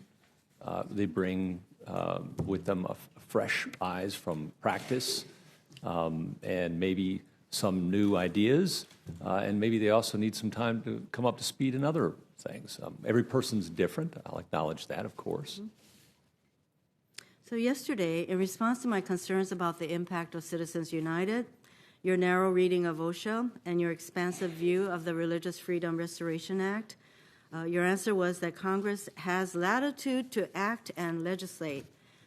But by tilting the political playing field so heavily toward corporations and against individuals, hasn't the court impacted the composition of who is in Congress and made it, therefore, even harder for Congress to take meaningful action to, say, pass laws to protect worker safety or the access of students with special needs to an education?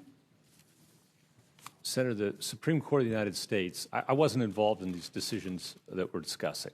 I wasn't there. However, they are precedent. That They are you continue to precedent, cite. and I have to follow them, and I respect them as precedent. Yes. Precedent of all kinds has impacts, of course, and it's obviously for this body as the lawmaking body to assess what it thinks of the impacts of any judicial decision and to legislate appropriately. And we do our job, and respectfully, Senator, the Congress does its job. Well, Judge Gorsuch, the court isn't an innocent bystander here. You have set forth a magical notion of what Congress can do and legislate. I wish you were right. I would love for all of us to be able to work together in a way that moves us forward for our entire country.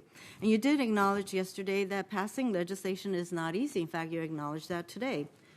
For example, Congress, in passing the Voting Rights Act reauthorization in 2006, held 20 hearings and gathered over 40,000 pages of evidence, and yet the Supreme Court substituted its own judgment to sweep all that away, eliminating a core part of the Voting Rights Act, which Congress had concluded and experience in the last election has now proven was still needed. In doing so, this decision has had a real-world impact, changing who gets to participate in the political process, and therefore who gets elected and who has input in the kinds of laws that are passed, and indeed who gets nominated to the Supreme Court. I yield 15 seconds, Mr. Chairman. Thank you very much. What we'd like to do, we have two people left. According to the message we got from the Senate, we'll have a vote at 4:50. So I'm hoping you two folks will get done, and if you ask questions that's never been asked before, we'll get done really on time.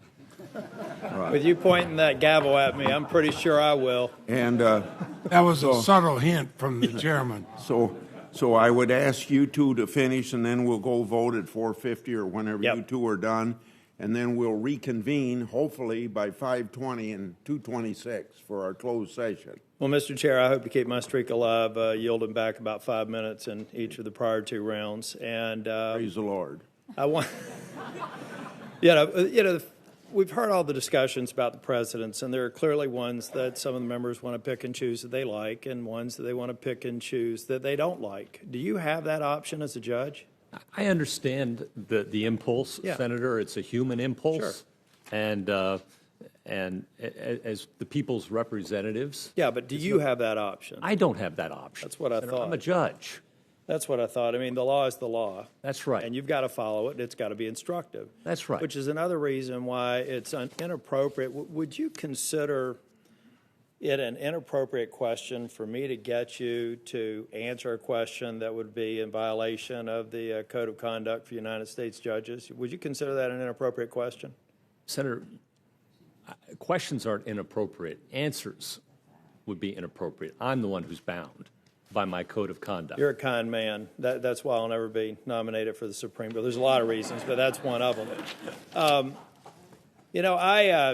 Overnight, I decided to go out. I don't know why I do, because reading press reports is a lot like roadkill. You try to avert your eyes, but then you go back and look at it.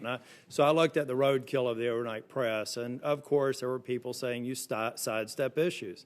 These folks don't get it. They realize that you were following a code of conduct, and you answer the questions to the best of your ability within the guidelines that you as a judge have. You were a judge on the 10th Circuit, and I think you did it well. So I think any reporter out there, like a lazy blogger from McClatchy who reported you sidestepping questions, you haven't sidestepped a single one. You've answered every one to the best of your ability within the guidelines that you have as a sitting judge. And I appreciate you doing that. And I appreciate your consistency, even when some of my colleagues may have got you to answer one you knew. You were consistent. There was never an instance over the course of these last 3 days where you wavered. And I, for one, I'm glad that you did that. You ever see the movie Jeremiah Johnson? I haven't, Senator. It's a great movie. It was filmed, I think, out in Utah. And Robert Redford, and I think Will Greer was the old codger. A lot of this discussion over the past couple of days reminds me of a great scene in Jeremiah Johnson. Jeremiah and Will Greer decide they meet up in the high country, and the old I think his character was Bear Claw. said, you know, I hate skinning bears, but I don't mind hunting them. And Jeremiah Johnson was relatively new to the high country. He says, I'm scared of hunting bears, but I don't mind skinning them. So they go to bed at night with the understanding that Bear Claw would go out in the morning and that the Jeremiah Johnson would stay behind and skin the bear once he got one. And early in the morning, there's this great sunrise, and Bear Claw is running through the woods, and right behind him is this huge brown bear. He runs up to the cabin. He jumps into the window. The bear jumps in with him. He runs out the front door and shuts it and says, there's one for you. I'll have another one shortly. Well, that's what Congress is doing to the Supreme Court and to courts across this country. We're not properly hunting the bear. We're not living up to that expectation of actually producing a bear where we've taken care of the things that we should have before you had to skin it. Your job is to determine whether or not it passes constitutional muster, whether or not it passes the legal test based on decisions that we've made here. For example, in Hobby Lobby, you mentioned had the Affordable Care Act been exempted from RFRA, it probably would have produced a different result. One sentence in the statute. Yes. Yeah. Well, you would think that the sponsor of the RFRA bill in the House, now Minority Leader Schumer, would have remembered that bill. It was a pretty consequential bill. So you would think that they would have taken the time if they wanted to exempt it. I think I believe he's a good attorney. He would have known that, and he would have exempted it. So they left you no other choice because they didn't skin that bear if that's in fact what they wanted to do. Let me tell you another reason why not properly preparing the bear, the legislative outcome, is a problem. This morning, we heard about the case on children with disabilities that were judged this morning. It's a bittersweet moment for me. On the one hand, maybe it provides some level of comfort to families who have a child with autism and an opportunity to maybe put them in a private setting, a residential setting, where they can get the care they need.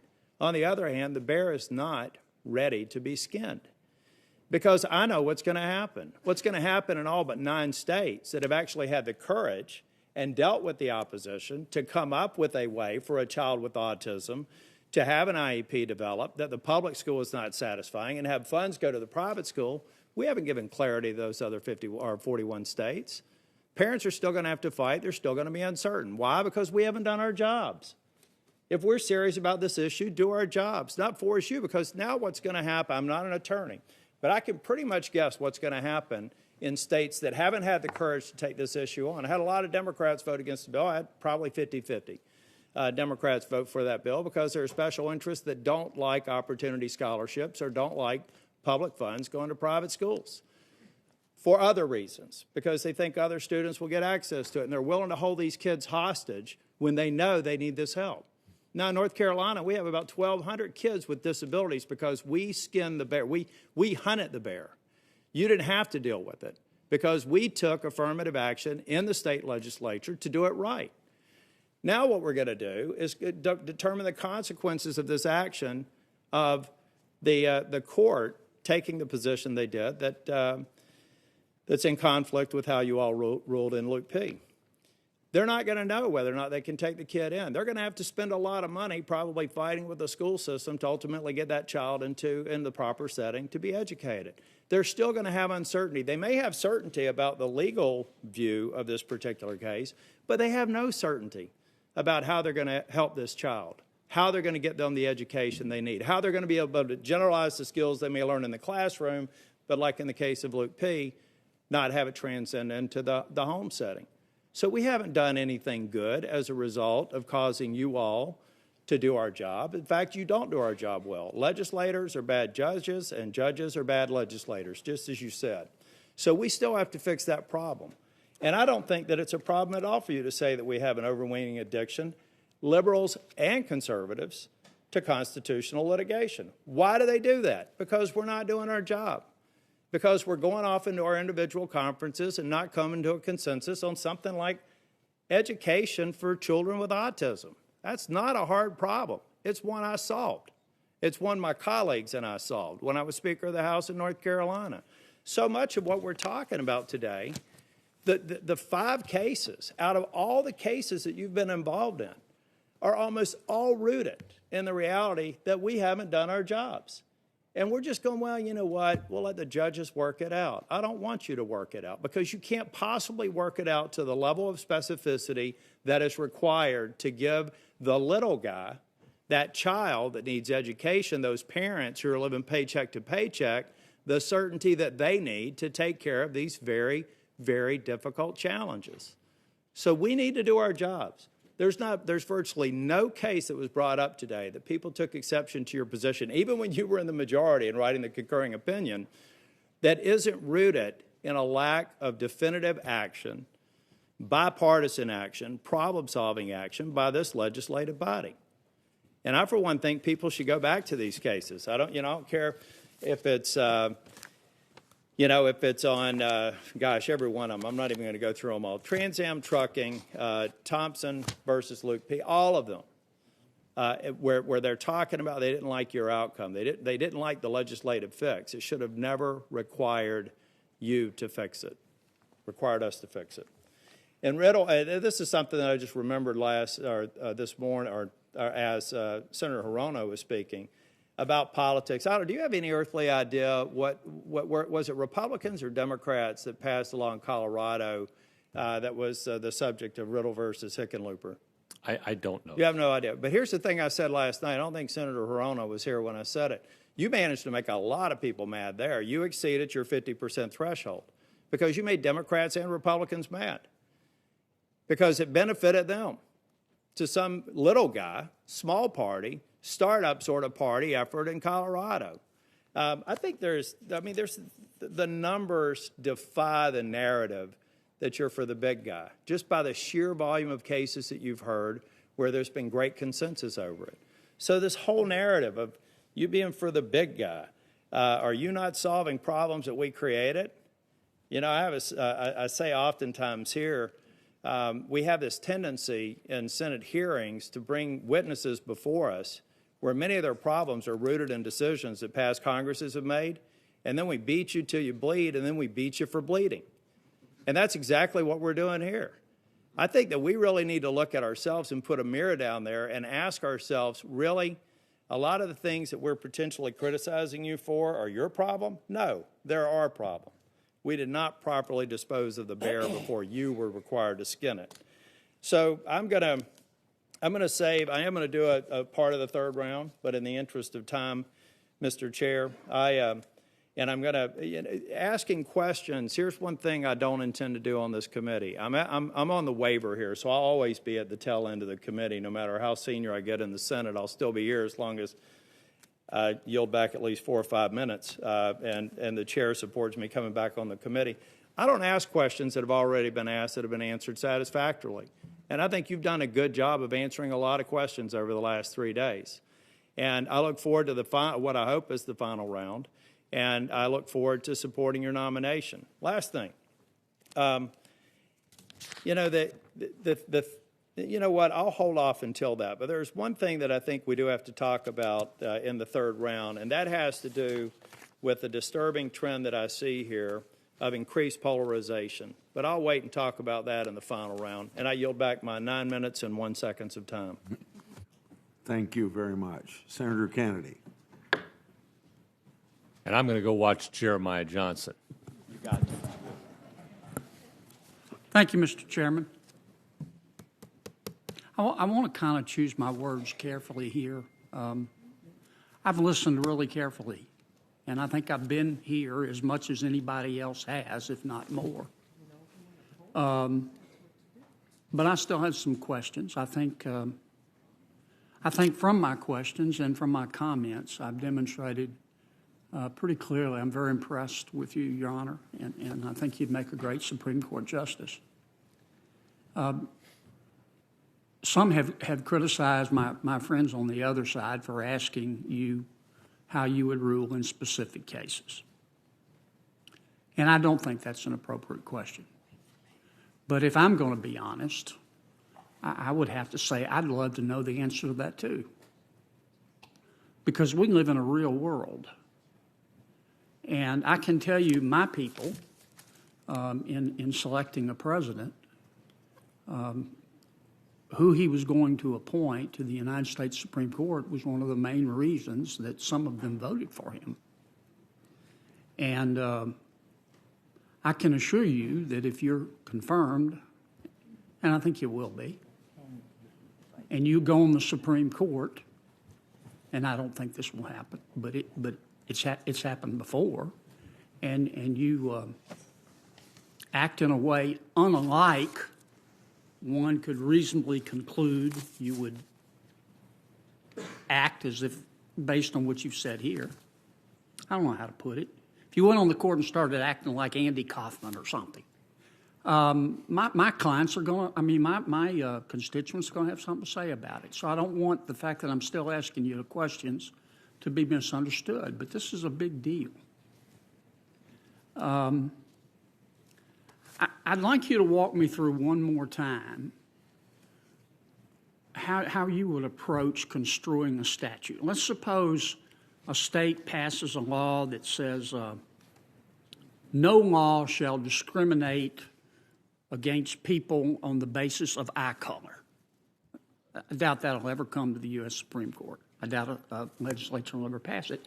That's in front of you, and you've got to construe it. What's the first thing? What are the steps you go through?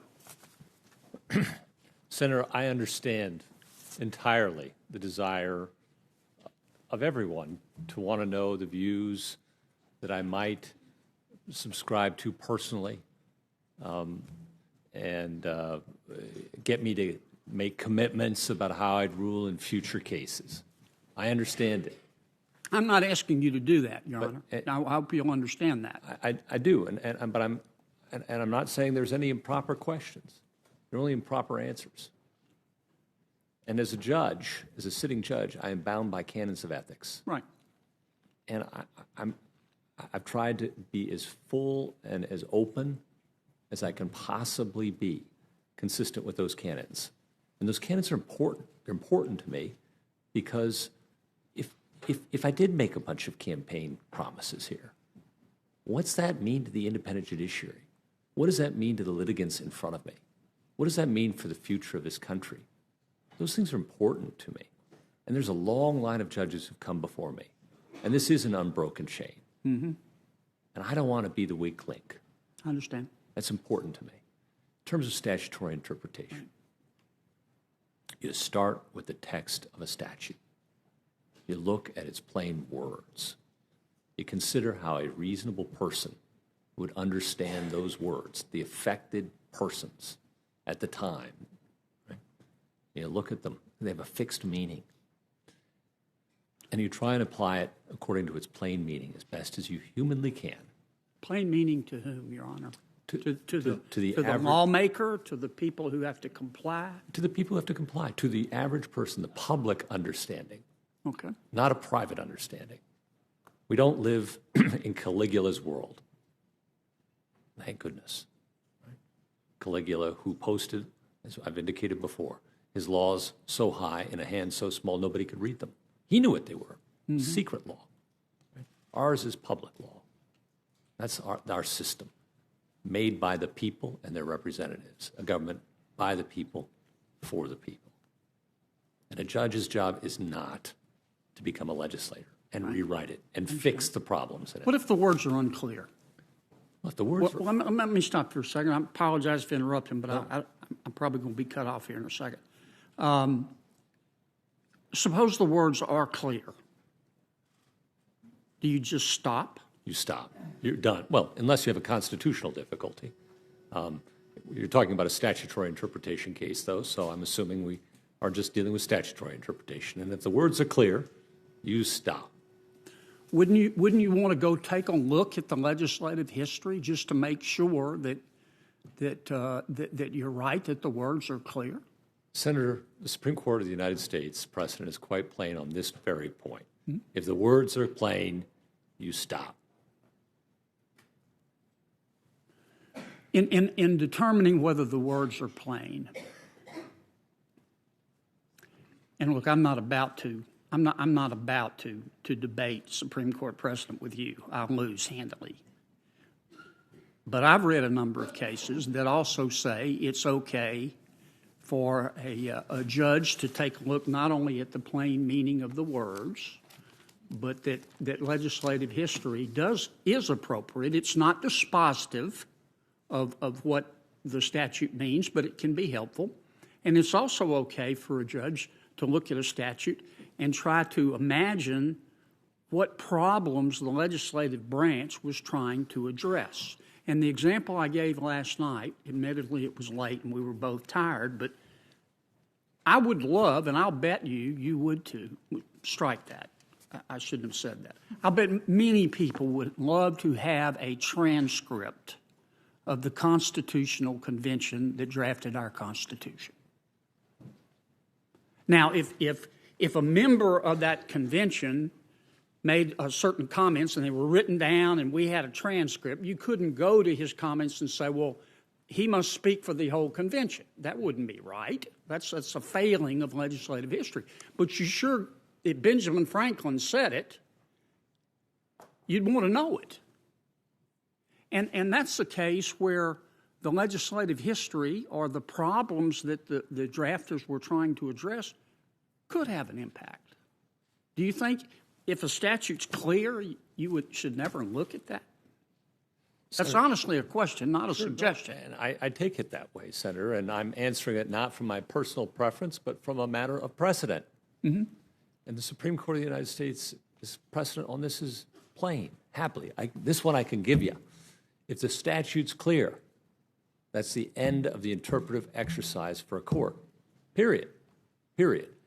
You're correct that if there's an ambiguity in the statute, then a court will look to other tools, canons of construction, perhaps the legislative history. There's a debate over how valuable that is that we've all discussed several times in the last few days, and the value and some of the issues associated with that.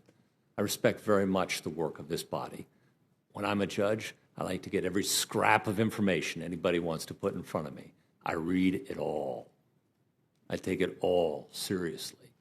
There are problems we've discussed with perhaps too much reliance on legislative history, the due process issue, right, that we've discussed, the Caligula problem, the fair notice problem, the bicameralism and presentment issues we've discussed, and separation of powers. It's not the law, but you look at everything somebody gives you. A judge doesn't say, I'm not going to read that brief today because I don't like the color of the brief.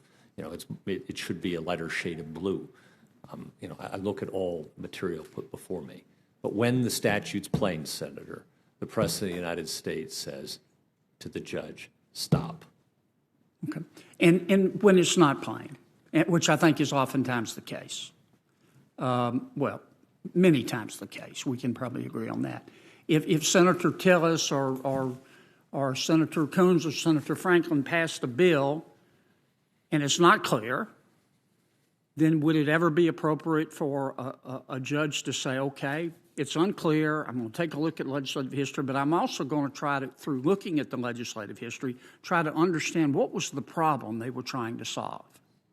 Is that ever appropriate? Senator, I'm not sure what you mean by that, to be honest with you. Well, why did they pass the statute?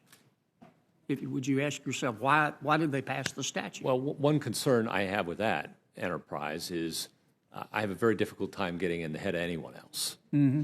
And trying to get in the head of 535 of you, plus a president, well, frankly, Senator, that's often beyond me. Okay. Let me switch to another subject, the Third Amendment. I don't remember the language. It's quartering troops. It hasn't gotten a lot of attention, and there hasn't been a lot of jurisprudence on it. But some think that it has privacy implications. Have you given any thought to that? Senator, I think it does suggest, hey, my house, is off limits to your troops. There's a privacy implication in there. Yes, I do. Okay. Yeah. I think Justice Douglas cited it in, it was either Griswold or one of the privacy kind of cases. All right, let me ask you this. I want to talk to you a second about state action. I don't need to tell you, you know better than I do. The Bill of Rights protects us against government.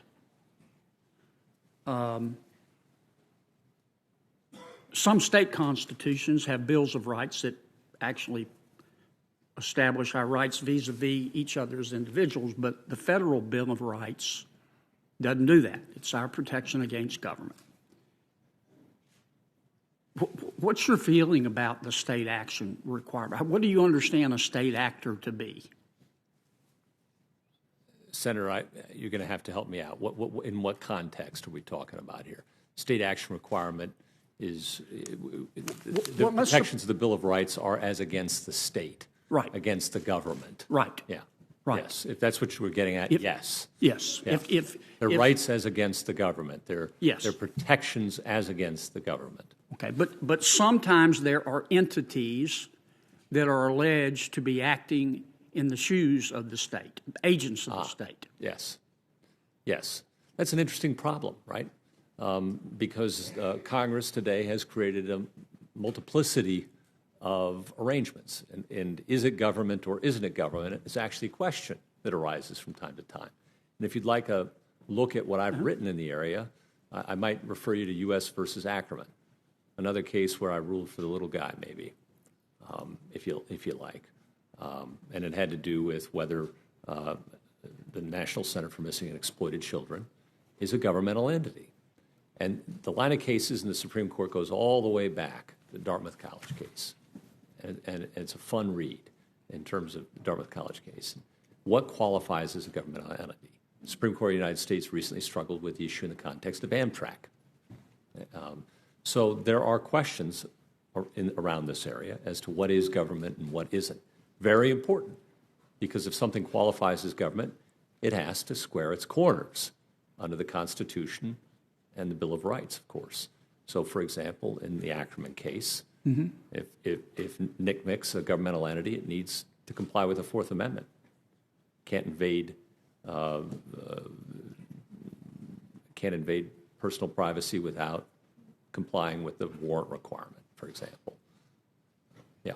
So they're very important questions as to what is and what is not a state actor. Yeah. Well, I want to be clear for the record. You mentioned the little guy, and I know that's come up a lot, and everybody's entitled to their own opinion. I was taught justice is blind, and it doesn't matter whether the party is, it doesn't matter its wealth or its status or its power. You decide cases on the basis of the law. I mean, Lady Justice is wearing a blindfold. So I agree with you completely on that. I understand the other point of view, but I don't agree with it. Your book on euthanasia. Could you, kind of like you're talking to a 10th grader, give me a summary of your thesis in your book? I can try, Senator. I find it a very hard issue. It's one every American has deep and understandable views about. It concerns the end of life. You can pull the mic just a little bit closer. I'm sorry. Of course, I apologize. The end of life, which we all face. Yeah. It's a problem all of us face.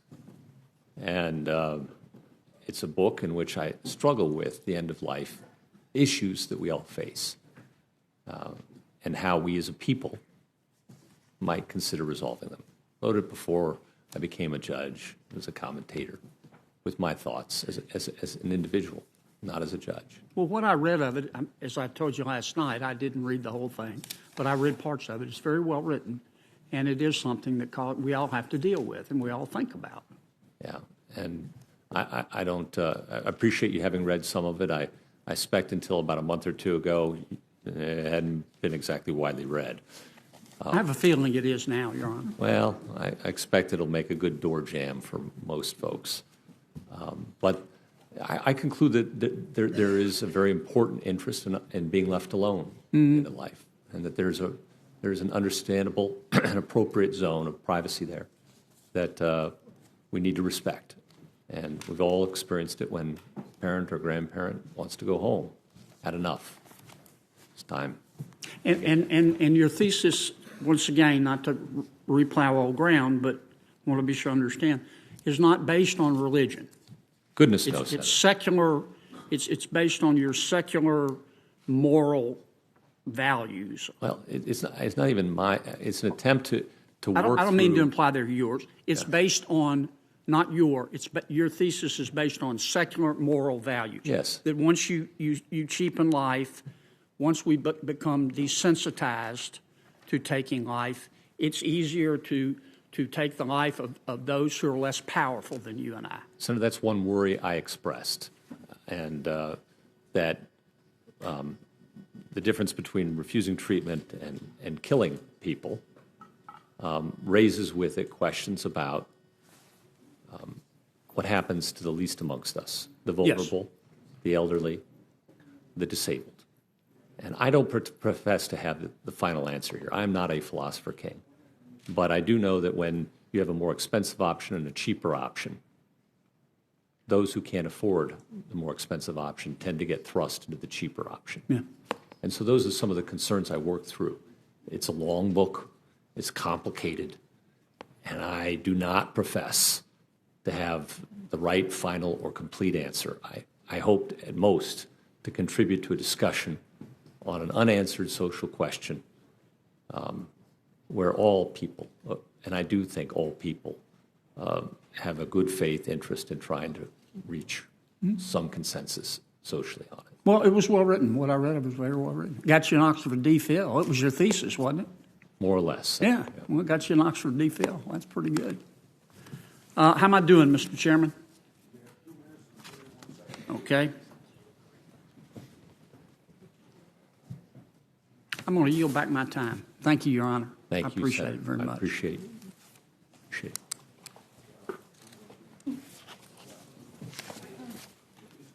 It's on our iPhones that the vote is starting right now, so we will recess now and we'll reconvene in 2:26 for probably, I would guess, a half hour, depending on how long the discussion goes on.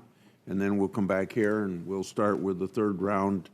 And I hope not everybody takes the third round, and I hope everybody will try to stay in less than 15 minutes. Thank you very much. Judge, the time is yours for a while.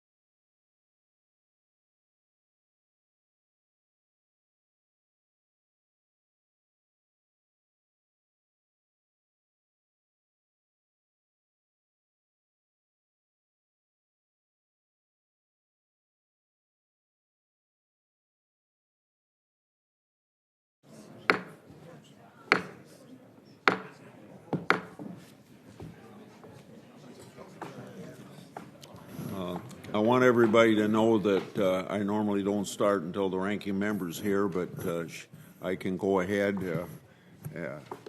because of other things that she's going to be doing for a while.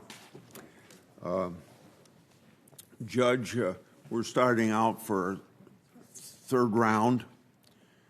As I said, I hope everybody can not exceed 15 minutes and hopefully shorter. I want to lead by example for how much time I take. It'll be a lot less than any of that. I'm going to ask you, Judge, about a dozen questions that really you can answer yes or no, and then I'll yield back my time. I want to give you a hint that all of these questions can be answered by yes. In Ute Indian tribe, am I right that you held that a country's prosecution of a tribal member for action taken on tribal land caused irreparable injury to tribal sovereignty? In Fletcher versus U.S., did you rule that members of another tribe had a legal right to demand an accounting from the Secretary of Interior for funds the government held in trust? Yes. In Cook versus Rockwell, did you rule that plaintiffs had the right to pursue tort claims against a nuclear weapons manufacturing plant for committing environmental crimes? Yes. In United States versus Magnesium, did you reinstate a lawsuit against a corporation alleged to have violated anti-pollution laws? Yes.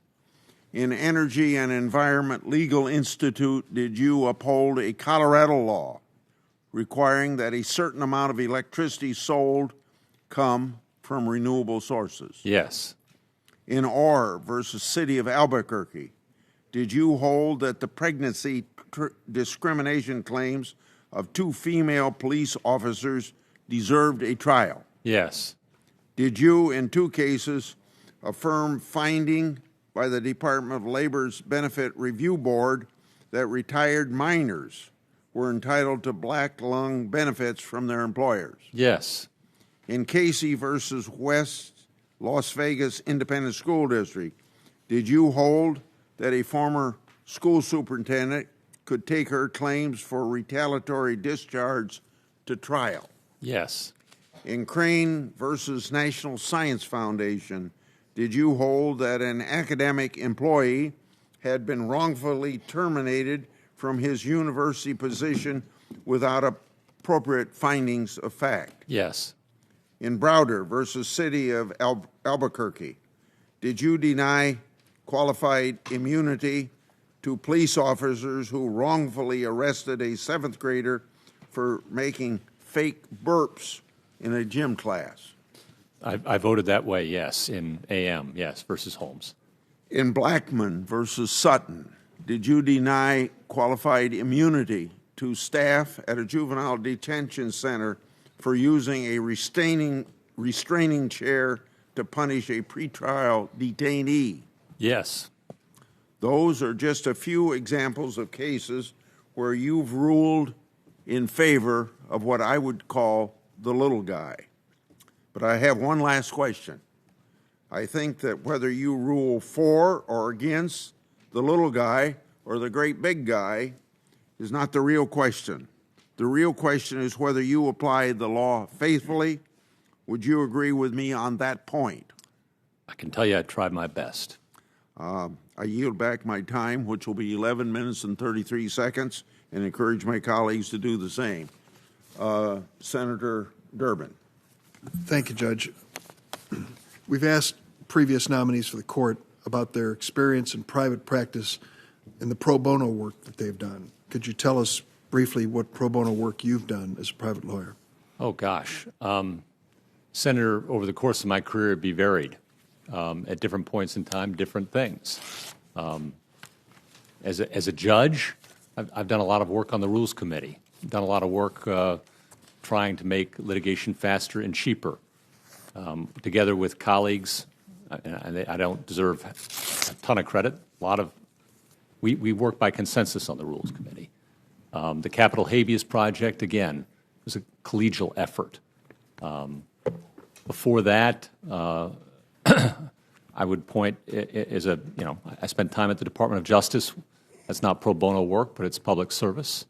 As a private lawyer, we did all sorts of different things. We'd modify our fee arrangements. We do contingent arrangements. We waived our fee arrangements. Did you ever represent, either pro bono or otherwise, an unpopular or notorious client? I would think a lot of my clients would have been considered unpopular, Senator. And notorious is in the eye of the beholder, but certainly people who are accused of crimes, people who are involved in what might be considered scandals. Yes, Senator, without revealing any attorney-client information, yes. I want to ask you about an email you sent at Justice. The subject line was Elite Law Firm Pro Bono Work for Terrorists. And you included an article about conservatives criticizing lawyers who were representing Guantanamo detainees and a list of their law firms. You sent this email to someone working on this committee, and you said, quote, I thought you might find this of interest. It seems odd to me that more hasn't been made of this. See especially the list of firms below. This was one of several emails you sent criticizing and drawing attention to lawyers representing Guantanamo detainees. Chief Justice John Roberts, when he appeared before this committee, was asked about the fact that he'd represented some unpopular clients and said, here's what he said, our founders thought they were not being given their rights under the British system to which they were entitled, and by representing the British soldiers, John Adams helped show that what they were about was defending the rule of law and not undermining it. And that principle, that you don't identify the lawyer with the particular view of the client or the views that the lawyer advances on behalf of a client, is critical to the fair administration of justice. So, for the record, would you put in perspective any comments that you made about people representing Guantanamo detainees? Senator, my friend Neil Cottrell, who introduced me, successfully represented some of those detainees. And I have nothing but admiration for those lawyers. And the email you're referring to is not my finest moment blowing off steam with a friend privately. The truth is, I think my career is better than that.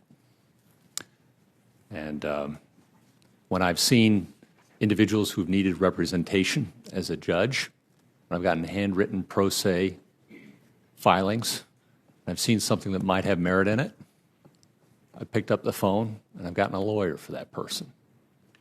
When I've seen lawyers who are not representing even undocumented aliens appropriately, I've done something about it. So I'd like to think that my career taken as a whole, Senator, represents my values appropriately. Thank you. Thank you, Judge. Thank you, Mr. Chairman. Okay. Senator Flake. I yield back the balance of my time and encourage my colleagues to do the same. Okay. Senator Whitehouse. Good luck with that. The chair did not encourage him to do that, but I surely didn't discourage it. Well, let me start by paying a compliment to our chairman. I think that he's handled these hearings in a very gracious way. He's given us a great deal of time and leeway, and whatever our opinions might be about the suitability of the nominee, and obviously that's as yet undetermined for many, I think we can agree that the chairman has done a thoughtful and good job, and I appreciate the way in which this has been managed. Judge Gorsuch, this is probably the last time you will pay attention to me. Don't count on that, Senator. I'm not likely to appear before the court unless things should change fairly dramatically. So there are just a few things. Now, that would be interesting. You know, I've had Senator Lee in my courtroom. Yeah, and I've argued in the Supreme Court, but some time ago. I wanted to tell a story to you to follow up a little bit on our conversation where I was trying to draw an analogy between anti-competitive controlling economic power and anti-competitive controlling political power. I was elected to the Senate in 2006. I was sworn in 2007. For the first 3 years that I was here, 2007, 2008, and 2009, there was constant Republican activity on climate change in the Senate. During that period, the Republican candidate for president even had a robust climate change platform. And there were probably 4 or 5 separate bills that had Republican co-sponsors. I was on the Environment and Public Works Committee, where Senator Warner, John Warner of Virginia, a Republican, had a bill. Senator Susan Collins had a bill with Senator Cantwell. Senator Alexander had a bill. I think Senator Graham was even working on one. There were a considerable number of them. We didn't have agreement on that issue yet, but there was activity. People were talking. The legislative process was going forward. The Citizens United decision was decided in January of 2010. The fossil fuel industry asked for that decision to be rendered, expected it to be rendered, and moved incredibly rapidly to take advantage of its new opportunities. And from that moment forward, there has not been a single comprehensive piece of legislation with a Republican co-sponsor related to carbon dioxide emissions. That industry is defending, according to the International Monetary Fund, a $700 billion a year subsidy. So the amount of weight they can throw behind trying to stop any effort to interfere with their current status quo goes beyond almost any reasonable number to spend in politics. So just bear that in mind as you go forward, that, in my view, Citizens United did not expand debate in the public sphere, particularly on that issue. It actually allowed powerful special interests to squash public debate, and I think the conduct of the Senate proves that point. So take that for what it's worth, but I think if you look at it at some point, you'll find that what I'm saying is accurate. The second thing that I wanted to touch on is the jury. A great number of the decisions that I listed in that 16-0 corporate versus human 5-4 array that the Supreme Court has decided recently had the effect of limiting access to a jury. Did it with raising pleading standards, did it with limiting class actions, did it with encouraging mandatory arbitration. To me, the civil jury matters quite a lot. To the founders, it was one of the casus belli of the revolution. They took it terribly seriously. Hamilton described it as one of the absolute pinnacles of what we needed. Adams described the popular vote and the jury as the heart and lungs of liberty. So this was a big deal. De Tocqueville described the civil jury as a political institution. He meant that in the best possible way. It was part of our polis, part of the way in which the public had the chance to participate in making decisions. He called it part of the sovereignty of the people. Blackstone, who was probably the single jurist who most educated the founding generation, said that the civil jury is what prevents the encroachment of the more powerful and wealthy citizens. So you have a constitution, a great deal of which is dedicated to protecting the individual from the power of government and the power of the state, and to dividing up the power of government and the state so it does not unify and crush individual behavior or dreams or wishes. This institution is the one that was designed to protect the individual against other more powerful and wealthy citizens. And in this world, our most powerful and wealthy citizens are these ginormous corporations, ones that collectively in the fossil fuel industry enjoy that $700 billion per year subsidy. So I would urge that as you consider this array of cases that chips and chips and chips and chips away at the civil jury access that regular Americans have, particularly where it involves big corporations, because they're the ones who can force mandatory arbitration on people, for instance. They're the ones who tend to be the victims of class action suits, for instance.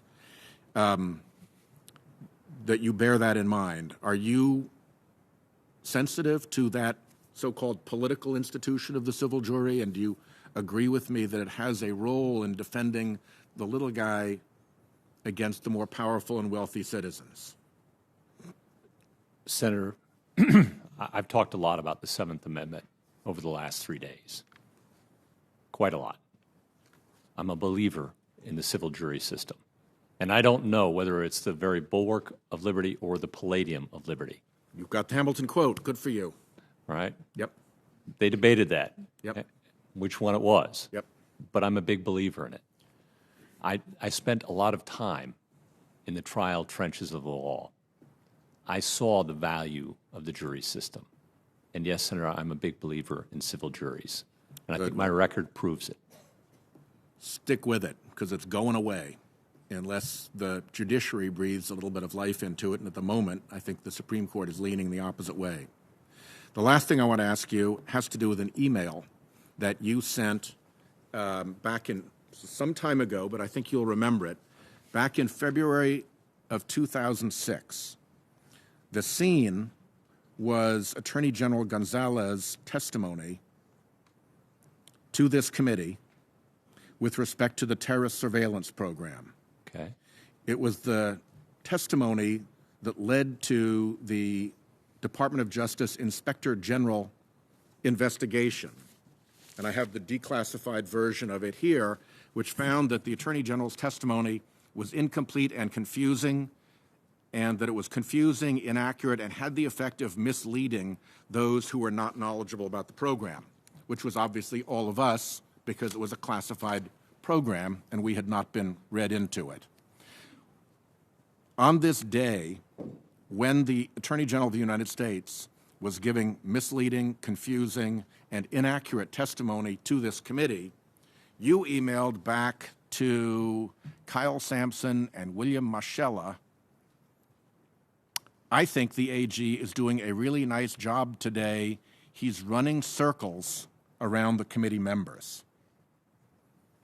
Now, running circles around the committee members worries me a little bit in the context of testimony that proved to be incomplete, misleading, inaccurate, and was criticized as such by the Inspector General of the Department of Justice. Do you recall, when you sent that memo, what you knew about that testimony and when it was that you came to realize that Attorney General Gonzalez's testimony was inaccurate and misleading to this Senate committee? Senator, someone shared that email with me this morning, and I looked at it. I don't have an independent recollection of it, sitting here 11 years later, whatever it is. And to my knowledge, I did not have any classified information at that time. I gather that you did help him prepare that testimony. Senator, I did, as a speechwriter, work from public materials. As we know, Director Comey and others subsequently testified to all of the drama that surrounded that, which was the subject of why, that was the reason that this was misleading and inaccurate. There was the confrontation in the Attorney General's hospital room. There was the mad dash running up the stairs to try to beat White House counsel to the Attorney General's bedside. I think either Mullen or Comey testified it was the only time that ever used their sirens to try to get someplace fast, and it had kind of creepy third world overtones of people, rushing to get to the bedside of the stricken Attorney General before White House counsel could do mischievous things. So it was very significant when it ultimately came out. Do you recall what you knew that day or at the time that you were preparing the Attorney General's testimony? Had those events taken place, and were you aware of them? Must have been the talk of the department if they'd happened. Senator, fair question. And to my recollection sitting here, I found out about those things when everybody else did. I was the famous Schumer-Comey hearing. Whenever it came out publicly, Senator, I wasn't. You weren't read into it, and you hadn't heard about the excitement in Attorney General Ashcroft's hospital room. That's my recollection, Senator. Okay, very well. Thank you. Thank you. You're going to love hearing this, Mr. Chairman. I yield back my time. I'll go with Sash. That's all right, Chairman. I'm Grouch, so what the heck? Judge, can we talk a little bit about the Ninth Amendment? Absolutely. It reads, the enumeration in the Constitution of certain rights shall not be construed to deny or disparage others retained by the people. What does that mean? Well, Senator, I think it means what it says.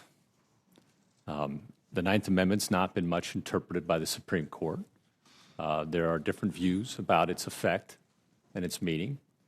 And I don't doubt that there'll be cases and controversies in which I would, if confirmed, and maybe even if I'm not, asked to construe the meaning of that. It's one of those amendments that hasn't had a lot of judicial attention. We've talked about some others. There's a publication in 1950 I read called the Forgotten Ninth Amendment. Right. So that's 60 years ago. It was forgotten then. Senator Lee's written a book that includes some discussion of this as well. Judge Bork referred to it one time as an ink blot, seemingly implying that it could just be ignored. Is there any precedent that we need to know about to understand the Ninth Amendment as it comes down through the courts? There are amendments that have been less interpreted and more interpreted. The Ninth Amendment is one of those that has been less interpreted, Senator. What's the best way to understand how the Constitution divides power between the federal government, the states, and the people? And in particular, how do we know whether or not some power that has not been specifically enumerated and given to the federal government, since the people give the government power, the government doesn't give us rights, the people gave the federal government certain enumerated powers. If it's not enumerated, how do we know if it belongs to the states or to the people? Senator, we've talked a lot about federalism in this last few days. The people in this country are sovereign. As Lincoln said, it's a government by the people, for the people. So the people are sovereign. And it depends on what powers they've given to the state government and to the federal government. And there are variations between the states as to what authorities are given and how. Nebraska, you have a unicameral legislature last time I checked. I don't know if you're the only one. We are. Right? But that's the people have organized their state government in a certain fashion. And that's for the people to do. But is there any precedent on the 10th Amendment that would give us some sense of what might belong to the domain of the Ninth? So we do have precedent in the 10th Amendment area. I think the leading precedent might be the New York case by Justice O'Connor, which we've discussed a couple of times over the last couple of days, which makes clear that the federal government cannot commandeer state government, can't tell state government to enforce and how to enforce federal dictates unilaterally.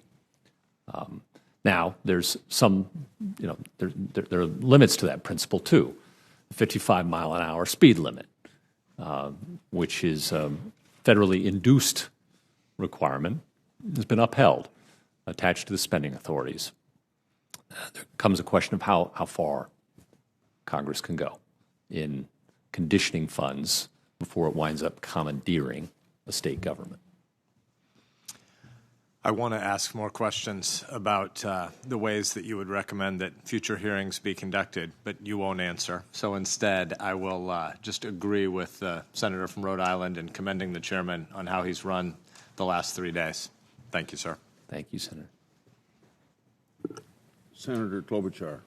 Thank you very much. Thank you, Mr. Chairman. Thank you, Judge. Thank you. Mr. Chairman, you'll be excited. I'm going to mention one of your pieces of legislation here, so it'll be good. I have been waiting for 2 days to talk about antitrust, but events of the day keep getting in the way in terms of what we've been focusing on. And I know that's to your chagrin since you have taught in the area. We've talked about this. You're an expert, as well as my counsel, Michael Cadis, who's been waiting months for this to happen, since he's an expert on antitrust. Senator Lee and I have long headed up that subcommittee, and we've been very active, a lot of hearings, and I think there's good reason to think that this could be a major area of the law ahead. We have seen people struggling to afford everything from prescription drugs to cable TV. And one way to help bring prices down, as you know, is to vigorously enforce our antitrust laws. Vigorous enforcement also fosters small business growth and reduces inequality and increases innovation. Obviously, if you have only two companies competing, you're going to have less of an incentive to be innovative. As we discussed in our meeting, tackling concentrations of power is a linchpin to a healthy economy and a democracy. And we are right now living through an unprecedented wave of mergers. Over the last 5 years, there was a 50% increase in mergers reviewed by the FTC and the Department of Justice. Just last year, then Assistant Attorney General for Antitrust Bill Baer, a lifelong antitrust practitioner, said his agency was reviewing deals with such serious antitrust concerns that they should never have made it out of the corporate boardroom. That's his quote. We also have a situation where the President of the United States, in a rather unprecedented move, commented about a major merger that is currently over at the Justice Department. And then in another major merger involving seed companies, actually met with the CEOs involved in that merger. And they came out of the meeting and said they talked about the merger. And these are just things that we have not seen happen, since these mergers are supposed to be within the purview of the Justice Department. So you have taught a number of antitrust classes at the University of Colorado. And as you know, although the Supreme Court has not addressed the merits of a merger case in decades, recent court decisions, such as Trinco, Credit Suisse, and Legion, have made it more difficult to bring antitrust cases challenging anti-competitive conduct. Do you think the courts have made antitrust enforcement too difficult? What do you say to your classes about this specific issue? Senator, thank you for bringing up antitrust. I can't count myself as an expert, but I can tell you it's an area I enjoyed practicing in very much. I represented plaintiffs as well as defendants. I represented class actions as well as defended against antitrust charges. I attempted, sometimes quite unsuccessfully, to interest the Department of Justice in attacking a merger or two for a client. You know what that business is like. When I teach antitrust, I try to teach everything about antitrust. I try not to take a view. I try to teach it in a Socratic method.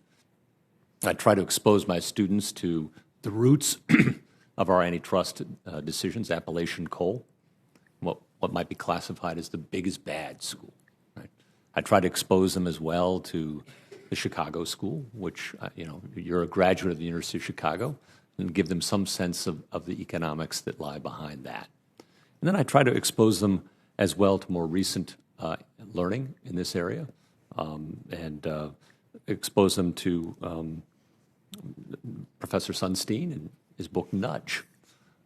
So I try not to take a view. I try to expose them to all views so they can make up their own minds. I believe that's an important function as a teacher, is not to be doctrinaire, but to be challenging. And I was very gratified the other day when I opened up the mail in my class, which I was teaching antitrust when all this happened. And I had said, they were very curious whether I was going to get the nomination. I said, it's not going to happen, but if it doesn't, I turn into a pumpkin, I'll have a friend step in to teach the rest of the semester. In the mail the other day, I got a tie with pumpkins on it. There you go.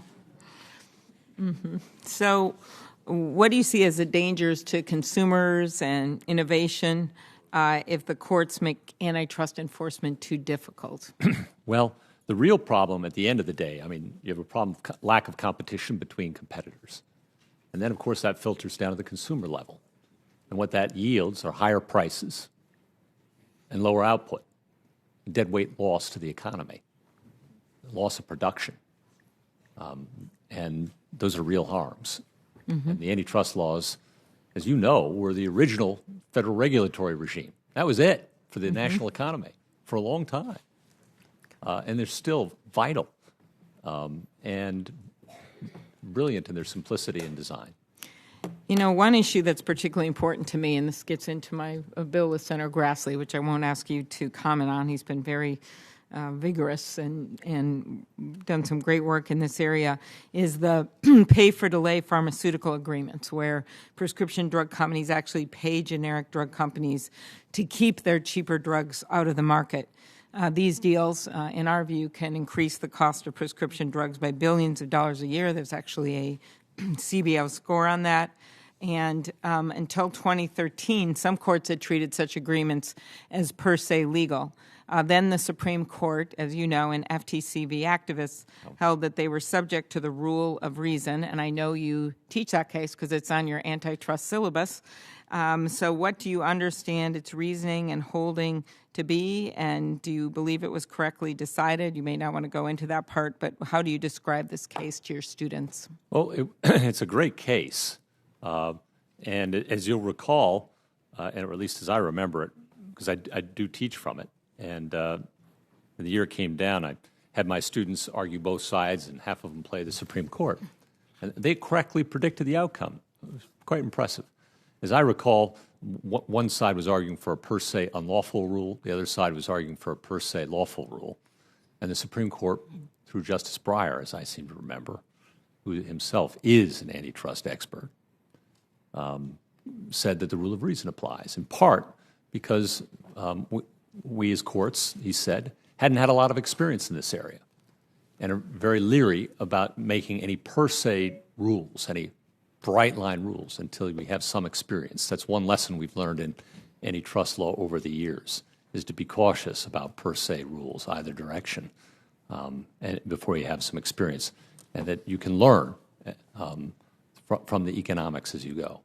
Mm-hmm. As I was looking over that syllabus, I also noticed that you assigned both the 2008 DOJ report on monopolization and the FTC's response. Yep. As you know, this is a big debate. The FTC criticized the DOJ's report because the DOJ's guideline were too lenient on monopolization, would hurt consumers. That's their position. How do you teach this controversy, and which agency do you think had the better understanding of the law? Senator, I teach it the same way as I teach the rest of the course, which is a very Socratic method, and to try and expose my students to all the learning that I know of that's available. And it's quite a comprehensive course. I think it's considered one of the more difficult classes at the law school, or I hope it is. Mm-hmm. Now, federal courts may be even harder, I don't know. So you don't want to weigh in on this debate? Oh, Senator, there's no way you're going to get me. All right. One last thing here. We live in an age where there are dominant internet companies in many areas which control access to customers. Internet search, social media, online travel are just a few examples. And Senator Lee and I both hear concerns in our role with the subcommittee that when such dominant platforms don't deal with potential competitors, their refusal can pose a serious threat to new businesses, consumers, and innovation. On refusals to deal as an antitrust violation, in the Novo case, you wrote, quote, "The point of the profit sacrifice test is to isolate conduct that has no possible efficiency justification." That principle is not explicitly in the Supreme Court cases. So is it your view that a refusal to deal can violate the Sherman Act only if there is no possible efficiency justification? Senator, I'd have to go back and read what I wrote in Novell to give you a fair and honest answer to that question. But I can tell you in Novell, I was attempting to apply the Supreme Court's teaching in Trinco and Aspen Skiing, which are the two refusal to deal cases, as faithfully as I could. And I can tell you that. With the 10th Circuit, we've had some fun refusal to deal cases over the years. Think about it. I mean, Aspen Skiing. Yeah, and, there you go. Right? Well, there may be more fun to come because, I think one of the things about using such an absolute test and risking immunizing the conduct, particularly in the context of the Internet, could be a problem because I think we have to look at what may be to come here, and we're just beginning to see a new kind of competitive marketplace with companies that may have control, and it may be really hard for new customers to get in. So that's was just something I wanted to plant in your head here as we go forward, since you'll be, if you are confirmed, you have a lot of expertise in this antitrust area. And I just think we're just seeing more and more issues that are new and coming up, even in the last few years. And I know there hasn't been a case for a while, but there could well be one. Appreciate that. All right. So thank you very much. Thank you. I may skip ahead of Senator Franken. Oh, that's okay, yeah. Senator Lee? Mr. Chairman? Mr. Chairman, before this is over, I would like to have one word to everyone. I don't know when's the appropriate moment before folks leave. Well, maybe we ought to notify offices and tell people to come back. Oh, gosh, no. No. I just want to say thank you. Please. Before people leave. Why don't you do that right now and take as long as you want?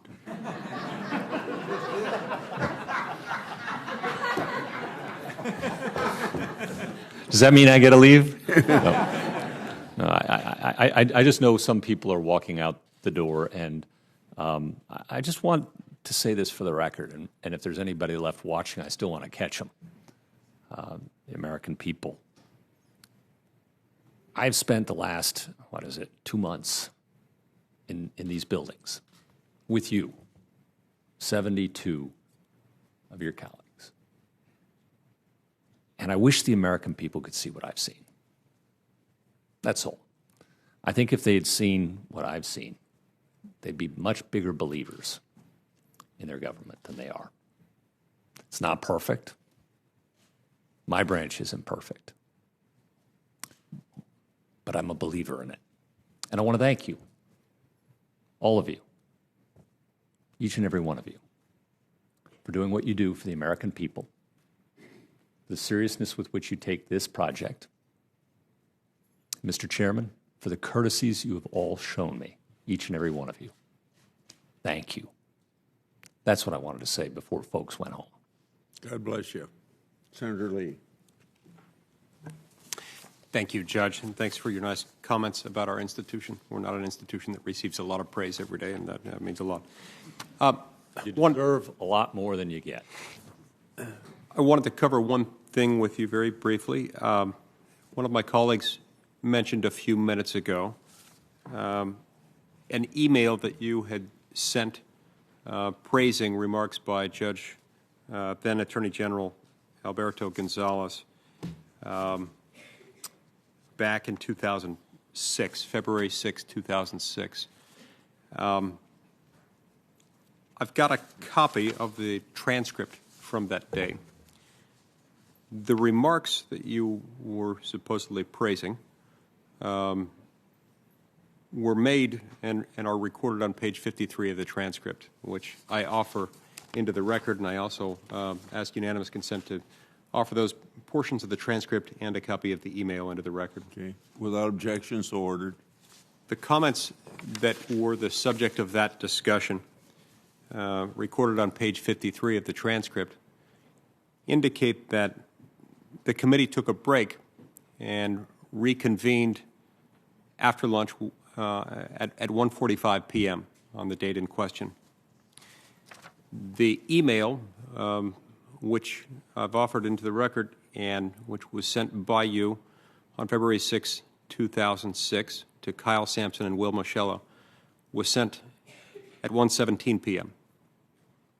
Unless I'm missing something, that would indicate that your email, in which you said, I think the Attorney General is doing a nice job today, was sent roughly 1/2 hour before the comments that were deemed problematic by my colleague and were raised a few minutes ago. Do you, Judge Gorsuch, have the ability to see 30 minutes into the future? Right now, I kind of wish I did.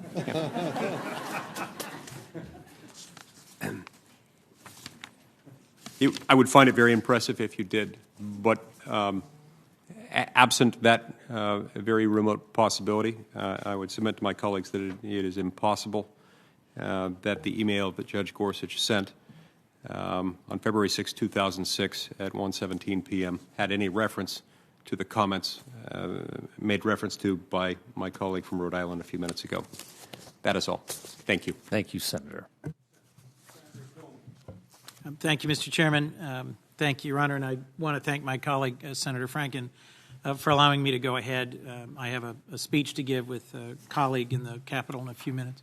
I'd like to thank Luis and everyone else from your family and from your family of clerks and supporters who've steadfastly been with you through what's been, I know, a very demanding and long process. I think you've shown more diligence and more stamina than certainly I would have or many of our colleagues would have. I just want to conclude, if I could, a conversation that I opened in my second round of questioning about the Browder case, Browder versus Albuquerque. I didn't want to leave this unresolved. Because we had a long conversation about substantive due process, and I've made reference before to a practice you engage in of writing concurrences and sort of trying to understand what that means and what I can conclude about that. So just to remind everybody, Browder is a case where you dealt with a claim that a newly off-duty police officer went roaring through the center of town at 60 miles an hour, sped through 11 intersections with his lights on in his police car and rammed a car and killed one person and badly injured another. And this is a case that was in federal court because of Section 1983, which is an important statute that allows the vindication of rights that have been violated, constitutional rights. And I was struck in this case that you went out of your way to write a concurrence to your own majority opinion. And the way I read it was that you argued federal courts should decline to address Section 1983 violations if there's a remedy under state tort law. Why did you go out of your way to write a concurrence that would, if applied, significantly narrow federal courts' ability to consider valid constitutional claims? This was a case directly applying substantive due process analysis, and where you said, I don't think we ought to keep the doors of the federal courthouse open. I have familiarity with 1983 claims from my own county service and my role supervising a police department. It plays a central role in making sure that litigants who've suffered some loss or injury under color of state law have a chance to pursue a remedy. Why'd you write that concurrence, Judge? Senator, I appreciate the opportunity to clarify the record on that, because I think there may be some confusion. I vindicated the 1983 claim in that case, as I have in many, many, many cases, Senator, if we want to pick them out. One here, one there. I could give you, for instance, Sutton, which we've talked about, or AM, we've talked about. Those are just a couple. I can give you a whole bunch more if you want. What I wrote separately to indicate was sometimes we judges judge best when we judge least. And if there is already a state tort claim that is perfectly suitable and can achieve everything that the plaintiff wants, and in fact, sometimes the plaintiff wants to be in state court but gets dragged, removed, I should say, that's the legal term, to federal court, okay? That happens not infrequently in my circuit in 1983 cases. There is a doctrine called Parrott, Supreme Court decision, that suggests that we should defer to state proceedings in those circumstances if they're perfectly adequate, fair, and complete remedies. And our precedent, I just pointed out, maybe we had missed Parrott, Supreme Court direction. I was bound by our precedent. I followed our precedent. But I suggested that perhaps we needed to take another look at our precedent in light of Parrott, the Supreme Court's direction. I also emphasized, to be clear, Senator, that Parrott only allows abstention in circumstances where the state remedy is full and complete and there's no possibility that the state court will be in an adequate forum. If you look carefully at that concurrence, you'll see that language there quite clearly and quite prominently, Senator.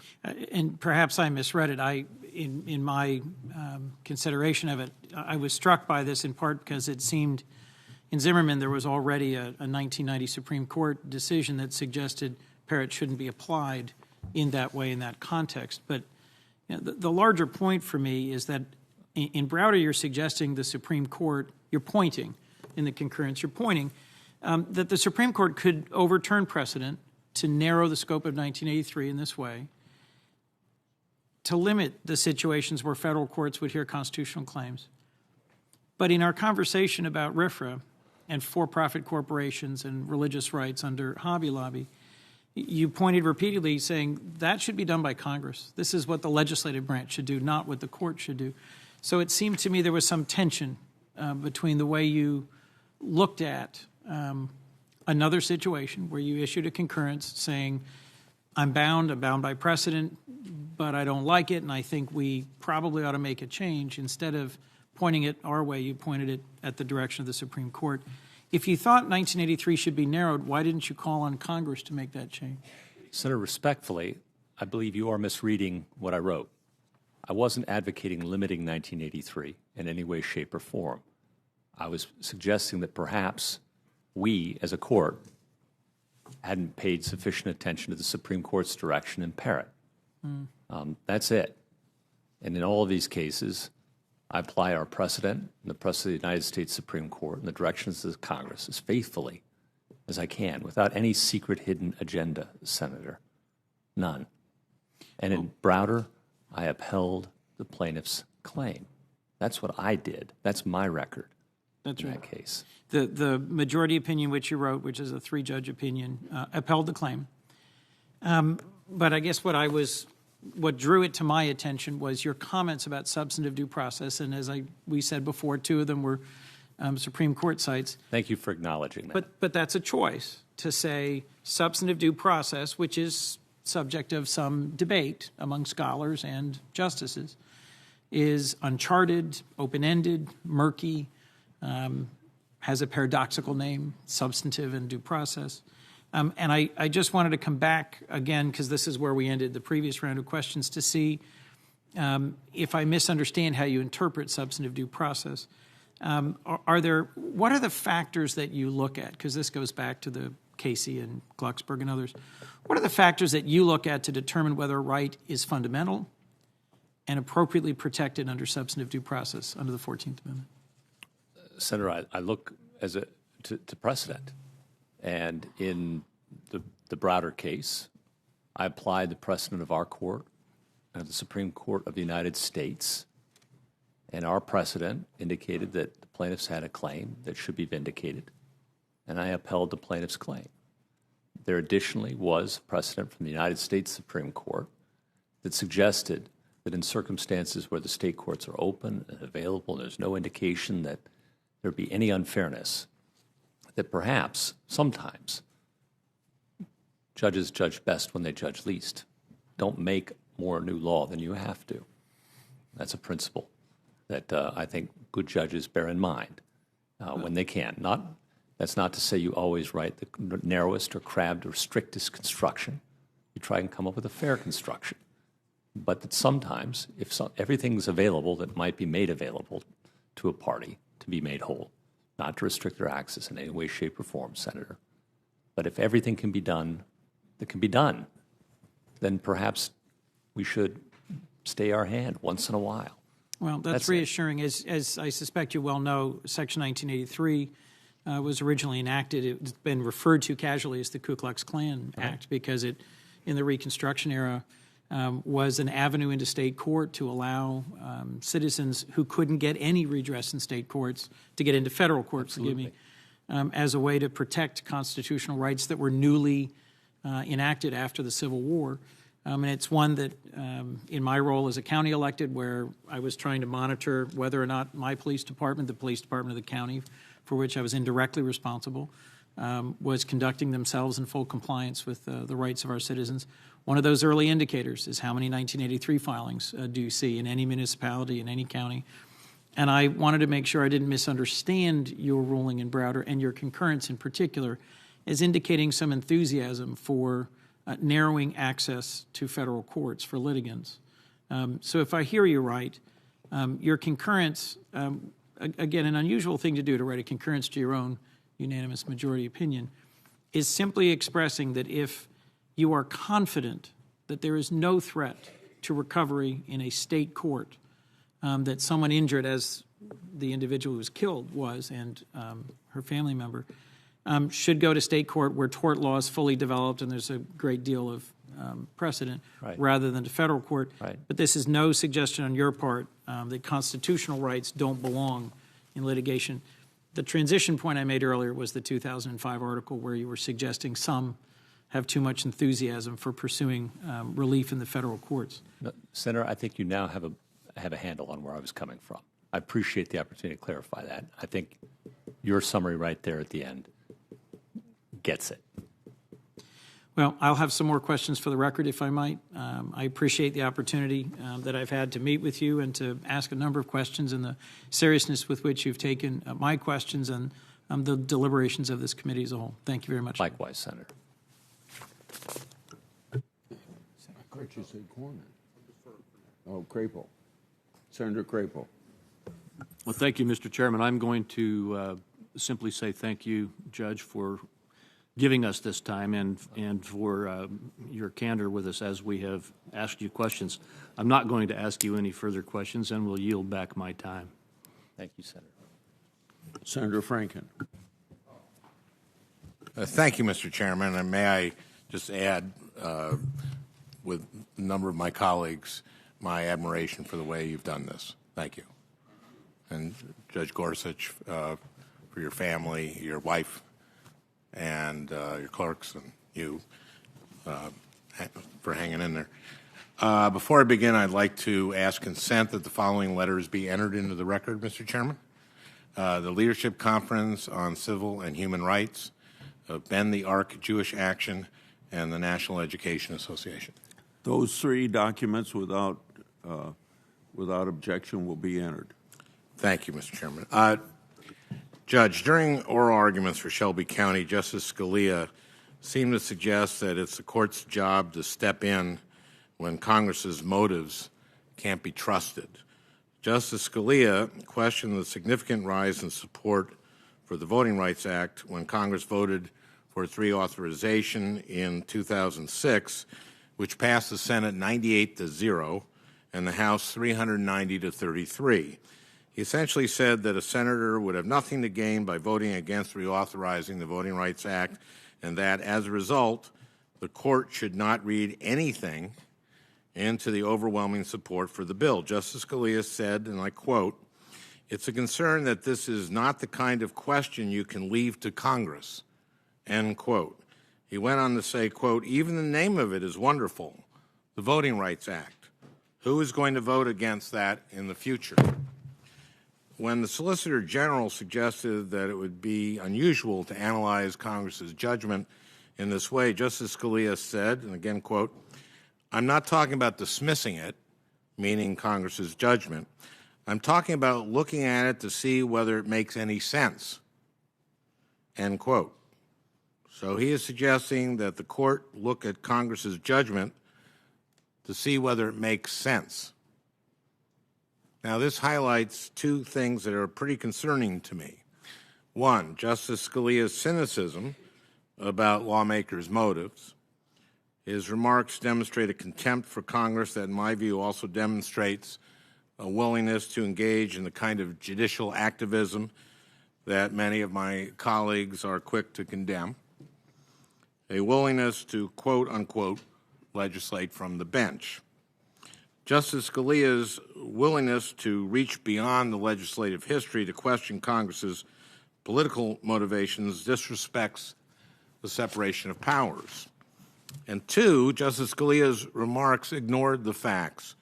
When Congress debated reauthorizing the Voting Rights Act of 2006, it developed a significant legislative record. 15,000 pages of hearing testimony, documentary evidence, and appendices, state records, and reports from outside experts that demonstrated the continued need for the legislation.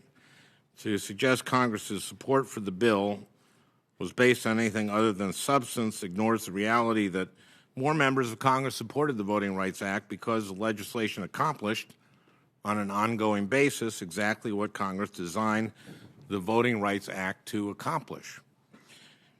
Judge Gorsuch, during our courtesy visit, I asked what you thought about Justice Scalia's remarks, and I asked you whether you agreed that what he said demonstrated a contempt for Congress. You emphatically said that Justice Scalia's remarks were not the words that you would have chosen. Senator, I admire Justice Scalia greatly, but his words are his words and mine are mine. And I'd ask you respectfully to judge me based on my credentials and my record. Justice Scalia's legacy will live on a lot longer than mine, I'm sure. I understand that, but it was good to hear that you wouldn't have said that, but I found that frustrating because it wasn't the answer to my question. Here, despite a unanimous Senate vote in support of the Voting Rights Act and a 15,000-page legislative record demonstrating that there was a significant debate over the bill, Justice Scalia questioned Congress's motives in deciding to support the bill. It seems to me that he is substituting his own personal views for the facts in the record. Do you agree a willingness to engage in this kind of speculation could be perceived as judicial activism? Senator, respectfully, I just don't think it's appropriate for me to comment on the work of my superiors or Justice Scalia's words at oral argument or any other justice's comments. Well, I think that it's important, this issue of judicial activism, because that's something that's disturbed me about the Roberts Court. And this is one of the big decisions, which is the Voting Rights Act. But setting aside that was a 5-4 decision. I want to know whether you, forgetting judicial activism, I want to know if you agree with the substance here. Justice Scalia seemed to be reaching beyond legislative history in this case to question the political motivations underlying congressional action. In your view, is that kind of inquiry appropriate for courts to engage in? And Senator, again, I just don't think it's appropriate for me to sit here and grade a justice's comments at oral argument. Judges, okay. All right. Judges often ask questions at oral argument that are hypothetical or don't represent their actual views because they're testing ideas. Okay, well, I wasn't there. I didn't hear it. I'm not going to condemn a man for arguments I haven't heard or thought carefully about or know more about. And Justice Scalia's legacy will live on a lot longer than mine. I'm confident let's move on to the Shelby decision itself. We talked about this at the courtesy visit. This was another 5-4 decision by the Roberts Court. Here, the court gutted the Voting Rights Act. Before that decision, the act required certain states with a history of engaging in discriminatory practices at the polls to get the federal government's approval before making changes to their voting laws. It was called preclearance, and it worked. Within 4 years of passing the Voting Rights Act in 1965, nearly 1 million black voters registered, and the number of black elected officials in the South more than doubled. But the Shelby County majority suggested that discrimination at the polls was no longer a problem, essentially using the law's success at preventing discrimination to justify gutting it. So a sharply divided court, again 5-4, that's important, struck down a provision that determined which states were subject to preclearance. As a result, none of them are. In the wake of that decision, states previously covered by preclearance started testing the limits of what they could do. Texas and North Carolina passed discriminatory voter ID laws. North Carolina eliminated same-day registration and cut the early voting period. When North Carolina's restrictions were challenged in court, the Fourth Circuit ultimately struck them down, finding that the state's, quote, new provisions target African Americans with almost surgical precision. You mentioned that Section 2 of the Act was still in place when we were talking before, which allows discriminatory laws to be challenged, but only after they've been enacted. So I pointed out that North Carolina, for example, enacted its surgically precise restrictions in 2013, but the Fourth Circuit wasn't able to strike down those restrictions until 2016. So these restrictions were in place for years. And these restrictions accomplished exactly what they were designed to do when they kept African Americans from voting in the 2014 election. But these restrictions would have been stopped by preclearance. We talked about this, and I asked you, does this disturb you at all? You replied simply that equal protection of the law was one of our country's great promises, but you didn't answer my question. We went around the barn a few times on this one. You told me that voting is a fundamental right. I know that. This is a job interview. You are applying for a lifetime appointment to the highest court in the land. And vindicating the rights of people before the bench is one of the core functions of that job. So knowing whether you are disturbed by a state's government's effort to systematically and strategically discriminate against its citizens by race is really, really important. And it seemed like an easy question to me, so I'll ask you again, does that disturb you at all? What happened? Senator, if there are allegations of racism in legislation in the voting arena, there are a variety of remedies. The first, of course, is a claim under the Constitution and the equal protection. There used to be preclearance, and that used to do the job. And again, this is a 5-4 decision. This is what we're talking about here. I want to emphasize why we're here and why all of this matters so much. Some of us on this side of the aisle have been accused of asking unfair questions, of impugning judges, of essentially turning this into a show, apparently because we are bitter about what happened to Chief Judge Garland. And yes, I strongly believe that what happened to Merrick Garland was unfair and disgraceful. The argument that we should judge and are judging candidates solely based on their qualifications is betrayed by the fact that these are the same people who blocked Merrick Garland, and Merrick Garland has every qualification.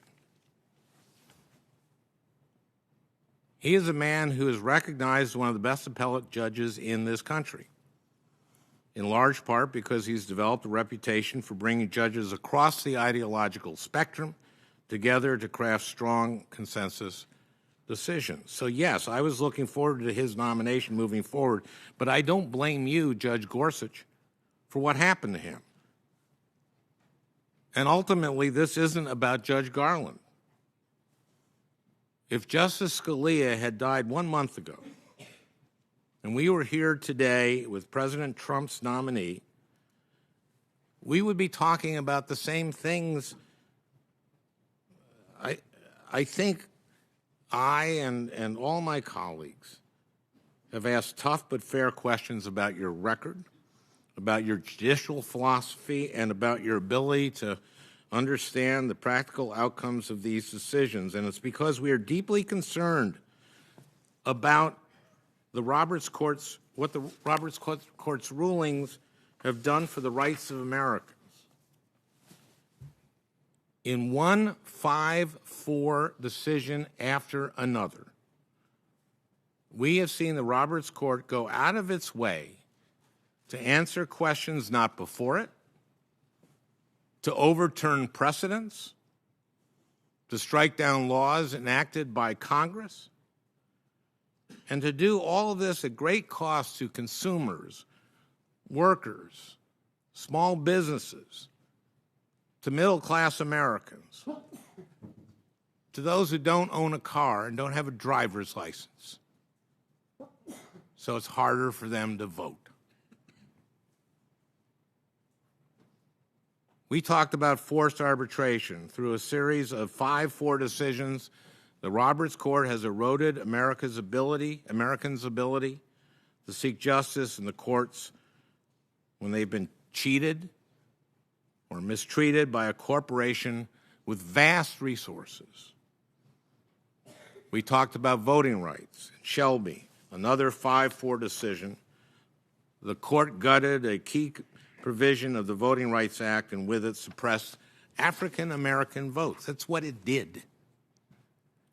And in Citizens United, also 5-4, the Roberts Court allowed money to pour into our elections. We don't know where a lot of it is coming from, and it's eroding Americans' trust in our most fundamental democratic institutions, and the public thinks it stinks, Republicans and Democrats alike. That is why we are here.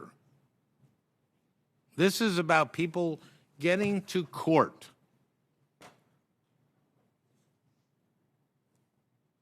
About people getting to vote. This is about people losing, Americans losing faith in our democracy. So while I strongly agree that it is your job to follow precedent, as you have emphasized over and over again, I also want to know that you will consider the real-world consequences of your decisions, because the stakes are just too high.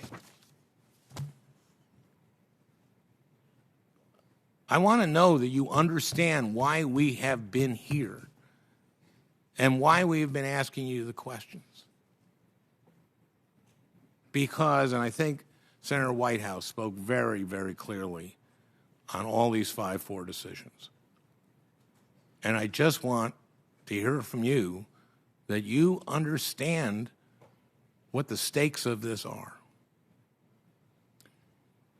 Senator, I appreciate the opportunity. I don't No, know. please answer, and then, Then I'm done. Make it as short as you can.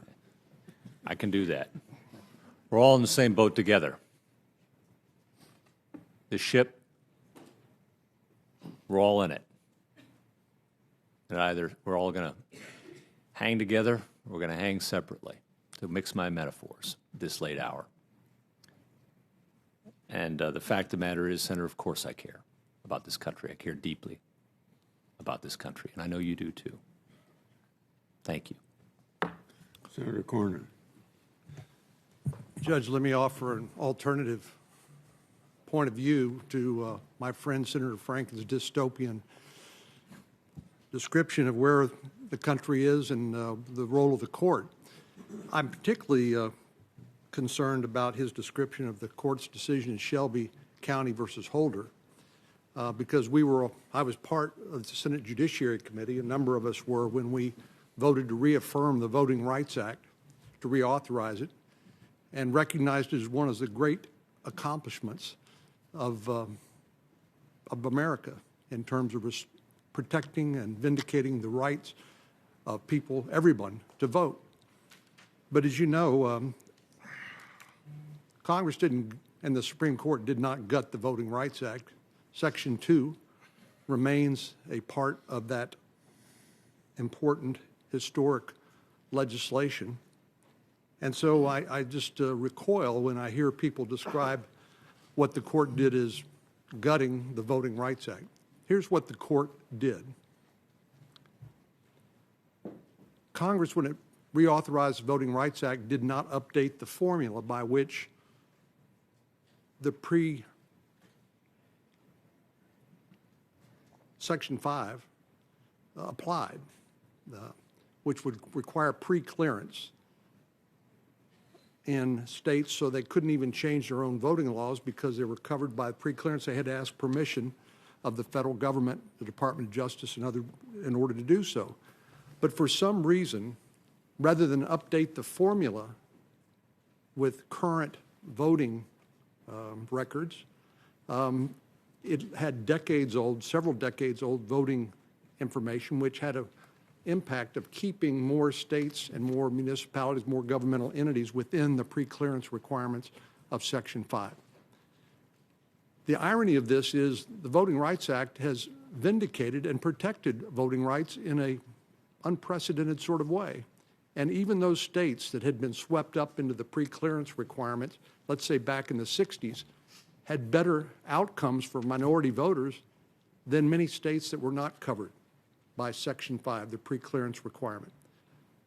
So the mistake that Congress made when it reauthorized the Voting Rights Act is it included a formula that did not reflect current reality, did not recognize that America had made great strides forward thanks to the Voting Rights Act in vindicating minority voter rights. So I was here.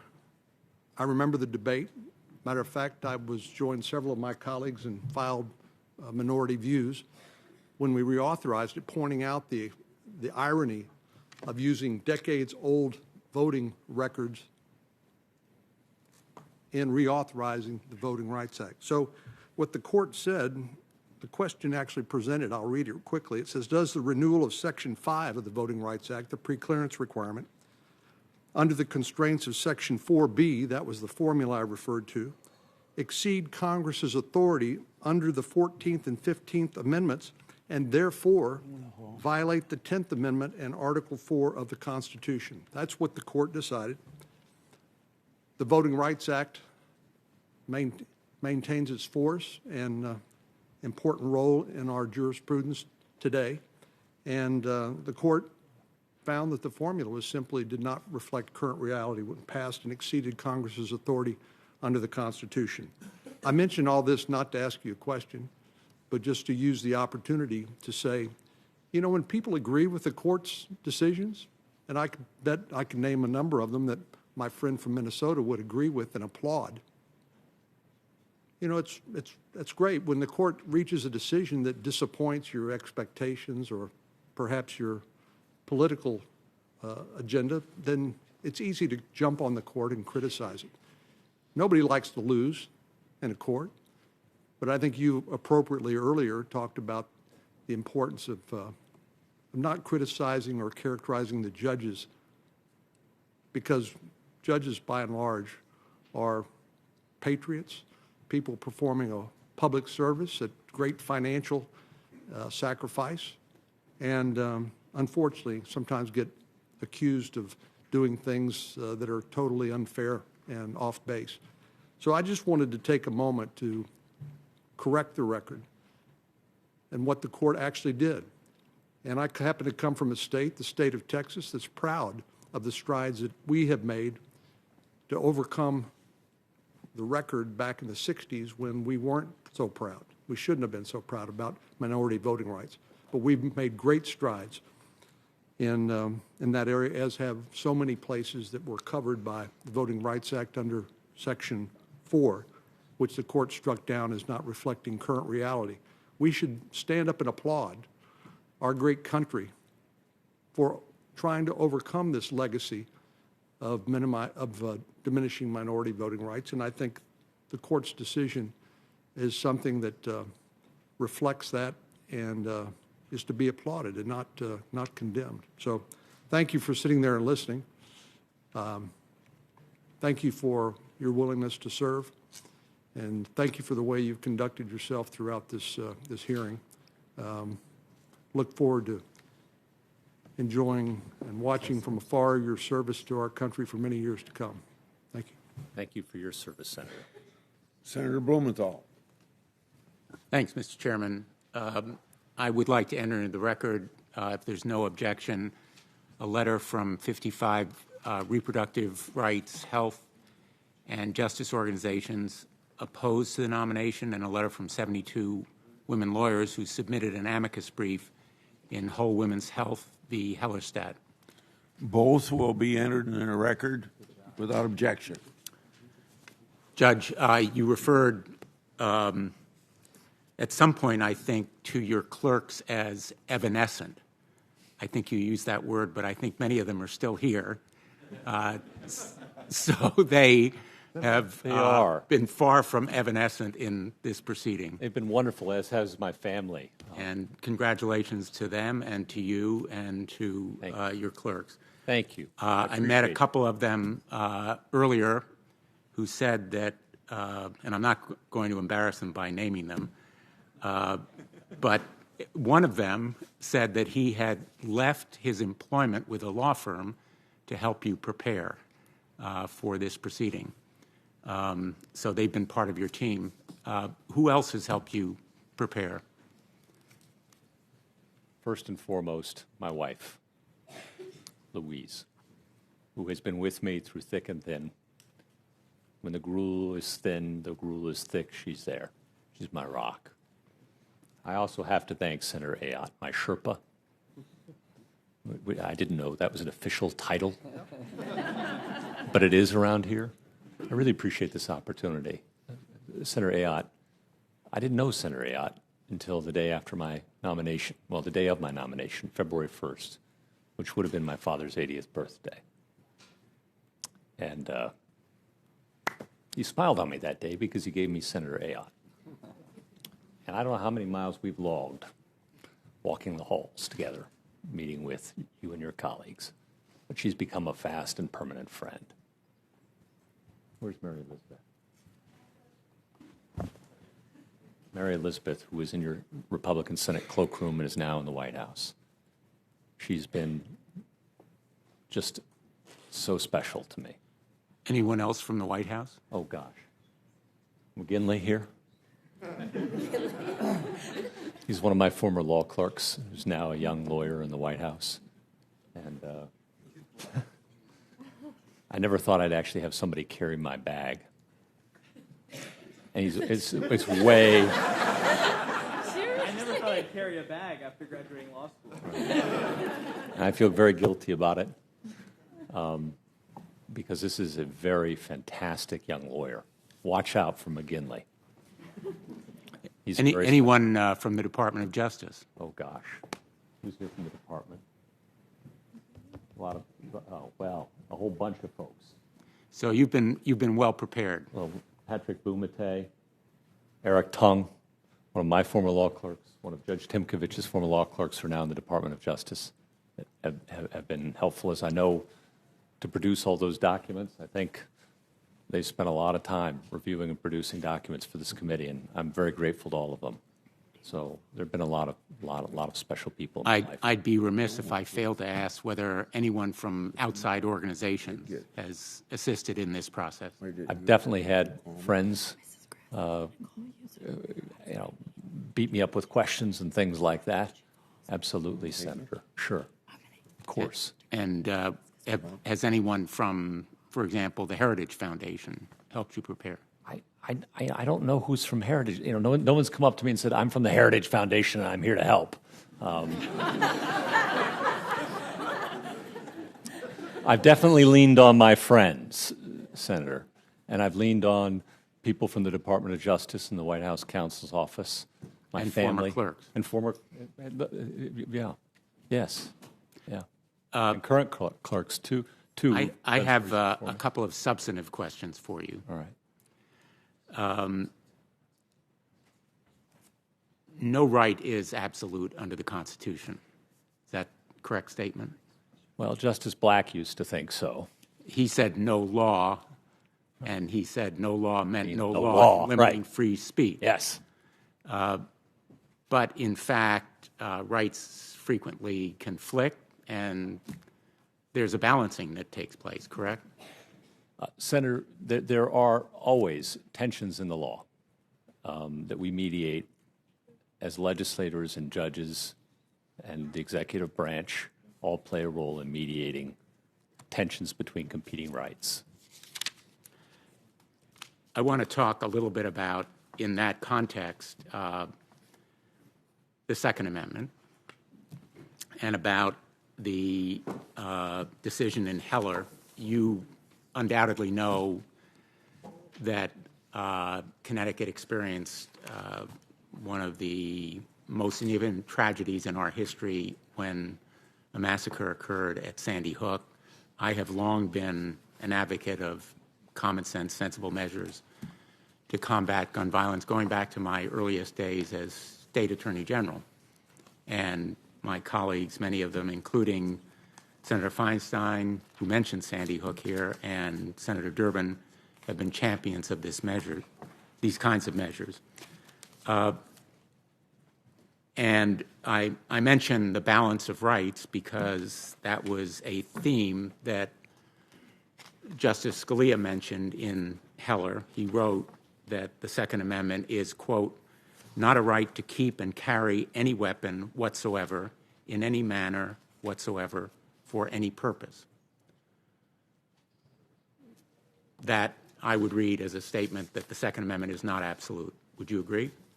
Senator, I would agree that in Heller, the court held that it protected guns in common use, for example, not every weapon or tank or ballistic missile, but guns in common use for self-defense, subject to reasonable regulation. That's my recollection sitting here of more or less the test the court had. Well, I'll give you the quote, and I think it confirms your recollection.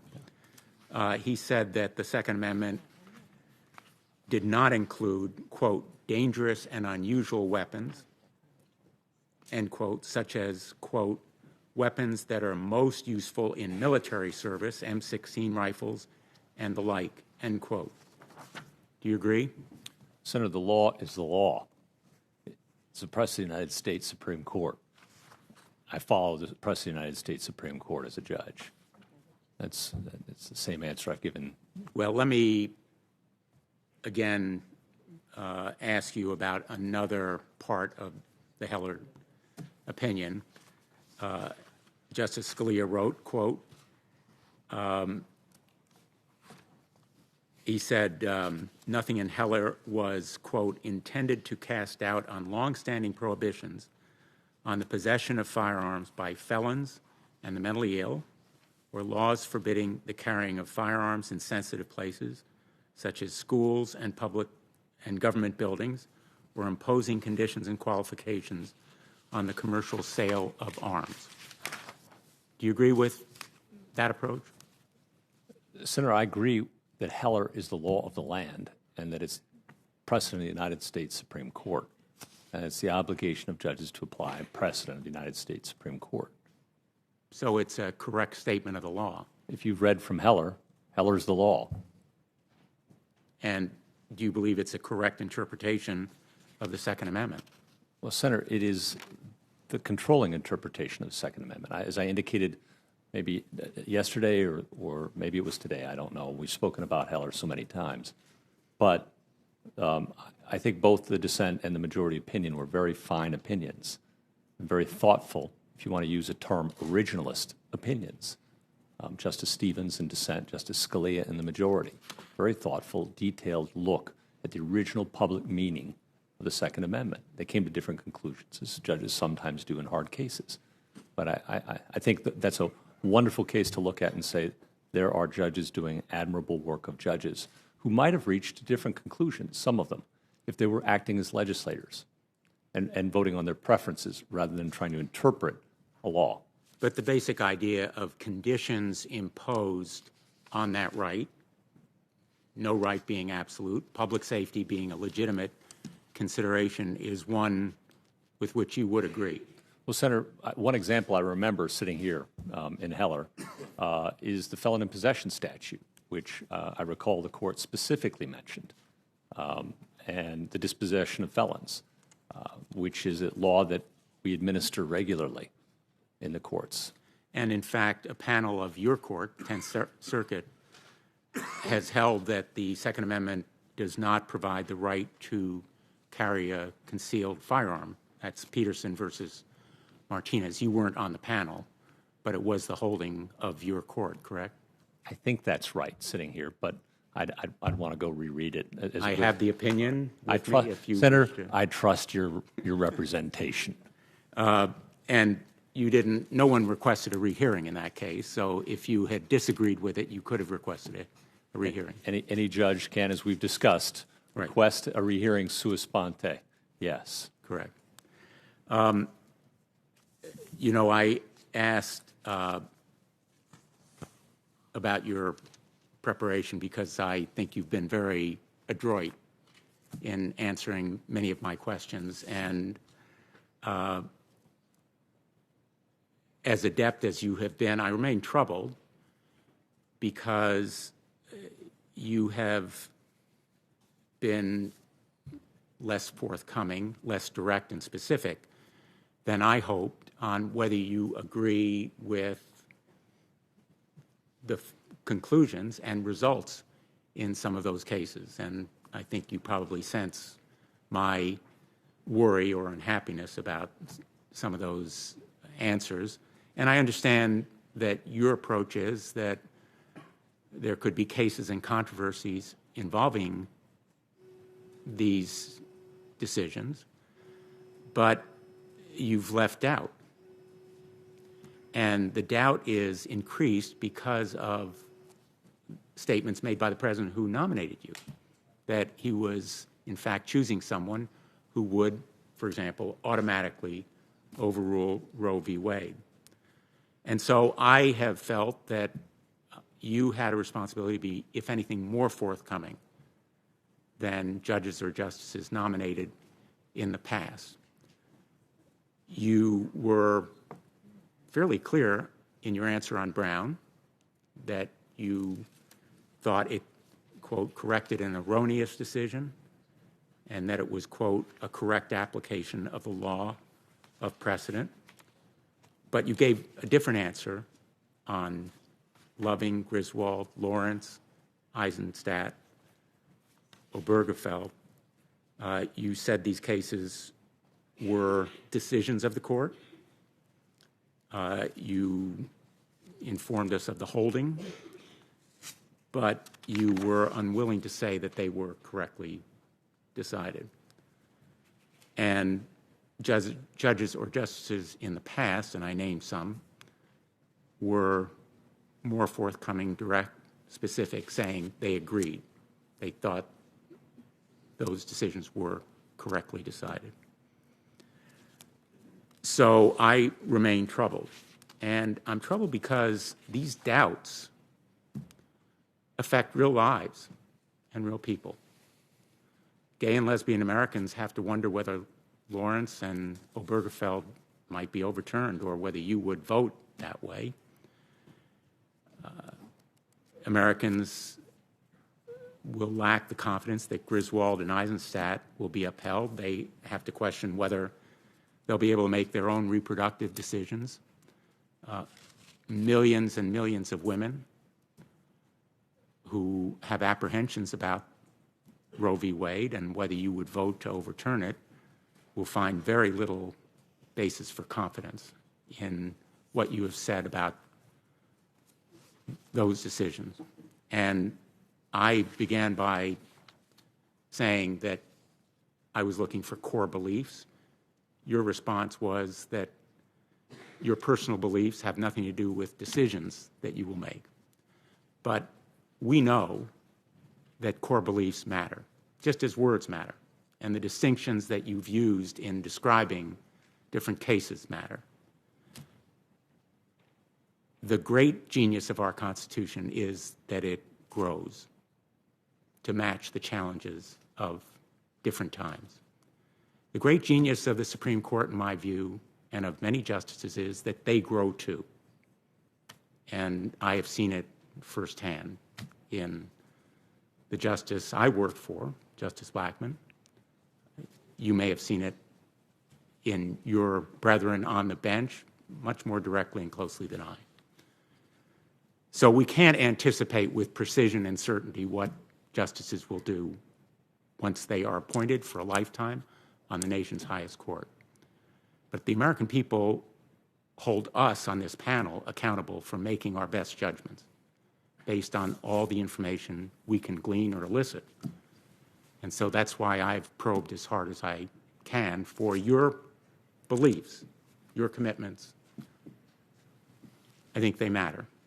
And I want to thank you for being here and sharing with us your ideas to the extent you have, and say that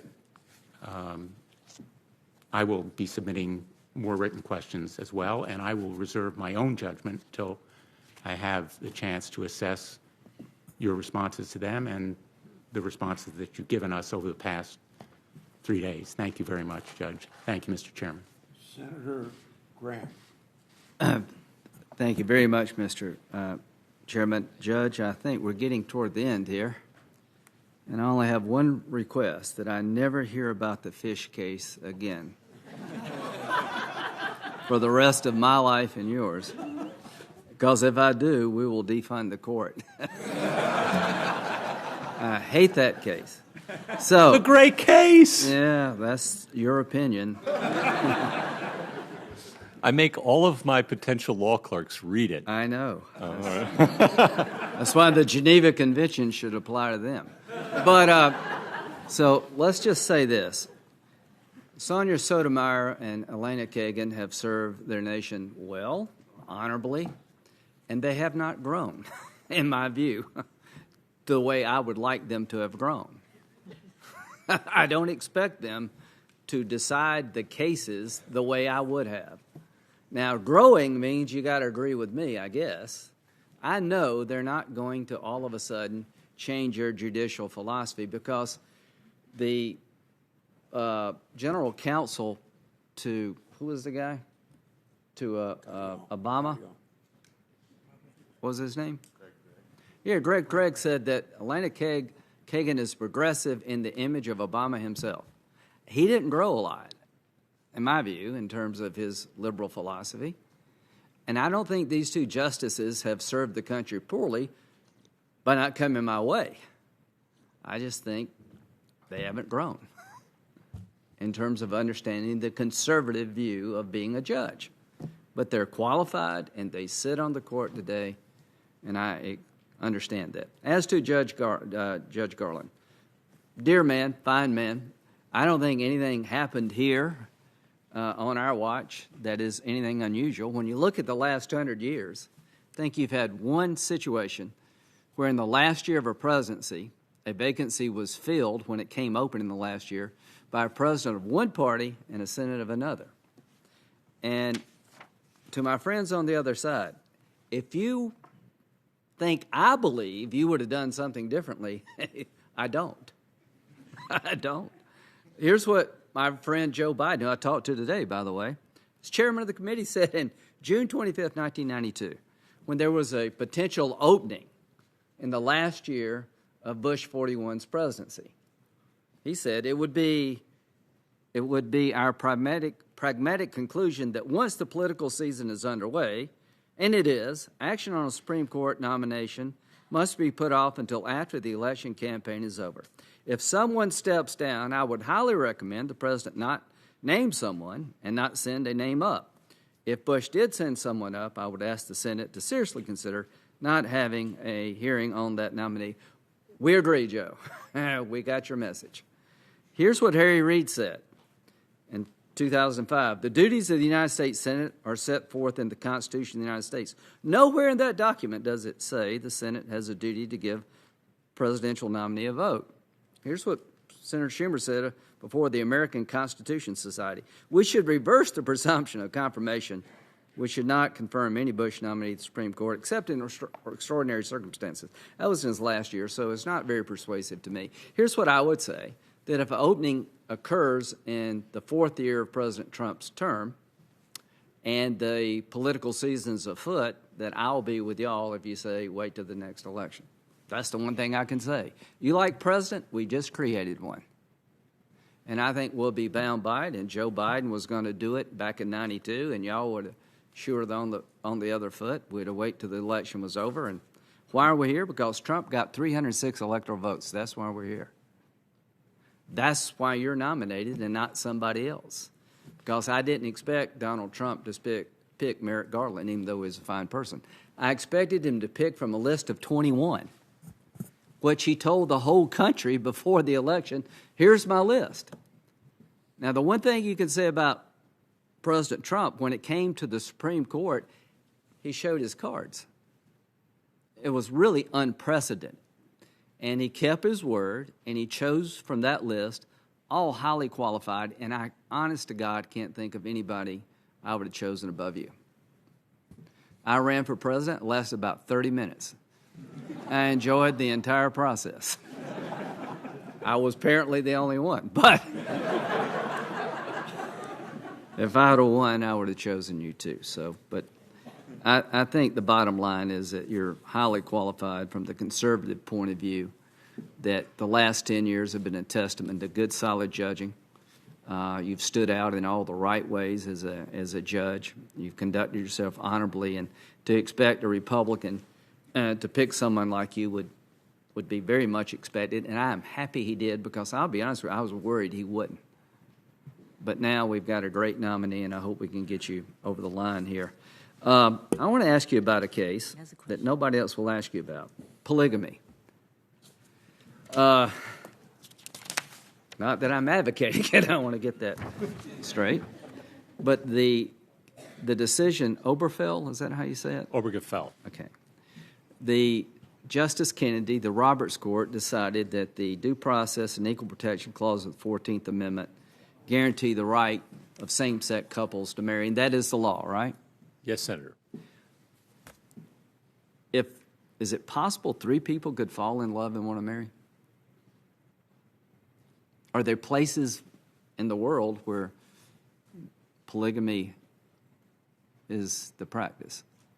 Senator, there are places in the 10th Circuit. But it's illegal in America, isn't it? Senator, we just had a challenge to Utah's But the law of Colorado says it's illegal. It does. Is there any state in the Union that recognizes polygamy as a legal marital relationship that you know of? At the moment, to my knowledge, no. So the point is that apparently as a nation, we're all okay with not extending marriage to three people. One day, we may not be okay with that. One day, maybe we want to broaden our view of what marriage should be. And that day may come, and you may be the judge. And I guess what I'm saying is to Senator Blumenthal, rather than pledge allegiance to all these cases, you should treat them for the presidential value they have. And maybe one day, three people will argue that we love each other as much as you love your wife or a same-sex couple. I don't know if that day will ever come, but if it doesn't come through the political process, the only venue for somebody to challenge would be the court. So in terms of Griswold, if you can't figure out what you're saying, you're not listening very well. I think what you're saying is if there's ever an effort to overturn Griswold, it will mature as a case in controversy. I think you've been very honest with us. I can't imagine a situation anywhere in America where some politician would try to change the law in this regard. And I can't imagine the court hearing that case. But if that ever happened, I'm glad you're willing to say, I will at least listen. And for you to do more than that, what I believe run afoul of what Justice Ginsburg said. A judge sworn to decide impartially can offer no forecast, no hints, or that would show not only disregard for the specifics of the particular case, it would display disdain for the entire judicial process. As to Justice Roberts saying, I like Griswold, that is certainly his right. I don't know if he tipped his hand, but I can say this. If you're listening to this man, this judge, I think he recognizes the real-world consequences of overturning that decision and that you will apply the law. But if there's ever a case before you that challenges Griswold, I'm glad to hear that you're going to listen. As to these other cases, I promise you there will be legislative efforts to protect the unborn. And some of them may have a different legal theory than Roe v. Wade. Some of them may run into the construct of Roe v. Wade. I'm glad you're willing to listen to those of us on this side of the issue. As to same-sex marriage, I've been asked a lot at home to introduce a constitutional amendment to overturn the decision. I've decided not to do that because I think it would put the country through something that's not going to bear fruit. But to the people who believe that traditional marriage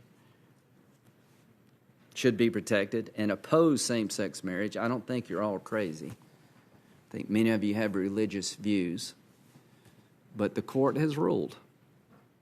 And I don't know if the court will ever decide that three people can get married, but I hope that the judges who hear that case one day, if it ever comes, will at least do what you promised to do. Listen, base the decision on the law, should it change, and the facts of that particular case. So the bottom line here, Judge, is that you cannot give the answers that the other side would like, because what they want you to do is make sure that they can go and tell everybody he's okay with all the cases we like. The Roberts Court is interesting. When they upheld the Obamacare Act twice, I got accused of owning Justice Roberts because I voted for him. Actually, I don't really disagree with his rulings. I'm a bit surprised by it. When Justice Kennedy decided that same-sex couples can marry and state statutes have to fall, the Roberts Court wasn't very popular over here. All I can say about the Roberts Court, it's made up of some pretty incredible people. And his time will come and his time will go. And if you get to be part of that court, I think Donald Trump will have done a good service for the people of the United States. Because what he will have done is chosen one of the most qualified people I have ever met in my time in the Senate or otherwise. Someone who's endured 2 days of very difficult questioning, shown an understanding of the law that amazes me, has lived a life that I can only compliment you on. And as to President Trump, whatever differences we have when it comes to this nomination, you did the country a great service. To my colleagues, I know it is tough right now. If this man doesn't get 60 votes, then I don't believe we can ever find a Republican in the country, presidential pick, that would get 60 votes. There's nobody I know better in my world, the conservative world, than this man. And I hope and pray that you will honor President Trump's selection as I chose to honor Sotomayor and Kagan. Whether they're better qualified, I'll let other people decide, but I'll fight to the death to say that you're equally qualified. Thank you very much, and Godspeed. Thank you, Senator. Thank you, Mr. Chairman. Judge Gorsuch, you have sat through many hours under the cameras and under the lights over the last 3 days. And that goes for all the people who are sitting there who have been supportive of you. And for all that, many of my colleagues across the aisle particularly have called it an endurance test. Granted. But Judge, the real endurance test is about the struggles facing working families, women, people of color, the LGBTQ community, immigrants, and Native peoples. It's about the struggles that everyday Americans have and face. These are the people who will be impacted by the decisions you would make on the Supreme Court. These are the people for whom the need for justice is often most urgent. These are the people I'm focused on when I consider your nomination and any nomination to the Supreme Court. It remains to be seen if you will be a justice for all or a justice for some. Over the last few days, you have often told us about what counts and what does not in terms of what a justice should do and how we should assess your nomination. When other senators and I have asked about your opinions in specific cases like that involving the terrible choice facing Alphonse Madden between freezing or being fired, you have told us to look at your whole record.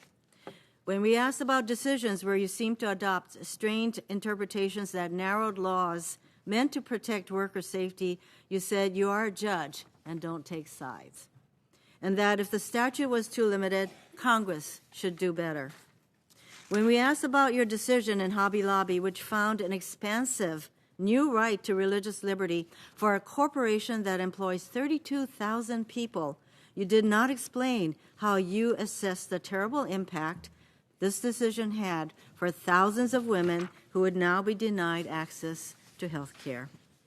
During my last round of questions, I asked you about your understanding of the influence of politics on the composition of the court based on your 2005 article, Liberals and Lawsuits. It was not an attempt at a gotcha moment or to paint you in an unfair light. It was an attempt to get to the reality that both you and I understand. I wonder how you would approach the kind of tough cases that reach the Supreme Court and how, say, a Justice Garland would approach the same case. I think there would be a big difference. We know that Justice Scalia and Justice Ginsburg, both legendary jurists and close friends, would reach dramatically different results in cases that matter deeply in the lives of millions. Cases like Shelby County, Lilly Ledbetter, Hobby Lobby, Roe v. Wade. Donald Trump knew this too when he set forth his very clear litmus test for a Supreme Court pick. He said he wanted a justice who, for example, would adhere to a broad view of the Second Amendment and who would overturn Roe v. Wade, to quote him, automatically. Your article in 2005 made clear you know judicial philosophy matters. Of course it does. That is why we are so focused on understanding your judicial philosophy and getting beyond platitudes about the judicial role. That is why this confirmation process matters. This is serious business. That is why we still have questions. That is why I remain concerned. Judge Gorsuch, over and over again, you have told us to focus on your whole record as a judge and not certain cases or certain of your writings and books or articles or emails. In fact, my Republican colleagues suggest we are being unfair to try to look to those things to discern how you would approach cases if confirmed.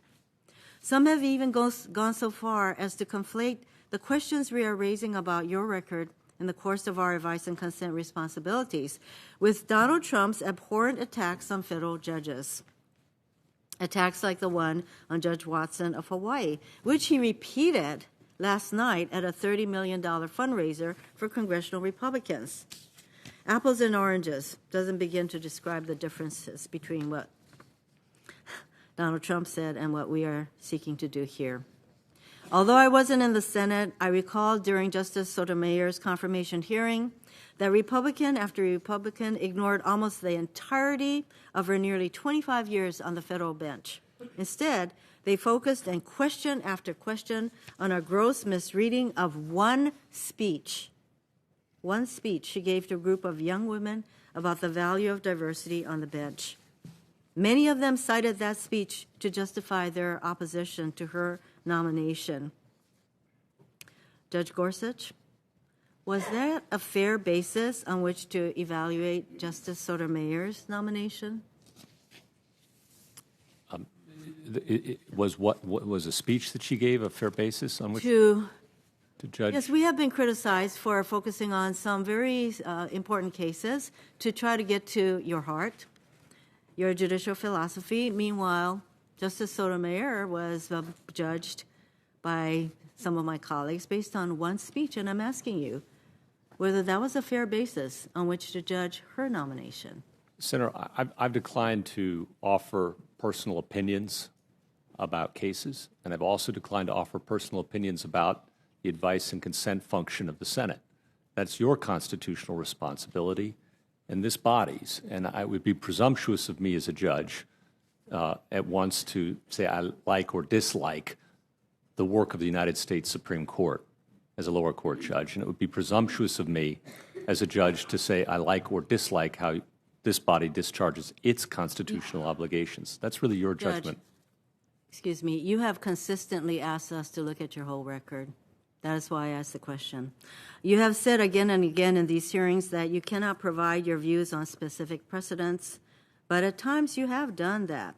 You have praised the Youngstown case. You have criticized Korematsu. You have praised the Brown decision. You said that Cruzon and Glucksberg were rightly decided.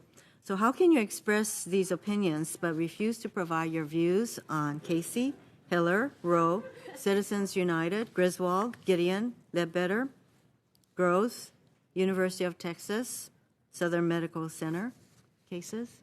Senator, I've offered my legal judgment as a judge about cases.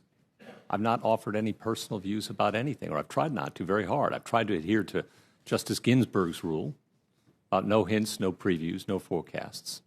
Justice Scalia, Justice Souter, Justice O'Connor, and all the judges who come before me, and I've tried not to break the chain. You did lend your support, however, to some precedents and not others, so that's the question. You have told us also several times that judges make terrible legislators. You told us that courts lack the staff, capacity, and training to do the kinds of fact-finding that is an essential part of the legislative process. And in that context, I do want to return briefly to Shelby County and the Voting Rights Act. When Congress reauthorized the key expiring provisions of the landmark VRA in 2006, it did so with a nearly unanimous vote. And before reauthorizing the protection of Section 5, in jurisdictions with a long history of discrimination in voting, this committee alone held 9 hearings on the VRA. The thousands of pages of material the Senate reviewed, together with the record developed in a dozen hearings in the House, clearly established a continuing need for Section 5. And yet, in Shelby County, the Roberts Court ignored this evidence, and the court's long precedent made its own determination about the value of the extensive evidence reviewed by Congress. It struck down those provisions. So much for judicial modesty, so much for balls and strikes, so much for judges judge best when they judge least, which you mentioned tonight as a virtue. So Judge Gorsuch, does the Shelby County decision raise the kind of concerns you have noted about the limits of judges as policy makers and the problems that arise when a court steps outside of the judicial role and acts as a legislative body? Senator, Shelby County is a precedent of the United States Supreme Court. I'm not here to disparage the work of the United States Supreme Court. Both the process and the outcome in the Shelby County case raise exactly the kind of concerns that make it so important for us on the committee and in the Senate to understand your judicial philosophy. We are, after all, talking about a lifetime appointment to the highest court in the land. And after the obstacles to voting we have seen since Shelby County, we now know that Congress got it right, that the evidence showed a continuing need for Section 5 of the Voting Rights Act, and the Supreme Court got it wrong when it substituted its judgment. So once again, I'm asking this in a different way, and, well, give it a shot. Judge Gorsuch, doesn't the outcome of the court's action in striking down Shelby County suggest you have it right when you point to the limits of judges as legislators? Senator, what I would say is after Shelby County, there remains some remedial mechanisms available to individuals concerned about voting rights. There's always an equal protection claim under the United States Constitution. There also is a Section 2 claim available to anyone who's concerned. It goes beyond the Constitution. And should Congress wish to legislate, the court in Shelby County made clear that it could do so with more updated formula for preclearance. So that remains a remedial regime possibility as well. The real-life impact of the Shelby County decision was that 13 states passed laws that could be deemed voter suppression laws, including the first state was Texas, which intentionally passed a discriminatory law. So I think everyone understood the ramifications and the import of that particular decision. And we learned in that decision that it matters a great deal for our rights. What is the judicial philosophy? Or as my colleague, Senator Blumenthal will put it, core beliefs of the judges who serve on the Supreme Court. If judicial philosophy developed through life experiences, education, etc., and that judges should apply instead precedent, why would we have so many 5-4 decisions in critical cases? Judge Gorsuch, I wish that I could say that this hearing has been illuminating for what was said by you. Instead, I'm left to judge your nomination largely on the basis of what you refuse to say. Mr. Chairman, I yield the rest of my time. Tillis and Senator Kennedy will be the last two, so whenever you finish, the judge will be able to go. I may have a few remarks at the tail end, so it's up to you guys. Thank you, Mr. Chair. Just briefly, without objection, I'd like to enter some other letters that come from a diverse group of people attesting to Judge Gorsuch's qualifications and balance on the bench and in law practice. Without objection, they will be entered. I'm going to be brief and yield back 10 minutes of my time. First, I've heard the sort of messaging today about the Roberts Court. We've already heard from Lindsey Graham, whose comments I'd like to be associated with. The Roberts Court has produced Massachusetts versus EPA, and that's something that on my side of the aisle that was very popular. Arizona versus the United States, the National Federation of Independent Businesses case upholding Affordable Care Act, another case with the EPA, the Utility Air versus EPA, King v. Burwell, Young versus United Parcel Service, Williams Yulee versus Florida Bar, and Overfeld. It seems to me that we've got folks down on the other side of the street here that do a pretty good job of being objective and following the law. So I'm not so sure this branding that they're trying to come up with, or that some are trying to come up with on the so-called Roberts course, has a lot of weight on matters of major substance, not to mention the multitude of judgments that they make over there that we don't even talk about. I want to talk a little bit about history and then just thank the judge for his contribution. But I have to go back to some numbers, and I want to call out, that there are folks here who have already laid the groundwork for a filibuster, for trying to hold up the confirmation of an enormously well-qualified judge to go onto the Supreme Court. But I think when you criticize Judge Gorsuch, you're really criticizing, because of the numbers, the entire 10th Circuit. 97% of the time, unanimous decisions. He is in the majority of decisions, which he participates 99% of the time. So I would assume the concerns that you would have for Judge Gorsuch, you would probably have to be intellectually honest, place those same concerns with anybody coming out, whether they're a Democrat or a Republican judge on the bench or put forth by a Democrat or Republican administration. I also think that requiring a supermajority for someone, a lot of people have used history here to suggest that maybe requiring a supermajority is the norm. It couldn't be any further from the truth. Republicans did not require a cloture vote. They didn't seek a supermajority for Justice Ginsburg, Justice Breyer, Justice Sotomayor, or Justice Kagan.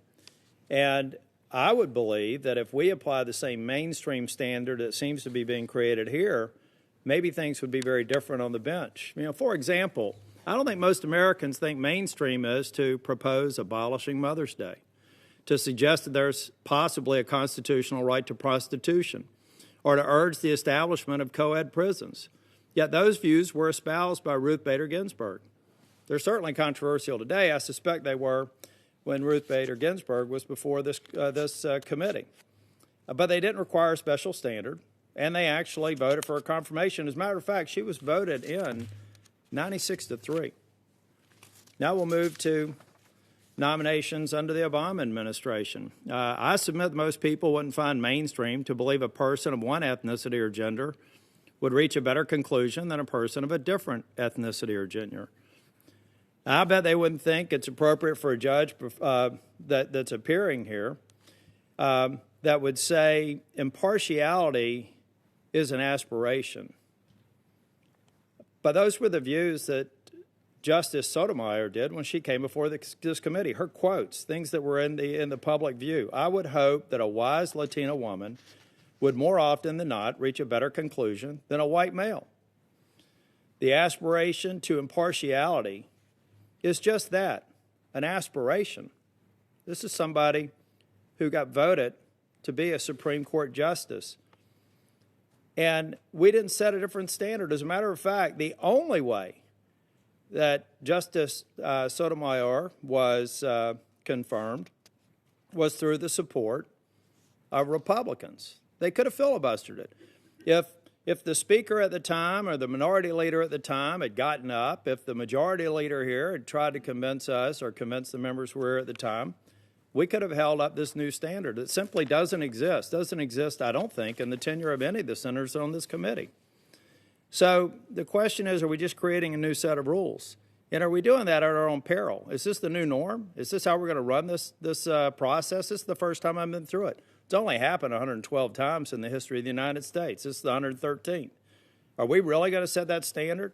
Because it's not a standard that's really existed in history, but that's what we're on the brink of doing. And I will tell you, we could end up a slippery slope that won't work out well for this institution, and I don't think it will work out well for the Supreme Court. You know, we had a 63 to 37 vote for Kagan, in spite of her comments defending that maybe court should have the authority to outlaw a pamphlet that could have been a modern-day equivalent to common sense. In Sotomayor's case, 9 Republicans, of which Senator Graham was a part, voted for Sotomayor, and in spite of the comments that I just mentioned. I really think we ought to go back, listen to what the judge has said today and yesterday and the day before, and recognize we have an extraordinarily well-qualified jurist before us who will do a great job on the Supreme Court. And Judge Gorsuch, I want to apologize for some of the people here who I know you're a very kind person and a kind soul. You said there were no inappropriate questions. I, for one, think there were a lot. But I'm not going to ask you to respond to that. I'm just going to thank you for your kindness. I'm going to thank you for your energy. I want to thank you for your resolve. And I want to thank you for having an impeccable record that builds a compelling case for you to be the next Supreme Court Justice on the Supreme Court. I wish you the very best. I'm going to keep you in my prayers, and I look forward to voting for your confirmation. Now, I yield back the remainder of my time. Thank you, Senator. Senator Kennedy. Thank you, Mr. Chairman. Judge, I join my colleagues in thanking you for your answers. I think they were as candid as you could make them under the rules. And I appreciate all the time you spent preparing for this hearing. I also join my colleagues in thanking your family, especially your partner. This is a tough business sometimes, and it's especially difficult on families. You have quite an extended family as well. I've spoken casually with some of your law clerks, and they're very devoted to you, and that speaks volumes to me. I want to thank Senator Ayotte for her wise counsel and advice. I have 2 quick questions and then a request, but I can't let go unaddressed some of the comments made by my friend from Minnesota about the Voting Rights Act. I'm from the South. The Voting Rights Act, we were the subject of the Voting Rights Act. And I can say that I guess this is sort of a glass half full or glass half empty sort of thing, but this country has gone from institutionalized slavery to an African-American president in 150 years, which in the grand scheme of life, death, and the resurrection is not that long, and I'm very proud of that. I didn't agree with our first African-American president on all of his positions, but I'm very proud of the fact that this country made that kind of progress, and I just wanted to say that for the record. My first question, I don't know whether you've picked it up from my questions and comments or not, but I have what I think is a healthy skepticism about government. I believe I do have a right to privacy, and part of my right to privacy is to be left alone by government sometimes. That doesn't mean that we don't need government and that I don't have confidence in government, but I think there should be limits to government. And I think the United States Congress sets those limits. Do you agree with me that our United States Constitution is a document of enumerated powers and that neither the federal government nor any of its branches have a power unless you can point specifically to a place in the United States Constitution that gives them that power? Yes, Senator. Thank you. It's been my experience, and this I was taught, that justice is supposed to be blind. I realize that's a cliche, but cliches become cliches because they're true. Do you agree with me that the wealth, the status, and the power of the parties to litigation should have absolutely nothing to do with the result in the litigation?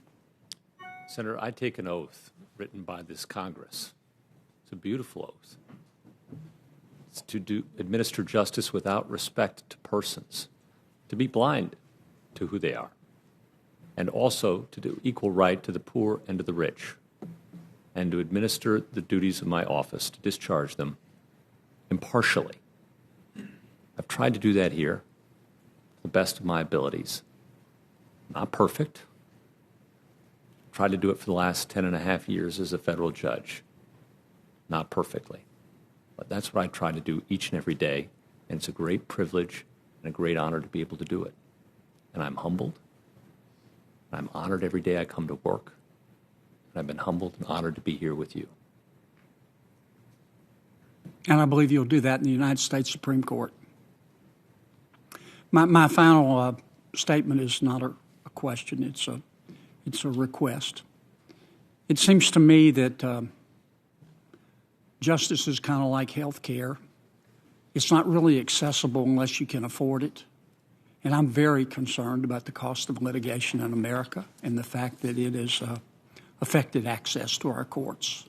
It's just become so expensive that many of our people can't afford to have their day in court.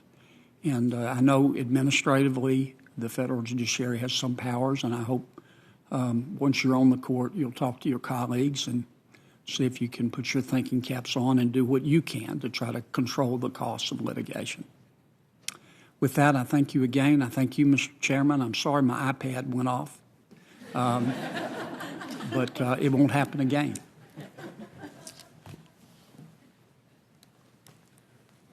I have a few words to say, but before I say those to you, Judge, we're going to reconvene tomorrow morning at 9:30 when we'll hear from outside witnesses.